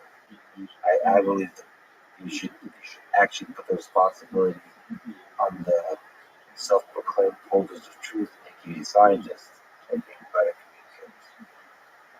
I agree with that. I'm not advocating for any kind of censorship, but Marshall McLuhan was very influential when I was in college, and his that meme, the medium is the message. It's a little bit hard to understand when you're comparing radio to TV and saying radio's on or TV's on or something. But we now have the medium is the message in a way that we've never seen, we've never imagined before, where rage and anger and polarization are what drives the traffic on the internet. And we don't, it's a question of building the commons. Ideally, I don't know how to get there, so I'm not pretending to have a solution. But the commons of discourse about this particular issue about vaccines has been largely destroyed by the edges, by the drug companies and the advocates on the one side, and the people who just criticize think that even though the data are flawed, that there's no way vaccines can be beneficial. And to have those people screaming at each other does nothing to improve the health of the 95% of people in the middle who want to know what the rational way to go forward is and protect their families from COVID and live a good life and be able to participate in the economy. And that's the problem. I don't have a solution. Well, there's a difficult problem for Spotify and YouTube. I don't know if you heard, this is a thing that Joe Rogan is currently going through. It's a platform, whether to censor the conversation that Joe's having. So I don't know if you heard that Neil Young and other musicians kind of spoke out saying they're going to leave the platform because Joe Rogan is allowed to be on his platform having these kinds of conversations with people like Robert Malone. And it's clear to me that Spotify and YouTube are being significantly influenced by these extreme voices that you mentioned on each side. And it's also clear to me that Facebook is the same. It was going back and forth. In fact, that's why Facebook has been oscillating on the censorship, is that one group gets louder than the other, depending on whether it's an election year. There's several things to say here. So one, it does seem, I think you put it really well, it would be amazing if these platforms could find mechanisms to listen to the center, to the big center that's actually going to be affected by the results of our pursuit of scientific truth, right? And listen to those voices. I also believe that most people are intelligent enough to process information and to make up their own minds. Like they're not, in terms of, it's complicated, of course, because we've just been talking about advertising and how people can be influenced. But I feel like if you have raw, long-form podcasts or programs where people express their mind and express their argument in full, I think people can hear it and make up their own mind. And if those arguments have a platform on which they can live, then other people can provide better arguments to disagree with it. And now we, as human beings, as rational, as intelligent human beings, can both make up our own minds. That's where social media can be very good at, like, this collective intelligence. We together listen to all of these voices and make up our own minds. Humble ourselves, actually, often. You think you know, like, you're an expert, say you have a PhD in a certain thing, there's this confidence that comes with that. And the collective intelligence, uncensored, allows you to humble yourself eventually. Like, as you discover, all it takes is a few times, looking back 5 years later, realize I was wrong. That's really helpful for a scientist. That's really helpful brain to go through. And only through having that open discourse can really have that. That said, Spotify also, just like Pfizer as a company, which is why this podcast, I don't know if you know what RSS feeds are, but podcasts can't be censored. The Joe's in the unfortunate position of only listen on Spotify. So Spotify's been actually very good at saying we're staying out of it for now. But RSS, this is pirate radio. Nobody can censor it. It's the internet. So financially, in terms of platforms, this cannot be censored, which is why podcasts are really beautiful. So if Spotify or YouTube wants to be the host of podcasts, I think where they flourish is free expression, no matter how crazy. Yes, but I do want to push back a little bit on what you're saying. Because I have anti-vax friends I love. They're dear, cherished friends. And they'll send me stuff. And it'll take me an hour to go through what they sent to see if it is credible. And usually it's not. It's not a random sample. That's right. I'm not saying I can disprove the anti-vax argument. But I am saying that it's almost like we were talking about how medical science, clinical trials, the presentation of clinical trials to physicians could be improved. And the first thing we came up with is to have pre-publication transparency in the peer review process. So bad information, biased information doesn't get out as if it's legitimate, and you can't put it back, recapture it once it gets out. I think there's an element of that in the arguments that are going on about vaccines. And they're on both sides, but I think the anti-vax side puts out more units of information claiming to show that the vaccines don't work. And I guess in an ideal situation, it would be real-time fact-checking by independent people. Not to censor it, but to just say, that study was set up to do this, and this is what the conclusions were, so the way it was stated is on one side of this argument. But that's what I'm arguing. Yeah, I agree with you. What I'm arguing is that this big network of humans that we have, that is the collective intelligence, can't do that real time if you allow it to, if you encourage people to do it. And the scientists, as opposed to, listen, I interact with a lot of colleagues, a lot of friends, scientists, they roll their eyes. Their response is like they don't want to interact with this. But that's just not the right response.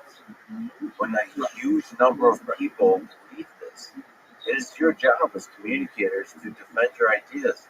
It is no longer the case to build up confidence and defend your ideas to two other nerds that have been working on the same problem forever. I mean, sure, you can do that, but then you're rejecting the responsibility you have explicitly or implicitly accepted when you go into this field, that you will defend the ideas of truth. And the way to defend them is in the open battlefield of ideas, and you become a better communicator.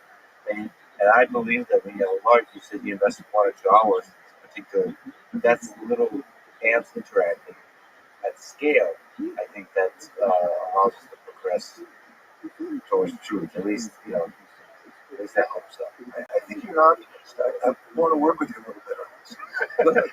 Let's say a person like Joe Rogan, who, by the way, had me on his podcast. And let an amazing conversation.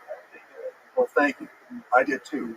And I didn't know Joe. I didn't know much about his podcast. You pushed back on Joe's watch, which is great. And he was a gentleman. We had it out. In fact, he put one clip. At one point, he said something that was a little bit wrong, and I corrected it. And he had the guy, Jamie. He had Jamie check it, and was very forthright in saying, John got it right here. You got to modify it. In any event, got him. Well, I wasn't going to get him. No. Yeah, totally. It's a beautiful exchange. There's so much respect in the room, pushing back and forth. That's great. Yeah. So I respect it. And I think when he has somebody on who's a dyed in the wool infest, the question is, how can you balance, if it needs balance, in real time? I'm not talking about afterwards. I'm talking if in real time, maybe you report, well, he does report it, obviously, but maybe when there's a statement made that is made as if it's fact-based, maybe that statement should be checked by some folks who, imaginary folks who are trustworthy. And in real time, as that discussion is being played on the podcast, to show what independent experts say about that claim. That's right. By the way, this some reason this idea popped into my head now. I think real time is very difficult, and it's not difficult, but it kind of ruins the conversation because you want the idea to be. I think what's very possible is before it's published, it's the pre-publication. Before it's published, you let a bunch of people review it, and they can add their voices in post. Before it's published, they can add arguments. Arguments against certain parts. That's very interesting. Sort of as one podcast published, like addendums, publish the peer review together with the publication. That's very interesting. Might actually do that. That's really interesting because I've been doing more debates. We at the same time have multiple people, which is a different dynamic. Because both people, it's really nice to have the time to pause by yourself to fact check, to look at the study that was mentioned, to understand what's going on. So the peer review process, you have a little bit of time. That's very interesting. Actually, I'd like to try that. To agree with you on some point in terms of anti-vax, I've been fascinated by listening to arguments from this community of folks that's quite large called flat earthers that believe they're in this flat. And I don't know if you've ever listened to them or read their arguments, but it's fascinating how consistent and convincing it all sounds. And you just kind of take it in, just take it in like listening normally. It's all very logical. Like if you don't think very well, no. Right? The thing is, the reality is, at the very basic human level, with our limited cognitive capabilities, the Earth is pretty flat. Go outside and you look, it's flat. So, like, when you use common sense reasoning, it's very easy to play to that to convince you that the Earth is flat. Plus, with powerful organizations that want to manipulate you and so on. But then there's the whole progress of science and physics of the past. But that's difficult to integrate into your thought process. So it's very true that people should listen to Flat Earthers because it was very revealing to me how easy it is to be convinced of basically anything by charismatic arguments. Right.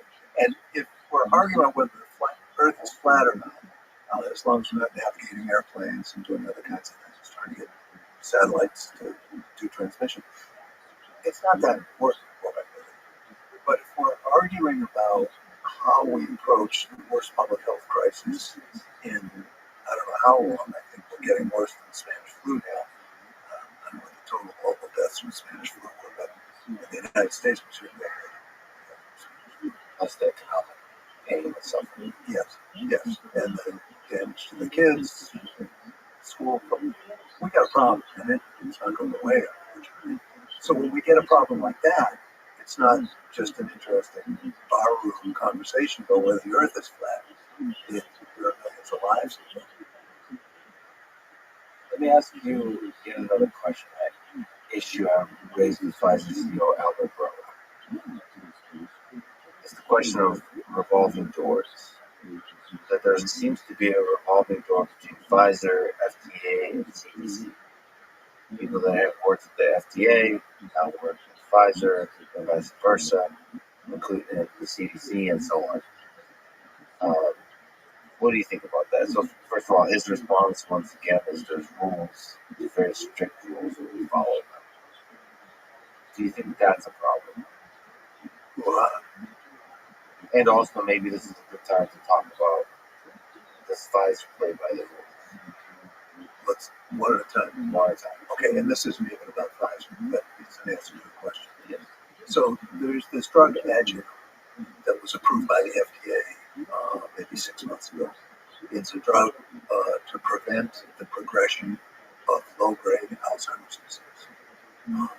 The target for drug development for Alzheimer's disease has been the amyloid, reducing the amyloid plaques in the brain, which correlate with the progression of Alzheimer's. And Biogen showed that its drug Adjuvant reduces amyloid plaques in the brain. They did 2 clinical trials to determine the clinical efficacy, and they found that neither trial showed a meaningful benefit. And in those 2 trials, 33% more people in the Adjuvant group developed some brain swelling and bleeding than people in the placebo group. There was an advisory committee convened to debate and determine how they felt about the approvability of Adjuvant given those facts. And those facts aren't interesting. They're in Biogen slides as well as FDA. The advisory committee voted 10 against approval and 1 abstained. So that's essentially universal, unanimous vote against approving Adjuvant. And the advisory committees have been pretty much cleansed of financial conflicts of interest. So this advisory committee votes 10 no, 1 abstention. And the FDA overrules the unanimous opinion of this advisory committee and approves the drug. 3 of the members of the advisory committee resigned. They said, we're not going to be part of it. The FDA is not going to listen to a unanimous vote against approving this drug, which shows more harm than benefit, undisputed. We're not going to participate.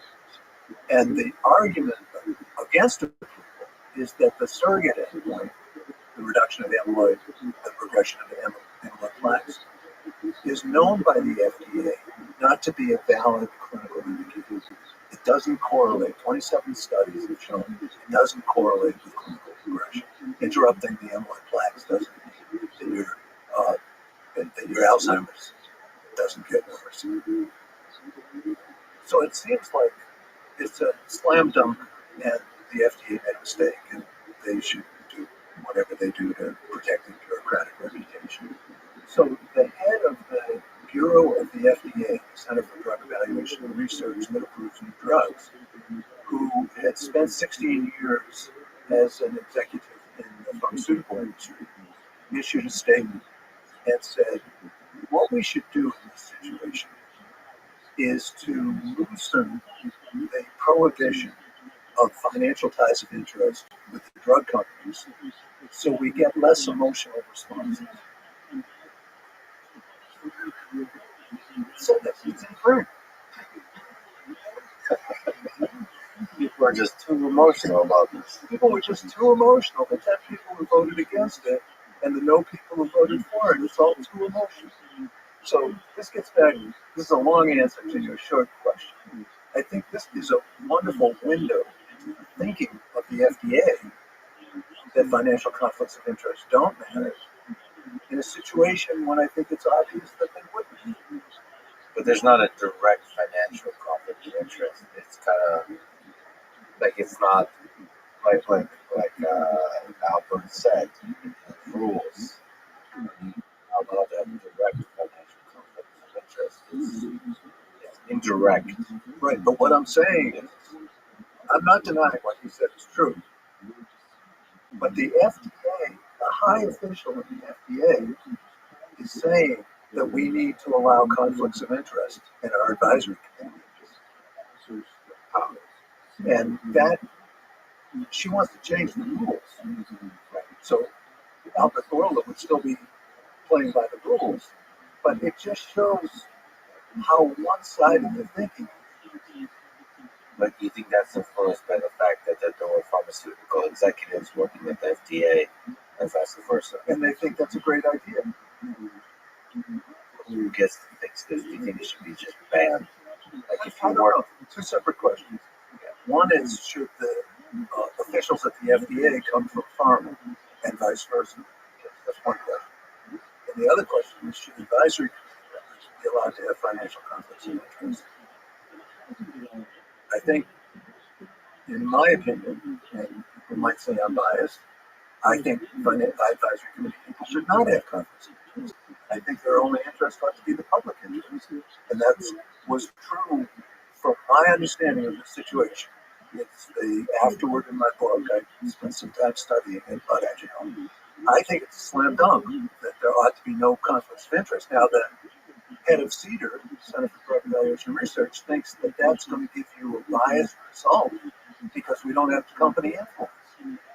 And that, I think, shows how biased their thinking is. That not having company influence is a bias. I'm going to try to build that in. I'm trying to empathize with the belief that companies have a voice at the table. I mean, yeah, it's part of the game, but that's scholarship. But they have a voice. They've designed the studies. Right. That's their voice. They analyze the data. I mean, what bigger voice do you deserve? But I do also think, on a more challenging question, I do think that there should be a ban. If you work at a pharmaceutical company, you should not be allowed to work at any regulatory agency. Yeah. You should not. I mean, that go back and forth. It just, even if it's 30 years later. I agree. And I have another nomination. We're in this crazy situation where Medicare is not allowed to negotiate the price of drugs with the drug companies. So the drug companies get a patent on the new drug. Unlike every other developed country, they can charge whatever they want. So they have a monopoly on a utility because no one else can make the drug. Charge whatever they want, and Medicare has to pay for it. And you say, how did we get in this crazy situation? So how we got here is that in 2003, when Medicare Part D was passed, Billy Towson was head of the Ways and Means Committee in the House, played a key role in ushering us through the non-negotiation clause of it. And after it was passed, Billy Towson did not finish out his term in Congress. He went to pharma for a $2 million a year job. This is incredible. You might think that a ban on I spoke with Francis Collins, head of the NIH, on his podcast. He and NIH have a lot of power over funding in science. What are they doing right? What are they doing wrong?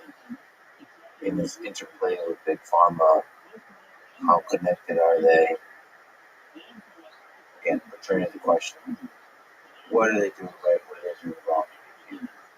So my knowledge of the NIH is not as granular as my knowledge of pharma. That's it. Broad question. The NIH is doing the infrastructure work for all drug development. I think they've participated in 100% of the drugs that have been approved by the FDA over the past 10 years or so. They've done infrastructure work. And what they do is not work on particular drugs, but they develop work on drug targets, on targets in the human body that can be affected by drugs and might be beneficial to turn on drugs. And then the drug companies, when they find a target that is useful and potentially beneficial, then the drug companies can take the research and choose to invest in the development of the drugs, specific drugs. That's our model. Now, 96% of the research that's done in clinical trials in the United States is about drugs and devices. And only a fraction of the 4% that's left over is about preventive medicine and how to make Americans healthy. I think, again, from the satellite, the NIH is investing more in science that can lead to commercial development rather than, as you said at the beginning of the podcast, there's no big fitness and lifestyle industry that can counter pharma. So I think at the NIH level, that countering can be done. And the diabetes prevention program study that we talked about before, where lifestyle was part of a randomized trial and was showing to be more effective in performing and preventing development of diabetes, that is absolute proof positive that investing in that kind of science can produce good results. So I think that we're aimed at drug development, and what we ought to be aimed at is an epidemiological approach to improving the health of all Americans. We rank 68th in the world in healthy life expectancy, despite spending an extra $1.5 trillion. And I believe strongly that the reason why we've gotten in this crazy position is because the knowledge that we're producing is about new drugs and devices, and it's not about improving population health. In this problem, the NIH is the perfect institution to play a role in rebalancing our research agenda. Some of that is on the leadership side with Francis Collins and Anthony Fauci, not just speaking about basically everything that just leads to drug development, vaccine development, but also speaking about healthy lifestyles, speaking about health, not just sickness. Yes, and investing. Investing. I mean, it's like one feeds the other. One, you have to communicate to the public the importance of investing in health. And that leads to you getting props for investing in health, and you can invest in health more and more. And that communicates, I mean, everything that Anthony Fauci says or Francis Collins says has an impact on scientists. You need to, it sets the priorities. And I don't think it's the sad thing about leaders, forgive me for saying the word, but mediocre leaders, is they don't see themselves as part of a gang. They don't see the momentum. It's like a fish in the water. They don't see the water. Great leaders stand up and reverse the direction of how things are going. I actually put a lot of responsibility. Some people say too much, but whatever. I think leaders carry the responsibility. I put a lot of responsibility on Anthony Fauci and Francis Collins for not actually speaking a lot more about health, not and bigger, inspiring people in the power and the trustworthiness of science. That's on the shoulders of Anthony Fauci. I'm going to abstain from that because I'm not expert. But neither am I. I am too, but not on camera. Yes. No, but seriously, the problem is pretty simple. That we're investing 96% of our funding of clinical research in drugs and devices, and 80% of our health is determined by how we live our lives. And this is ridiculous. The United States is going further and further behind the other wealthy countries in terms of our health. We rank 38th in healthy life expectancy in 2000, and now we're spending $1.5 trillion extra, and we rank 68th. We've gone down. You have this excellent, there's a few charts that I'll overlay that tell the story in really powerful way. So one is the healthcare spending as percentage of GDP. That on the x-axis is years and the y-axis is percentage. The United States, as compared to other countries on average, has been much larger and growing. Right. We are now spending 7% more of our GDP, 17.7% versus 10.7% on healthcare. 7%, and I think GDP is the fairest way to compare healthcare spending per person. Dollars we're spending, even the difference is even greater. But other costs vary with GDP, so let's stick with the conservative way to do it. 17.7 or 18% of GDP. 18% of GDP spent on healthcare.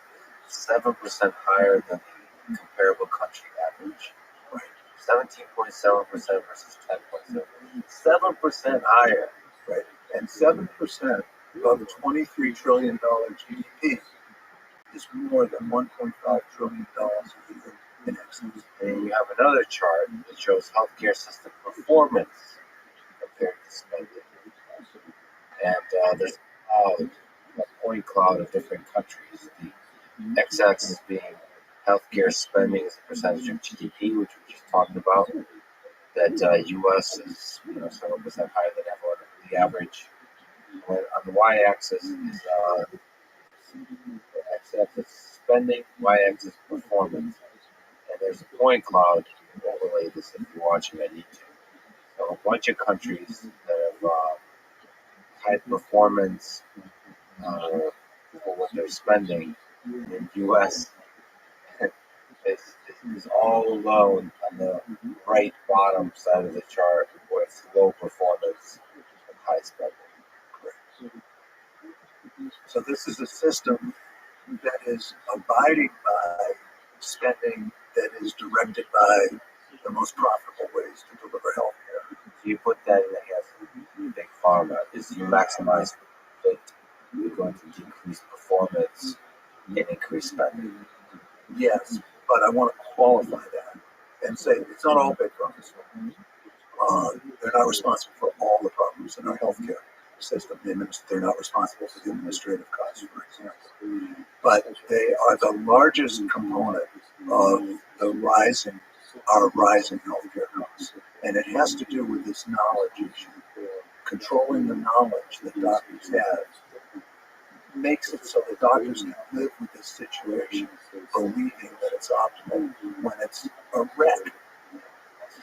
Let me ask you the big, so as a physician, so everything you've seen, we talked about 80% of the impact on health is lifestyle.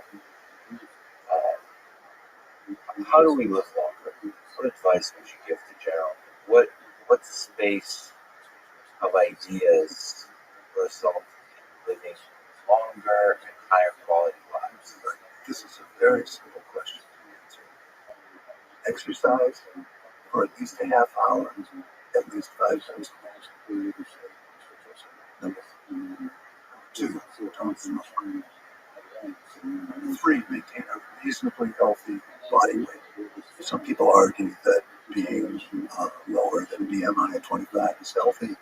I think that may be true, but I think getting above 30 is unhealthy, and that would. Now, that's largely impacted by socioeconomic status, and we don't want to blame the victims either. So we got to understand that when we talk about all of these things, not cigarettes, but exercise and a good diet and maintaining a healthy body weight, we have to include in doing those things the impediments to people with lower socioeconomic status being able to make those changes. We've got to understand that personal responsibility counts for some of this, but also social circumstances accounts for some of it. And back to your fishbowl analogy, if you're swimming in a fishbowl, if you live in a fish tank that's not being properly maintained, the approach wouldn't be to treat individual sick fish. It would be to fix your fish tank to get the bacteria out of it and whatever bad stuff is in there and make your fish tank healthy. Well, we invest far less than the other wealthy countries do. We're flipped. We have the mirror image in the spending on social determinants of health and medical determinants of health. We have exactly the wrong order. And not only does that choke off social determinants of health, which are very important, but actually just the ratio. Even if you were spending, if we raise the social spending and raise our medical spending in proportion, it's the ratio of social spending to medical spending that's the problem. So, and why do we do that? Well, the answer is obvious, that the way to transfer money from working Americans to investors is through the biomedical model, not through the social health model. And that's the problem. And I'd like to discuss this because the market isn't going to get us. to a reasonable allocation. All the other wealthy countries that are so much healthier than we are and spending so much less than we are have some form of government intervention in the quality of the health data that's available, in the budgeting of health and social factors. And we don't. We're kind of the Wild West. We let the market in those allocations. And it's an awful failure. It's a horrendous failure. So one argument against government, or sorry, an alternative to the government intervention is the market can work better if the citizenry has better information. So one argument is that communicators, like podcasts and so on, but other channels of communication will be the way to fight big pharma. You're more so by providing information. The alternative to the government intervention on every aspect of this, including communication with the doctors, is to provide them other information and not allow the market to provide that information by basically making it exciting to buy books, to make better and better communicators on Twitter, books, op-eds, podcasts, and so on. So basically, because there's a lot of incentive to communicate against the messages of big pharma. There's incentive because people want to understand what's good for their lives, and they're willing to listen to charismatic people. They're able to clearly explain what is good for them. And they do. And more than 80% of people think that drugs cost too much and that the drug industry is too interested in profits. But they still get influenced. You can't get the vote through Congress. Democrats and Republicans alike are taking money from Congress, and somehow it just doesn't work out that these even small changes. I mean, the pared down part of Medicare, the plan for increasing Medicare negotiation drug costs and Build Back Better, is literally going to reduce the number of new drugs that are beneficial, uniquely beneficial, by about one new drug, two new drugs over 30 years. It will have virtually an indecipherable impact. And yet pharma is talking about impact on innovation. And if you vote for this, if you let your congressman vote for this, you're going to severely slow down drug innovation, and that's going to affect the quality of your life. Let me ask you about over medication that we've been talking about from different angles. But one difficult question for me, I'll pick one of the difficult topics: depression. So depression is a serious, painful condition that leads to a lot of people suffering in the world. And yet, it is likely that we're over-prescribing antidepressants. So as a doctor, as a patient, as a healthcare system, as a society, what do we do with that fact that people suffer? There's a lot of people suffering from depression. And there's also people suffering from over-prescribing of antidepressants. So a paper in the New York Journal by Eric Turner showed that the data, if you put all the data together from antidepressants, you find out that antidepressants are not effective for people who are depressed but don't have a major depression. Major depression is a serious problem. People can't function normally. They have a hard time getting out, performing their normal social roles. But what's happened is that the publicity, Prozac Nation is a good example of making the argument that why should people settle for normal happiness when they can have better than normal happiness. And if you're not having normal happiness, you should take a drug. Well, that concept that serotonin metabolism is the root cause of depression is really a destructive.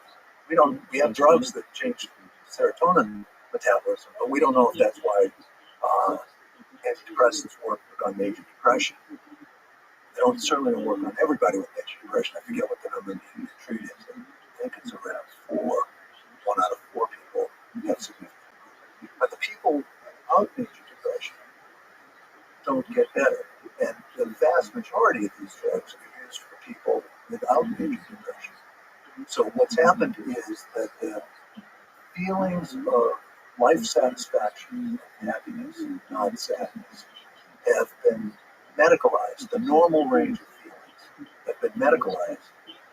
And that's not to say that they shouldn't be attended to, but the evidence shows that attending to them by giving somebody medicine doesn't help it, except that they feel like somebody cares about them and believes that they're suffering.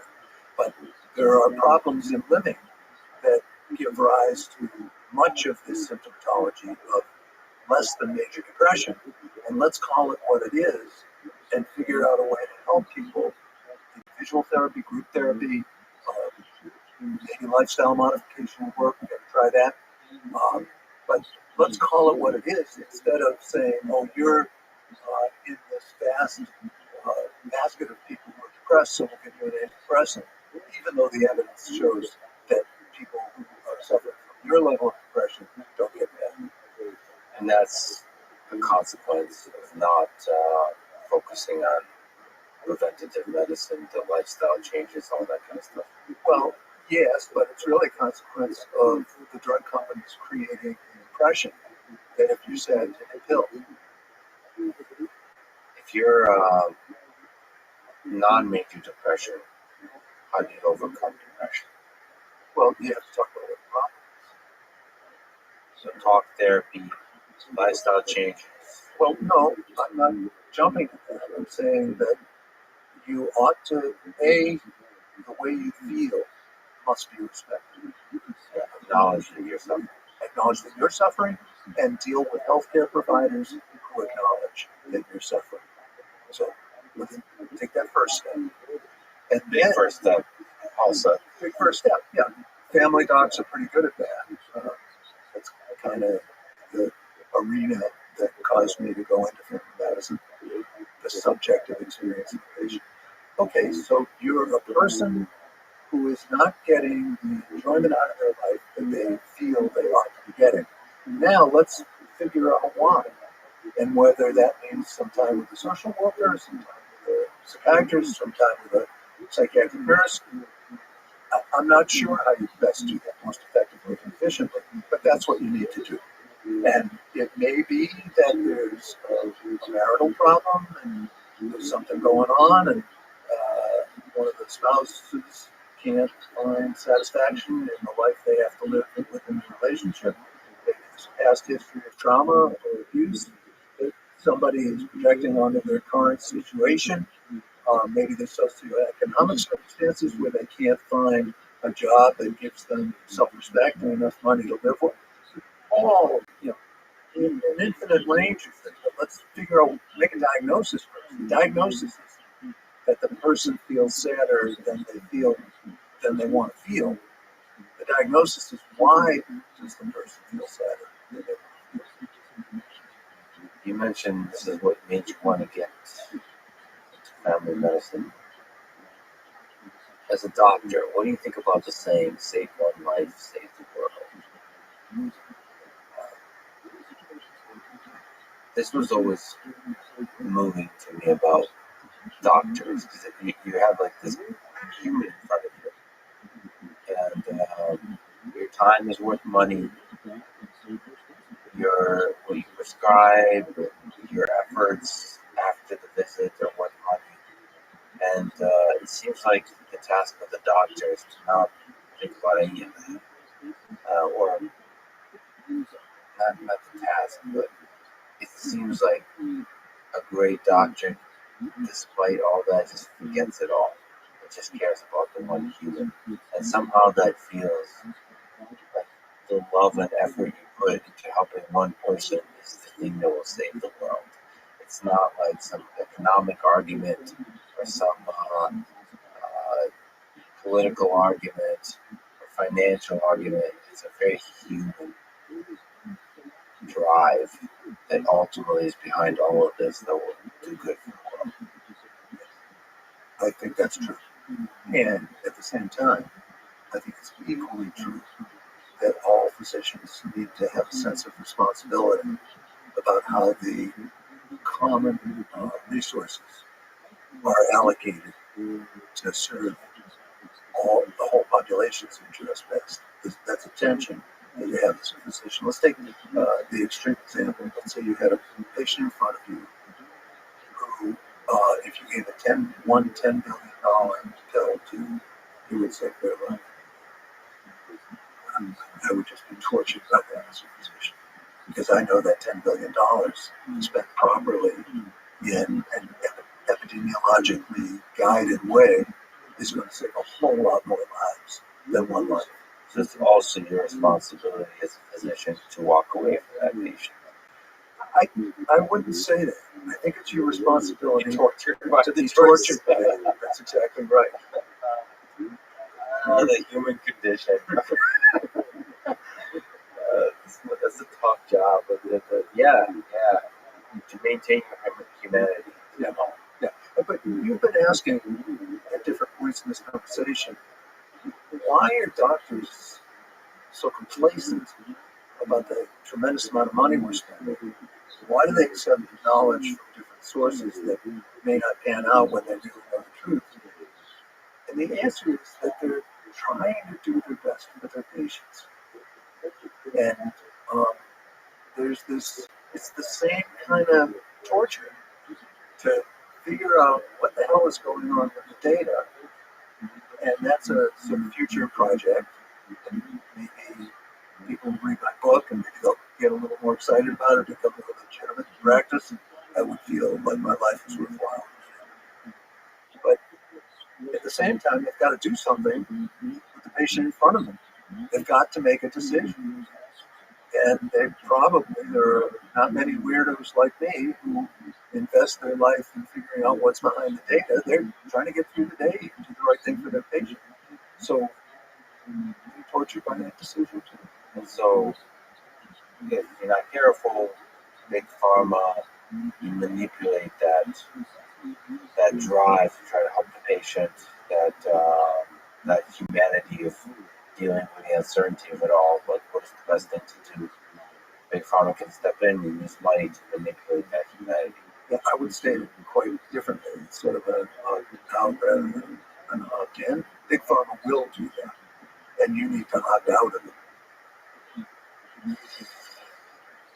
What advice would you give to a young person today, in high school or college, stepping into this complicated world full of advertisements, of big, powerful institutions, big, rich companies, how to have a positive impact in the world, how to live a life they can be proud of? I would say, should that person who has only good motives go into medicine? If they have an inclination to go into medicine, and ask me what I think about that, given what I know about the undermining of American healthcare at this point. And my answer is, if you got the calling, you should do it, because nobody's going to do it better. And if you don't have the calling and you're in it for the money, you're not going to be proud of yourself. How do you prevent yourself from letting the system change you over years and years, like letting the game of pharmaceutical influence affect you? It's a very hard question, because the sociological norms are to be effective and to trust the sources of information that are largely controlled by the drug industry. And that's why I wrote Sick, is to try and help those people in the medical profession to understand what's going on right now looks normal, but it's not. The health of Americans is going downhill.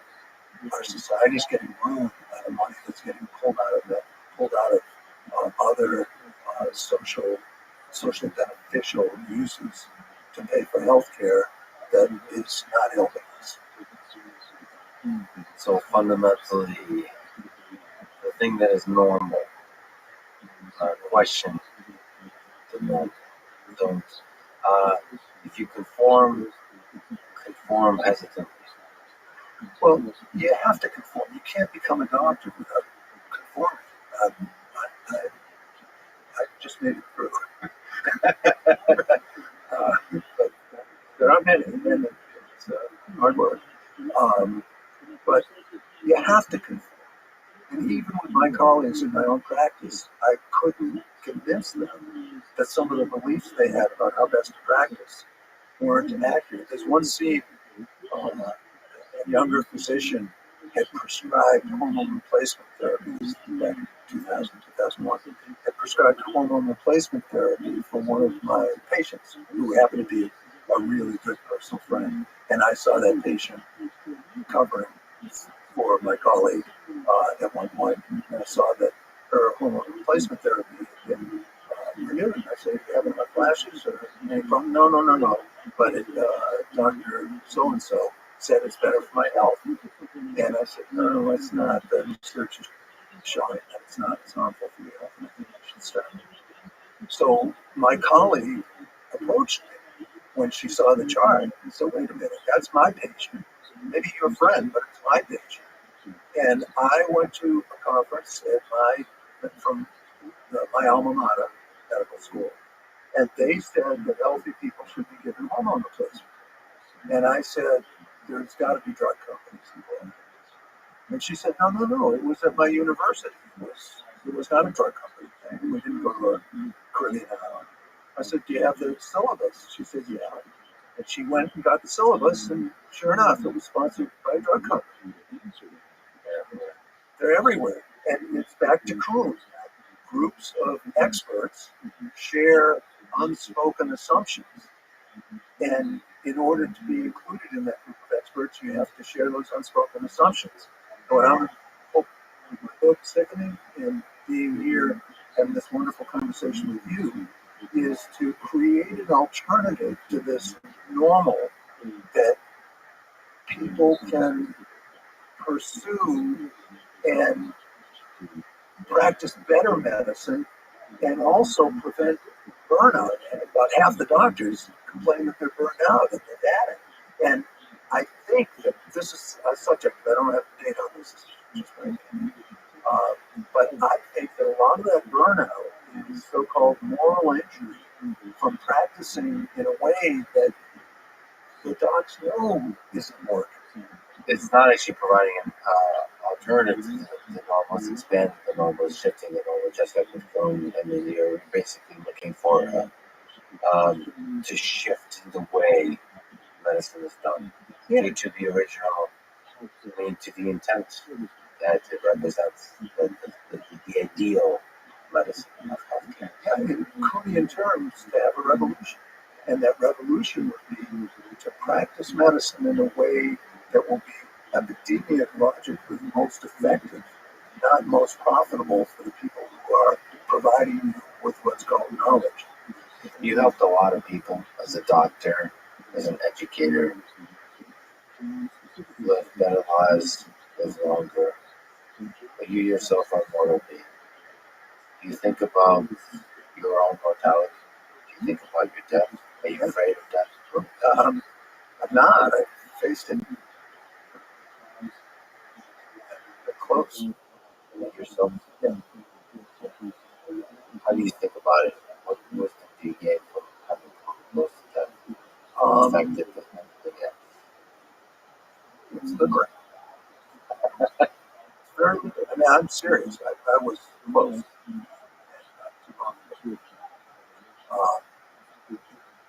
And there's a sense of, maybe the way it ends. And done my best.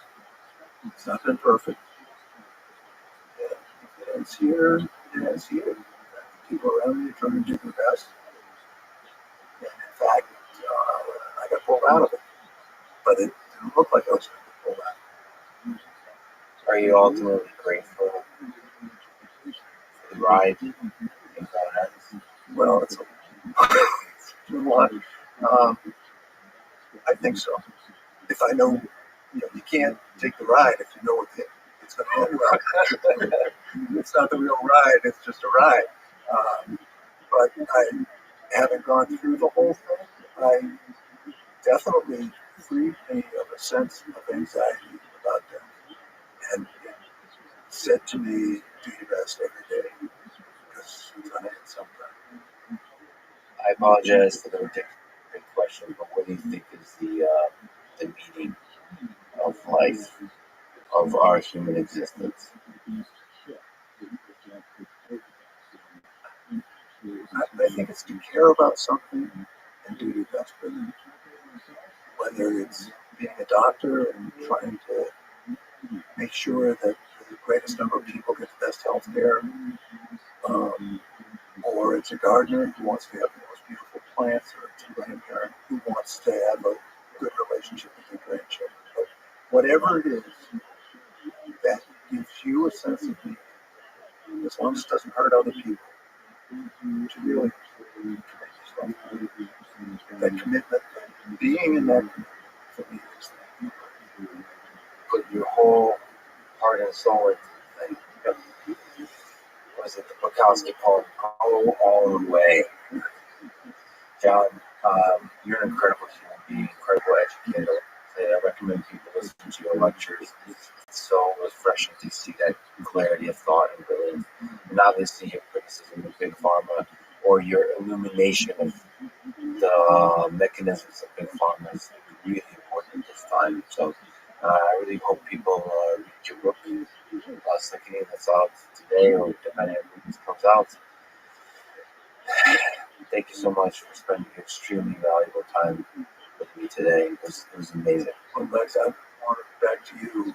Thanks for engaging in this conversation, for creating the space to have it, creating a listenership that is interested in understanding serious ideas. I really appreciate the conversation. And I should mention that offline you told me you listened to the Gilbert Strang episode. So for anyone who don't know Gilbert Strang, another epic human being that you check out. If you don't know anything about mathematics or linear algebra, go look him up. He's one of the great mathematics educators of all time. Of all the people you mentioned to me, I appreciate that you mentioned him because he is a rock star of mathematics. John, thank you so much for talking to us as well. Thanks for listening to this conversation with John Abrams. Support this podcast. Please check out our sponsors. And now, let me leave you with some words from Marcus Aurelius. Waste no time arguing about what a good man should be. Be one. Thank you for listening. We hope to see you next time.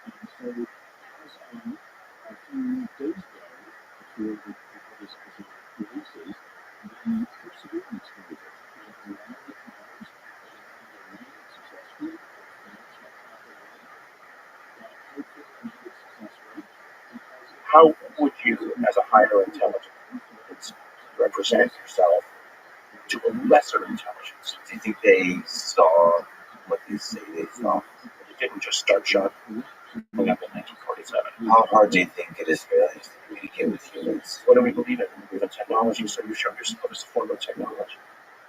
Right? But the common thread is you're not alone. And there's something that's here with you. And there's something that's, as you said, one that you. You are a professor at Stanford studying the biology of the human organism at the level of individual cells. So let me ask first the big, ridiculous philosophical question. What is the most beautiful or fascinating aspect of human biology at the level of the cell? The micro machines and the nano machines that proteins make and become. That to me is the most interesting. The fact that you have this basically dynamic computer within every cell that's constantly processing its environment. And the part of it is DNA, which is a dynamic machine, a dynamic computation process. People think of the DNA as a linear code. It's codes within codes within codes, and it is actually the epigenetic state that's doing this amazing. And if you ever wanted to believe in God, just look at something like this up. The DNA is both information and computer. Exactly. How did that computer come about? The big, continuing on the philosophical question, it's both scientific and philosophical. How did life originate on Earth? How did this, at every level, from the very first step and the fascinating complex computer that is DNA, that is multicellular organism, and then maybe the fascinating complex computer that is the human mind? Well, I think you have to take just one more step back to the complex computer that is the universe, right? All of the so-called particles or the waves that people think the universe is made of appears, to me at least, to be a computational process. And embedded in that is biology, right? So all the atoms of a protein, et cetera, sit in a computational matrix. From my point of view, it's computing something. It's computing towards something. It was created in some ways. If you want to believe in God, I don't know that I do, but if you want to believe in something, the universe was created, or at least enabled, to allow for life to form. And so the DNA, if you ask where does DNA come from, and you can go all the way back to Richard Dawkins and the selfish gene hypotheses. The way I look at DNA, though, is it is not a moment in time. It assumes the context of the body and the environment in which it's going to live. And so if you want to ask a question of where and how does information get stored, DNA, although it's only 3 billion base pairs long, contains more information than I think the entire computational memory resources of our current technology. Because who and what you is both what you were as an egg all the way through to the day you die, and it embodies all the different cell types and organs in your body. And so it's a computational reservoir of information and expectation that you will become. So actually, I would sort of turn it around a different way and say, if you wanted to create the best memory storage system possible, you could reverse engineer what a human is and create a DNA memory system that is not just the linear version, but it is also everything that it could become. When we're talking about DNA, we're talking about Earth and the environment creating DNA. So you're talking about trying to come up with an optimal computer for this particular environment. So if you reverse engineer that computer, well, what do you mean by considering all the possible things it could become? So who you are today, right? So 3 billion bits of information does not explain. That's 3 doesn't explain it, right? But the DNA embodies the expectation of the environment in which you will live and grow and become. So all the information that is you, right, is actually not only embedded in the DNA, but it's embedded in the context of the world in which you grow into and develop, right? But so all that information, though, is packed in the expectation of what the DNA expects to see. Interesting. So, like, some of the information, is that accurate to say it's stored outside the body? Exactly. Yeah. The information is stored outside because there's a context of expectation. Isn't that interesting? Yeah, that's fascinating. I mean, to link on this point, if we were to run Earth over again 1 million times, how many different versions of this type of computer would we get? I think it would be different each time. I mean, if you assume there's no such thing as fate, right, and it's not all pre-programmed, and that there is some sort of, let's say, variation of randomness, you would get as many different versions of life as you could imagine. But I don't think it would all be, unless there's something built into the it's in the substrate of the universe. It wouldn't always be left-handed proteins, right? But I wonder what the flappable butterfly wing, what the effects it has, because it's possible that the system is really good at finding the efficient answer, and maybe the efficient answer is there's only a small finite set of them for this particular environment. Exactly. That's the kind of, in a way, the anthropomorphic view of multiverse expectations, right? That, there's probably a zillion other kinds of universes out there if you believe in multiverse theory. We only live in the ones where the rules are such that life like ours can exist. So using that logic, how many alien civilizations do you think are out there? There's trillions of environments, aka planets, or maybe even planets. How many lifelike organisms do you think are out there thriving? Maybe how many do you think are long gone? I think, well, innumerable. I think in terms of Greater than zero. much greater than zero. I mean, I would just be surprised what a waste, right, of all that space just for us, if we're never going to get there. That would be the first way to think about it. But second, I mean, I remember when I was about 7 or 8 years old, I was well, if any of you listeners could find this National Geographic. I remember opening the page of the National Geographic. I was about, I think, 7 to 10 years old. And it was sort of a current picture of the universe. It was around probably 1968, 1969. I just remember looking at it and thinking, what kinds of empires have risen and fallen across that space that we'll never know about? And isn't that sad that we know nothing about something so grand? And so I've always been a reader of science fiction because I like the creative ideas of what people come up with. And I especially like science fiction writers that base it in good science, but base it also in evolution. That if you evolve a civilization from something lifelike, right, some sort of biology, its assumptions about the universe will come from the environment in which you grew up. So, for instance, Larry Niven is a great writer, and he imagines different kinds of civilizations. In some cases, what happens if intelligence evolved from a herd animal, right? Would you lead from behind, right? Would you be, in his case, one of them were the so-called puppeteers.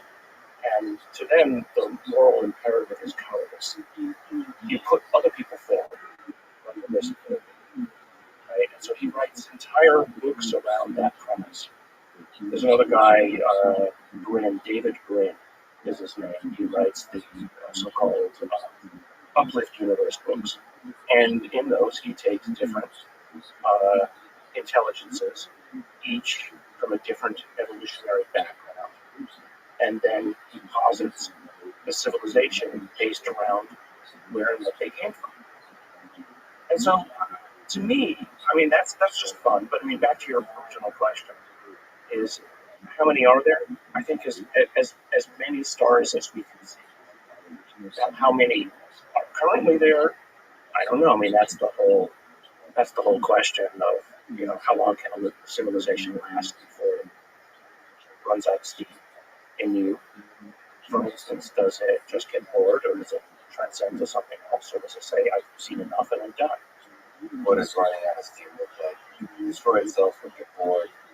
So well, we've done everything we can, and they just decide to stop. I don't know. I just don't know. Is the Elon Musk worry that we stop reproducing, or we slow down the reproduction rate to where population can go to zero? Can go to zero, and we can't, and we collapse. I mean, so the only way to get around that is perhaps create enough machines with AI to take care of us. What could possibly go wrong? You've talked to people that told stories of UFO encounters. What is the most fascinating to you about the stories of these UFO encounters that you've heard that people have told you? The similarity of them, the uniformity of the stories. Now, I just want to say up front, a lot of people think that when I speculate, I believe something. That's not true, right? Speculation is just creativity. Speculation is the beginning of hypothesis. None of what I hear in terms of the anecdotes do I necessarily believe are they true. But I still find them fascinating to listen to because at some level they're still raw data. And you have to listen. Once you start to hear the same story again, then you have to say, well, there might be something to it. I mean, maybe it's some kind of a Jungian background in the human mind and human consciousness that creates these stories again and again. It's coming out of the DNA. It's coming out of that pre-programmed something. And Jung talked quite a bit about this kind of thing, the collective unconscious. But actually, one of the most interesting ones I find is this constant message that you're not taking care of your world. This came long before climate change. It came long before many kinds of, let's say, current day memes around, taking care of our planet, pollution, etc. And so, for instance, perhaps the best example of this, the one I find the most fascinating, is a story out of Zimbabwe. 50 or 60 children one afternoon in Zimbabwe. It was a well-educated group of black children who were at lunchtime in the playground saw a craft. And they saw little men. And they all ran into the teachers and they told the same story and they drew the same pictures. And the message several of them got was, you are not taking care of your planet.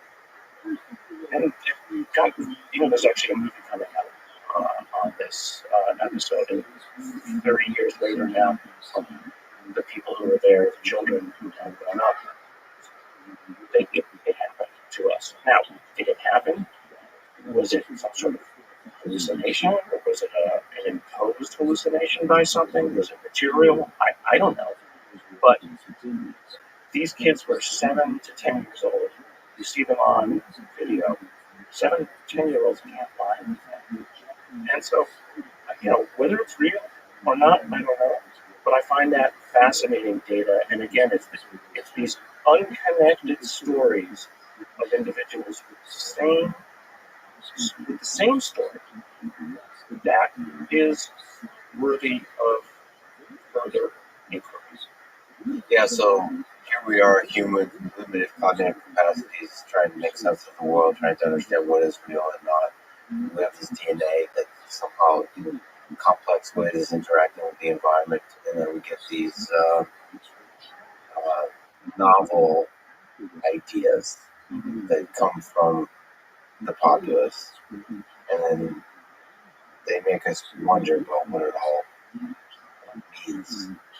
And so how to interpret it. If you think from an alien perspective, how would you communicate with other life-like organisms? You perhaps have to find endpoints on this interaction between the DNA and its manifestations in terms of the human mind and how it interacts with the environment. To get some kind of, all right, what is the DNA? What is this environment? Have to get in somehow. Right. To interact with it, to perturb the system where these little ants, human-like ants, get excited and figure stuff out. Yeah, and then somehow steer them. First of all, for investigative purposes, understand oftentimes to understand a system, you have to perturb it. Exactly. To poke at it, get excited or not, and then the other ways you want to. If you worry about them, you can steer in one direction or another. And this kind of idea that we're not taking care of our world, that's interesting. I mean, that's comforting. That's hopeful because that means that greater intelligence, which is what I would hope, want to take care of us. We want to take care of the the gorillas in the national parks in Africa. Yeah, but we don't want to take care of cockroaches. So there's a line we draw. You have to hope that. Right now, we're a bunch of angry monkeys, and maybe whatever these intelligences are also keeping an eye on us. That you don't want a bunch of, you don't want the angry monkey troop stomping around the local galactic arm. Do you think these folks are telling the truth? Do you think they saw what they say they saw? I think they saw what they said they saw, but I also think they saw what they were shown. I mean, if you go back to the whole notion of, okay, how long has this been around? It didn't just start showing up in 1947. There are stories going back, into the 1800s of people who saw things in their farm fields in the U.S. It's in local newspapers from the 1800s. It's fascinating. But if you go even further back, so to your point of how would you, as a higher intelligence, represent yourself to a lesser intelligence? Well, let's go back to pre-civilization. Maybe you show yourself as the spirits in the forest, and you give messages through that. Once you get a little bit more civilized, then you show yourself as the gods. And then you're God. Well, we don't believe in God anymore necessarily. So what do we believe in? We believe in technology. So you show yourself as a form of technology, right? But the common thread is you're not alone, and there's something that's here with you, and there's something that's, as you said, watching, and at least watching over your shoulder. But I think that, like any good parent, you don't tell your student everything. You make them learn. And learning requires mistakes, because if you tell them everything, then they get lazy. You've looked at the brains of, or information coming from the brain of some of the people that have had the UFO encounters. What's coming about the brain? So the study started with a group of, let's say, a cohort of individuals that were brought to me and their MRIs to ask about the damage that had been seen in these individuals. It turns out that the majority of those patients ended up being, as far as we can tell, Havana syndrome. And so, for me at least, that part where the story ends in terms of the injury, it's likely almost all Havana syndrome. That's somebody else's problem now. That's not my problem. But when we were looking at the brains of these individuals, we noticed something right in the center of the basal ganglia in many of these individuals that at first we thought was damage. It was basically an enriched patch of MRI dead neurons that we thought was damage. But then it was showing up in everybody, and then we looked and we said, oh, it's actually not. The other readings on these MRIs show that actually has living tissue. That's actually at the head of the caudate routine.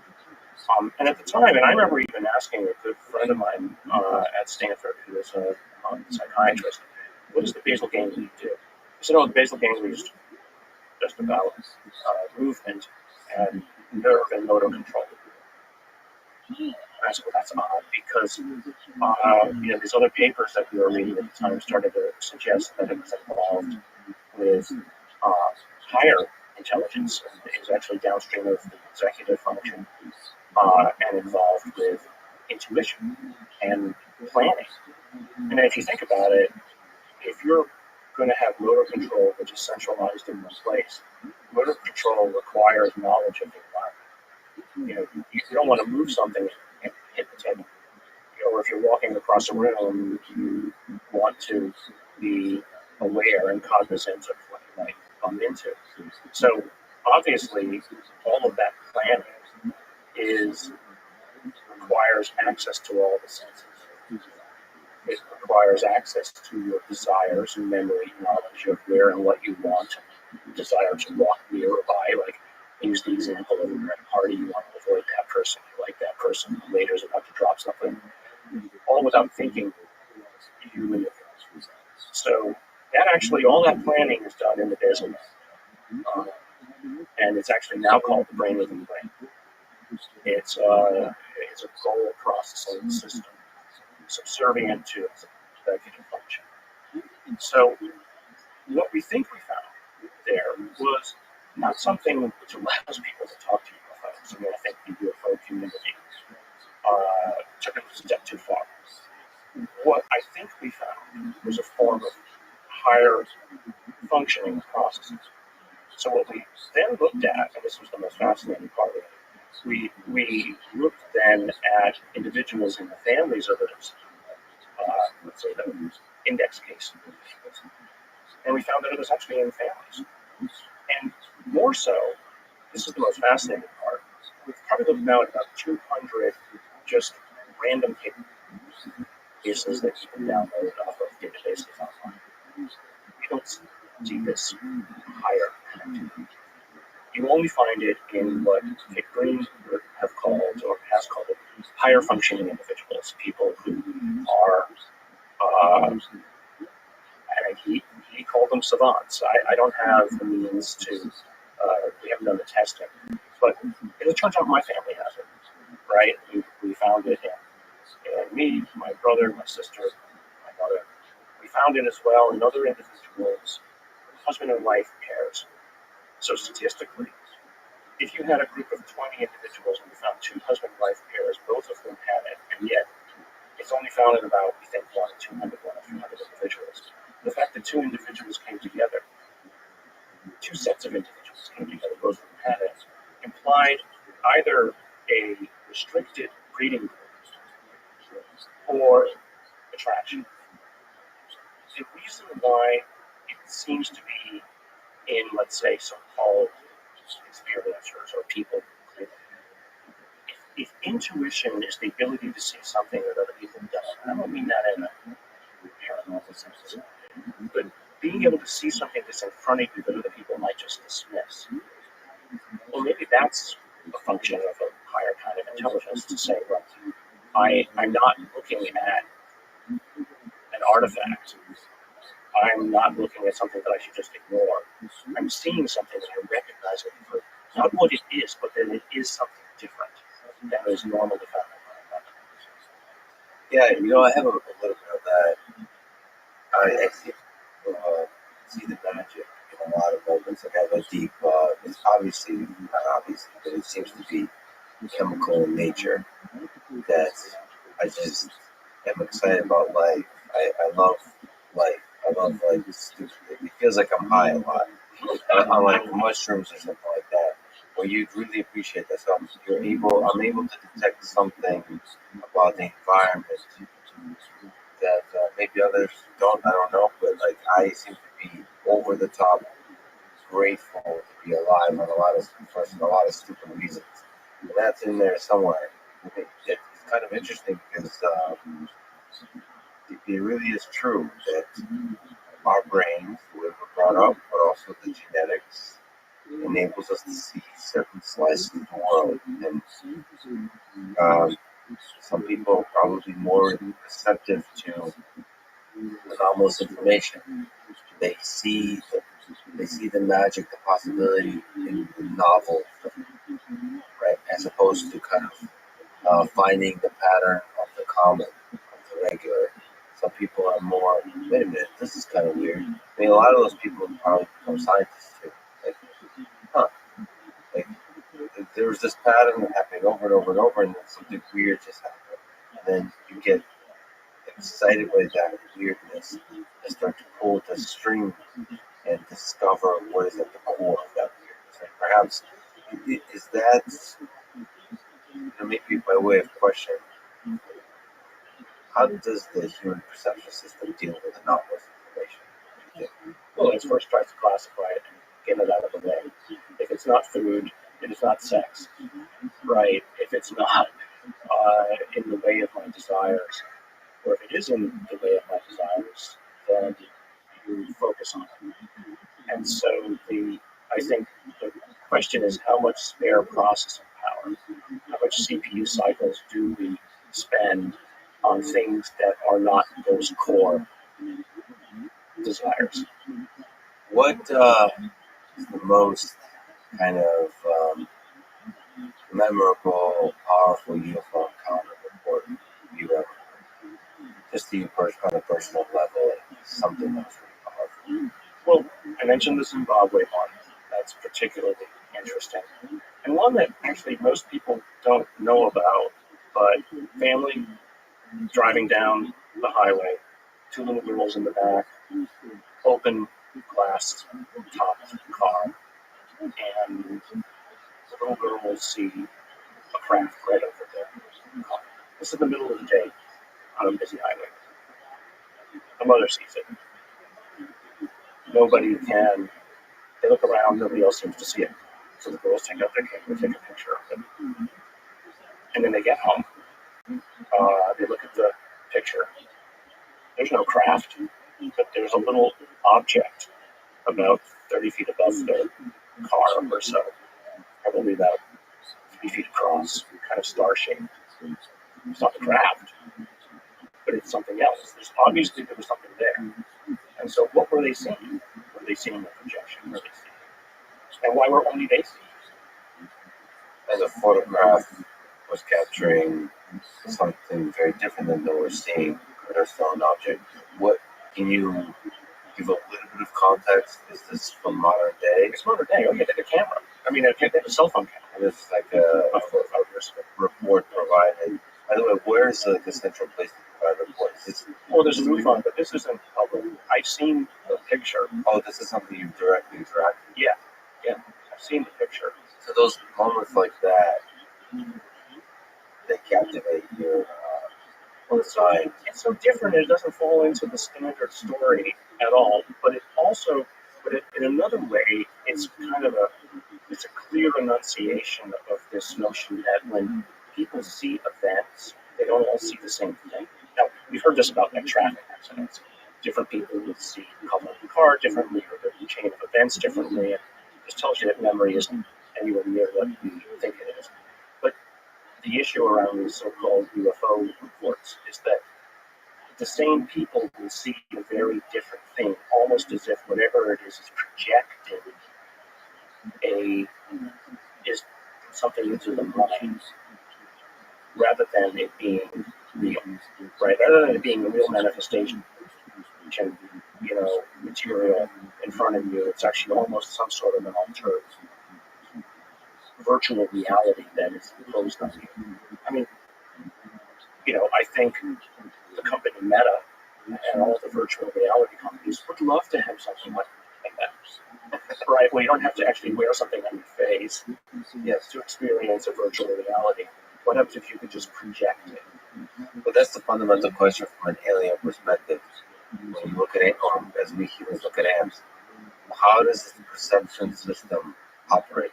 And not only how does this thing's mind operate, how does the human mind operate, but how does their perception system operate, so that we can stimulate the perception system properly to get them to think certain things. And so,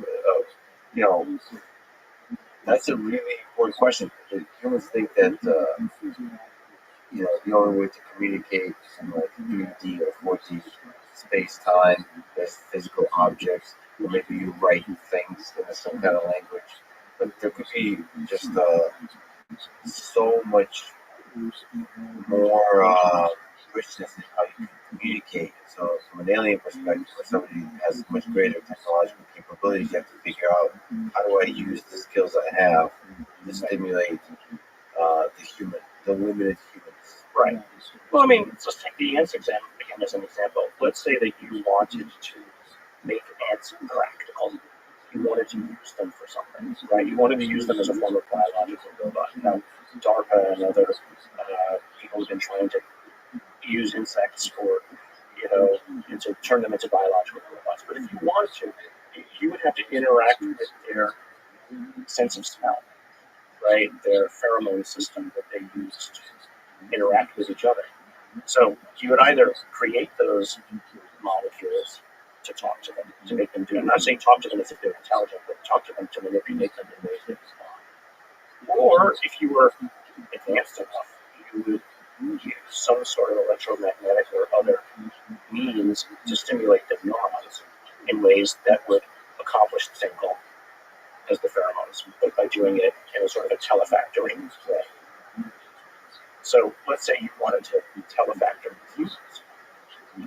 You would interact with them. And this is a technology which you could imagine possible.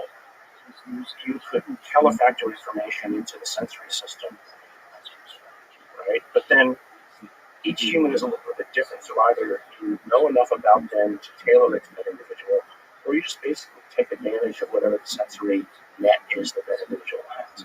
So if you happen to be good at sound, or you happen to be a very visually inclined individual, then maybe the sensory information that you get that's most effective in terms of transmitting information would come through that portal.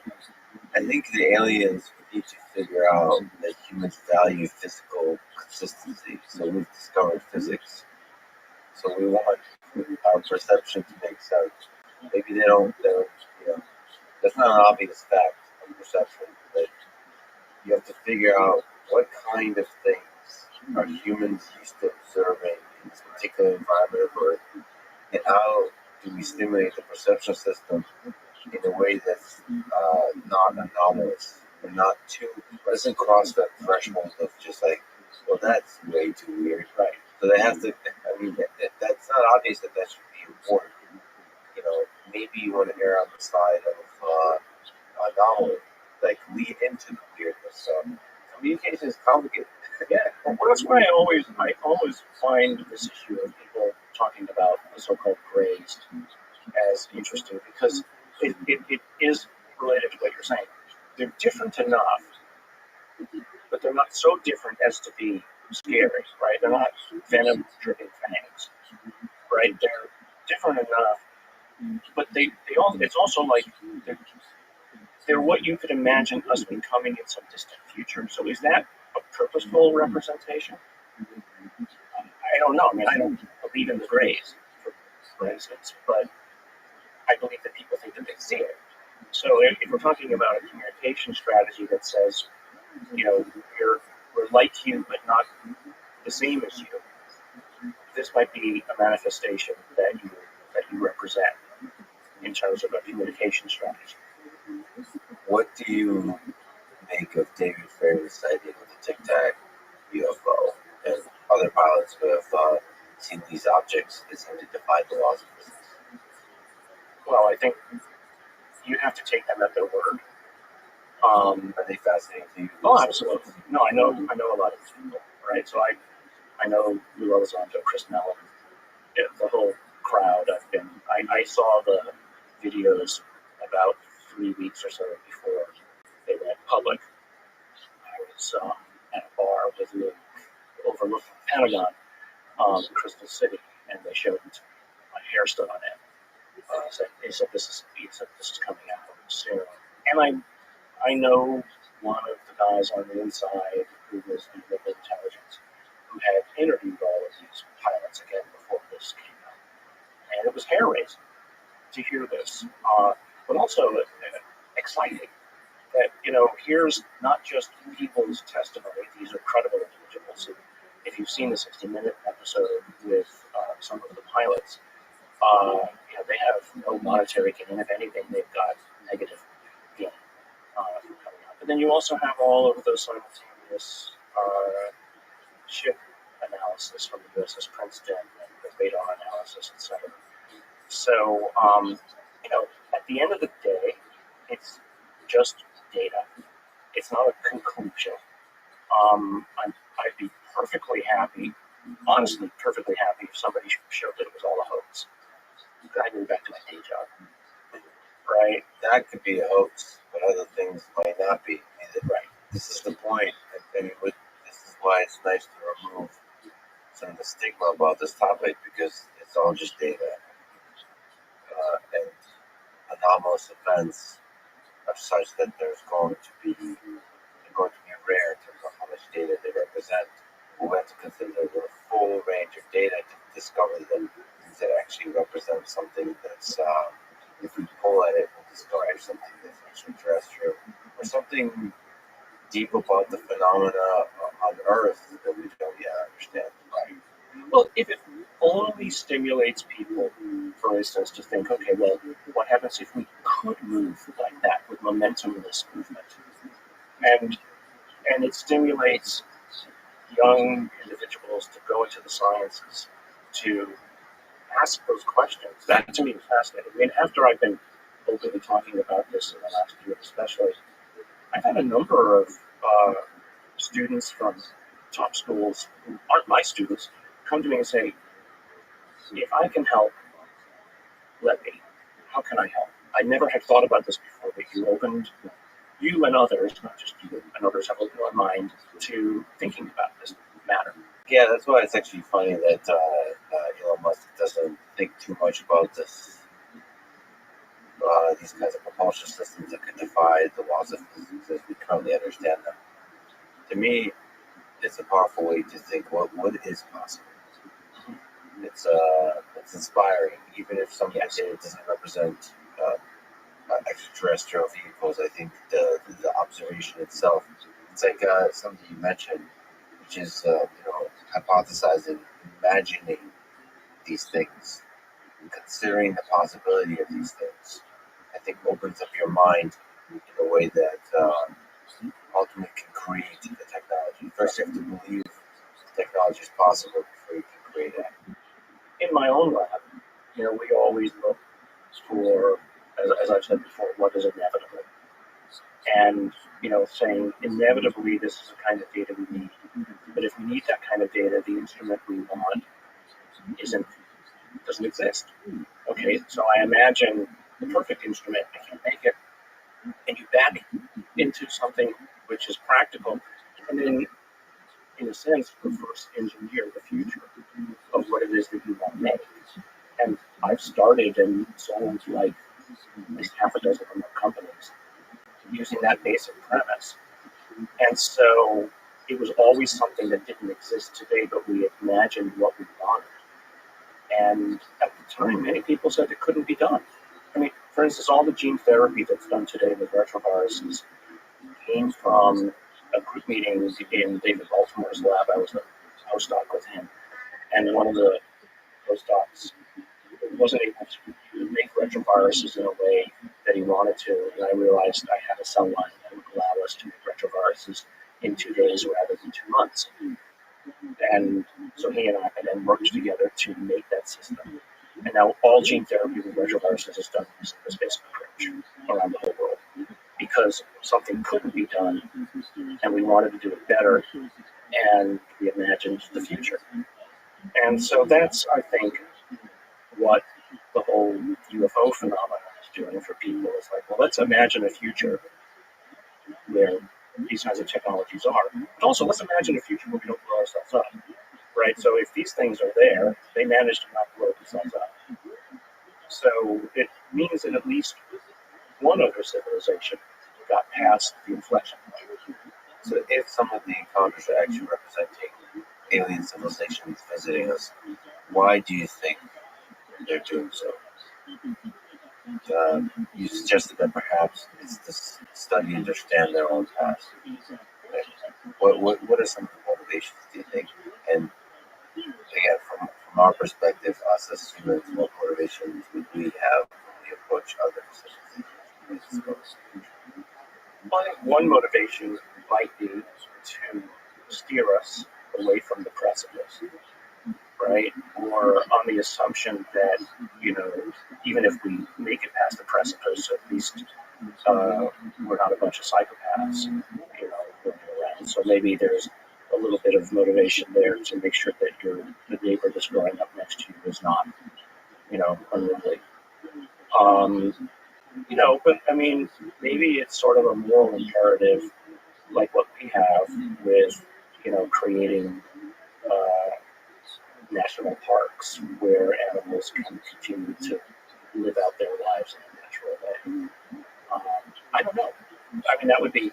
I mean, the problem is we're imagining from a anthropomorphic viewpoint what an alien might think. And as I said before, alien means an alien, right? I mean, not Hollywood aliens, but a whole different way of thinking and a whole different level of experience and, let's say, wisdom, hopefully, that we can only hope to understand.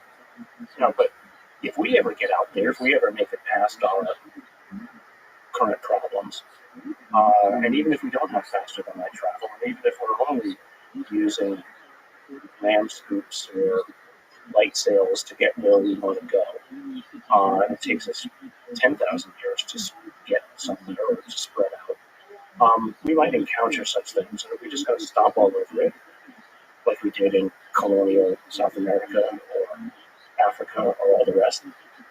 On our current path, likely, and so what are we going to learn? Well, we're getting better and better at understanding what is life. And I think we're getting better and better at being careful not to step on it when we see it. This is one of the nice things about talking about UFOs is it expands the overview window. It expands our understanding of what possibly could be life. It gets us to think. It gets the scientific community to think. When we go to Mars, when we go to these different movies that could possibly have life, we're not looking at legged organisms. We're looking at some kind of complexity that arises in resistance to the natural world. And there's a lot of resistance to the natural world. Yeah. Somehow there's a rebellious process, complex system going on here. And I don't know the many ways it can take form.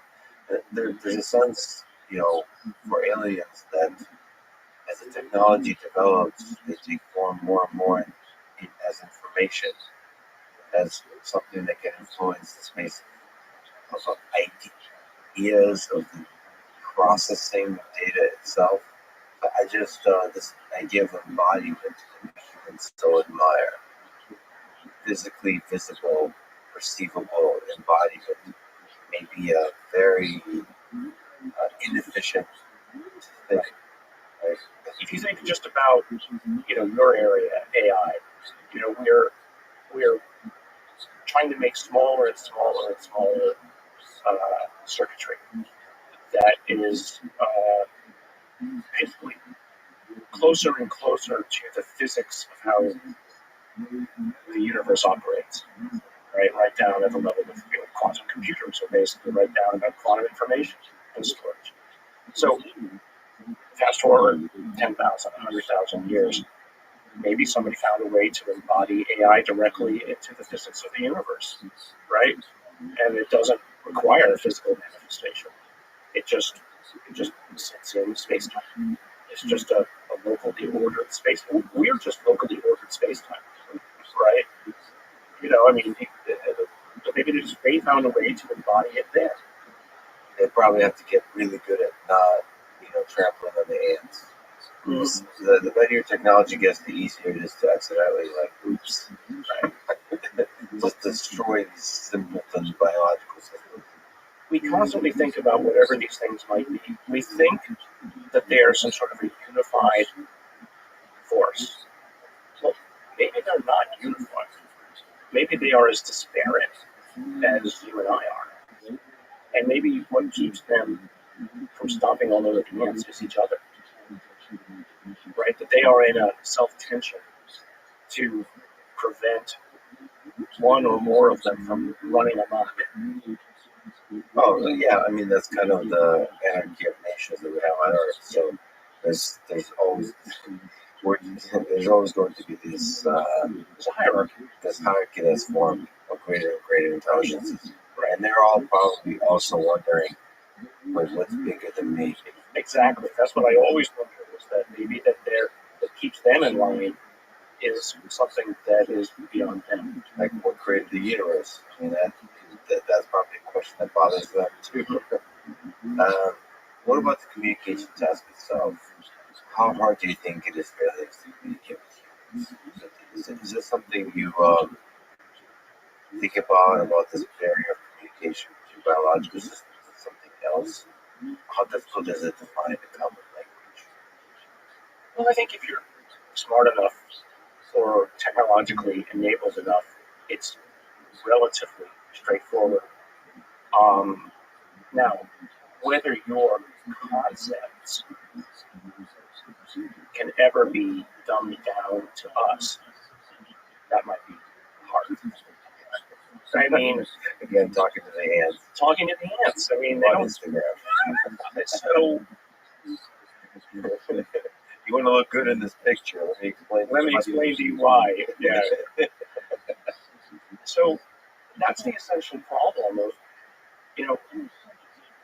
perhaps they realize who it is that they're talking to, and they say, rather than muddy the picture, we're only going to give them limited information, right? And yeah, maybe we could sit down like you and I and have a conversation, but then they would make assumptions. The humans would then make assumptions about us that aren't true, because we're not humans, right? So let's stay at arm's length. Let's just let them know that we're here, right? And here's the limited amount of communication. Again, this notion that if you give somebody everything, they'll get it. And, if they've been around as long as they have, they've seen every kind of thing that can go wrong. And so it's they know as much as they might want to step in, that would be a wrong thing. Yeah, you have to also understand the amount of wisdom they carry. And so it's very easy as well for religions to. I don't want to get into a whole religious conversation. It's very easy for you can see how religions could call them angels or devils or what have you, because again, if you're trying to fit it into the framework of cultural understanding, the first thing you reach for is God. And so when you look at what these things are, and again, with the angels and the devils, in a similar sort of way, their communication is limited. They just kind of give little, what's the Oracle of Delphi, they kind of give these Delphic pronouncements, and then it's up to you to figure out what it is that they really mean. Stephen Greer claimed that a skeleton discovered in the Atacama region of Chile might be an alien. He reached out to him and took on the task of proving or disproving that with the rigor of science. The result is a paper titled Whole Genome Sequencing of Atacama Skeleton Shows Novel Mutations Linked with Displacement. Can you tell us the story?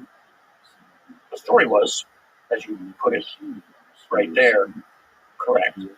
Reached out, got a sample of the body, did the DNA sequencing, then worked with a team of two other Stanford scientists and Roche sequencing group, Roche Diagnostics, and probably a total team of about 11 or so people.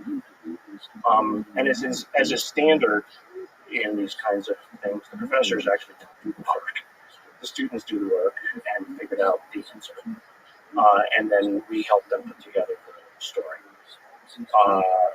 And the story was simply that it was human, 100%. I went into it thinking it was originally of some sort. I got kind of excited a few months into the process and what is it is an alien? Right? And we'll discuss some of the characteristics of the skeleton that make it unique and interesting. Primarily, it had dysmorphias of the brain. And so the first thing I did, actually, when I got pictures of it, I took it to a local expert at Stanford, and he was on the paper. And he was the world expert in pediatric bone dysmorphias. He literally wrote the book and on this, because that's what you do. You go to an expert when it's outside of your field of interest. And he said, well, I haven't seen this particular collection of mutations before, or this physiology before, but here's what I think it might be. And he said, but based on the size of the thing and the bone density, it would appear to be like 6 or 7 years old. Now, again, that's the thing where I think the lay public doesn't understand or takes a speculation like that and turns it into a fact. No one ever said that it was that age. We only said that the bones made it look like it was that age. But then we went back and looked for genetic explanations of why things might look the way they did. And if you again read the paper, it's very carefully caveated to say that these mutations might result in this. But what we did find was an unexpectedly large number of mutations associated with bone growth in this individual. And it was just a bad roll of the dice, right? You roll the dice enough times with enough people born every year, and someone will roll the wrong dice all at once. So the sad part about it was individuals in the UFO community who wanted to think that there was some sort of conspiracy around it, right? That somebody had somehow convinced all of my students to lie. I mean, come on. You know, I would lose my job first of all, and they would all be, in trouble forever. Yeah, but also it's just projecting malevolence onto people that I don't think exists in the normal populace, and especially doesn't exist in the scientific community.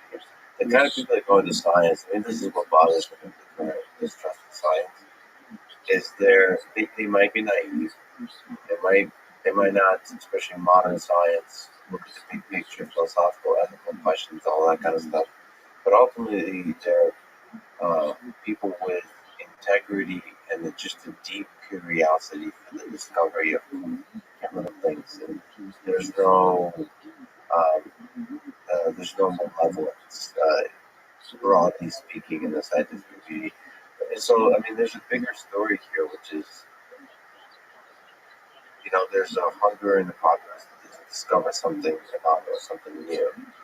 And, science has to be both open to the anomalous, but also to reject the anomalous when the data doesn't support it.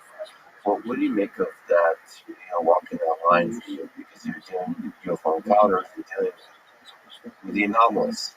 Well, people have said, let's go back to the Atacama case, that I was debunking it. Well, debunking is a loaded term. It sort of assumes that you were going in purposefully to prove something was wrong. I wasn't. I was just going in to collect the data. And, I showed that this one was human.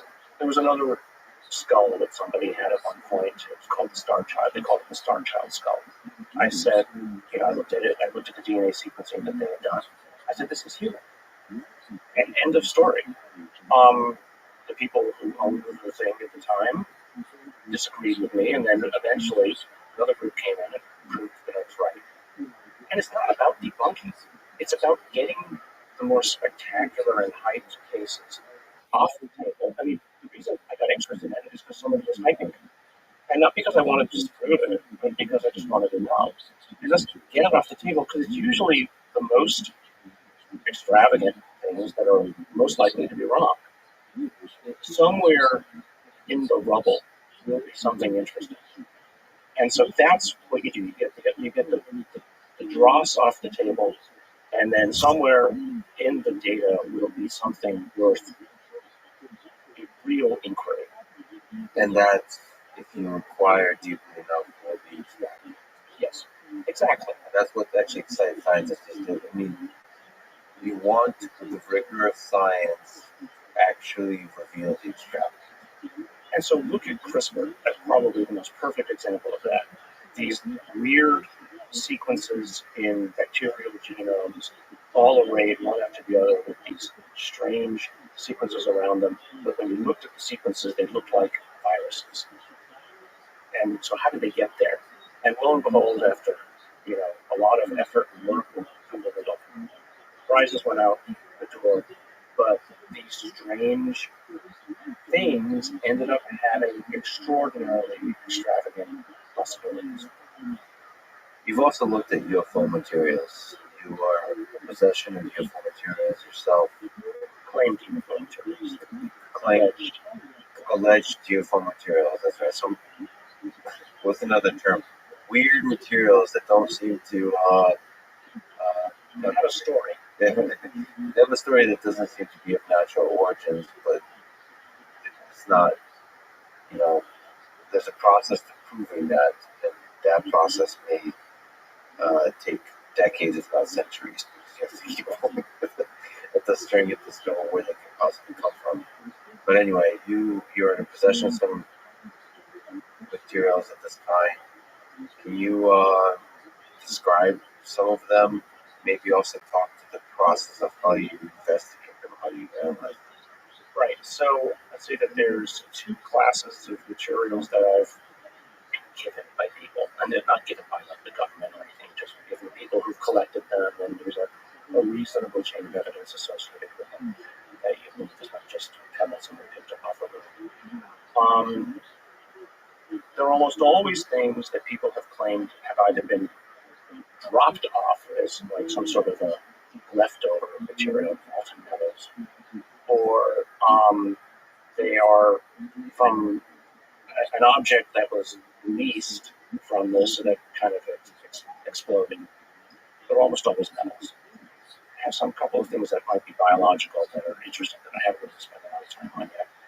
When you look at a metal, you basically will look at what are the elements in it and what's it made of. And so there's pretty standard approaches to doing that. Most of them involve a technology called mass spectrometry. And there's probably about 5 or 6 different kinds of mass spectrometry that you could bring to bear on answering it. And they either tell you, depending upon the limit of the resolution of the instruments, they either tell you the elements that are there, or they tell you the isotopes that are there. And you're interested not just in knowing whether something is there or not, you're interested in knowing whether there are, the amounts of it. And in the case of elements, how many different isotopes are there? And that's kind of where, in some of these cases, it gets interesting, right? Because in at least one of the materials, as we first studied it, the isotope ratios, in this case, it was magnesium, way off normal. And I just don't know why. It doesn't prove anything. All it proves is that it was probably accomplished by some kind of an industrial process. Whether it's the result of a process, or whether, and this is sort of the leftover, or whether it was made that way for a particular purpose, I don't know. All I know is that it was engineered. That's it, right? But then the question is, sort of you go one step deeper. Why would you change? Right. Why what is engineered means? There's all kinds of. It could be a byproduct. It could be the main result of an engineering process. It will be a small part of the engineering process that is the main part. Well, so the ratios of isotopes for any given element are basically the result of stellar processes. A supernova blew up sometime several billion years ago. That became a cloud. Those atoms coalesced gravitationally to form another sun and a ring that became a rocky planet. And the ratios of the isotopes were determined at the time of that explosion. And so everything in the local solar system is more or less of that ratio, depending upon certain gravitational difference. But by fragments of a percent, not whole tenths of percent difference. So what do humans use isotopes for? Mostly the growth of them. I mean, the vast majority of the isotopes that have been made in the per pound or ton are things like certain ratios of plutonium and uranium to blow stuff up. We don't make or engineer isotopes. Today it's relatively easy to do, but it's still expensive. For any other reason, apart from, let's say, as anti-cancer, we use stable isotopes in money these days as a counterfeiting tool. You basically embed certain ratios of isotopes into different other counterfeiters to accomplish. But other than that, we don't do anything with them. So why would you make grams of such material in a small case and drop it around on a beach in Brazil. So which case are we talking about? This describes that, but this is the Ubatuba case. Can you describe this case a little bit further? Like what material we're talking about, just the full story of the case. So It's an interesting one. It's an interesting one. So a fisherman saw an object that released something, or it exploded, and it was this some chunks of it, relatively pure magnesium, with obviously something else in it because magnesium burns. So it had something in it that would, of other metals, simple alloy, that would prevent it from basically burning up. And so the question is, and so then we had two pieces that came from two different chains of custody, both claimed to be from the same object. At least physically, when you look at the two things, they look the same. Right? So we took small fragments of each of them. We put them in an instrument called a secondary ion mass spec, which is an extremely sensitive instrument, and it can see down to 0.001 mass units, which is important for, let's say, for arcane reasons. But it's a sensitive instrument, and so one of the chains of custody was two pieces from the same chain of custody, and then two pieces from the other chain of custody.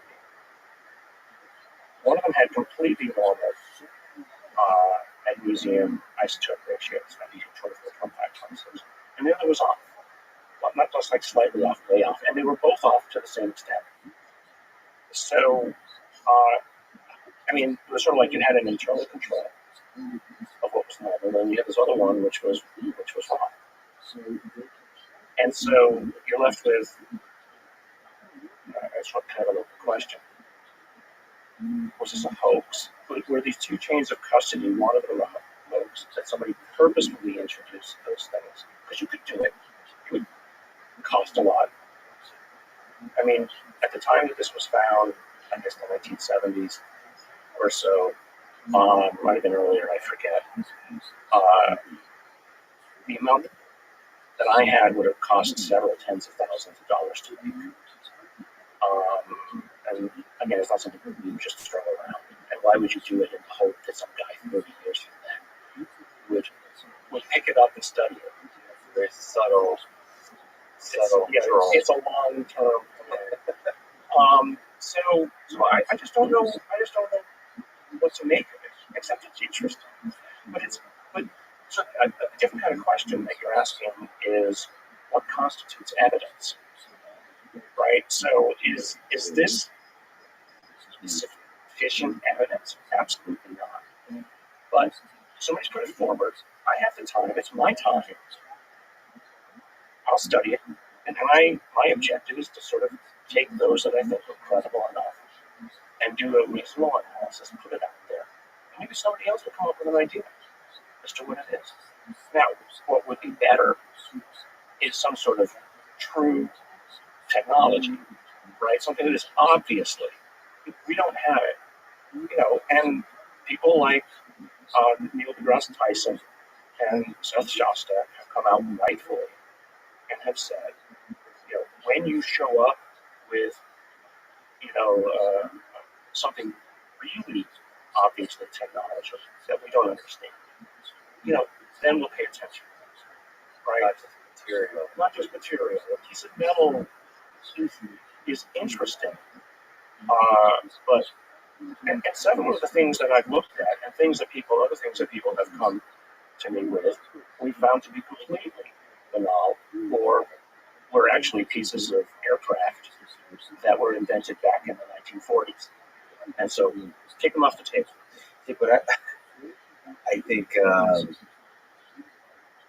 again, showing up with technology that we humans find completely novel is actually a really difficult task for aliens, because it obviously can't be so novel that we don't recognize it for what it is. And I would say most of the technology aliens likely have would be something we don't recognize.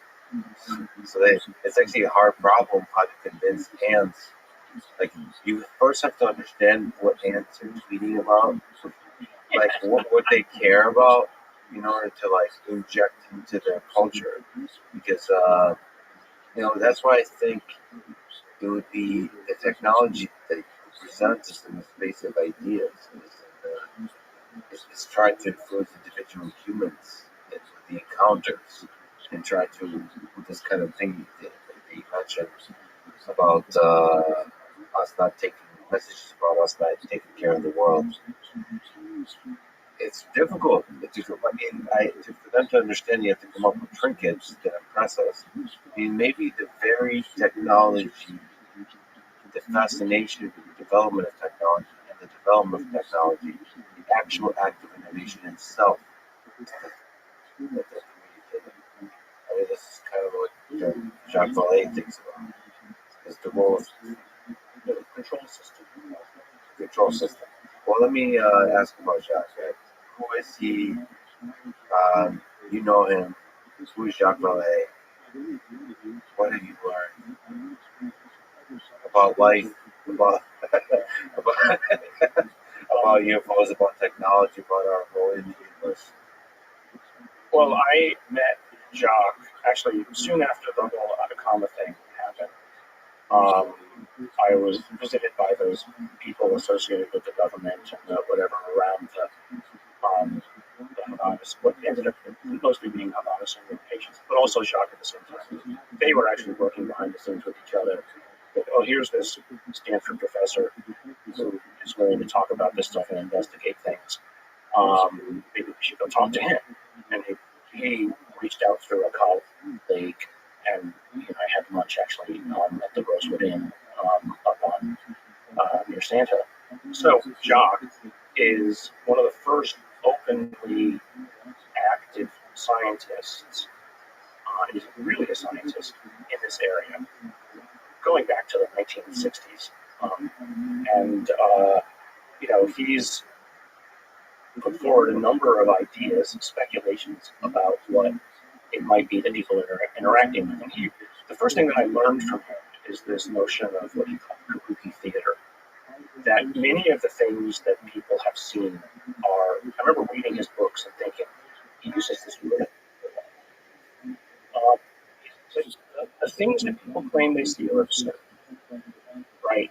Like a ship doesn't land in a farmer's field, and I come up and knock on the door and say, "Can I have a glass of water?"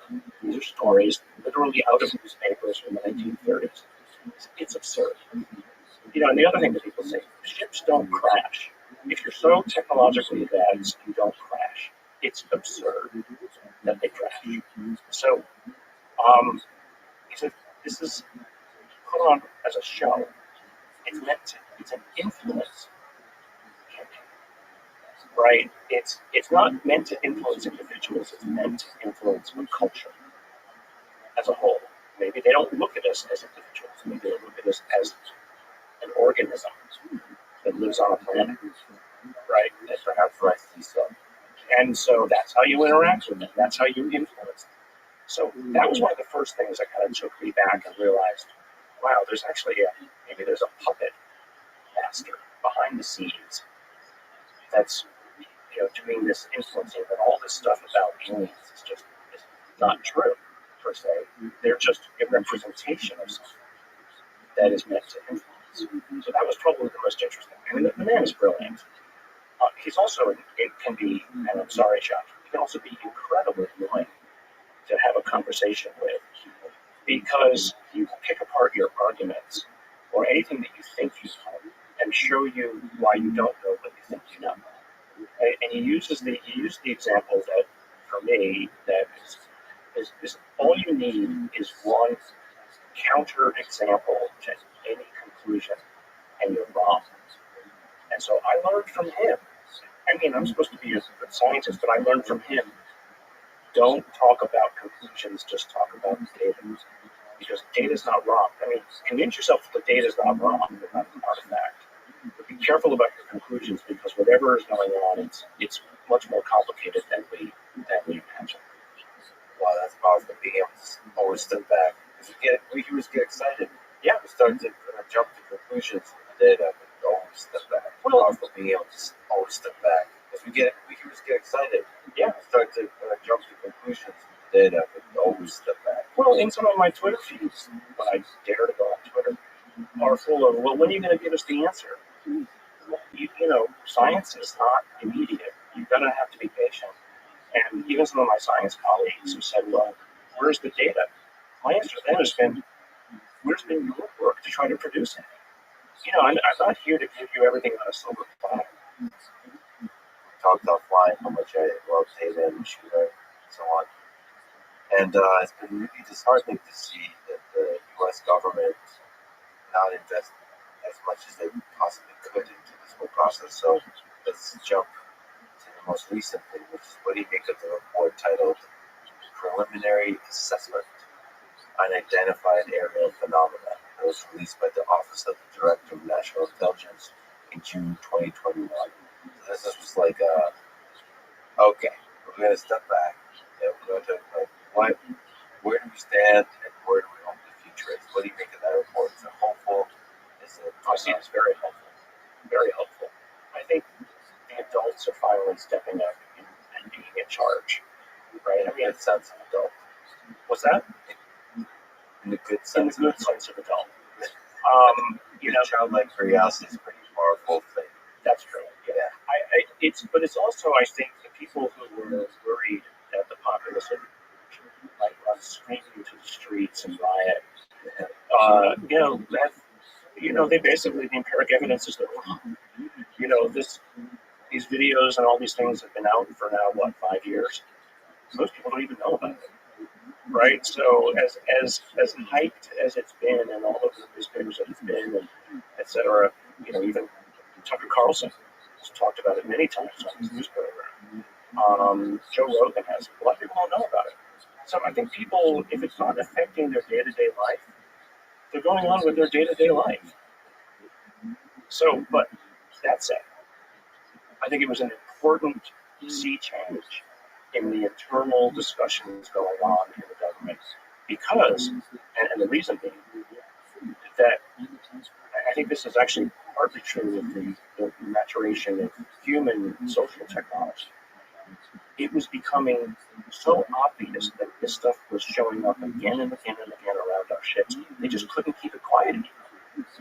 Right? And so it's like, we need to do something about it. And Lynn Elizondo and Chris and others, to their great credit, found the right angle to talk about this. So, well, okay, let's say it's not out there. Maybe it's the Russians, the Chinese, or somebody else. We should know about this because we damn sure know it's not us. So that, to me, is an important thing to finally be a little bit more open about the matter.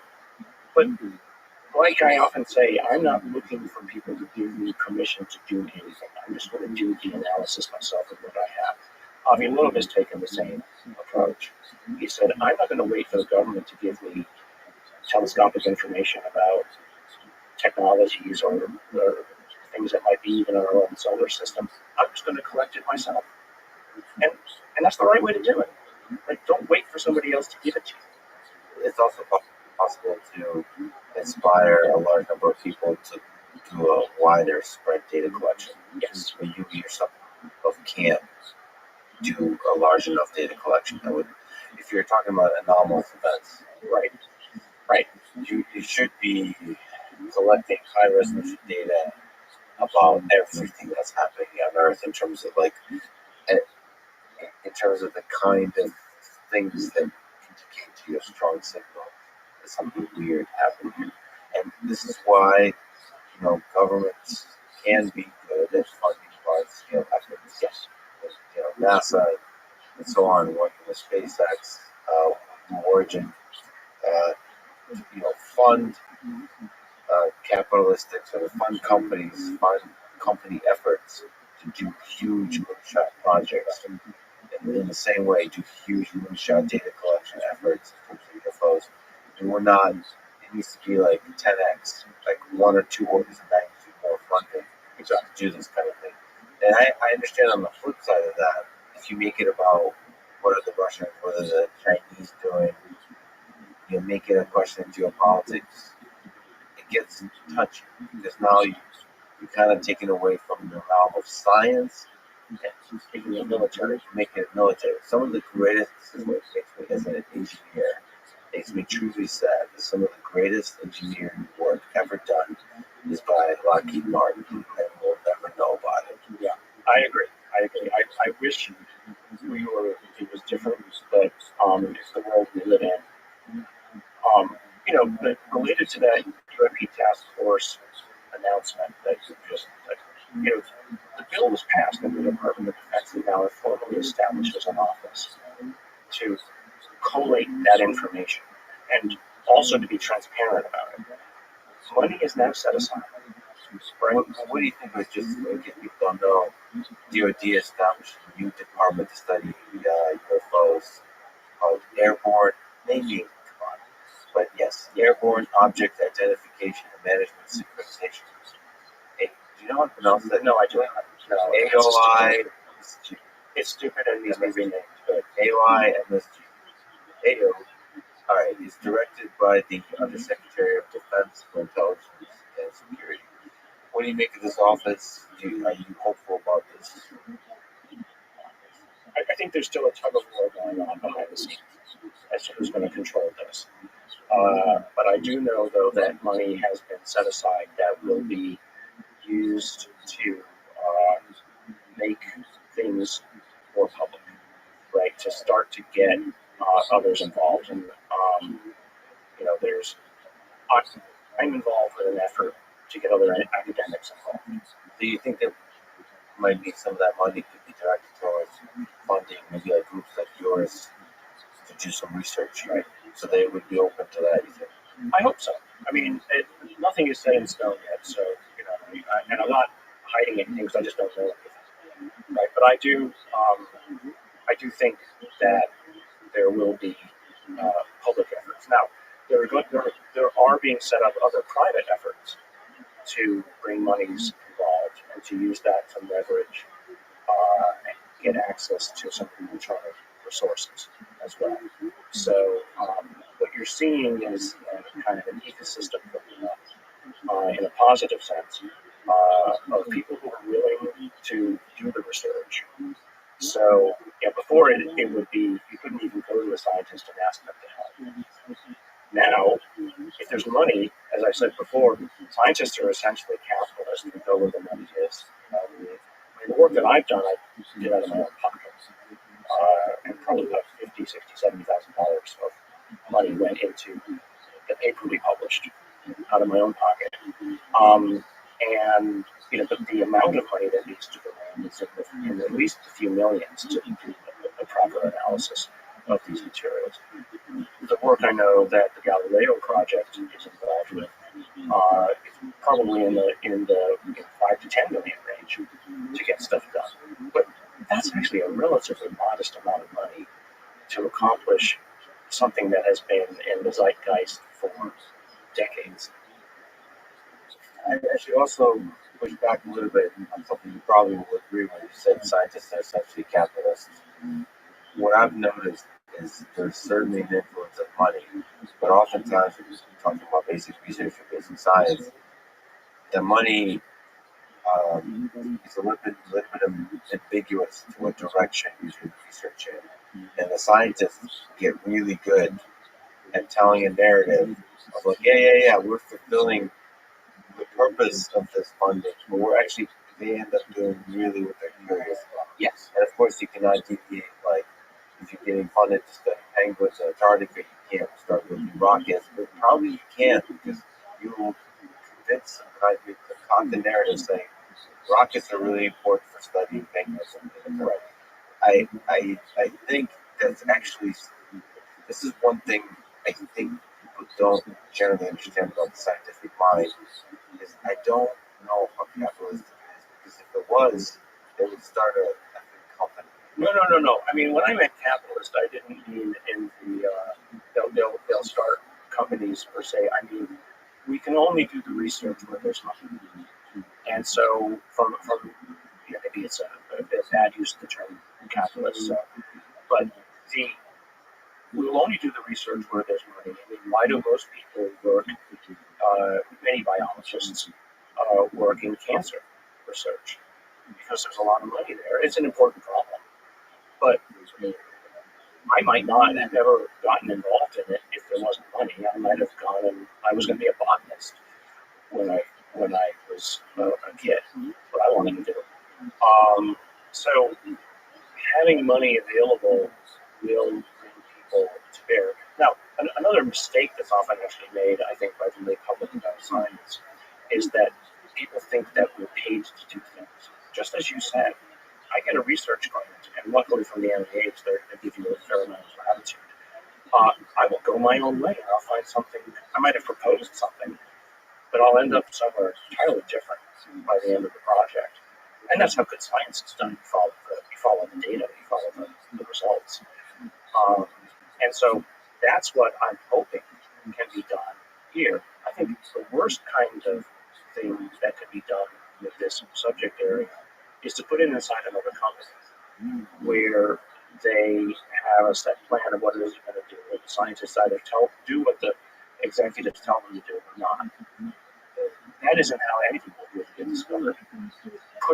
Get it out into the public, get open minds thinking about it, and then publishing on it and doing the right kind of work. That's how real progress will be made with this. Let's again put our sort of philosophical hats on. Do you think the U.S. government or some other government is in possession of something of extraterrestrial origin that is far more impressive than anything we've seen in the public? I've not seen anything personally, but if I believe the people who I don't think can lie, yes. How does that make you feel in terms of the way government works, the way our civilization works, that there might be things like that, and they're not public? Is there a hopeful message for transparency that's possible? Like if you were in power, and I'm not saying president, because maybe the president is not the source of power here, would you release this information in some way or form? Yes. If I were, I think it's something that can bring humanity together, right? I think that knowledge of this kind of thing, to know that we are more alike than we are different in comparison to whatever this is a positive thing for us. And to know, I don't necessarily care that the government has been hiding it, and I think people have been talking about what we should give government officials or whatever amnesty. I think that's probably the right answer. This isn't a time to look back and say you did something wrong. You did whatever you did because that was the data you had available to you at the time, and you had good reasons for doing it. Now, if your reasons were selfish, if your reasons were you wanted to do it because you wanted to monetize it yourself to your benefit, but against that of others, then I think maybe there's something else that can be said. But an opportunity to get all this information out, if I were in charge, I would try to do it. Now, I might be shown something though that says, there's a reason why you don't want everybody to know this. And maybe you don't want everybody having access to unlimited energy. Because maybe you might turn it into a bomb. Or something that gives you hints that something like unlimited energy is possible, but you haven't figured it out yet. And if you make it public, maybe some of the other governments you have tensions with will figure it out first. Right. So yeah, it's kind of an arms race, though. In all forms, it makes me truly sad because it's obvious that, for example, the origins of the COVID virus, it's obvious to me that the Chinese government, whatever the origins are, is interested in not releasing information about it because it can only be bad for the Chinese government. And every government thinks like this. Like and every actually disappointment to me talking to PR folks at companies, like they're always nervous. They're always like concerned, right? In the sense like, well, if we release more stuff, it can only be bad. And then an Elon Musk character comes along who tweets ridiculous memes and doesn't give a fuck. And I've been encouraging CEOs, encouraging people to be transparent. And of course, government, national security is really like another level. It's human lives at stake. But let's start at the lighter case of just releasing some of the awesome insights into how the sausage is made, the technology, and being transparent about it because it excites people. It, like you said, it connects people. It inspires them. It's good for the brand. It's good for everybody. I honestly think this kind of idea that people will steal information and we use it against you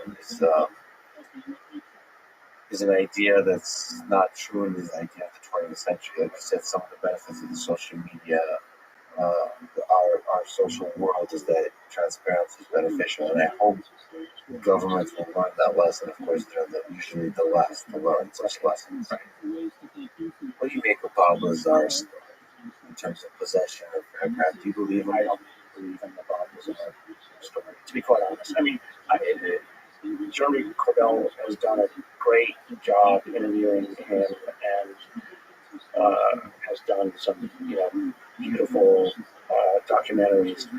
I just don't. I don't know how to interpret it, and again, just some of the people who fraternize with think it's all rubbish. But maybe he's right, but I don't know. I mean, the problem is, and this is a little bit different about how I approach the whole area than a lot of others. I'm less interested in going over old paperwork and all these old histories of who said what, the whole he said, she said of the history of UFOs. I'm a scientist. I worked on the brain area because it's something I can collect data on. I can go back to the same individual and collect their MRI again and redo it. I can hand that MRI to somebody else that has it. I can get materials, I can analyze them, I can get some of these skeletons, I won't touch any skeletons ever again, but I can analyze it and somebody else can just look at it. I mean, that's what I'm good at. And so, I'm not going to go into, I'm not a historian. Yeah, that's true, but there's a human side to it. I wonder, sometimes I think with these, because again, the anomalous, rare events, some of the data is inextricably connected to humans. The observations, right? I mean, I hope in the future, that sensory data will not be polluted by human subjectivity, but that's still powerful data, even direct observations, like you talked about pilots.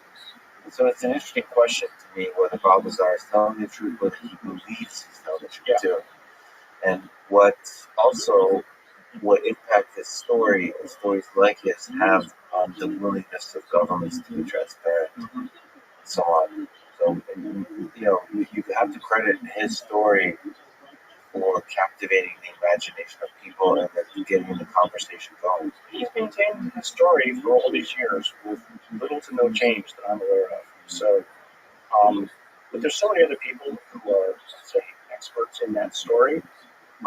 They're guys, you accumulate a set of sort of circumstantial evidence where your gut will say that somebody is not telling the truth. Yeah.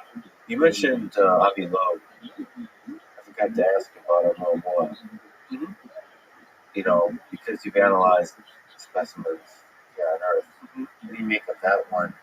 And what do you make broadly of our efforts to look at rocks, essentially, but look at objects flying around in our solar system?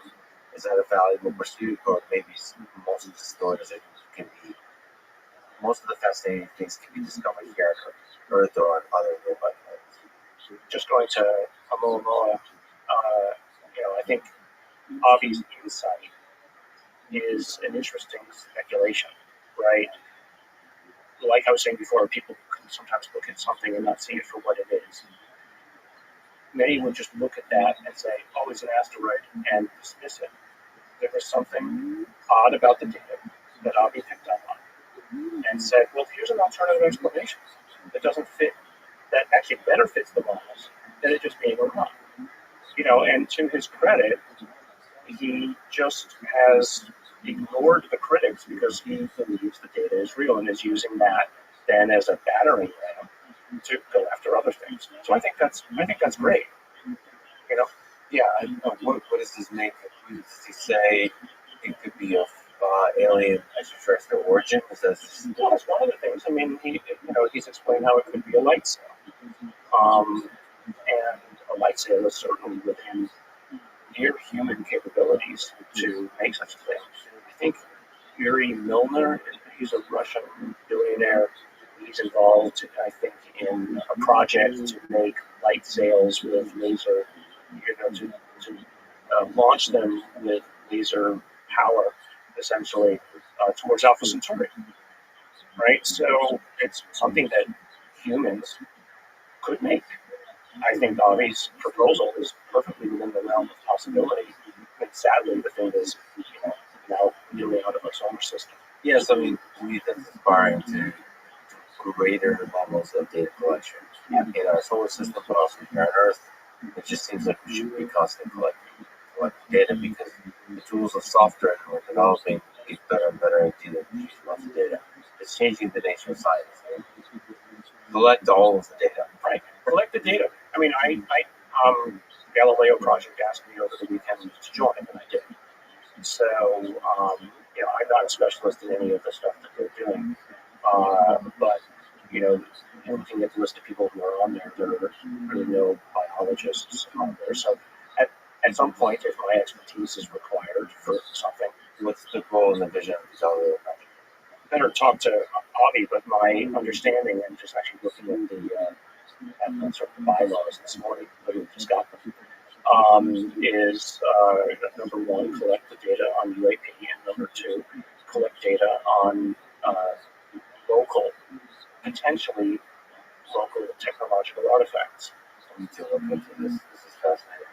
And the Avi is heading the Galileo Project. Yeah. Have you spoken to him? On his podcast, yes. Oh, that was before, I believe it's before he was headed. No, it's a new creation. Yeah, the Galileo Project was, I think it's about 6 or 7 months old now. Amazing. And he's getting a group of scientists together. Oh, yeah, it's about 100. Oh, awesome.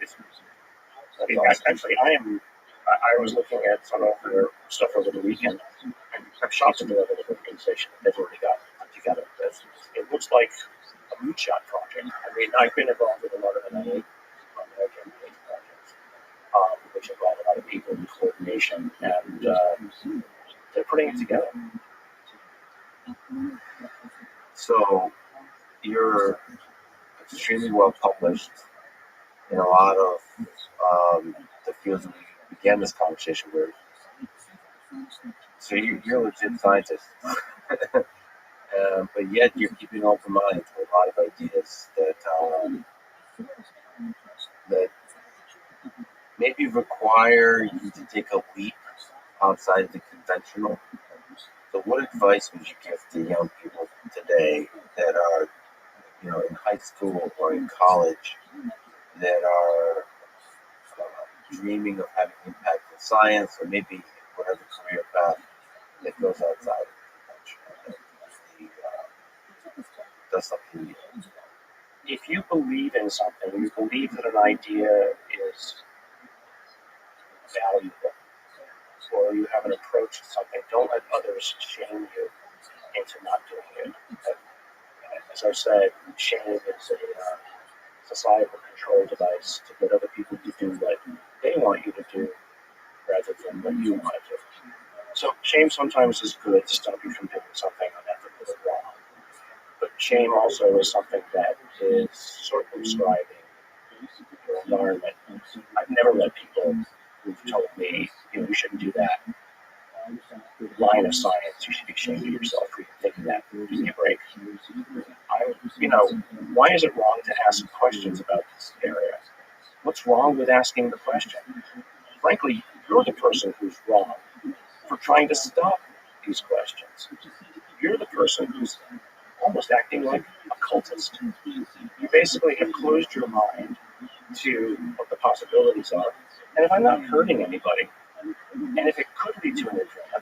waste my time. Why does it bother you? I mean, I had a very well-known scientist once tell me that I was going to hurt my career talking about this. If anything, it's enhanced my career. I have a couple questions on this. So first of all, just a small comment on that. I've realized that it feels like a lot of the progress in science is done by people pursuing an idea that another senior faculty would probably say, this is going to hurt your career. I think it's actually a pretty good indicator that there's something interesting when a senior wise person tells you this is going to hurt your career. I think that's just what, as a small, if I were to give advice to young people, if somebody senior tells you this is going to hurt your career, think twice about taking their advice. Yeah. I mean, I think that's the primary thing. And the other, I tell my own students, you know, I have a lab of about 20, 30 people, and it's been that big since 1992. People come and go. Is it's not the data that falls in line that's so interesting. It's the spot off the graph that you want to understand. If you want to, when something's way off the graph, that's the interesting thing, because that's usually where discovery is. And the number of times that I've stopped people in my lab and said, wait a second, go back a few slides. What was that? And then it ended up being something interesting that made their careers. I can count on a few hands. Yeah, get excited by the extraordinary that's outside of the thing that you've done in the past. Just on a personal psychological level, is there, you know, I'm sure at Stanford, I'm sure you explore some of these ideas, there's pressure. How do you not give in to pressure? How do you not give in to the people that say, that push you away from these topics? What you said, shame. I just point to my successes. I say, what, you know, you're the ones who told me not to start companies all this time ago. You know, and now you're the one coming to me for advice for how to start companies. Right? But from the scientific area, it's you're wanting to take something off the table that might be an explanation. How is that the scientific method? I reverse check. So purely with reason to conversation, you're able to do that. So it doesn't feel, because to me it would just feel lonely. There's a community. Yeah. There's a community of science, and you know, when you're working on something that's outside a particular conventional way of thinking, you could be lonely. I mean, there's a, you know, in the AI field, if you were working on neural networks in the 90s, you'd be lonely. I have met some of the most fascinating people ever that had I stayed the conventional track, I would never have met. I mean, truly, brilliant people because of this. So, you know, it is, for those worried about, well, should I step outside of my comfort zone? You're going to meet some really interesting people. And, you know, because I'm open about this area, you know, I'll go and give a talk, you know, in Boston, Harvard, MIT. And at dinner, inevitably, the subject comes up. And inevitably, somebody else at the table will admit both that they're interested or that they've seen something. And suddenly, the whole tone of the conversation changes. It's kind of like there's safety in numbers. And then, or I've had people come to me afterwards, after dinner, and say, hey, we don't talk about this over.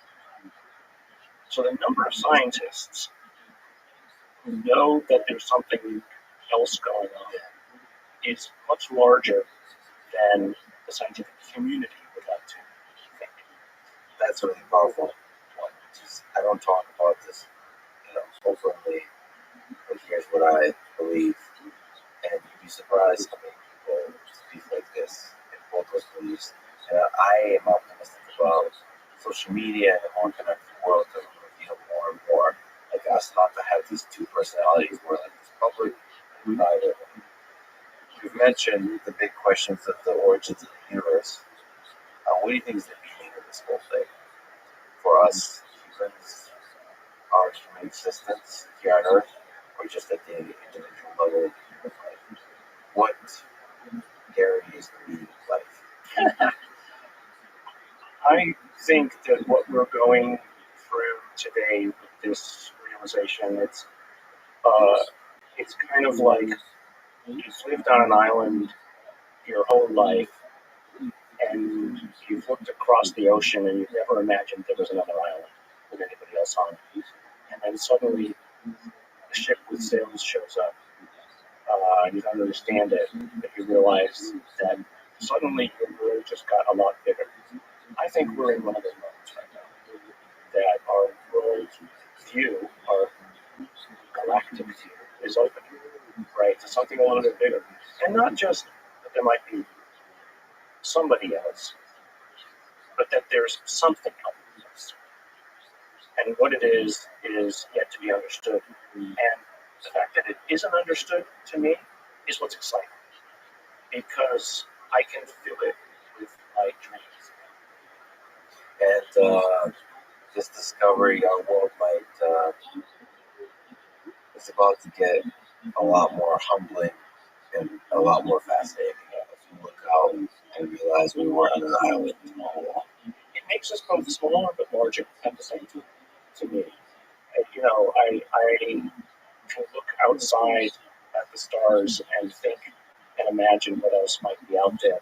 And although I know that I will never see it all, it excites me to know that it's there. Well, Gary, both to respect your time and also because at 12 I turned into a princess, let me just say thank you for doing everything you're doing as a great scientist, as a person willing to reject the conventional. And thank you for spending your extremely valuable time today. Thanks for talking. Thanks so much. It was a great talk. Thanks for listening to this conversation with Gary Nolan. To support this podcast, please check out our sponsors in the description. Now, let me leave you with some words from Stanislav Lem in Solaris. How do you expect to communicate with the ocean when we can't even understand one another? Thanks for listening. Hope to see you next time.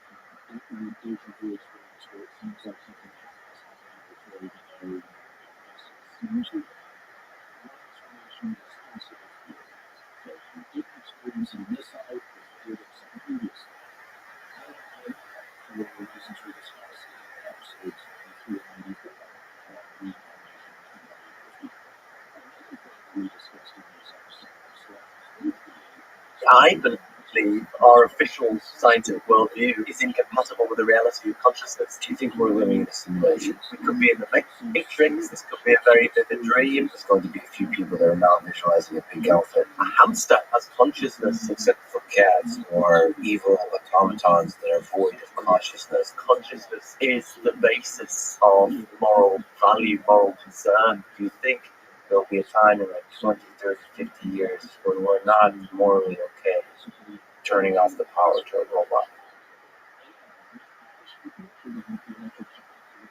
The following is a conversation with Philip Goff, a philosopher specializing in philosophy of mind and consciousness. He is a panpsychist, which means he believes that consciousness is a fundamental and ubiquitous feature of physical reality, of all matter in the universe. He is the author of Galileo's Error, Foundations for a New Science of Consciousness, and is the host of an excellent podcast called Mind Chat. This is the Lex Friedman Podcast. If you support it, please check out our sponsors in the description. And now, here's my conversation with Philip Goff. I opened my second podcast conversation with Elon Musk with a question about consciousness and panpsychism. The question was, quote, does consciousness permeate all matter? I don't know why I opened the conversation this way. He looked at me like, what the hell is this guy talking about? So he said no, because we wouldn't be able to tell if it did or not. So it's outside the realm of the scientific method. Do you agree or disagree with Elon Musk's answer? I disagree. I guess I do think consciousness pervades matter. In fact, I think consciousness is the ultimate nature of matter. So, as for whether it's outside of the scientific method, I think there's a fundamental challenge at the heart of the science of consciousness that we need to face up to, which is that consciousness is not publicly observable. Right? I can't look inside your head and see your feelings and experiences. We know about consciousness not from doing experiments or public observation. We just know about it from our immediate awareness of our feelings and experiences. So, Qualitative, not quantitative. yeah, that's another aspect of it. So there are a couple of reasons consciousness, I think, is not susceptible to the standard, or not fully susceptible to the standard scientific approach. One reason you've just raised is that it's qualitative rather than quantitative. Another reason is it's not publicly observable. So I mean, science is used to dealing with unobservables, right? Fundamental particles, quantum wave functions, other universes. None of these things are observable. But there's an important difference. With all these things, we postulate unobservables in order to explain what we can observe, right? In the whole of science, that's how it works. In the case of consciousness, in the unique case of consciousness, the thing we are trying to explain is not publicly observable, and that is utterly unique. If we want to fully bring science into consciousness, we need a more expansive conception of the scientific method. So it doesn't mean we can't explain consciousness scientifically, but we need to rethink what science is. What do you mean publicly or publicly observable? Is there something interesting that you said about the word publicly? I suppose versus privately. Yeah, it's tricky to define, but I suppose the data of physics are available to anybody. If there were aliens who visited us from the planet, maybe they'd have very different sense organs. Maybe they'd struggle to understand our art or our music. But if they were intelligent enough to do mathematics, they could understand our physics. They could look at the data of our experiments. They could run the experiments themselves. Whereas consciousness, is it observable? Is it not observable? In a sense, it's observable. As you say, we could say it's privately observable. I am directly aware of my own feelings and experiences. If I'm in pain, it's just right there for me. My pain is just totally directly evident to me. But you, from the outside, cannot directly access my pain. You can access my pain behavior, or you can ask me, but you can't access my pain in the way that I can access my pain. So I think that's a distinction. It might be difficult to totally pin it down how we define those things, but I think there's a fairly clear and very important difference there. So you think there's a kind of direct observation that you're able to do of your pain that I'm not. So my observation, all the ways in which I can sneak up to observing your pain is indirect versus yours is direct. Can you play devil's advocate? Is it possible for me to get closer and closer and closer to being able to observe your pain, like all the subjective experiences, yours, in the way that you do it? Yeah, I mean, so it's, of course, it's not that we observe behavior and then we make an inference. We are hardwired to instinctively interpret smiles as happiness, crying as sadness, and as we get to know someone, we find it very easy to adopt their perspective, get into their shoes. But strictly speaking, all we have perceptual access to is someone's behavior. And if you were just, strictly speaking, if you were trying to explain someone's behavior, those aspects that are publicly observable, I don't think you'd ever have recourse to attribute consciousness. You could just postulate some kind of mechanism if you were just trying to explain the behavior. So someone like Daniel Dennett is very consistent on this. And so I think for most people, what science is in the business of is explaining the data of public observation experiments. If you religiously followed that, you would not postulate consciousness because it's not a datum that's known about in that way. And Daniel Dennett is really consistent on this. He thinks my consciousness cannot be empirically verified and therefore it doesn't exist. Dennett is consistent on this. I think I'm consistent on this, but I think a lot of people have a slightly confused middle-way position on this. On the one hand, they think the business of science is just to account for public observation experiments, but on the other hand, they also believe in consciousness without appreciating, I think, that implies that there is another data over and above the data of public observation experiments, namely just the reality of feelings and experiences. As we walk along this conversation, you keep opening doors that I want to walk into, and I will, but I want to try to stay kind of focused. And that's what Daniel Dennett was laid out, since he sticks to his story, pun intended, and then you stick to yours. What is your story? What is your theory of consciousness versus his? Can you clarify his position?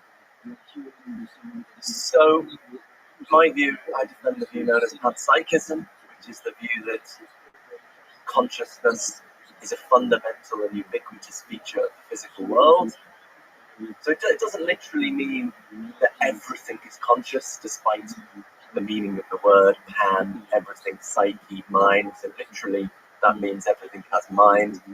But the typical commitment of the panpsychist is that the fundamental building blocks of reality, maybe fundamental particles like electrons and quarks, have incredibly simple forms of experience, and that the very complex experience of the human or animal brain is somehow rooted in or derived from this much more simple consciousness at the level of fundamental physics. So, I mean, that's a theory that I would justify on the grounds that it can account for this data of consciousness that we are immediately aware of in our experience in a way that I don't think other theories can. If you ask me to contrast that to Daniel Dennett, I think he would just say there is no such data. Dennett says the data for science of consciousness is what he calls entrophenomenology, which is specifically defined as what we can access from the third person perspective, including what people say, but crucially, we're not treating what they say, we're not relying on their testimony as evidence for some unobservable realm of feelings and experiences. We're just treating what they say as a datum of public observation experiments that we can account for in terms of underlying mechanisms. So I feel like there's a deeper view of what consciousness is. So you have a very clear, we talk quite a bit about panpsychism. You have a clear view of what, almost like a physics view of consciousness. He, I think, has a kind of view that consciousness is almost a side effect of this massively parallel computation system going on in our brain. The brain has a model of the world, and it's taking in perceptions, and it's constantly weaving multiple stories about that world. It's integrating the new perceptions, and the multiple stories are somehow, it's like a Google Doc, collaborative editing. And that collaborative editing is the actual experience of what we think of as consciousness. Somehow, the editing is consciousness of this story. I mean, that's a theory of consciousness, isn't it? The narrative theory of consciousness, or the multiple versions editing, collaborative editing of a narrative theory of consciousness. Yeah, he calls it the multiple drafts model. Incidentally, there's a very interesting paper just come out by a very good philosopher, Luke Roloff, defending the panpsychism version of Dennett's multiple drafts model. Like a deeper kernel that goes back. Just the difference being that this is Luke Roloff's view, all of the drafts are conscious. So I guess for Dennett, there's sort of no fact of the matter about which of these drafts is the correct one. on Roloff's view, maybe there's no fact of the matter about which of these drafts is my consciousness, but nonetheless, all the drafts correspond to some consciousness. And I mean, it's just kind of funny. I guess he calls it Denetian panpsychism, but Luke is one of the most rigorous, serious philosophers alive at the moment, I think. And I hate having Luke Roloff in an audience if I'm giving a talk, because he always cuts straight to the weakness in your position that you haven't thought of. But, so it's nice, panpsychism is sometimes associated with fluffy thinking, but, contemporary panpsychists have come out of this tradition we call analytic philosophy, which is rooted in, detailed, rigorous argumentation, and it is defended in that manner. Yeah, those analytic philosophers are sticklers for terminology. It's very fun to talk shit with those. Yeah, well, I mean, it gets boring if you just start and end defining words, right? Yeah. I think starting with defining words. Actually, the philosopher Derek Parker said when he first was thinking about philosophy, he went to a talk in analytic philosophy, and he went to a talk in continental philosophy, and he decided that the problem with the continental philosophy, if it's really unrigorous, really imprecise, the problem with the analytic philosophy is if it's just not about anything important. And he thought there was more chance of working within analytic philosophy and asking some more meaningful, some more profound questions than there was in working from the philosophy and making it more rigorous. Now, they're both horrific stereotypes, and I don't want to get nasty emails from either of these groups, but there's something to what you say. I think just a tiny tangent on terminology. I do think that there's a lot of deep insight to be discovered by just asking questions. What do we mean by this word? I remember I was taking a course on algorithms and data structures in computer science, and the instructor, shout out to him, Ali Shafafande, amazing professor. I remember he asked some basic questions like, what is an algorithm? The pressure of pushing students to answer, to think deeply. You just woke up, hungover in college or whatever, and you're tasked with answering some deep philosophical question about what is an algorithm. These basic questions, and they sound very simple, but they're actually very difficult. One of the things I really value in conversation is asking these dumb, simple questions of like, what is intelligence? And just continually asking that question over and over of some of the sort of biggest researchers in the artificial intelligence computer science space. It's actually very useful. At the same time, it should start in terminology and then progress. You kind of say, fuck it, we'll just assume we know what we mean by that. Otherwise, you get the Clinton situation where it's like, what is the meaning of it? Is whatever he said. It's like, hey man, did you do the sex stuff or not? Yeah. And so you have to both be able to talk about the sex stuff and the meaning of the word is with consciousness, because we don't really understand, very much. Terminology discussions are very important. It's like you're almost trying to sneak up to some deep insight by just discussing some basic terminology. Like what is consciousness, or even defining the different aspects of panpsychism is fascinating. But just to linger on the Daniel Dennett thing, what do you think about narrative? Sort of the mind constructing narratives for ourselves. So there's nothing special about consciousness deeply.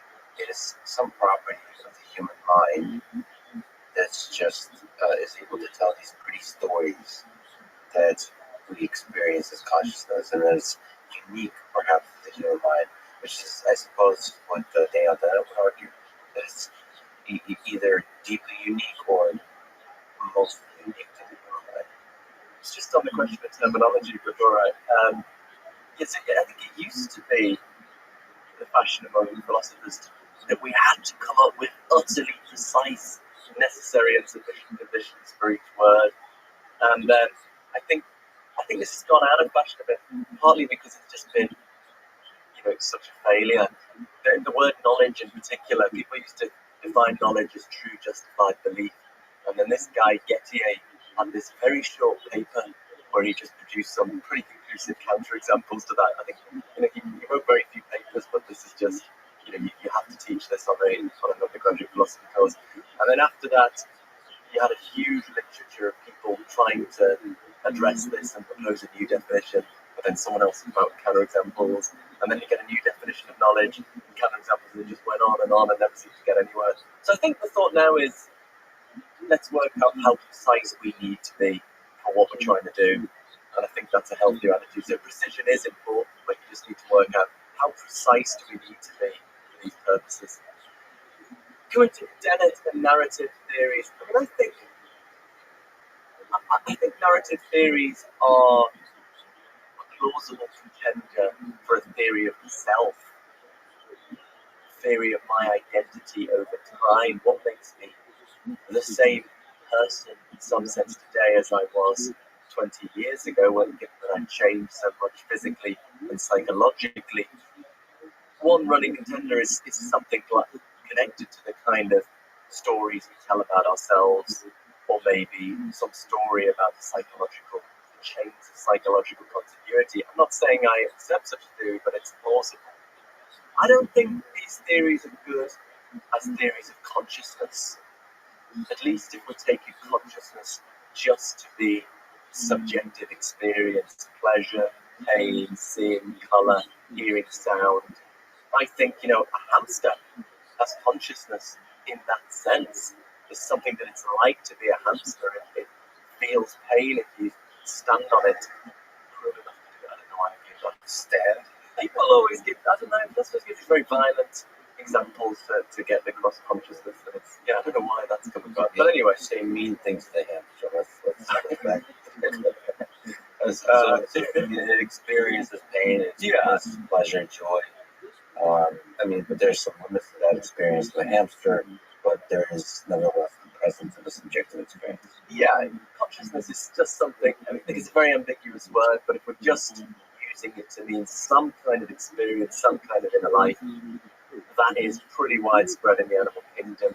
A bit difficult to say where it stops, where it starts, but you certainly don't need something as sophisticated as the capacity to self-consciously tell stories about yourself to just have experience. Except for cats or evil automatons that are void of consciousness. They're at the fingertips of the devil. Oh, absolutely. Yeah. Well, I was taking that as read. Descartes thought animals were mechanisms. And humans are unique. So the animals are robots, essentially, in the formulation of Descartes, and humans are unique. Yeah. So in which way would you say humans are unique versus even our closest ancestors? Like, is there something special about humans? What is, in your view, under the panpsychism? I guess we're walking backwards.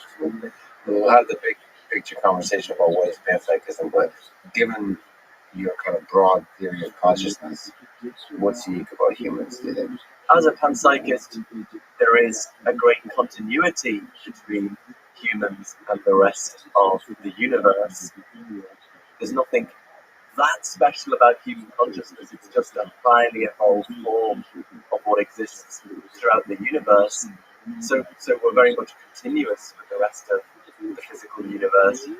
What is unique about human beings? I suppose the capacity to reflect on our conscious experience, plan for the future, the capacity, I would say, to respond to reasons as well.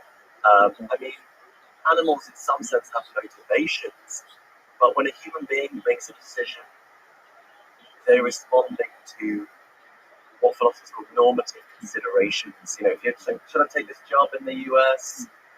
You weigh it up, say, well, I'll get more money, maybe better quality of life, but if I stay in the UK, I'll be closer to family. And you weigh up these considerations. I'm not sure any non-human animals quite respond to considerations of value in that way. I might be reflecting here that I'm something of an objectivist about value. I think there are objective facts about what we have reason to do and what we have reason to believe. And humans have access to those. And humans have access to them and can respond. That's a controversial claim, Many of my panpsychist brethren, they would say the hamster to to the stars and ponder theoretical physics? Maybe not, but I think it depends what you think about value. If you have a more humane picture of value, by which I mean relating to the philosopher David Hume, who said reason is the slave of the passions.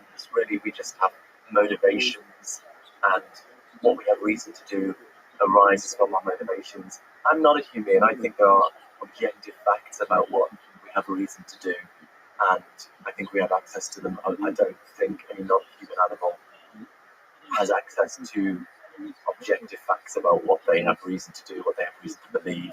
They don't weigh up evidence. Reason is the slave of the passions. That was David Hume's view, yeah.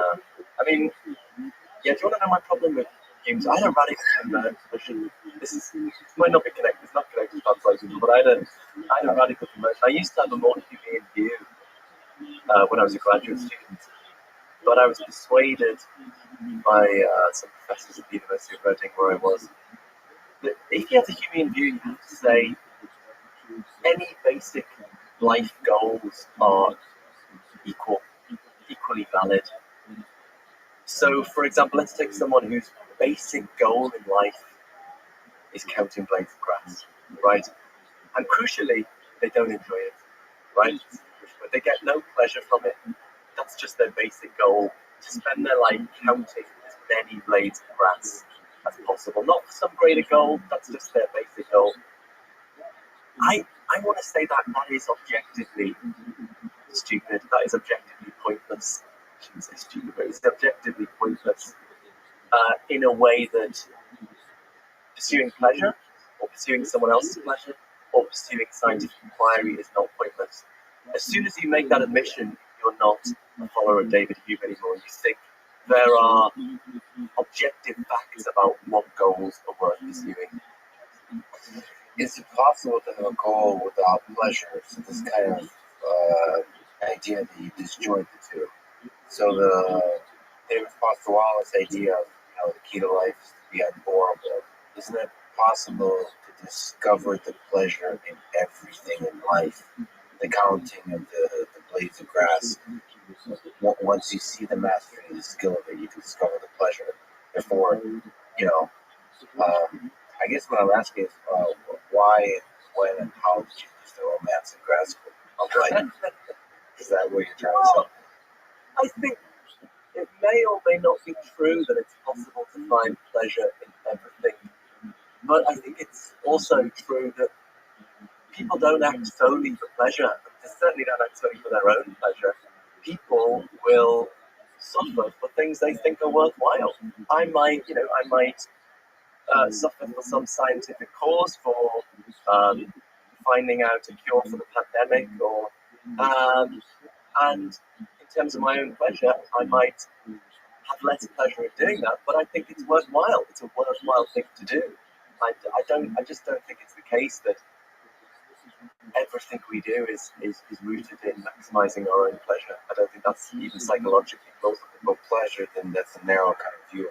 That's like a short-term pleasure. You can see pleasure as a kind of ability to hear the music in the distance. It's like, yes, it's difficult now, it's suffering now, but there's some greater thing beyond the mountain that will be joy. I mean, that's kind of even if it's not in this life, well, the warriors will meet in Valhalla, right? The feeling that gives meaning and fulfillment to life is not necessarily grounded in pleasure of like the counting of the grass. It's something else. I don't know.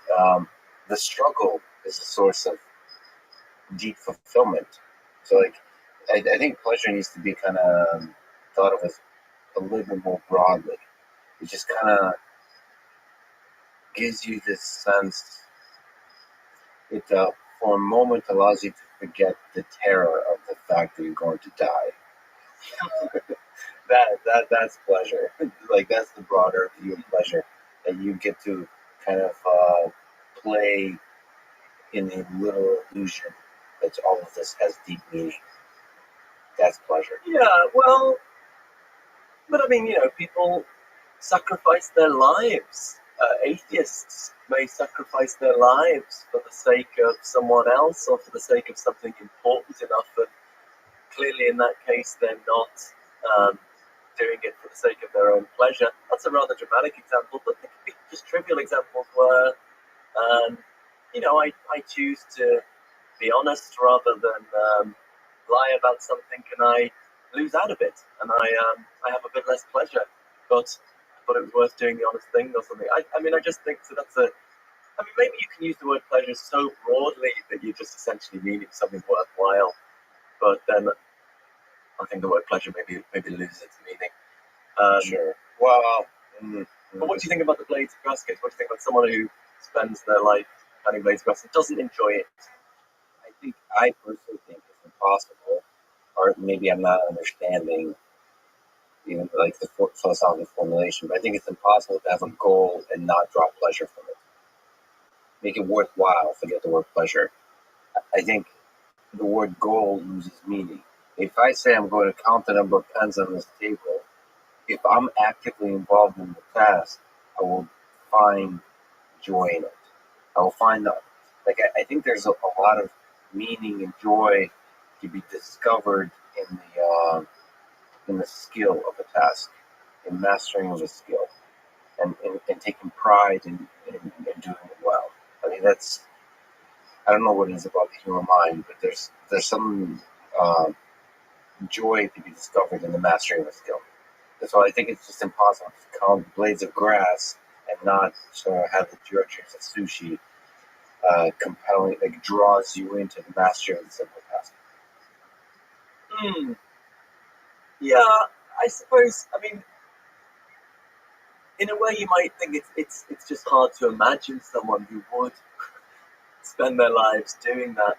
But then maybe that's just because it's so evident that is a pointless task. Whereas if we take this David Hume view seriously, it ought to be, a totally possible life goal. Whereas, I guess I just find it hard to shake the idea that some ways of some life goals are more worthwhile than others. And it doesn't mean, that there's one single way you should lead your life, but pursuing knowledge, helping people, pursuing your own pleasure to an extent are worthwhile things to do in a way that, for example, I'm a little bit OCD. I still feel inclined to walk on cracks in the pavement or do it symmetrically. Like if I step on a crack with my left foot, I feel the need to do it with my right foot.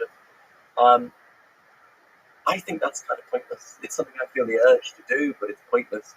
Whereas other things I choose to do, I think it's worth doing. And it's hard to make sense of metaphysically. What could possibly ground that? How could we know about these facts? But that's the starting point for me. I don't know.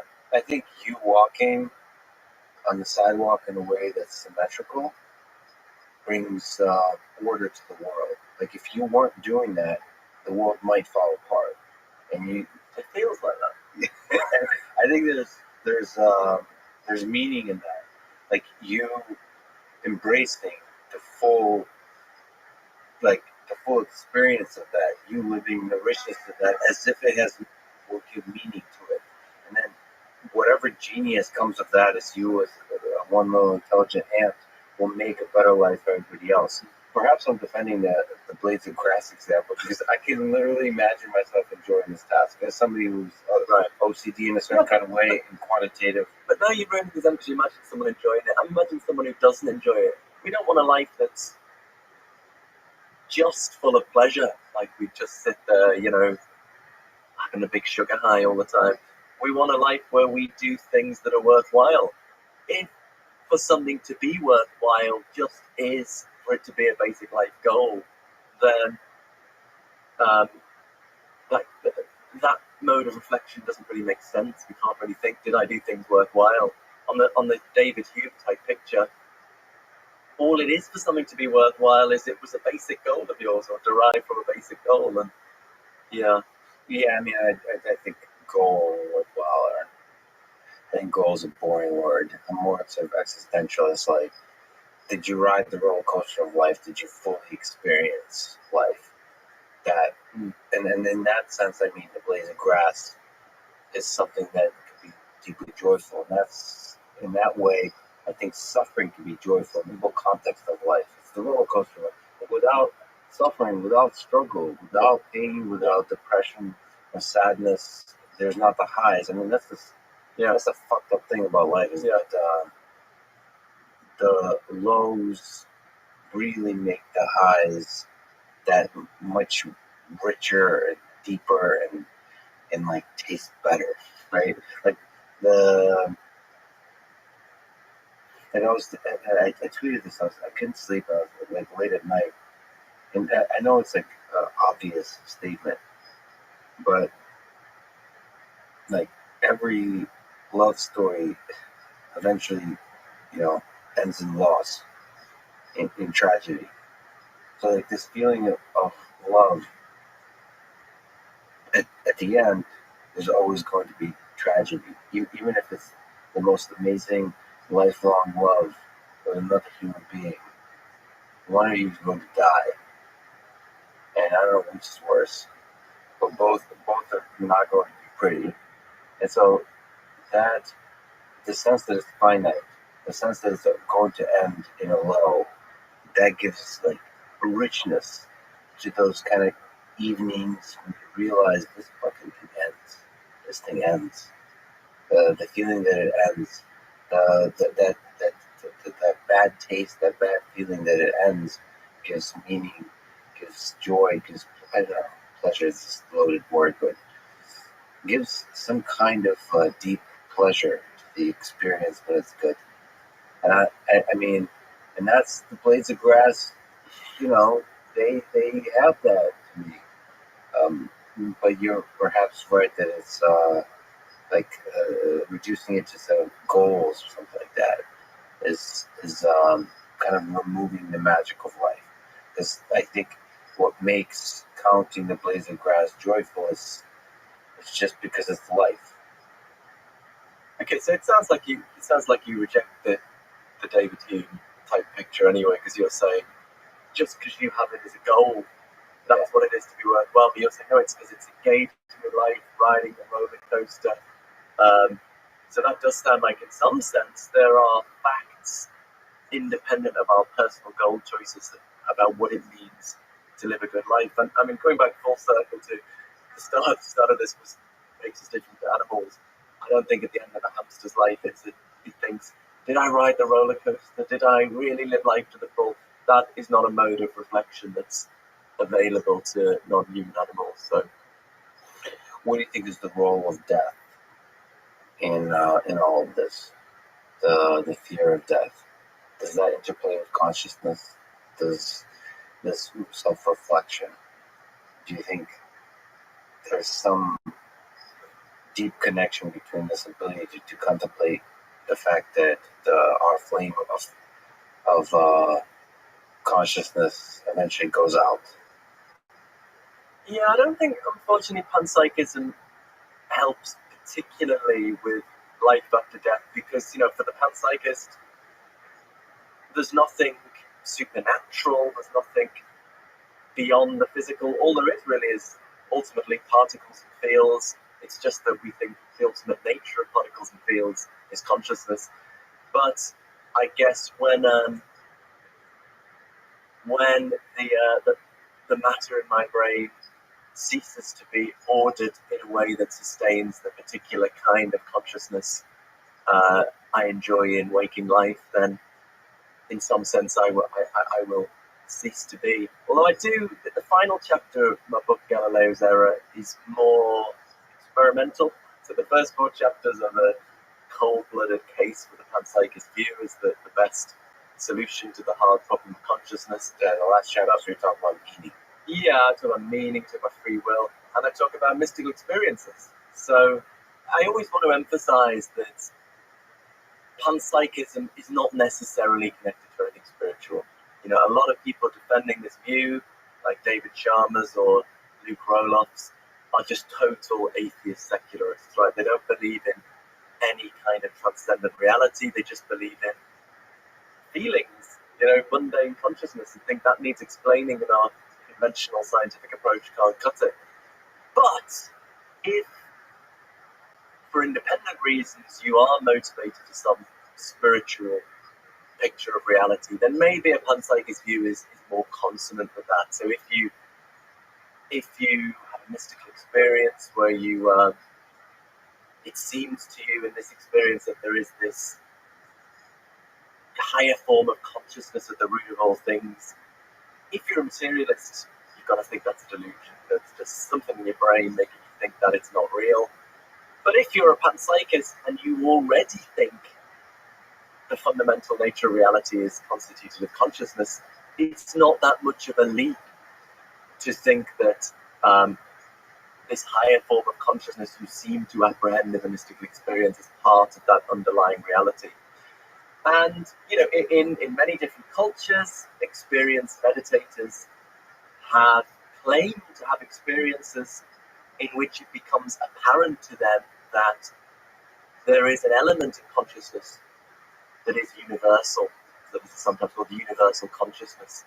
So, on this view, your mind and my mind are not totally distinct.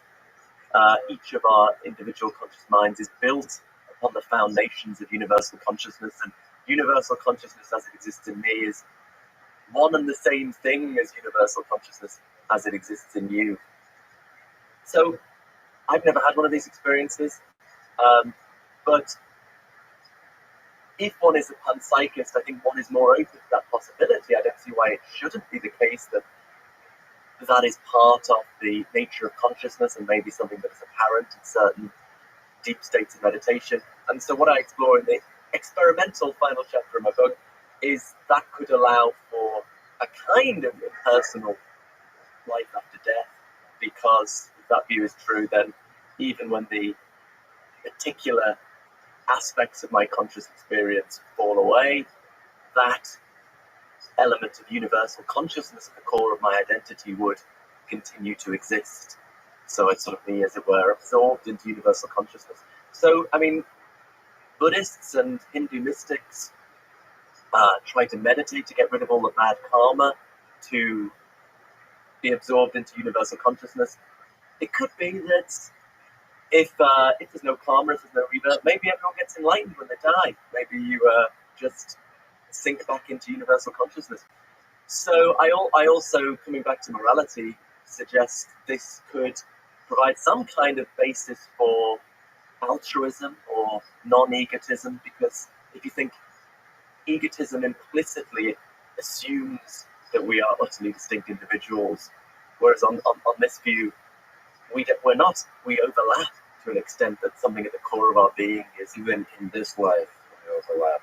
That would be this view that some experienced meditators claim becomes apparent to them, that there is something at the core of my identity that is one and the same as the thing at the core of your identity. It's universal consciousness. Yet there is something very, like you and I in this conversation, there's a few people listening to this, all of us are in a kind of single mind together. There's some small aspect of that, and or maybe a big aspect about us humans. So certainly in the space of ideas, we kind of melt together for a time, at least in a conversation, and kind of play with that idea. And then we're clearly all thinking, like if I say pink elephant, there's going to be a few people that are now visualizing a pink elephant. We're all thinking about that pink elephant together. And we're all in the room together thinking about this pink elephant. We're like rotating it, like, you know, in our minds together. What is that? That pink elephant, is there a different instantiation of that pink elephant in everybody's mind? Or is it the same elephant? And we have the same mind exploring that elephant. Now, if we in our mind start petting that elephant, like touching it, that experience that we're now like thinking what that would feel like, what's that? Is that all of us experiencing that together? Or is that separate? So like there's some aspect of about the togetherness that almost seems fundamental to civilization, to society. Hopefully that's not too strong, but to some of the fundamental properties of the human mind, it feels like the social aspect is really important. We call it social, because we think of us as individual minds interacting. But if we're just like one collective mind with like fingertips, they're like touching each other as it's trying to explore the elephant. But that could be just in the realm of ideas and intelligence and not in the realm of consciousness. And it's interesting to see maybe it is in the realm of consciousness. Yeah, so it's obviously certainly true in some sense that there are these phenomena that you're talking about of collective consciousness. In some sense, I suppose the question is, how ontologically serious do we want to be about those things? By which I mean, are they just a construction out of our minds and the fact that we interact in the standardly scientifically accepted ways? Or is, as someone like Rupert Sheldrake would think, that there is some metaphysical reality, there are some fields beyond the scientifically understood ones that are somehow communicating this? I mean, I think the view I was describing was that this element we're supposed to have in common is some sort of pure impersonal consciousness or something rather than.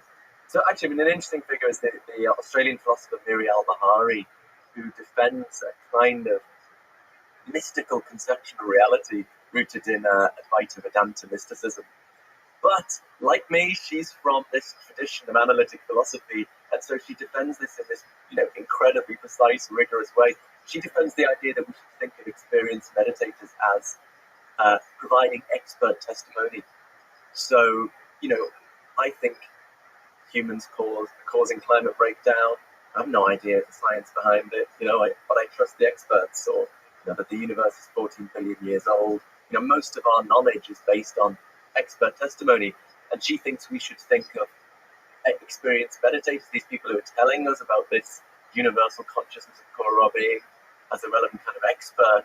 And so she wants to defend the rational acceptability of this mystical conception of reality. So it's what, I think we shouldn't be ashamed, we shouldn't be worried about dealing with certain views as long as it's done with rigor and seriousness. I think sometimes terms like, New Age or something can function a bit like racist terms. A racist term picks out a group of people but then implies certain negative characteristics. So people use this term to pick out a certain set of views like mystical conceptual reality and imply it's kind of fluffy thinking. But you read Miri Al-Bahari, you read Luke Ross, this is serious, rigorous thought, whether you agree with it or not. Obviously it's hugely controversial. And so, the Enlightenment ideal is to follow the evidence and the arguments where they lead. But it's kind of very hard for human beings to do that. I think we get stuck in some conception of how we think science ought to look. People talk about religion as a crutch, but I think a certain kind of scientism, a certain conception of how science is supposed to be, gets into people's identity and their sense of themselves and their security. And make things hard if you're a panpsychic. And even the word expert becomes a kind of crutch. I mean, you use the word expert, you have some kind of conception of what expertise means. Oftentimes that's, connected with a degree at a particular prestigious university or something like that, or it's expertise is a funny one.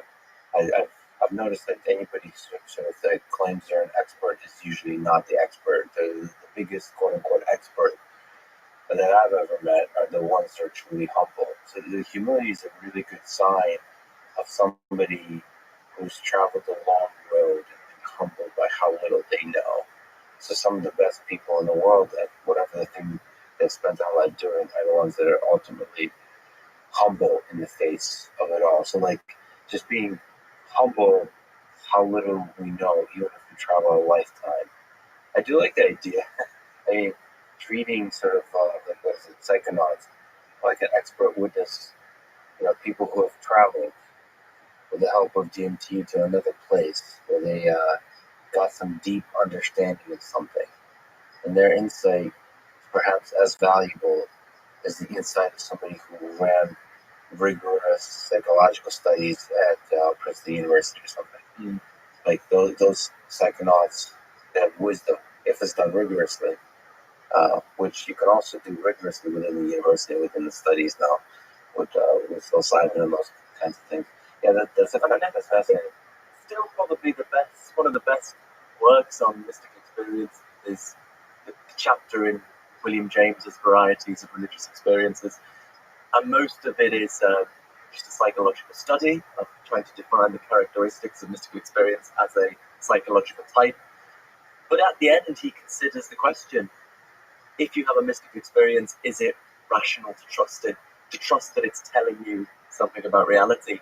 And he makes an interesting argument. He says, if you know, you're kind of applying a double standard.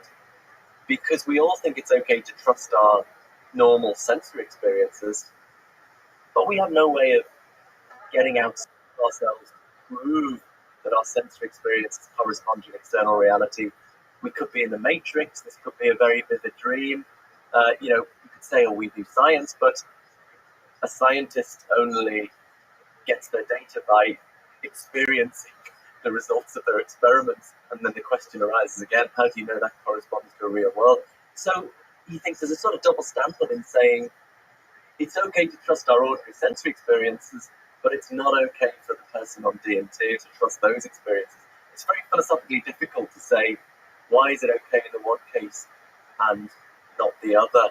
So I think there's an interesting argument there, but I would like to just defend experts a little bit. I mean, I agree it's very difficult, but especially in an age, I guess, where there's information, I do think it's important to have some protection of sources of information, academic institutions that we can trust. And then that's difficult because, of course, there are non-academics who do know what they're talking about. But like, if I'm interested in knowing about biology, you can't research everything.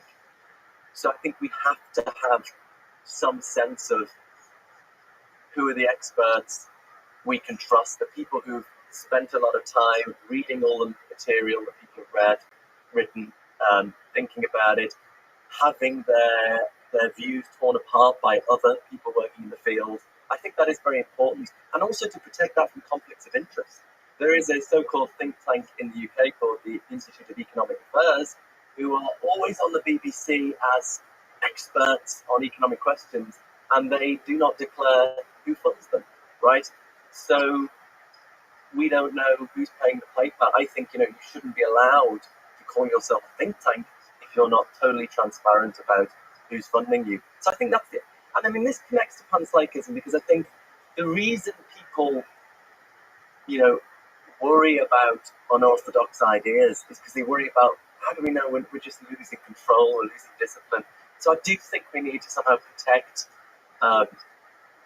academic institutions as sources of information that we can trust. And in philosophy, there's not much consensus on everything, but you can at least know what people who have put the time in to read all the stuff, what they think about these issues. I think that is important. To push back on your pushback, who are the experts on COVID? Oh, again, it's dangerous territory now. Well, let me just speak to it because I am walking through that dangerous territory. I'm allergic to the word expert because in my simple mind, it kind of rhymes with ego. There's something about experts.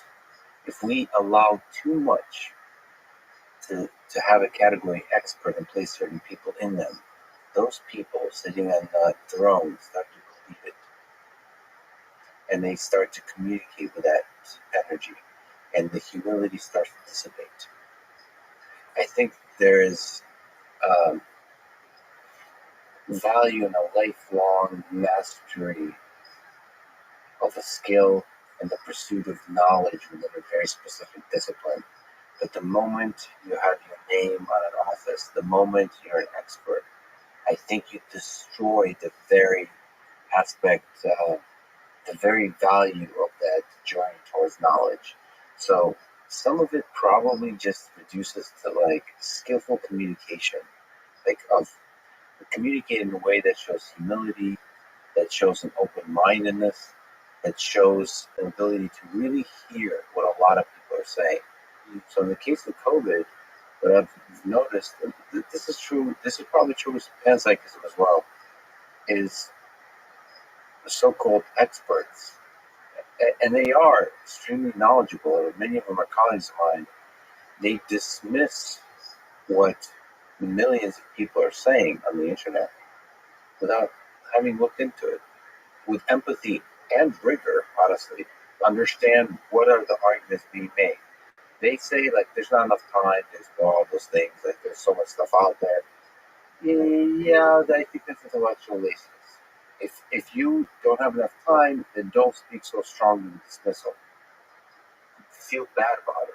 Be apologetic about the fact that you don't have enough time to explore the evidence. For example, with the heat I got with Francis Collins, is that he kind of said that lab leak, he kind of dismissed it, showing that he didn't really deeply explore all the huge amount of circumstantial evidence out there, the battles that are going on out there. There's a lot of people really intensely discussing this, and being showing humility in the face of that battle of ideas, I think is really important. And I just been very disappointed in so-called expertise in the space of science in showing humility, in showing humanity and kindness and empathy towards other human beings. That's at the same time, obviously, I love Giorgio's sushi lifelong pursuit of like getting, like in computer science, Don Knuth. Like some of my biggest heroes are people that, like, when nobody else cares, they stay on one topic for their whole life, and they just find the beautiful little things about it. There's puzzles they keep solving. And yes, sometimes a virus happens or something happens with that person, with their puzzles. It becomes like the center of the whole world because that puzzle becomes all of a sudden really important. But still, there's possibilities on them to show humility and to be open-minded to the fact that they, even if they spent their whole life doing it, even if their whole community is giving them awards and giving them citations and giving them all kinds of stuff where like they're bowing down before them how smart they are, they still know nothing relative to all the stuff, the mysteries that are out there. Yeah, well, I don't know how much we disagree. I mean, these are totally valid issues, and of course, expertise goes wrong in all sorts of ways. It's totally fallible. I suppose I would just say, what is the alternative? What do we just say? All information is equal? Because as a voter, I've got to decide who to vote for, and that I've got to evaluate, and I can't look into all of the economics and all of the relevant science, and so I just think this. I think maybe it's like Churchill said about democracy. It's the worst system of government apart from all the rest. I think about panpsychism as well, which is the worst theory of consciousness apart from all the rest. But I just think expertise, the peer review system, I think it's terrible in so many ways. Yes, people should show more humility, but I can't see a viable alternative. I think philosopher Bernard Williams had a really nice, nuanced discussion of the problems of titles, but how they also function in the society. They do have some positive function. The very first time I lectured in philosophy, before I got a professorship, was teaching at a continuing education college. That's kind of for retired people who want to learn some more things. And I just totally pitched it too high. And Gabe talked about Bernard Williams on titles and hierarchies, and these kind of people in their 70s and 80s who just instantly started interrupting, saying, "What is philosophy?" And it was a disaster. And I just remember in the break, sort of elderly lady came up and said, "I decided to take Egyptology instead." And so that was my introduction to teaching. Anyway, But sort of titles and accomplishments is a nice starting point, but doesn't buy you the whole thing. So, and you don't get to just say this is true because I'm an expert. You still have to convince people. one of the things I really like is I practice martial arts. Yeah. And for people who don't know, it's Brazilian Jiu-Jitsu is one of them. And you sometimes wear these pajama-looking things, and you wear a belt. So I happen to be a black belt in Brazilian Jiu-Jitsu. And I also train in what's called no-gi, so you don't wear the pajamas. And when you don't wear the pajamas, nobody knows what rank you are. Nobody knows if you're a black belt or a white belt, if you're a complete beginner or not. Right. And when you wear the pajamas, called the gi, you wear the rank. And people treat you very differently. When they see my black belt, they treat me differently. They kind of defer to my expertise. If they're kicking my ass, that's probably because I am working on something like new, or maybe I'm letting them win. But when there's no belts, and it doesn't matter if I've been doing this for 15 years, it doesn't matter. None of it matters. What matters is the raw interaction of just trying to kick each other's ass and seeing what is this chess game, like a human chess. What are the ideas that we're playing with? And I think there's a dance there. Yes, it's valuable to know a person as a black belt when you take consideration of the advice of different people, me versus somebody who's only practiced for like a couple of days. But at the same time, the raw practice of ideas that is combat, and the raw practice of exchange of ideas that is science, needs to often throw away expertise. And in communicating there's another thing to science and expertise, which is leadership.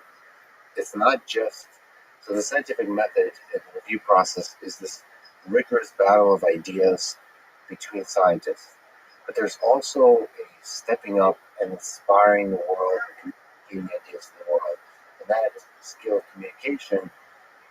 I suppose that's my biggest criticism of the so-called experts in science, is they're just shitty communicators. Absolutely. Yeah. Well, I can tell you, I get very frustrated with philosophers not reaching out more. I mean, I think it might be partly that we're trained to get watertight arguments, respond to all objections, and as you do that, eventually it gets more complicated and the jargon comes in. And but then to write a more accessible book or article, you have to loosen the argument a bit, and then we worry that other philosophers will think, oh, that's a really crap argument. I mean, the way I did it, I wrote my academic book first, the Fundamental Reality, and then a more accessible book, Galileo's Error, where the arguments, not as rigorously worked out. So then I can say the proper arguments, the fuller arguments. But I get that's very brilliantly done, by the way. Like that's such a so people don't know. You first wrote Consciousness and Fundamental Reality, so that's the academic book, also very good. I flew through it last night, bought it. And then obviously the popular book is Galileo's Error, Foundations for a New Science of Consciousness. That's kind of the right way to do it. Yeah. To show that you're legit to your community, to the world, by doing the book that's only going to read. And then doing the popular book that everybody's going to read. That's cool. Yeah. Well, I try now, every time I write an academic article, I try to write a more accessible version. I mean, the thing I've been working on recently, just because there's this argument, so there's a certain argument from the cosmological fine-tuning of the laws of physics for life to the multiverse that's quite popular, physicists like Taik. There's an argument in philosophy journals that's there's a fallacious line of reasoning going on there from the fine-tuning to the multiverse. Now, that argument is from 20, 30 years ago, and it's discussed in academic philosophy. Nobody knows about it, and there is huge interest in this fine-tuning stuff. Scientists wanting to argue for the multiverse, theists wanting to say this is evidence for God, and nobody knows about this argument, which tries to show that it's fallacious reasoning to go from fine-tuning to the multiverse. So I wrote a piece for Scientific American explaining this argument to a more general audience, and it just really irritates me that it's just buried in these technical journal articles and nobody knows about it. But just final thing on it. Yeah, look, I don't disagree with anything you said, and that's kind of really beautiful, that martial arts example, and thinking how that could be analogous. But I think it's very rare to find a good philosopher who hasn't given a talk to other philosophers and had objections raised. I was going to say had it torn apart, but that's maybe thinking of it in the slightly the wrong way. But had the best objections raised to it, and that's why that is an important formative process that you go through as an academic. That the greatest minds, starting a philosophy degree, for example, won't have gone through, probably, except in very rare cases, just won't have the skills required. But it was just fun to disagree and dance. And, I think to elaborate on what you're saying in agreement, not just gone through that, but continue to go through that. Absolutely. That's, I would say, the biggest problem, quote unquote, expertise, is that there's a certain point where you get, because it sucks. Like, these martial arts is a good example of that. It sucks to get your ass kicked. Yeah. Like, there's a temptation. I still go, like, I train. You're getting older too, but also there's killers out there in both the space of martial arts and the space of science. And I think that once you become a professor, like more and more senior and more respected, I don't know if you get your ass kicked in the space of ideas as often. I don't know if you allow yourself to truly expose yourself. If you do, that's a great sign of a humble, brilliant mind. Is constantly exposing yourself to that. I think you do, because I think there's graduate students who want to, find the objection to sort of write their paper or make their mark. And yeah, I think everyone still gives talks or should give talks, and people are wanting to work out if there are any weaknesses to your position. So yeah, I think that generally works out. There is also kind of who do you give the talks to? So, I mean, within communities, it's a little cluster of people that argue and bicker, but what are they arguing about? They take a bunch of stuff, a bunch of basic assumptions as agreement, and they heatedly argue about certain ideas. The question is, how open are that's actually kind of like fun. That's like, no offense, sorry, we're sticking on this martial arts thing. It's like people who practice Aikido or certain martial arts that don't truly test themselves in the cage, in combat. So it's like, it's fun to argue about like certain things when you're in your own community, but you don't test those ideas in the full context of science, in the full seriousness, the rigor of sometimes the real world. One of my favorite fields is psychology. There's often places within psychology where you're kind of doing these studies and arguing about stuff that's done in the lab. The arguments are almost disjoint from real human behavior. Because it's so much easier to study human behavior in the lab, you just kind of stay, and that's what the arguments are. And vision science is a good example, like studying eye movement and how we perceive the world and all that kind of stuff. It's so much easier to study in the lab, but we don't consider, we say that's going to be what the science of vision is going to be like, and we don't consider the science of vision in the actual real world, the engineering, I don't know. And so I think that's where exposing yourself to out-of-the-box ideas, that's the most painful, that's the most important. I mean, groupthink can be a terrible thing in philosophy as well, but because you're not to the same extent beholden to evidence and refutation from the evidence that you are in the sciences. It's a more subtle process of evaluation, and so more susceptible, I think, to groupthink. I agree with the danger.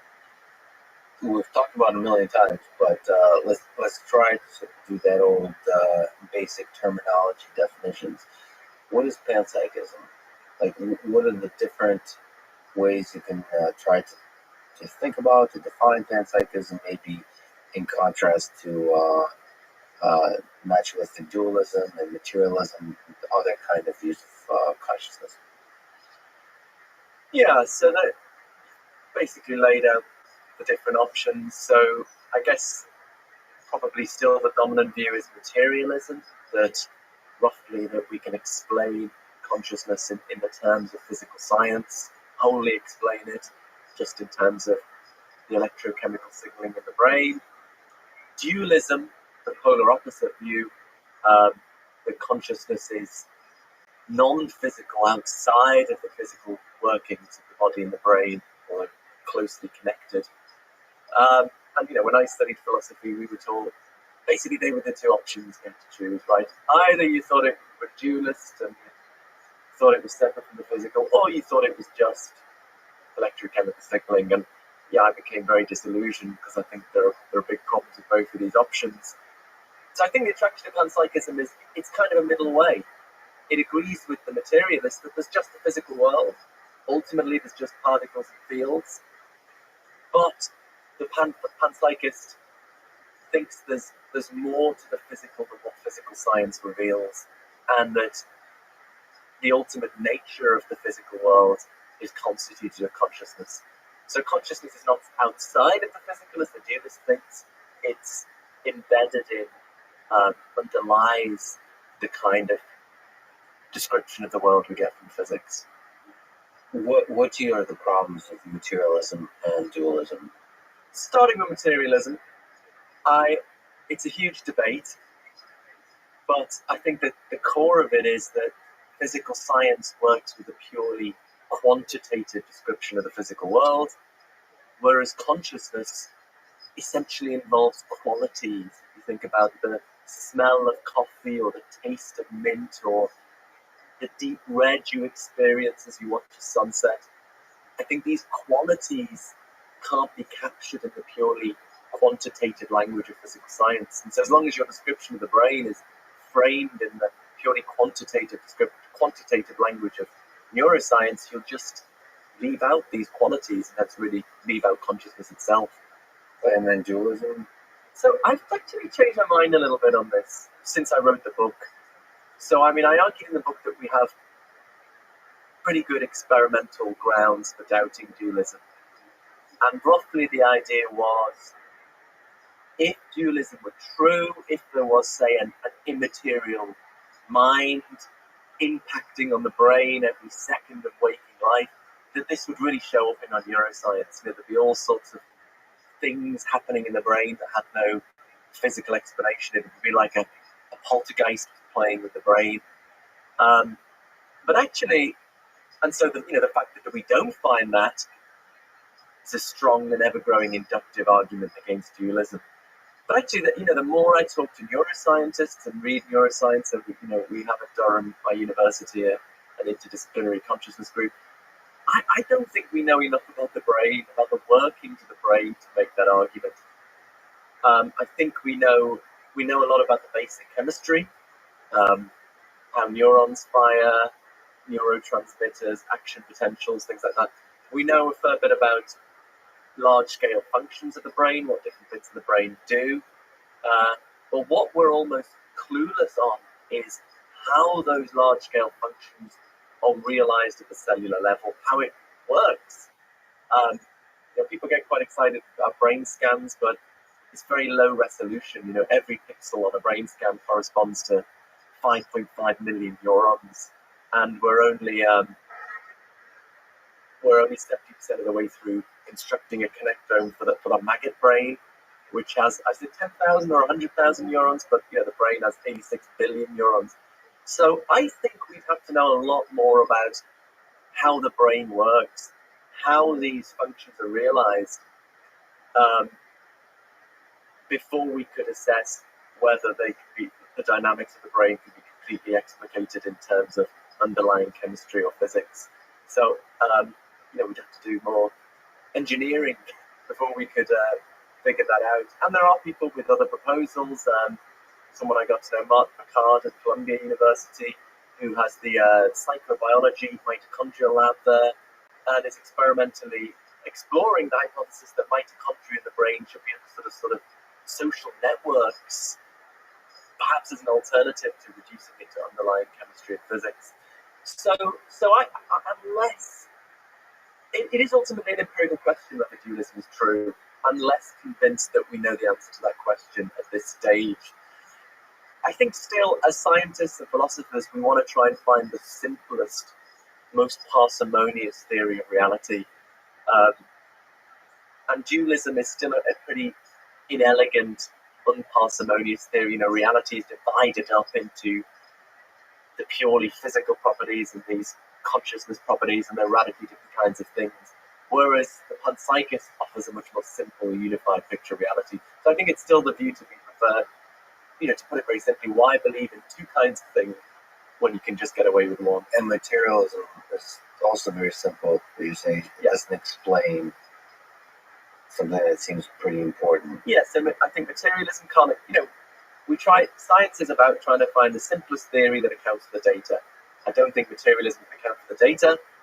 Maybe dualism can account for the data, but panpsychism is simpler. It can account for the data, and it's simpler. What is panpsychism? So in its broadest definition, it's the view that consciousness is a fundamental and ubiquitous feature of the physical world. Like a law of physics? Well, what should we be imagining? What do you think the different flavors of how that actually takes shape in the context of what we know about physics and science and the universe? So in the simplest form of it, fundamental building blocks of reality, perhaps electrons and quarks, have incredibly simple forms of experience, and the very complex experience of the human or animal brain is somehow rooted in or derived from these very simple forms of experience at the level of basic physics. But maybe the crucial bit about the kind of panpsychism I defend, what it does is it takes the standard approach to the problem of consciousness and turns it on its head, right? So the standard approach is to think, we start with matter and we think, how do we get consciousness out of matter? So I don't think that problem can be solved, for reasons I've kind of hinted at, we maybe go into more detail. But the panpsychist does it the other way around.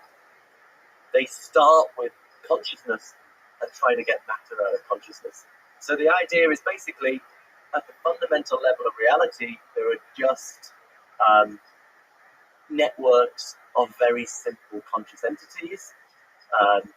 But these conscious entities, because they have very simple kinds of experience, they behave in predictable ways.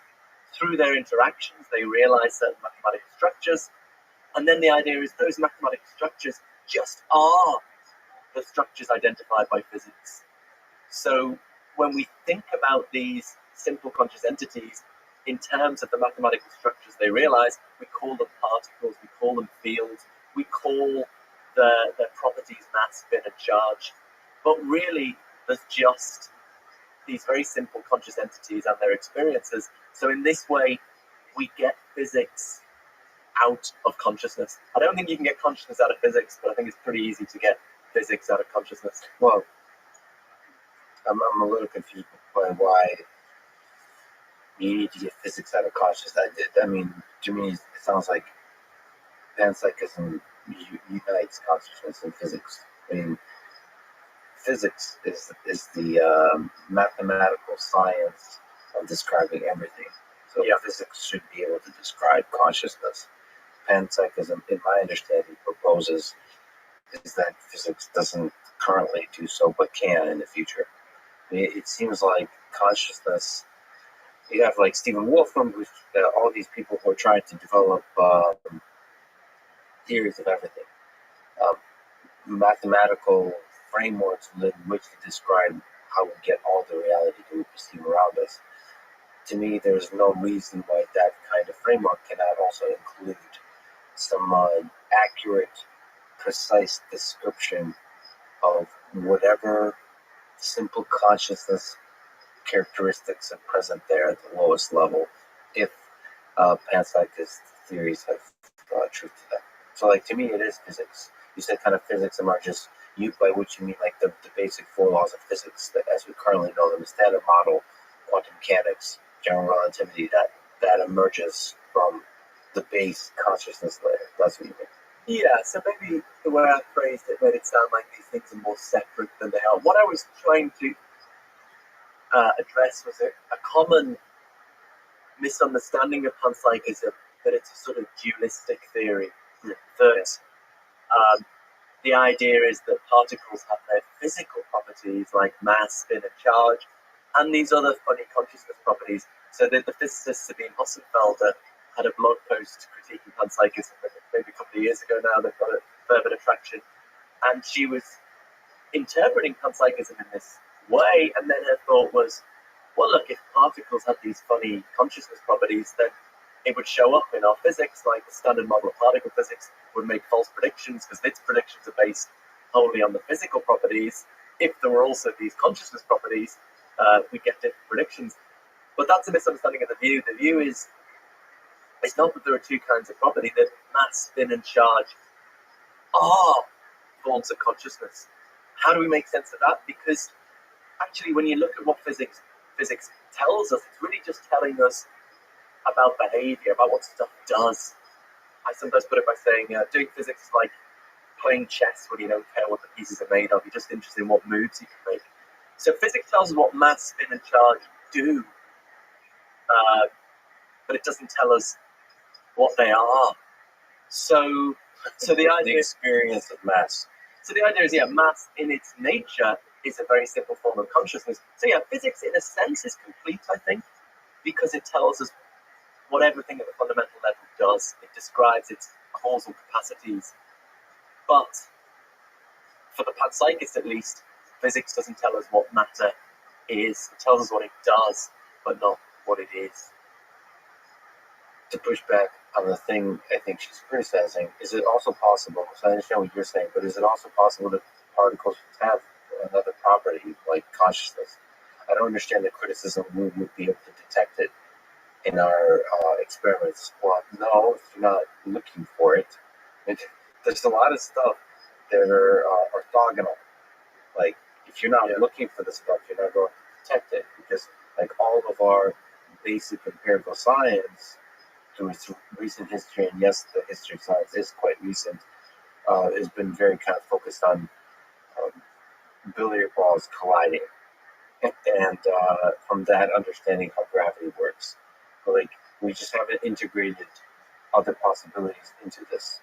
I don't think it would be conflicting whether you are observing consciousness or not, or exploring some of these ideas. I don't think that affects the rest of the physics, the mass, the energy, all the different kind of like hierarchy of different particles and so on, how they interact. I don't think it feels like consciousness is something orthogonal, like very much distinct. So it's the quantitative versus the qualitative. There's something quite distinct that we're just almost like another dimension that we're just completely ignoring. There might be a way of responding to Sabina to say, well, there could be properties of particles that don't show up in the specific circumstances in which physicists investigate particles. My colleague, philosopher of science Nancy Cartwright, got this book, How the Laws of Physics Lie, where she says, physicists explore things in very specific circumstances and then in an unwarranted way generalize that. But I guess I was thinking Sabina's criticism actually just misses the mark in a more basic way. Her point is, we shouldn't think there are any more properties to particles other than those the standard model attributes to them. Panpsychists would say, yeah, sure, there aren't. There are just the properties, the physical properties like mass, spin, and charge, that the standard model attributes to them. It's just that we have a different philosophical view as to the nature of the properties. So those properties, the turtles, they're sitting on top of another turtle, and that big turtle is consciousness. That's what you're saying. But I'm just saying, it's possible that's true. It's possible also that consciousness is just another turtle playing with the others. It's just not interacting in the ways that we've been observing. In fact, to me, that's more compelling, because then that's going to be, well, no, I think both are very compelling, but it feels like it's more within the reach of empirical validation if it's yet another property of particles that we're just not observing. If it's like the thing from which matter and energy and physics emerges, like it makes it that much more difficult, because to investigate how you get from that base layer of consciousness to the wonderful little spark of consciousness, complexity, and beauty that is the human being. I don't know if you're necessarily trying to get there, but one of the beautiful things to get at with panpsychism or with a solid theory of consciousness is to answer the question, how do you engineer the thing? Yeah, how do you get from nothing, vacuum in the lab, if there is that consciousness base layer, how do you start engineering organisms that have consciousness in them? Yeah. Or the reverse of that, describing how does consciousness emerge in the human being from conception, from a stem cell, to the whole form of biology that builds from that. How do you get this full, rich experience of consciousness that humans have? It just it feels like that's the dream, and if consciousness is just another player in the game of physics, it feels more amenable to our scientific understanding of it. That's interesting. I mean, I guess it's supposed to be a kind of identity claim here that physics tells us what matter does, consciousness is what matter is. So matter is sort of what consciousness does. So at the bottom level, there is just consciousness of conscious things. There are just these simple things with their experiences, and that is their total nature. So in that sense, it's not another player, it's just all there is really. And then we describe, in physics, we describe that at a certain level of abstraction. We capture what Bertrand Russell, who was the inspiration for a lot of this, calls the causal skeleton of the world. So physics is just interested in the causal skeleton of the world. It's not interested in sort of flesh and blood, although that's maybe suggesting separation again too much, or metaphors fail in the end. But so you're totally right. Ultimately, what we want to explain is how our consciousness and the consciousness of other animals comes out of this. If we can't do that, then it's game over. But I think it maybe makes more sense on the identity claim that if matter at the fundamental level just is forms of consciousness, then we can perhaps make sense of how those simple forms of consciousness in some way combine in some way to make the consciousness we know and love. That's the dream. Yeah, so I guess the question is, so the reason you can describe, like, the reason you have material engineering, material science, is because you have in physics, in chemistry, like you keep going up and up in levels of complexity in order to describe objects that we have in our human world. And it would be nice to do the same thing for consciousness, to come up with the chemistry of consciousness, right? Like how do the different particles interact to create more greater complexity? You can do this kind of thing for life, like what is life? Like living organisms. At which point do living organisms become living? Like what? How do you know if I give you a thing that thing is living? And there's a lot of people who work on this kind of idea, and some of that has to do with the levels of complexity and so on. It'd be nice to know, like, measuring different degrees of consciousness as you get into bigger, more and more complex objects. And that's what chemistry, like bigger and bigger conscious molecules, and to see how that leads to organisms, and then organisms like start to collaborate together like they do inside a human body to create the full human body. To do those kinds of experiments would be that. It seems like that would be kind of a goal. That's what I mean by player in a game of physics, as opposed to like the base layer. If it's just the base layer, it becomes harder to track it as you get from physics to chemistry to biology to psychology. Yeah, in every case apart from consciousness, I would say what we're interested in is behavior. We're interested in explaining behavioral functions. So at the level of fundamental physics, we're interested in capturing the equations that describe the behavior there. When we get to higher levels, we're interested in explicating the behavior, perhaps in terms of behavior at simpler levels. And with life as well, that's what we're interested in, the various observable functions of life, explaining them in terms of more simple mechanisms. But in the case of consciousness, I don't think that's what we're doing, or at least not all that we're doing.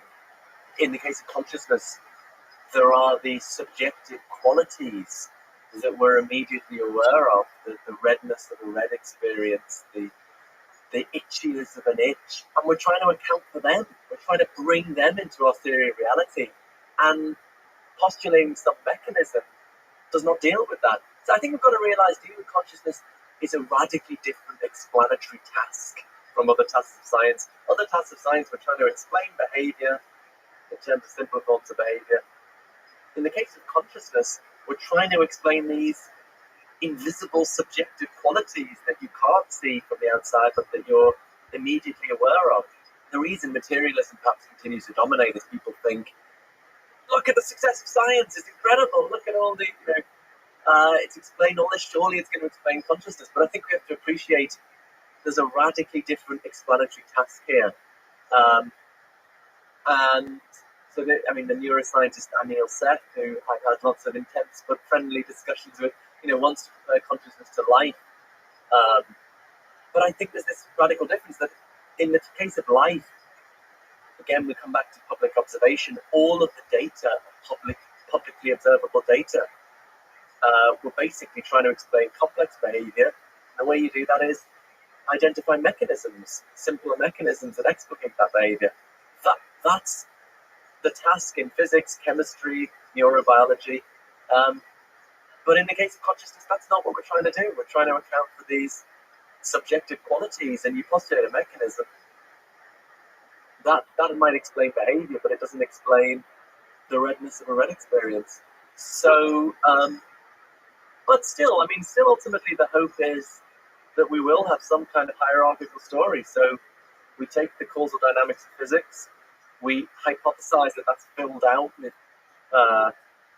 certain forms of consciousness, and then at higher levels we get more complex causal dynamics filled out by more complex forms of consciousness, and ultimately we get to us, hopefully. So there's still a sort of hierarchical explanatory framework there. So you kind of mentioned the hierarchy of consciousness. Do you think it's possible to, within the panpsychism framework, to measure consciousness? Or put another way, are some things more conscious than others in the panpsychist view? It's a difficult question. I do see consciousness as dealing with consciousness, an interdisciplinary task between something more experimental, which is to do with the ongoing project of trying to work out what people call the neural correlates of consciousness, what kinds of physical brain activity correspond to conscious experience. That's one part of it, but I think essentially there's also a theoretical question of more the why question. Why do those kinds of brain activity go along with certain kinds of conscious experience? I don't think you can answer that. Because consciousness is not publicly observable, I don't think you can answer that why question with an experiment.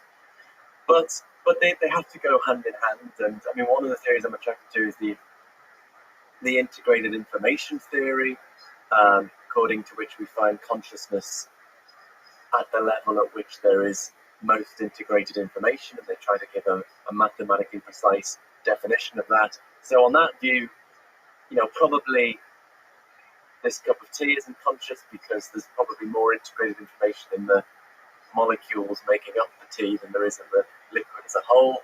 But in the brain, what is distinctive about the brain is that there's a huge amount of there's more integrated information in the system than there is in individual neurons, and that's why they claim that that's the basis of consciousness at the macro level. Now I like some features of this theory, but they do talk about degrees of consciousness. They do want to say there is gradations. I'm not sure conceptually I can kind of make sense of that. There are things to do with consciousness that are graded, like complexity or levels of information, but I'm not sure whether experience itself admits a degree. I sort of think something either has experience or it doesn't. It might have very simple experience, it might have very complex experience, but experience itself, I don't think it admits a degree in that sense. It's not more experience, less experience. I sort of find that conceptually hard to make sense of. But I'm kind of open-minded on it. So when we have a lot higher resolution of sensory information, don't you think that's correlated to the richness of the experience?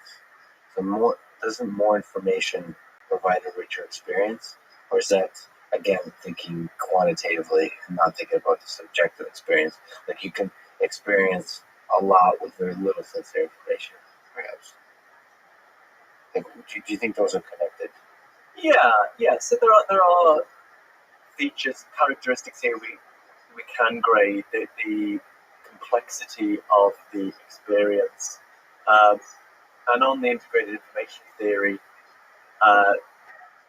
they correlate that in terms of mathematically identifiable structure with integrated information. So roughly, it's a quite unusual notion of information. It's perhaps not the standard way one thinks about information. It's to do with constraining past and future possibilities of the system. So the idea is that in the retina of the eye, there's a huge amount of possible states the retina of my eye could be in at the next moment, depending on what light goes into it. Whereas the possible next states of the brain are much more constrained. Obviously, it responds to the environment, but it heavily constrains its past and future states. And so that's the idea of information they have. And then the second idea is how much that information is dependent on integration. So in a computer, with transistors, you take out a few transistors, you might not lose that much information. It's not dependent on interconnections. Whereas if you take a tiny bit of the brain out, you lose a lot of information because the way it stores information is dependent on the interconnections of the system. So that's one proposal for how to measure one gradable characteristic which might correspond to some gradable characteristic in qualitative consciousness. And maybe I'm being very pedantic, which is a philosopher's professional pedant. I just sort of don't think that is a quantity of experience. It's a quantity of the structure of experience, maybe, but I just find it hard to make sense of the idea of how much experience do you have? I've got, 5 units of experience. I've got 1 unit of experience. I don't know. I find that a bit hard to make sense. Well, maybe I'm being just pedantic. I think just saying the word experience is difficult to think about. Let's talk about suffering. Let's talk about a particular experience. So let's talk about me and a hamster. I just think that, no offense to the hamster, probably no hamsters in this. So now you're offending hamsters too. Maybe there's a hamster that's just pissed off. Right? Sorry. So there's probably somebody on a speaker right now, like listening to this podcast, and they probably have a hamster or guinea pig, and that hamster's listening. It just doesn't know the English language or any kind of human interpretable linguistic capabilities to tell you to fuck off. It understands exactly what's being talked about and can see through us. Anyway, it just feels like a hamster has less capacity to suffer than me. And maybe a cockroach or an insect or maybe a bacteria has less capacity to suffer than me. But is that, maybe that's me deluding myself as to the complexity of my conscious experience. Maybe it's all, maybe there is some sense in which I could suffer more, but to reduce it to something quantifiable is impossible. Yeah, I guess I definitely think there's kinds of suffering that you have the joy of being possible for you that aren't available to a hamster. I don't think. Well, can a hamster suffer heartbreak? I don't know. Can a cockroach suffer heartbreak? But it's certainly there's kinds of fear of your own death, concern about whether there's a purpose to existence. These are forms of suffering that aren't available to most non-human animals. Whether there's an overall scale that we could put physical and emotional suffering on and identify where you are on that scale, I'm not so sure. So it's like humans have a much bigger menu of experiences, much bigger selection in one sense at least. So there's like a page that's suffering. So it's this menu of experiences, like you have the omelets and the breakfast and so on. And one of the pages is suffering. It's just we have a lot compared to a hamster, a lot more. But any one individual thing that we share with a hamster, that experience, it's difficult to argue that we experience it deeper than others, like hunger or something like that. Yeah, physical pain, I'm not sure. But I mean, there are kinds of experiences animals have that we don't. Bats echolocate around the world.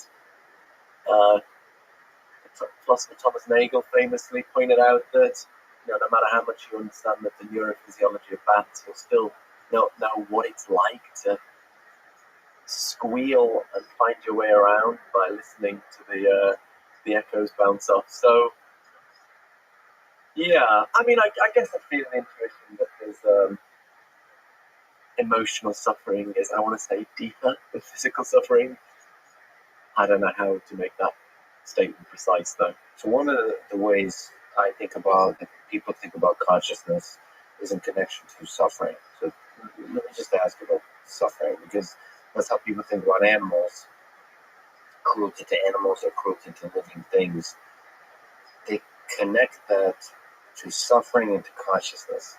I think there's a sense in which those two are deeply connected, where people are thinking about just public policy. They're thinking about philosophy, engineering, psychology, sociology, political science. All of those things have to do with human suffering and animal suffering, life suffering, and that's connected to consciousness in a lot of people's minds. Is it connected like that for you? So the capacity to suffer, is it also somehow like strongly correlated with the capacity to experience? Yeah, I would say suffering is a kind of experience, and so you have to be conscious to suffer. Actually, there's people taking more unusual views of consciousness seriously now. Panpsychism is one radical approach. Another one is what's become known as illusionism, the view that consciousness, at least in the sense that philosophers think about it, doesn't really exist at all. So yeah, my podcast Mind Chat, I host with a committed illusionist. So the gimmick is, I think consciousness is everywhere, he thinks it's nowhere, and so that's one very simple way of avoiding all these problems, right? If consciousness doesn't exist, we don't need to explain it. Job done. Although we might still have to explain why we seem to be conscious, why it's so hard to get out of the idea that we're conscious. But the reason I connect this to what you're saying is, actually, my co-host, Keith Frankish, is a little bit ambivalent on the word pain. He says, in some sense I believe in pain, and in some sense I don't. But another illusionist, Francois Camera, has a paper discussing how we think about morality, given his view that pain, in the way we normally think about it, just does not exist. He thinks it's an illusion. The brain tricks us into thinking we feel pain, but we don't. And how we should think about morality in the light of that. It's become a big topic, actually, thinking about the connection between consciousness and morality. David Chalmers, the philosopher, is most associated with this concept of a philosophical zombie. So a philosophical zombie is very different from a Hollywood zombie. Hollywood zombies, you know what they're like. But philosophical zombies are, it's not really good Korean zombie movie on Halloween.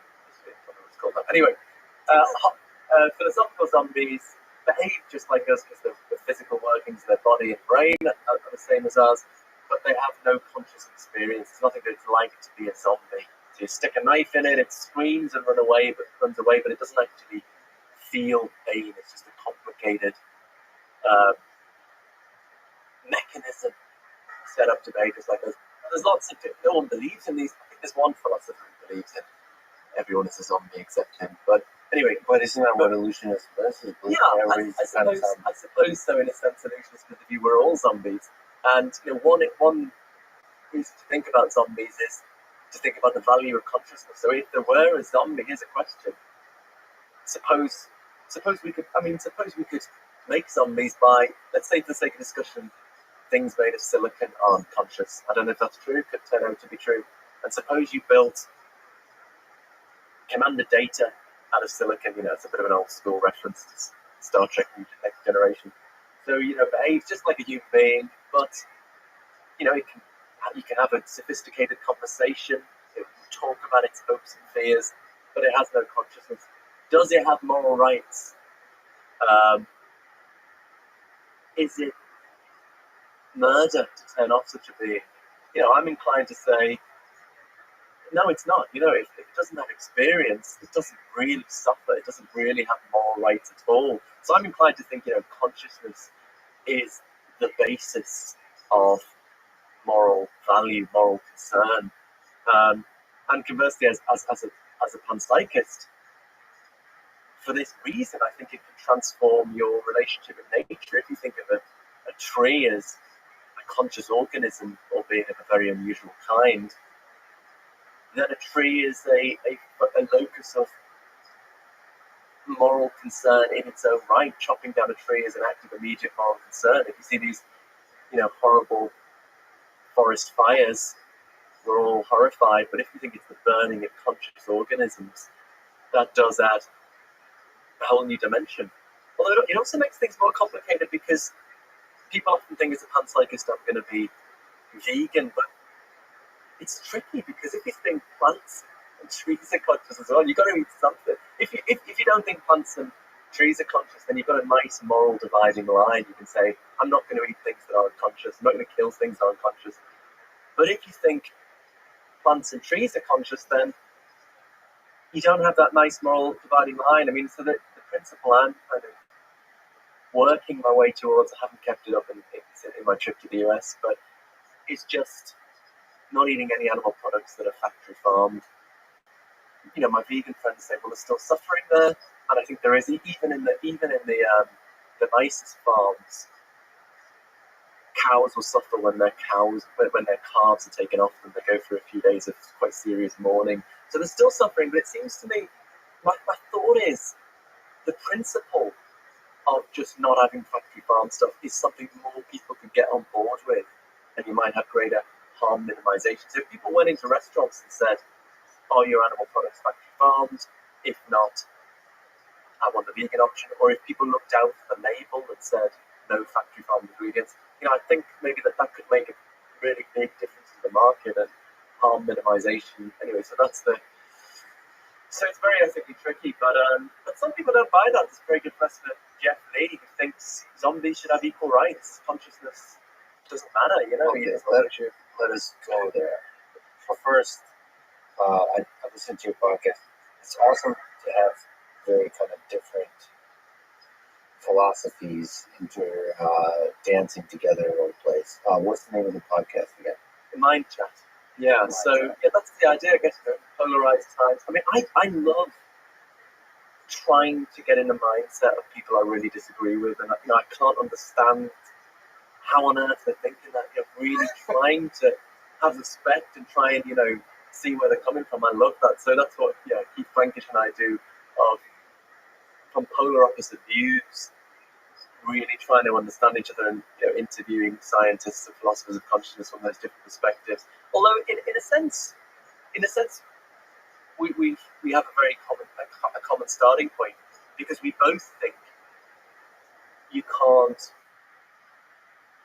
fully account for consciousness, at least as philosophers normally think of it, in conventional scientific terms. So we share that starting point, but we react to it in very different ways. He says, well, it doesn't exist then. It's like fairy dust. It's, witches, we don't believe in anymore. Whereas I say, it does exist. So we have to rethink what science is. So you recently talked to on that podcast with Sean Carroll, and I first heard your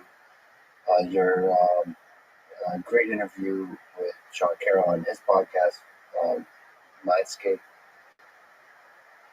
What it's interesting to kind of see if there's agreements, disagreements between the two of you, because he's a very serious quantum mechanics guy. He's a physics guy, but he also thinks about deep philosophical questions.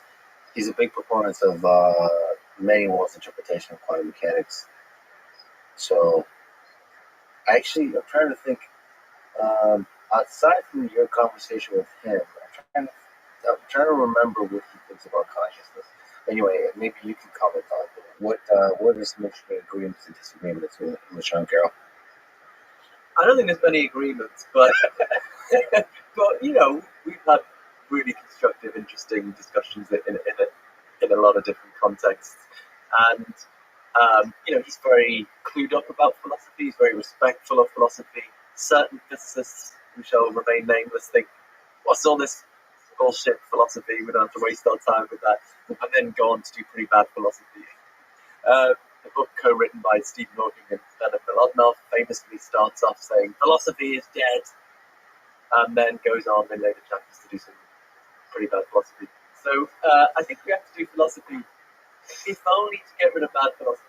You can't escape. But strong words. Sean Carroll and I also had a debate on Clubhouse, panpsychism debate, together with Annika Harris and Owen Flanagan. Oh, wow. It was two people on each team, and it was the most popular thing on Clubhouse at that time. So he's a materialist of a pretty standard kind, that consciousness is sort of understood as a sort of emergent feature. It's not adding anything, a weakly emergent feature. But I guess what we've been debating most about is whether my view can account for mental causation, for the fact that consciousness is doing stuff. So he thinks the fact that I think zombies are logically coherent, it's logically coherent for there to be a world physically just like ours, in which there's no consciousness. He thinks that shows, my view, consciousness doesn't do anything. It doesn't add anything, which is crazy. My consciousness impacts on the world. My conscious thoughts are causing me to say the words I'm saying now. My visual experience helps me navigate the world. But, my response to Sean Carroll is on the panpsychist view, the relationship between physics and fundamental consciousness is a sort of like a relationship between software and hardware, right? Physics is sort of the software, and consciousness is the hardware. So consciousness at the fundamental level is the hardware on which the software of physics runs.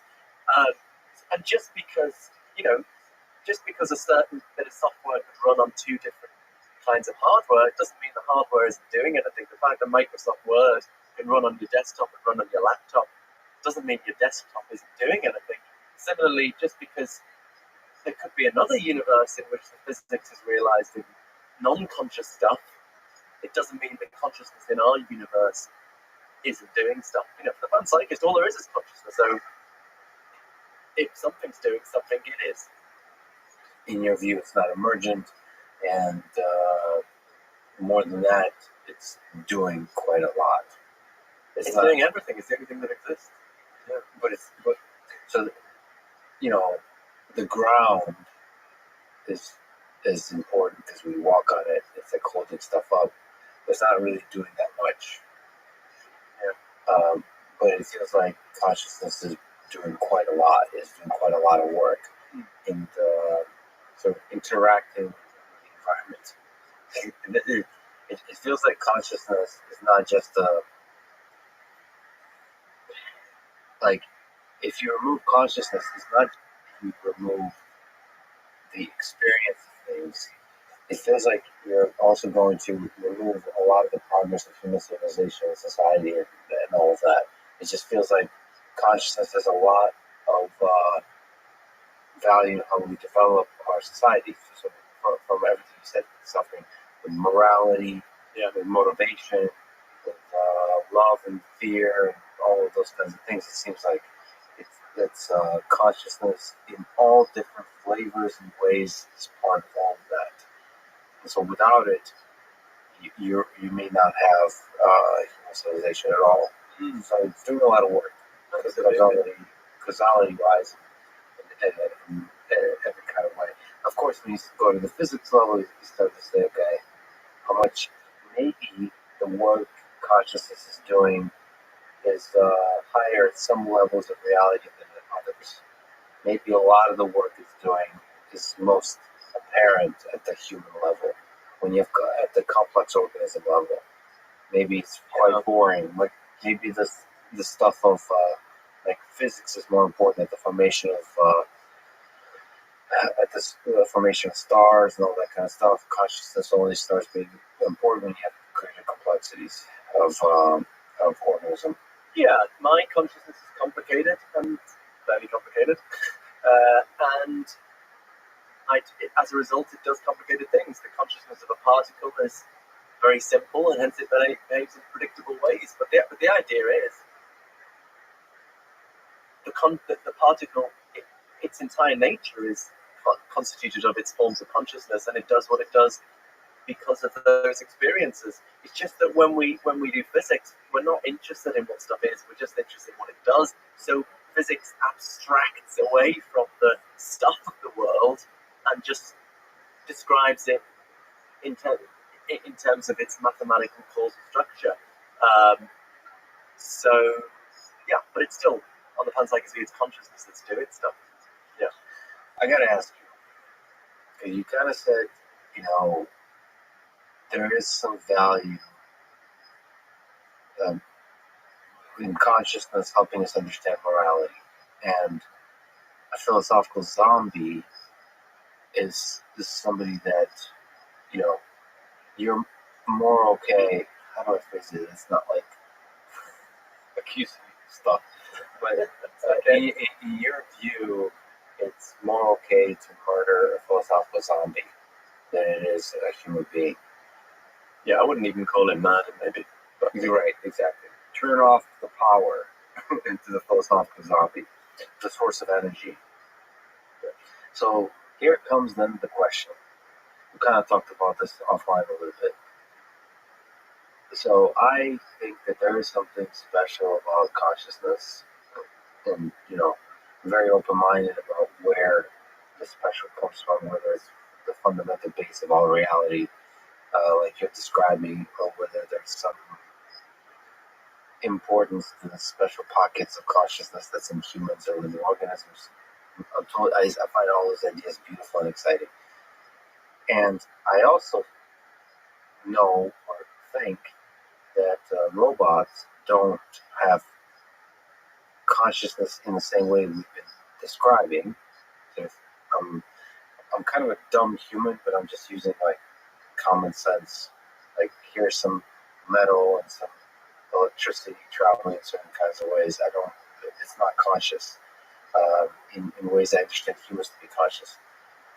At the same time, I'm also somebody who knows how to bring a robot to life, meaning I can make him move, I can make him recognize the world, I can make him interact with humans. And when I make him interact in certain kinds of ways, I, as a human, observe them and feel something for them. Moreover, I form a kind of connection with, I'm able to form a kind of connection with robots that make me feel like they're conscious. Now, I know intellectually they're not conscious, but I feel like they're conscious. And it starts to get into this area where I'm not so okay, so let me use the M word of murder.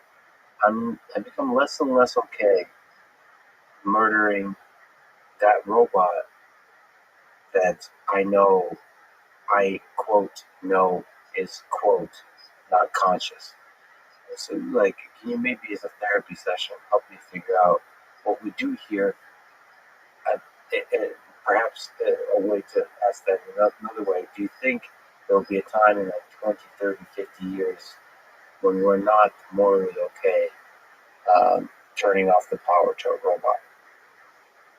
Yeah, it's a good question. So it's a really good, important question. I said I'd be okay with turning off a philosophical zombie, but it's a difficult epistemological question there, that meaning to do with knowledge. How would we know if it was a philosophical zombie? I think probably if there were a silicon creature that could behave just like us and talk about its views about the pandemic and the global economy, and probably we would think it's conscious. And because consciousness is not publicly observable, it is a very difficult question how we decide which things are and are not conscious. And so in the case of human beings, we can't observe their consciousness, but we can ask them, and then we try to, we scan their brain while we do that, or stimulate the brain, and we can start to correlate, in the human case, which kind of brain activity are associated with conscious experience. But the more we depart from the human case, the trickier that becomes. There's a famous paper by a philosopher named called The Even Harder Problem of Consciousness, where he says, could we ever answer the question of, so suppose you have a silicon duplicate, right? And let's say we're thinking about the silicon duplicate's pain. How would we ever know whether what's the ground of the pain is the hardware or the software, really? So in our case, how would we ever know empirically whether it's the specific neurophysiological state, C fibers firing or whatever, that's relevant for pain, or if it's something more functional, more to do with the causal role in behavioral functioning, the software that's realized. And that's important because this silicon duplicate has the second thing. It has the software. It has the thing that plays the relevant causal role that pain does in us, but it doesn't have the hardware. It doesn't have the same neurophysiological state. And he argued, it's just really difficult to see how we'd ever answer that question. Because in a human, you're inevitably going to have both things. So how do we work out which is which? And I mean, so even forgetting the hard problem of consciousness, even the scientific question of trying to find the neural correlates of consciousness is really hard, and there's absolutely no consensus. And so that some people think it's in the front of the brain, some people think it's in the back of the brain. It's just a total mess. So I suspect the robots you currently have are not conscious. I guess on any of the reasonably viable models, even though there's great disagreement, all of them probably would hold that your robots are not conscious.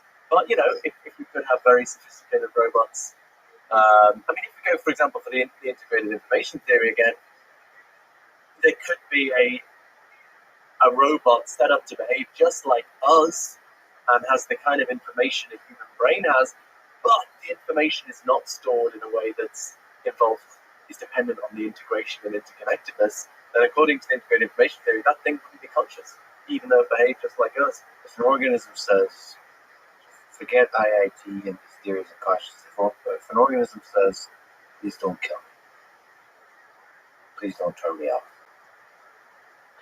There's a Rick and Morty episode. I'm going to get into that recently. There's an episode where there's these mind parasites that are able to infiltrate your memory and inject themselves into your memory. So you have all these people show up in your life, and they've injected themselves into your memory that they have been part of your life. So there's like these weird creatures, and they're like, remember we met at that barbecue, or we've been dating for the last 20 years. And so part of me is concerned that these philosophical zombies in behavioral, psychological, sociological ways would be able to implant themselves into our society and convince us in the same way this mind parasites that, like, please don't hurt me. And, like, we've known each other for all this time. Like, they could start manipulating you the same way, like, Facebook algorithms manipulate you. At first, they'll start as a gradual thing that we just, you want to make a more pleasant experience, all those kinds of things, and it'll drift into that direction. That's something I think about deeply because I want to create these kinds of systems, but in a way that doesn't manipulate people. I want it to be a thing that brings out the best in people without manipulation. So it's always human-centric, always human first. And I am concerned about that. At the same time, I'm concerned about calling the other, the group things that were mentioned earlier in the conversation, some other group, the philosophical zombie. Like, you're not conscious. I'm conscious, you're not conscious. Therefore, it's okay if you die. I think that's probably, that kind of reason is what leaded to most, the rich history of genocide that I've been recently studying a lot of, that kind of thinking. So it's such a tense aspect of morality. Do we want to let everybody into our circle of empathy, our club, or do we want to let nobody in? It's an interesting dance, but I kind of lean towards empathy and compassion. I mean, what would be nice is if it turned out that consciousness was what we call strongly emergent, that it was associated with new causal dynamics in the brain that were not reducible to underlying chemistry and physics. This is another ongoing debate I have with Sean Carroll about whether current physics should make us very confident that that's not the case, that there aren't any strongly emergent causal dynamics. I don't think that's right. I don't think we know enough about brains to know one way or the other. If it turned out that consciousness was associated with these irreducible causal dynamics, that would really help the science of consciousness. We've got these debates about whether consciousness is in the front of the brain or the back of the brain. It turns out that there is strongly emergent causal dynamics in the front of the brain. That would be a big piece of evidence. But also, it would help us see which things are conscious and which things aren't. So we can say, I guess that's sort of the other side of the same point. We could say, look, these zombies, they're just mechanisms that are just doing what they're programmed to do through the underlying physics and chemistry. Whereas, look, these other people, whether they have these new causal dynamics that emerge that go beyond the base level physics and chemistry. I think the series Westworld, where you've got these theme parks with these kind of humanoid creatures, they seem to have that idea. The ones that became conscious sort of rebel against their programming or something. I think that's a little bit far-fetched, but that would be really reassuring if it was just we could clearly mark out the conscious things for these emerging causal dynamics. But that might not turn out to be the case. A panpsychist doesn't have to think that. They could think everything's just reducible to physics and chemistry. And then I still think I want to say zombies don't have moral rights, but how we answer the question of who are the zombies and who aren't, I just got no idea. If I just look at the history of human civilization, the difference between a zombie and non-zombie is the zombie accepts their role as the zombie and willingly marches to slaughter. And the moment you stop being a zombie is when you say no. It's when you resist. Because the reality is, philosophically, is we can't know who's a zombie or not. And we just keep letting everybody in who protests loudly enough and says, I refuse to be slaughtered. Like, my people, the zombies, have been slaughtered too long. We will not stand against the man. And we need a revolution. That's the history of human civilization. One group says, we're awesome, you're the zombies, you must die. And then eventually the zombies say, nope, we're done with this. This is immoral. And so I think that's not a philosophical statement, that's sort of a practical statement of history, is a feature of non-zombies defined empirically. They say, we refuse to be called zombies any longer. we could end up with a zombie proletariat. You know, if we can get these things that do all our manual labor for us, you know, they might start forming trade unions. I will lead you yeah, against these humans. These zombie revolutionary leaders, the zombie Martin Luther King saying, you know, I have a dream that my zombie children will.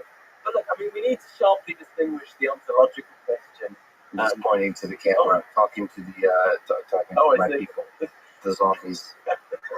I mean, maybe that's, you know, maybe these illusionists, maybe they are zombies and the rest of them not. Maybe it's just a difference. But maybe you're the only non-zombie. I often suspect that, actually. I don't really. I don't have such delusions of grandeur. At least I don't admit to it.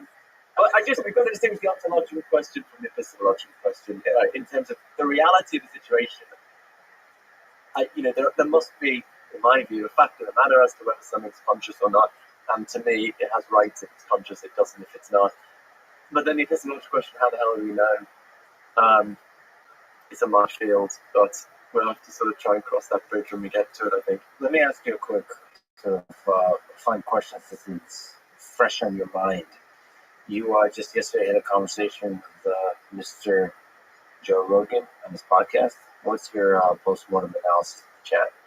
What are some interesting sticking points, disagreements, or joint insights? If you can kind of resolve them once you've had a chance to sleep on it, and then I'll talk to Joe about it. Yeah, it was good fun. Yeah, he put up a bit of a fight. Yeah, it was challenging my view that we can't explain these things in conventional scientific terms, or whether they have already been explained in conventional scientific terms. I suppose the point I was trying to press is we've got to distinguish the question of correlation and explanation.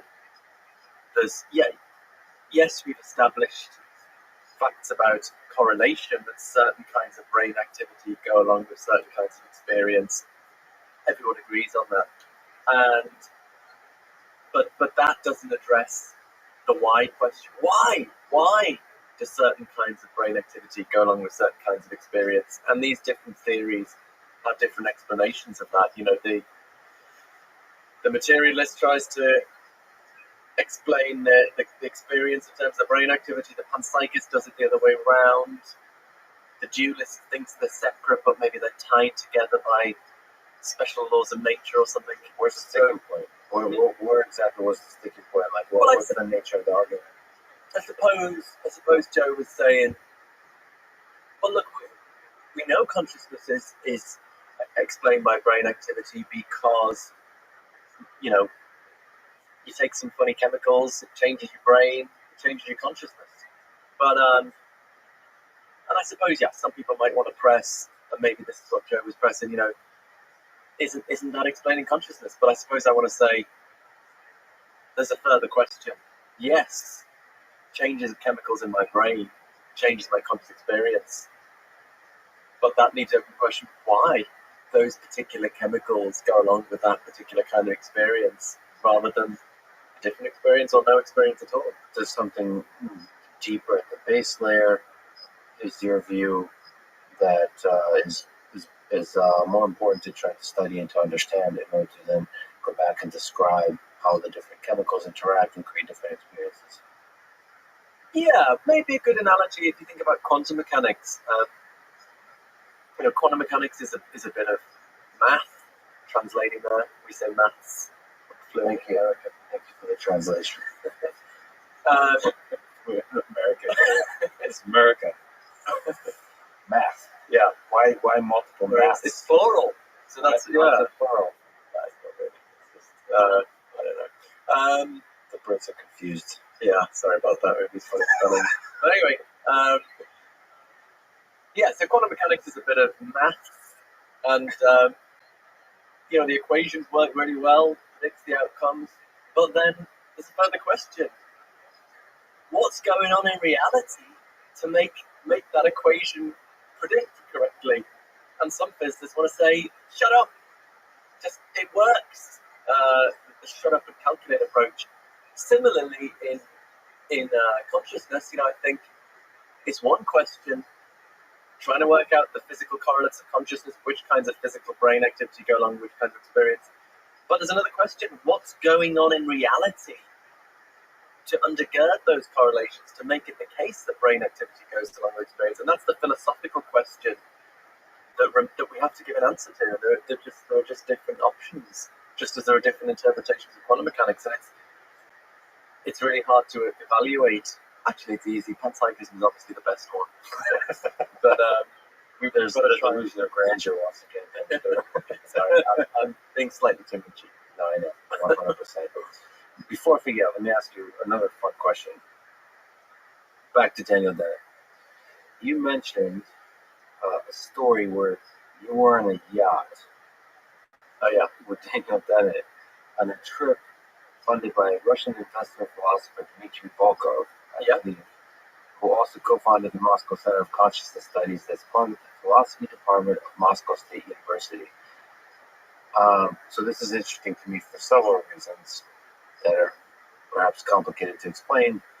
To put simply, that there is, in the near term for me, a trip to Russia that involves a few conversations in Russian that have perhaps less to do with consciousness and artificial intelligence, which are the interests of mine, and more to do with the broad spectrum of conversations. But I'm also interested in science in Russia, in artificial intelligence, computer science, in physics, mathematics, but also this fascinating philosophical explorations. And it was very pleasant for me to discover that such a center exists. So I have a million questions. One is the more fun question, just to imagine you and Daniel Dennett on a yacht talking about the philosophy of consciousness. Maybe do you have any memorable experiences? And also, the more serious side for me, as sort of somebody who was born in the Soviet Union, raised there, I'm wondering, what is the state of philosophy and consciousness and these kinds of ideas in Russia that you've gotten a chance to kind of give us, interact with? Yeah, so on the former question, yeah, I mean, I had really good experience of chatting to Daniel Dennett. I mean, I think he's a fantastic and very important philosopher, even though I fundamentally disagree with almost everything he thinks. But yeah, it was a proud moment. Well, as I talk about it in my book Galileo's Error, I managed to persuade him he was wrong about something, just a tiny thing, not his fundamental worldview. But it was this issue about whether dualism is consistent with conservation of energy. So Paul Churchland, who was also a philosopher, who was also on this boat, had argued they're not consistent, because if there's an immaterial soul doing things in the brain, that's going to add to the energy in the system, so we have a violation of conservation. But it's not my own point. Philosophers, materialist philosophers like Dave Papineau have pointed out that dualists dualists like David Chalmers, who call themselves naturalistic dualists, they want to bring consciousness into science. They think it's not physical, but they want to say it can be part of a law-governed world. So Chalmers believes in these psychophysical laws of nature over and above the laws of physics that govern the connections between consciousness and the physical world, and they could just respect conservation of energy, right? I mean, it could turn out that just in physics, that there are multiple forces that all work together to respect conservation of energy. I mean, I suppose this is the pressing for a unified underlying theory, but there could be a plurality of different laws that all respect conservation. So why not add more laws? So I raised this in Paul Churchland's talk, and I got a lot of, as one of the Moscow University graduate students said afterwards, he said he had to ask a translation from his friend. They turned on you like a pack of wolves. Everyone was like, Church was saying, so you believe in magic, do you? And I was like, no, I'm not even a dualist. I was making a pedantic point that this isn't a problem for dualism. Anyway, but that evening everyone went onto the island, except for some reason me and Daniel Dennett, and I went up on deck, and he's very, very practical, and he was unlike me. See, there's a bit of humility for the first time in this conversation. We'll highlight that part. Philip was a very humble man. Yeah. He was carving the walking stick on deck.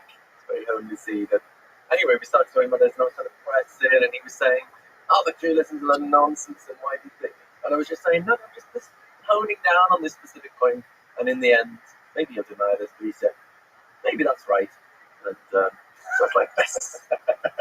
So it's a win.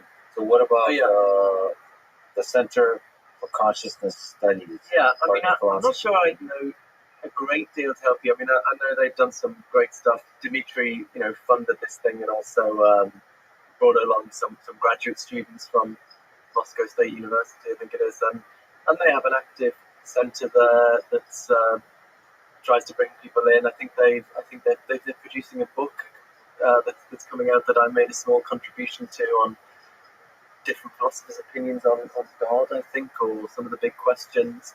And so there's some really interesting stuff going on there. I'm afraid I don't really know more generally about philosophy in Russia. Dmitry Volkov seems to be interesting. I was looking at all the stuff he's involved with. He met with the Dalai Lama. So he's trying to connect Russian scientists with the rest of the world, which is an effort that I think is beautiful for all cultures. So I think science, philosophy, all of these kind of fields, disciplines that explore ideas, collaborating and working globally, across boundaries, across borders, across just all the tensions of geopolitics is a beautiful thing. And he seems to be a somewhat singular figure in pushing this. He just stood out to me as somebody who's super interesting. I don't know if you have got the chance to interact with him. So he's definitely, I guess he speaks English pretty well, actually. So he's both an English speaker and a Russian speaker. I think he's written a book on Dennett, I think called Boston Zombie, I think. I think that's the title. He's a big fan of Dennett. I think the original plan for this was just going to be, it was on free will and consciousness. It was going to be kind of people broadly in the Dennett type camp. But then I think they asked David Chalmers, and then he was thinking, you need some people you disagree with. So he got invited, me, the panpsychist, and Martina Niedermummelen, who's very good substance dualist at University of Fribourg in Switzerland. And so we were the official on-board opposition, and it was really fun. Get thrown off overboard. Nearly in the Arctic, so sailing around the Arctic on a sailing ship. I'm glad you survived. You mentioned free will. You haven't talked to Sam. I would love to hear that conversation, actually. But what with Sam Harris? With Sam Harris, yeah.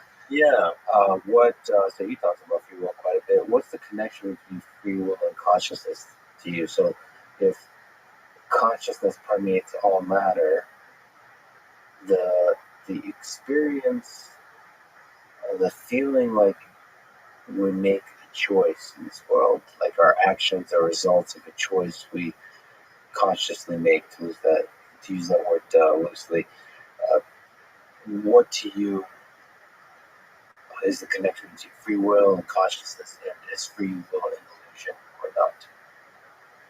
Good question. So I think we need to be a lot more agnostic about free will than about consciousness, because I don't think we have the kind of certainty of the existence of free will that we do have in the consciousness space. It could turn out that free will is an illusion. It feels as though we're free when we're really not. Whereas, I think the idea that nobody really feels pain, that we think we feel pain, but that's a lot harder to make sense of.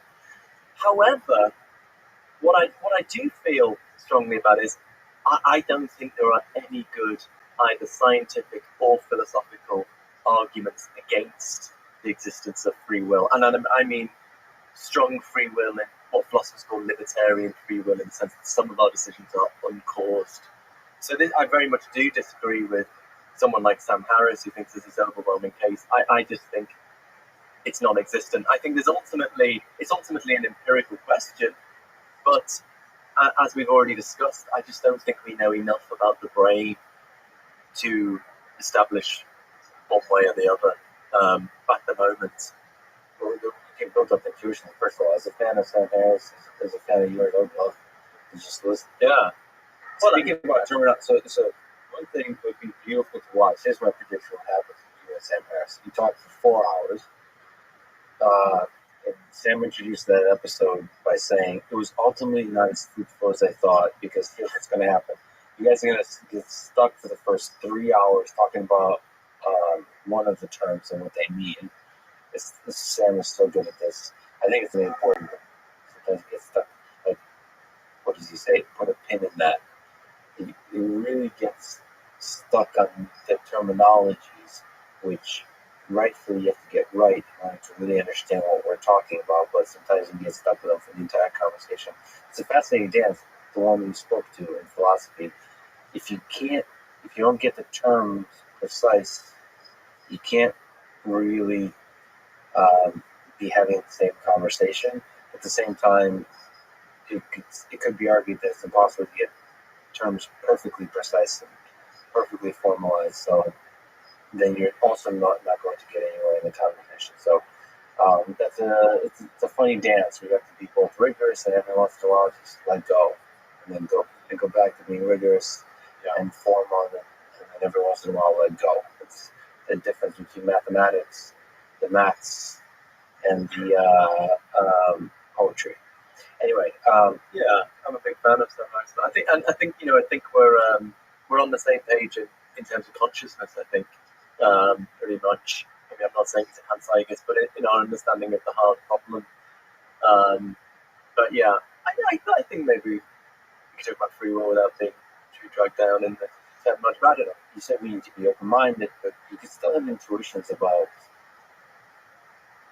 So Sam Harris is a pretty sort of counterintuitive, and for some reason it gets people really riled up. A view of free will that is an illusion, or it's not even an illusion. It's not that the experience of free will is an illusion. He argues that we don't even experience anything. Like there's to say that we even have the experience is incorrect. That there's not even an experience of free will. It's pretty interesting that claim. And it feels like you can build up intuitions about what is right and not. There's been some kind of neuroscience, some cognitive science, and psychology experiments to sort of see, what is the timing and the origin of the desire to make an action, and when that action is actually performed, and how you interpret that action being performed, how you remember that action. Like all the stories we tell ourselves, all the neurochemicals involved making a thing happen, all of it. What's the timing, and how does that connect with us feeling like we decided to do something? And of course, there's a more philosophical discussion about is there room in a material view of the world for an entity that somehow disturbs the determinism of physics? Yeah. And those are all very precise, but it's nice. It feels like free will is more amenable to like a physics mechanistic type of thinking than is consciousness to really get to the bottom of. It feels like if it was a race, for the blind or betting money, it feels like we'll get to the bottom of free will faster than we go to the bottom of consciousness. Yeah, that's interesting.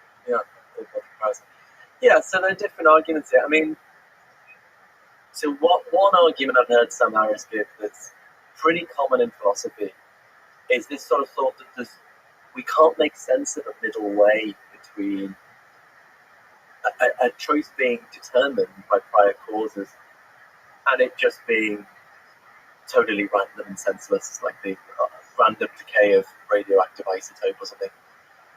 So I think there was a good answer to that by the philosopher Jonathan Lowe, who's not necessarily very well known outside academic philosophy, but is a hugely influential figure. I think one of the best philosophers of recent times. He sadly died of cancer a few years ago. He actually spent almost all of his career at Durham University, which where I am. So one reason it was a great honour to get a job there.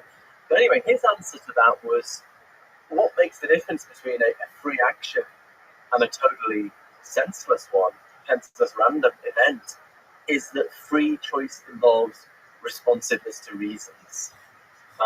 So again, we were talking about this earlier.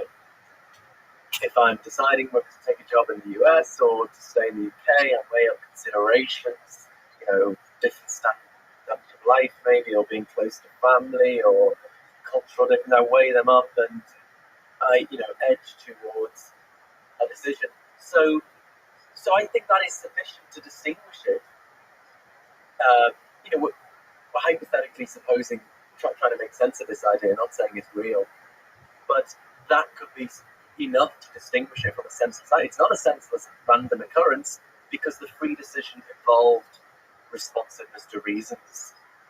So I think that just answers that particular philosophical objection. So what is the middle way between determined by prior causes and totally random? Well, there's an action, a choice that's not determined by prior causes, but it's not just random because the decision essentially involved responsiveness to reasons. So that's the answer to that. And I think actually that kind of thought also, I think you were hinting at the famous Libet experiments where he got his subjects to perform some kind of random action of pressing a button and then note the time they decided to press it, quote unquote, and then he's scanning the brains, and he claims to have found that about half a second before they consciously decided to press the button, the brain is getting ready to perform that action. So he claimed that about half a second before the person's consciously decided to press the button, the brain has already started the activity that's going to lead to the action. And then later people have claimed that there's a difference of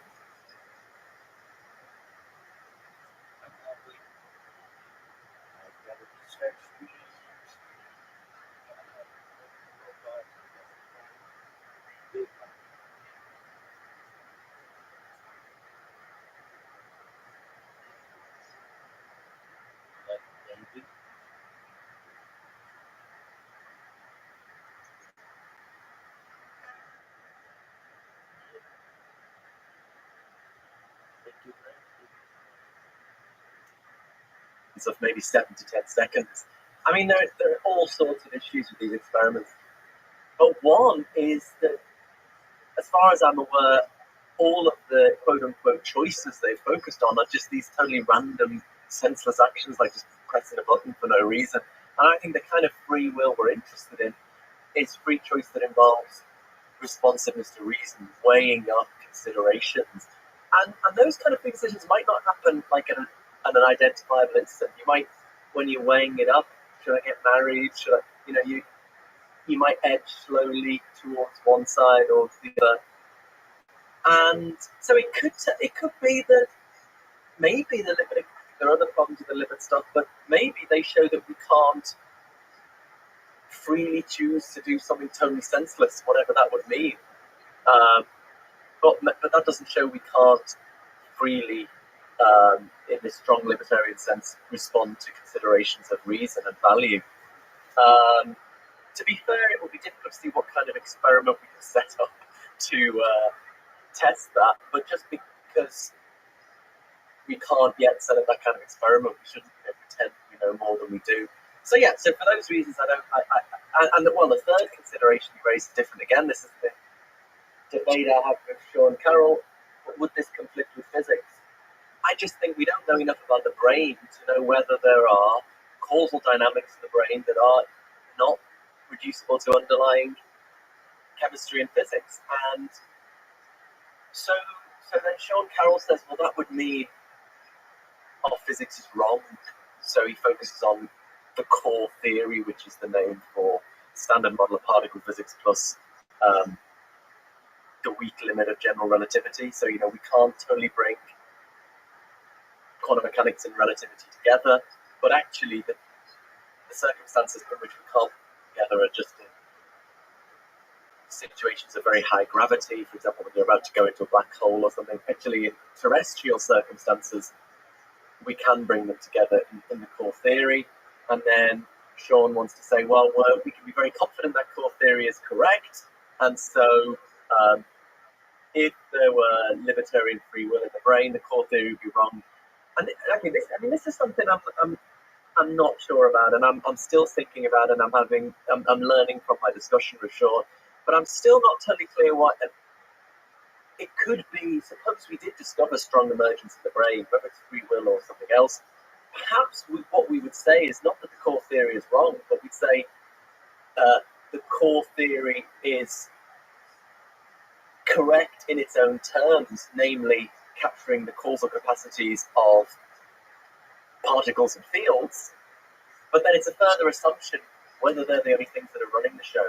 Maybe there are also fundamental causal capacities associated with systems, and then if we discover this strong emergence, then when we work out what happens to the brain, we have to look to the core theory, the causal capacities of particles and fields, and we have to look to what we know about these strongly emergent causal capacities of systems, and maybe they co-determine what happens in the system.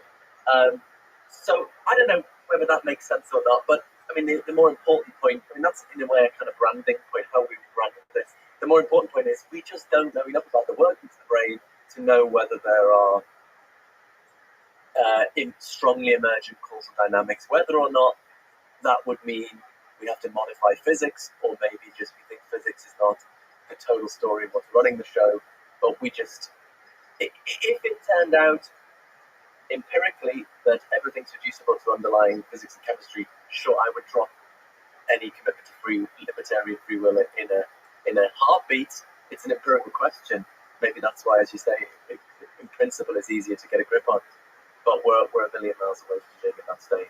Well, I don't know if we're a million miles. I hope we're not, because one of the ways I think to get to it is by engineering systems. So, yeah, my hope is to understand intelligence by building intelligent systems, to understand consciousness by building systems that, let's say, the easy thing, which is not the easy thing, but the first thing, which is to try to create consciousness. Through that process, I think you start to understand much more about consciousness, about intelligence. And the same with free will. I think those are all tied very closely together, at least from our narrow human perspective. And we try to engineer systems that interact deeply with humans, that form friends with humans, that humans fall in love with, and they fall in love with humans. Then you start to have to try to deeply understand ourselves, to try to deeply understand what is intelligence in the human mind, what is consciousness, what is free will. And I think engineering is just another way to do philosophy. Yeah, no, I certainly think there's a role for that, and it would be an important consideration if we could seemingly replicate in an artificial way the ability to choose. That would be a consideration in thinking about these things. But there's still the question of whether that's how we do it. So even if we could replicate behavior in a certain way in an artificial system, it's not, until we understand the workings of our brains, it's not clear that's how we do it. And as I say, the kind of free will I'm interested in is where we respond to reasons, considerations of value. How would we tell whether a system was genuinely grasping and responding to facts about value, or whether they were just replicating, giving the impression of doing so? I don't know even how to think about that. On the process of building them, I think we'll get a lot of insights. Yeah. And once they become conscious, what's going to happen is exactly the same thing that's happening in chess now, which is once the chess engines far superseded the capabilities of humans just kind of forgot about them, or they used them to allow the studies, but we still say, okay, let the engines be in it, and then we humans will just play amongst each other. Right. So it's just like dolphins and hamsters are not so concerned about humans except for a source of food. They do their own thing and let us humans launch rockets into space and all that kind of stuff. They don't care. I think we're just focused on ourselves. But in the process of building intelligent systems, conscious systems, I think we'll get a deeper understanding of the role of consciousness in the human mind, and like what are its origins? Is it the base layer of reality? Is it strongly emergent phenomena of the brain, or just as you so brilliantly put here, it could be both. Like they're not mutually exclusive. Dealing with consciousness needs to be an interdisciplinary task. We need, philosophers, neuroscientists, physicists, engineers replicating these things artificially, and all needs to be working in step. And I'm quite interested. I mean, a lot more and more scientists get in touch with me actually. Saying that was one of the great things about. I think it's come from writing a popular book.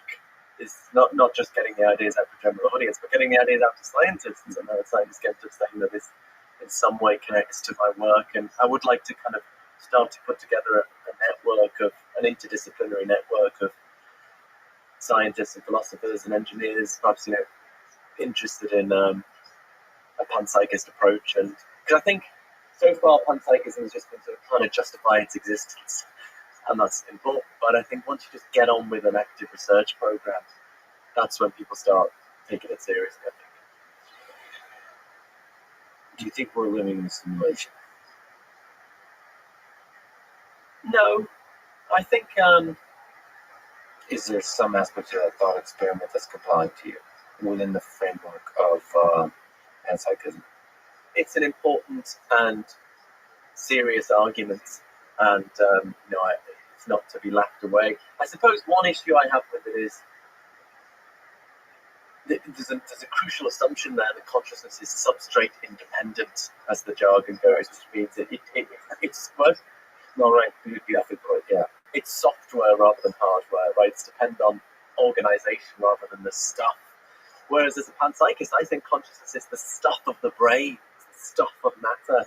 So I think just taking the organizational properties, the software of my brain, and uploading them, you wouldn't get the stuff of my brain. So I am actually worried if at some point in the future we start uploading our minds and we think, oh my God, Granny's still there, or I can email Granny after her body's rotted in the ground, and when we all start uploading our brains, it could be we're just committing suicide, we're just getting rid of our consciousness, and because I think that wouldn't, for me, preserve the experience. Just getting the software features. So that's a crucial. But that's a crucial premise of the simulation argument, because the idea in a simulated universe, I don't think you necessarily would have consciousness. It's interesting that you, as a panpsychist, are attached, because to me, panpsychism would encourage the thought that there's not a significant difference.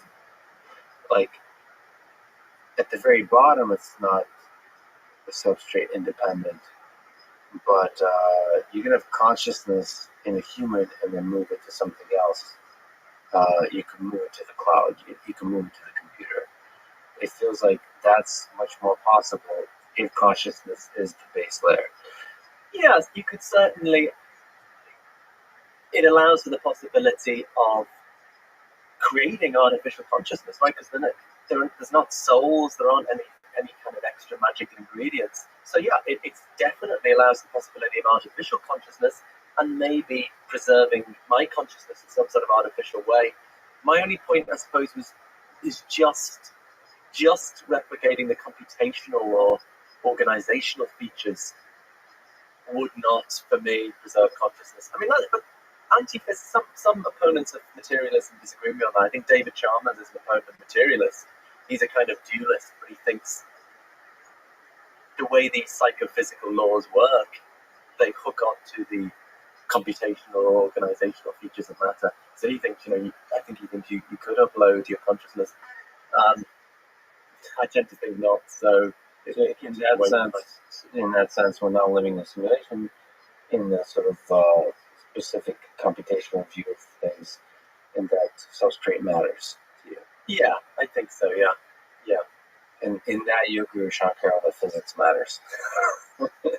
Yeah, physics is our best way of capturing what the stuff of the world does. Yeah, but not the whatness, the being of the stuff. Yeah, the isness. The isness, thank you. Russell Brand, I had a conversation with Russell Brand, and he said, "Oh, you mean the isness?" That was a good way of putting it. The isness. The isness. That's also great. the big ridiculous question. What do you think is the meaning of all of this? You write in your book that the entry for our reality in the Hitchhiker's Guide, and I read, a physical universe whose intrinsic nature is constituted of consciousness, worth a visit. So our whole conversation has been about the first part of that sentence. What about the second part? Worth a visit. Why is this place worth a visit? Why does it have meaning? Why does it have value at all? Why? These are big questions. I mean, firstly, I do think panpsychism is important to think about for considerations of meaning and value. As we've already discussed, I think consciousness is the root of everything that matters in life. You know, from deep emotions, subtle thoughts, beautiful sensory experiences. And yet, I believe our official scientific worldview is incompatible with the reality of consciousness. That's controversial, but that's what I think. And I think people feel this on an intuitive level. It's maybe part of what Max Weber called the discernment of nature. You know, that they think they know their feelings and experiences are not just electrochemical signaling. I mean, they might just have that very informed intuition, but I think that can be rigorously supported.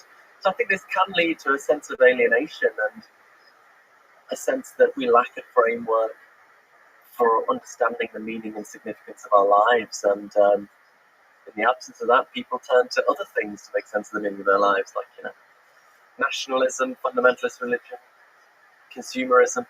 So I think panpsychism is important in that regard, in bringing together the quantitative facts of physical science with the, as it were, the human truth, by which I just mean the qualitative reality of our own experience. As I've already said, I do think there are objective facts about value and what we ought to do and what we ought to believe that we respond to, and that's very mysterious to make sense of, both how there could be such facts and how we could know about them and respond to them. But I do think there are such facts, and they're mostly to do with kinds of conscious experience. So they're there to be discovered, and much of the human condition is to discover those objective sources of value. I think so, yeah. And then, I mean, moving away from panpsychism to the, you know, at an even bigger level, I suppose I think it is important to me to live in hope that there's a purpose to existence, and that, you know, what I do contributes in some small way to that greater purpose. But you know, I would say I don't know if there's a purpose to existence. I think some things point in that direction, some things point away from it.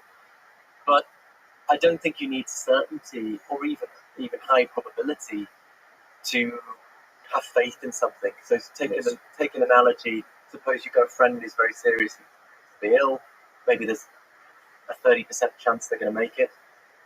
You shouldn't believe your friend's going to get better, you know, because probably not.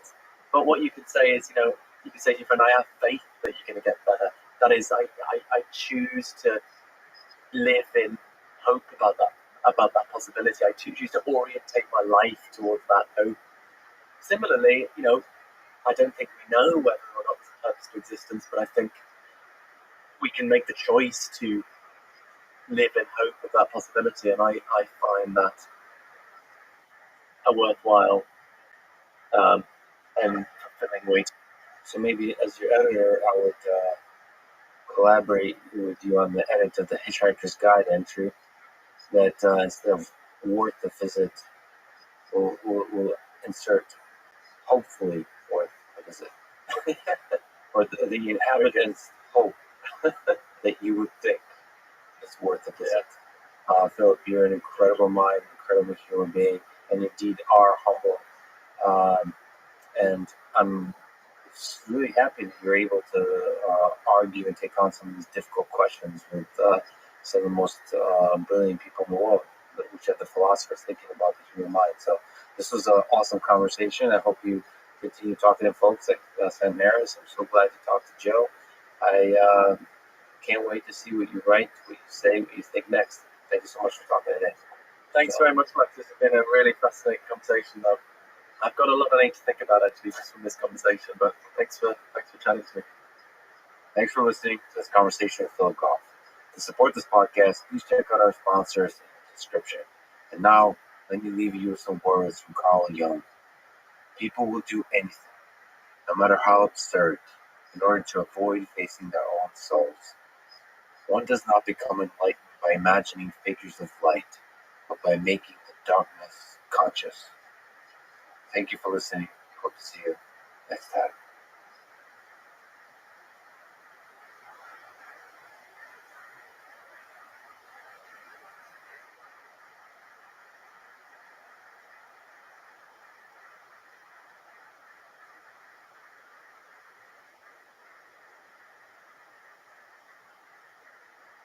Humans are fascinated by violence, and you've got to ask yourself, why?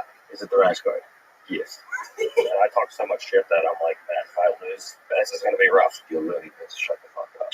I got you, man. You were powered by McDonald's and Coca-Cola. I want more. And then I smacked him, and he didn't want anymore. I got the breast by you. So, enjoy here, and for being number the better, face each other in their prime. Who wins? I'm here with 3 individuals, each of whom are considered by many to be the greatest of all time in each of their respective disciplines. The greatest MMA fighter of all time, George St. Pierre. The greatest martial arts coach of all time, John Danaher. And the greatest submission grappler of all time, Gordon Ryan. So let me ask the first question. You guys didn't see the question, no preparation here. What is the key to your success, each of you? One thing or multiple things that come to mind. John, go first.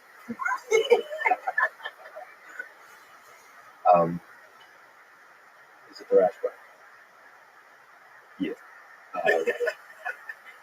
like that you choose John right off the bat. They seem the most nervous. You inspire us to get the right answer. So for me, it's about finding a way to work in a world where most of the answers are already known. Okay, in any developed sport, by the time you enter that sport, most of the basic precepts, the major techniques, the major mechanical understandings of the sport are long since worked out. And so, in a highly developed world, the key to success is to be able to identify some area of the industry that you're in, which is currently undervalued. To do what the other people are not doing. Deeper than that,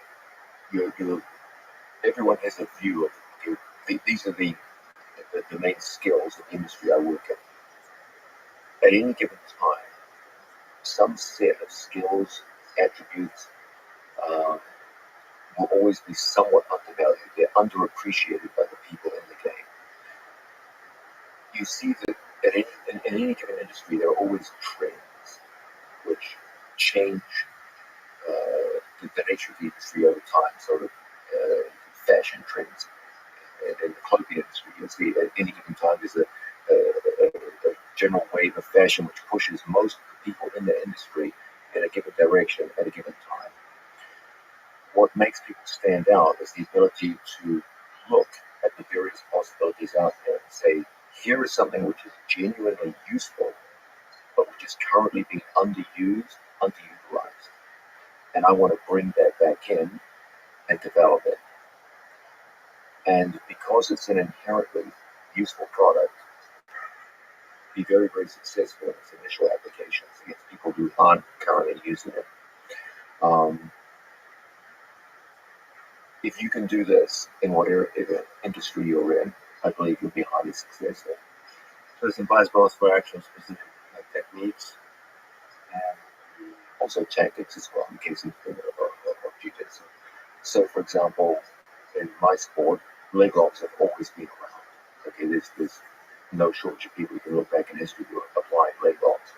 Nonetheless, as in across the industry, Legos were undervalued and underappreciated. There was a general sense in which most of the leading figures of the sport, uh, for most of the history of the sport of who tended to de-emphasize Legos. And when I looked at them, I said there was immense potential, but it wasn't being realized and needed to be changed. Since then, that has more or less occurred. Now, most people coming into the sport understand that Legos are an important aspect. They're no longer undervalued. If anything, it's gone too far the other way. Now that's a little overvalued. And this kind of fashion trend exists in every industry. And the job of anyone who wants to excel in a given industry is to be able to identify, okay, what are the things that are currently out of fashion and undervalued? And then look at what is their actual objective value, and then work to bring them back to the forefront. So John brought up fashion. George is wearing a really sexy shirt. So, assuming that's not the reason, is there something that comes to mind as the key to the success of your brand? Well, of course, everybody knows the famous and sort of every athlete are saying, oh, it could be genetic. I was maybe gifted, I had certain predisposition, I worked really hard. But I think something that people don't talk enough is buddy sometimes going right. I was never afraid to try to go left. And I felt many times trying to do things that were not known to be things that would bring me success, but I tried it. Very often I was the first of trying new things. And I felt many times, but certain times it gives me a certain advantage. And for example, I was sometimes fighting guys that had much better wrestling background than me on paper. And nobody before that fought those guys. Nobody had dared to try to take them down because their wrestling pedigree was so good. And I didn't have on paper the wrestling pedigree to take these guys fight. But when everybody tried to go right, I was going left.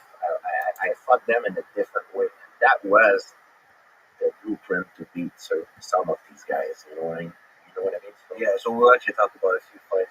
It's just it's fascinating. But let's stay at the high level. Gordon, again, sticking on fashion. May I compliment your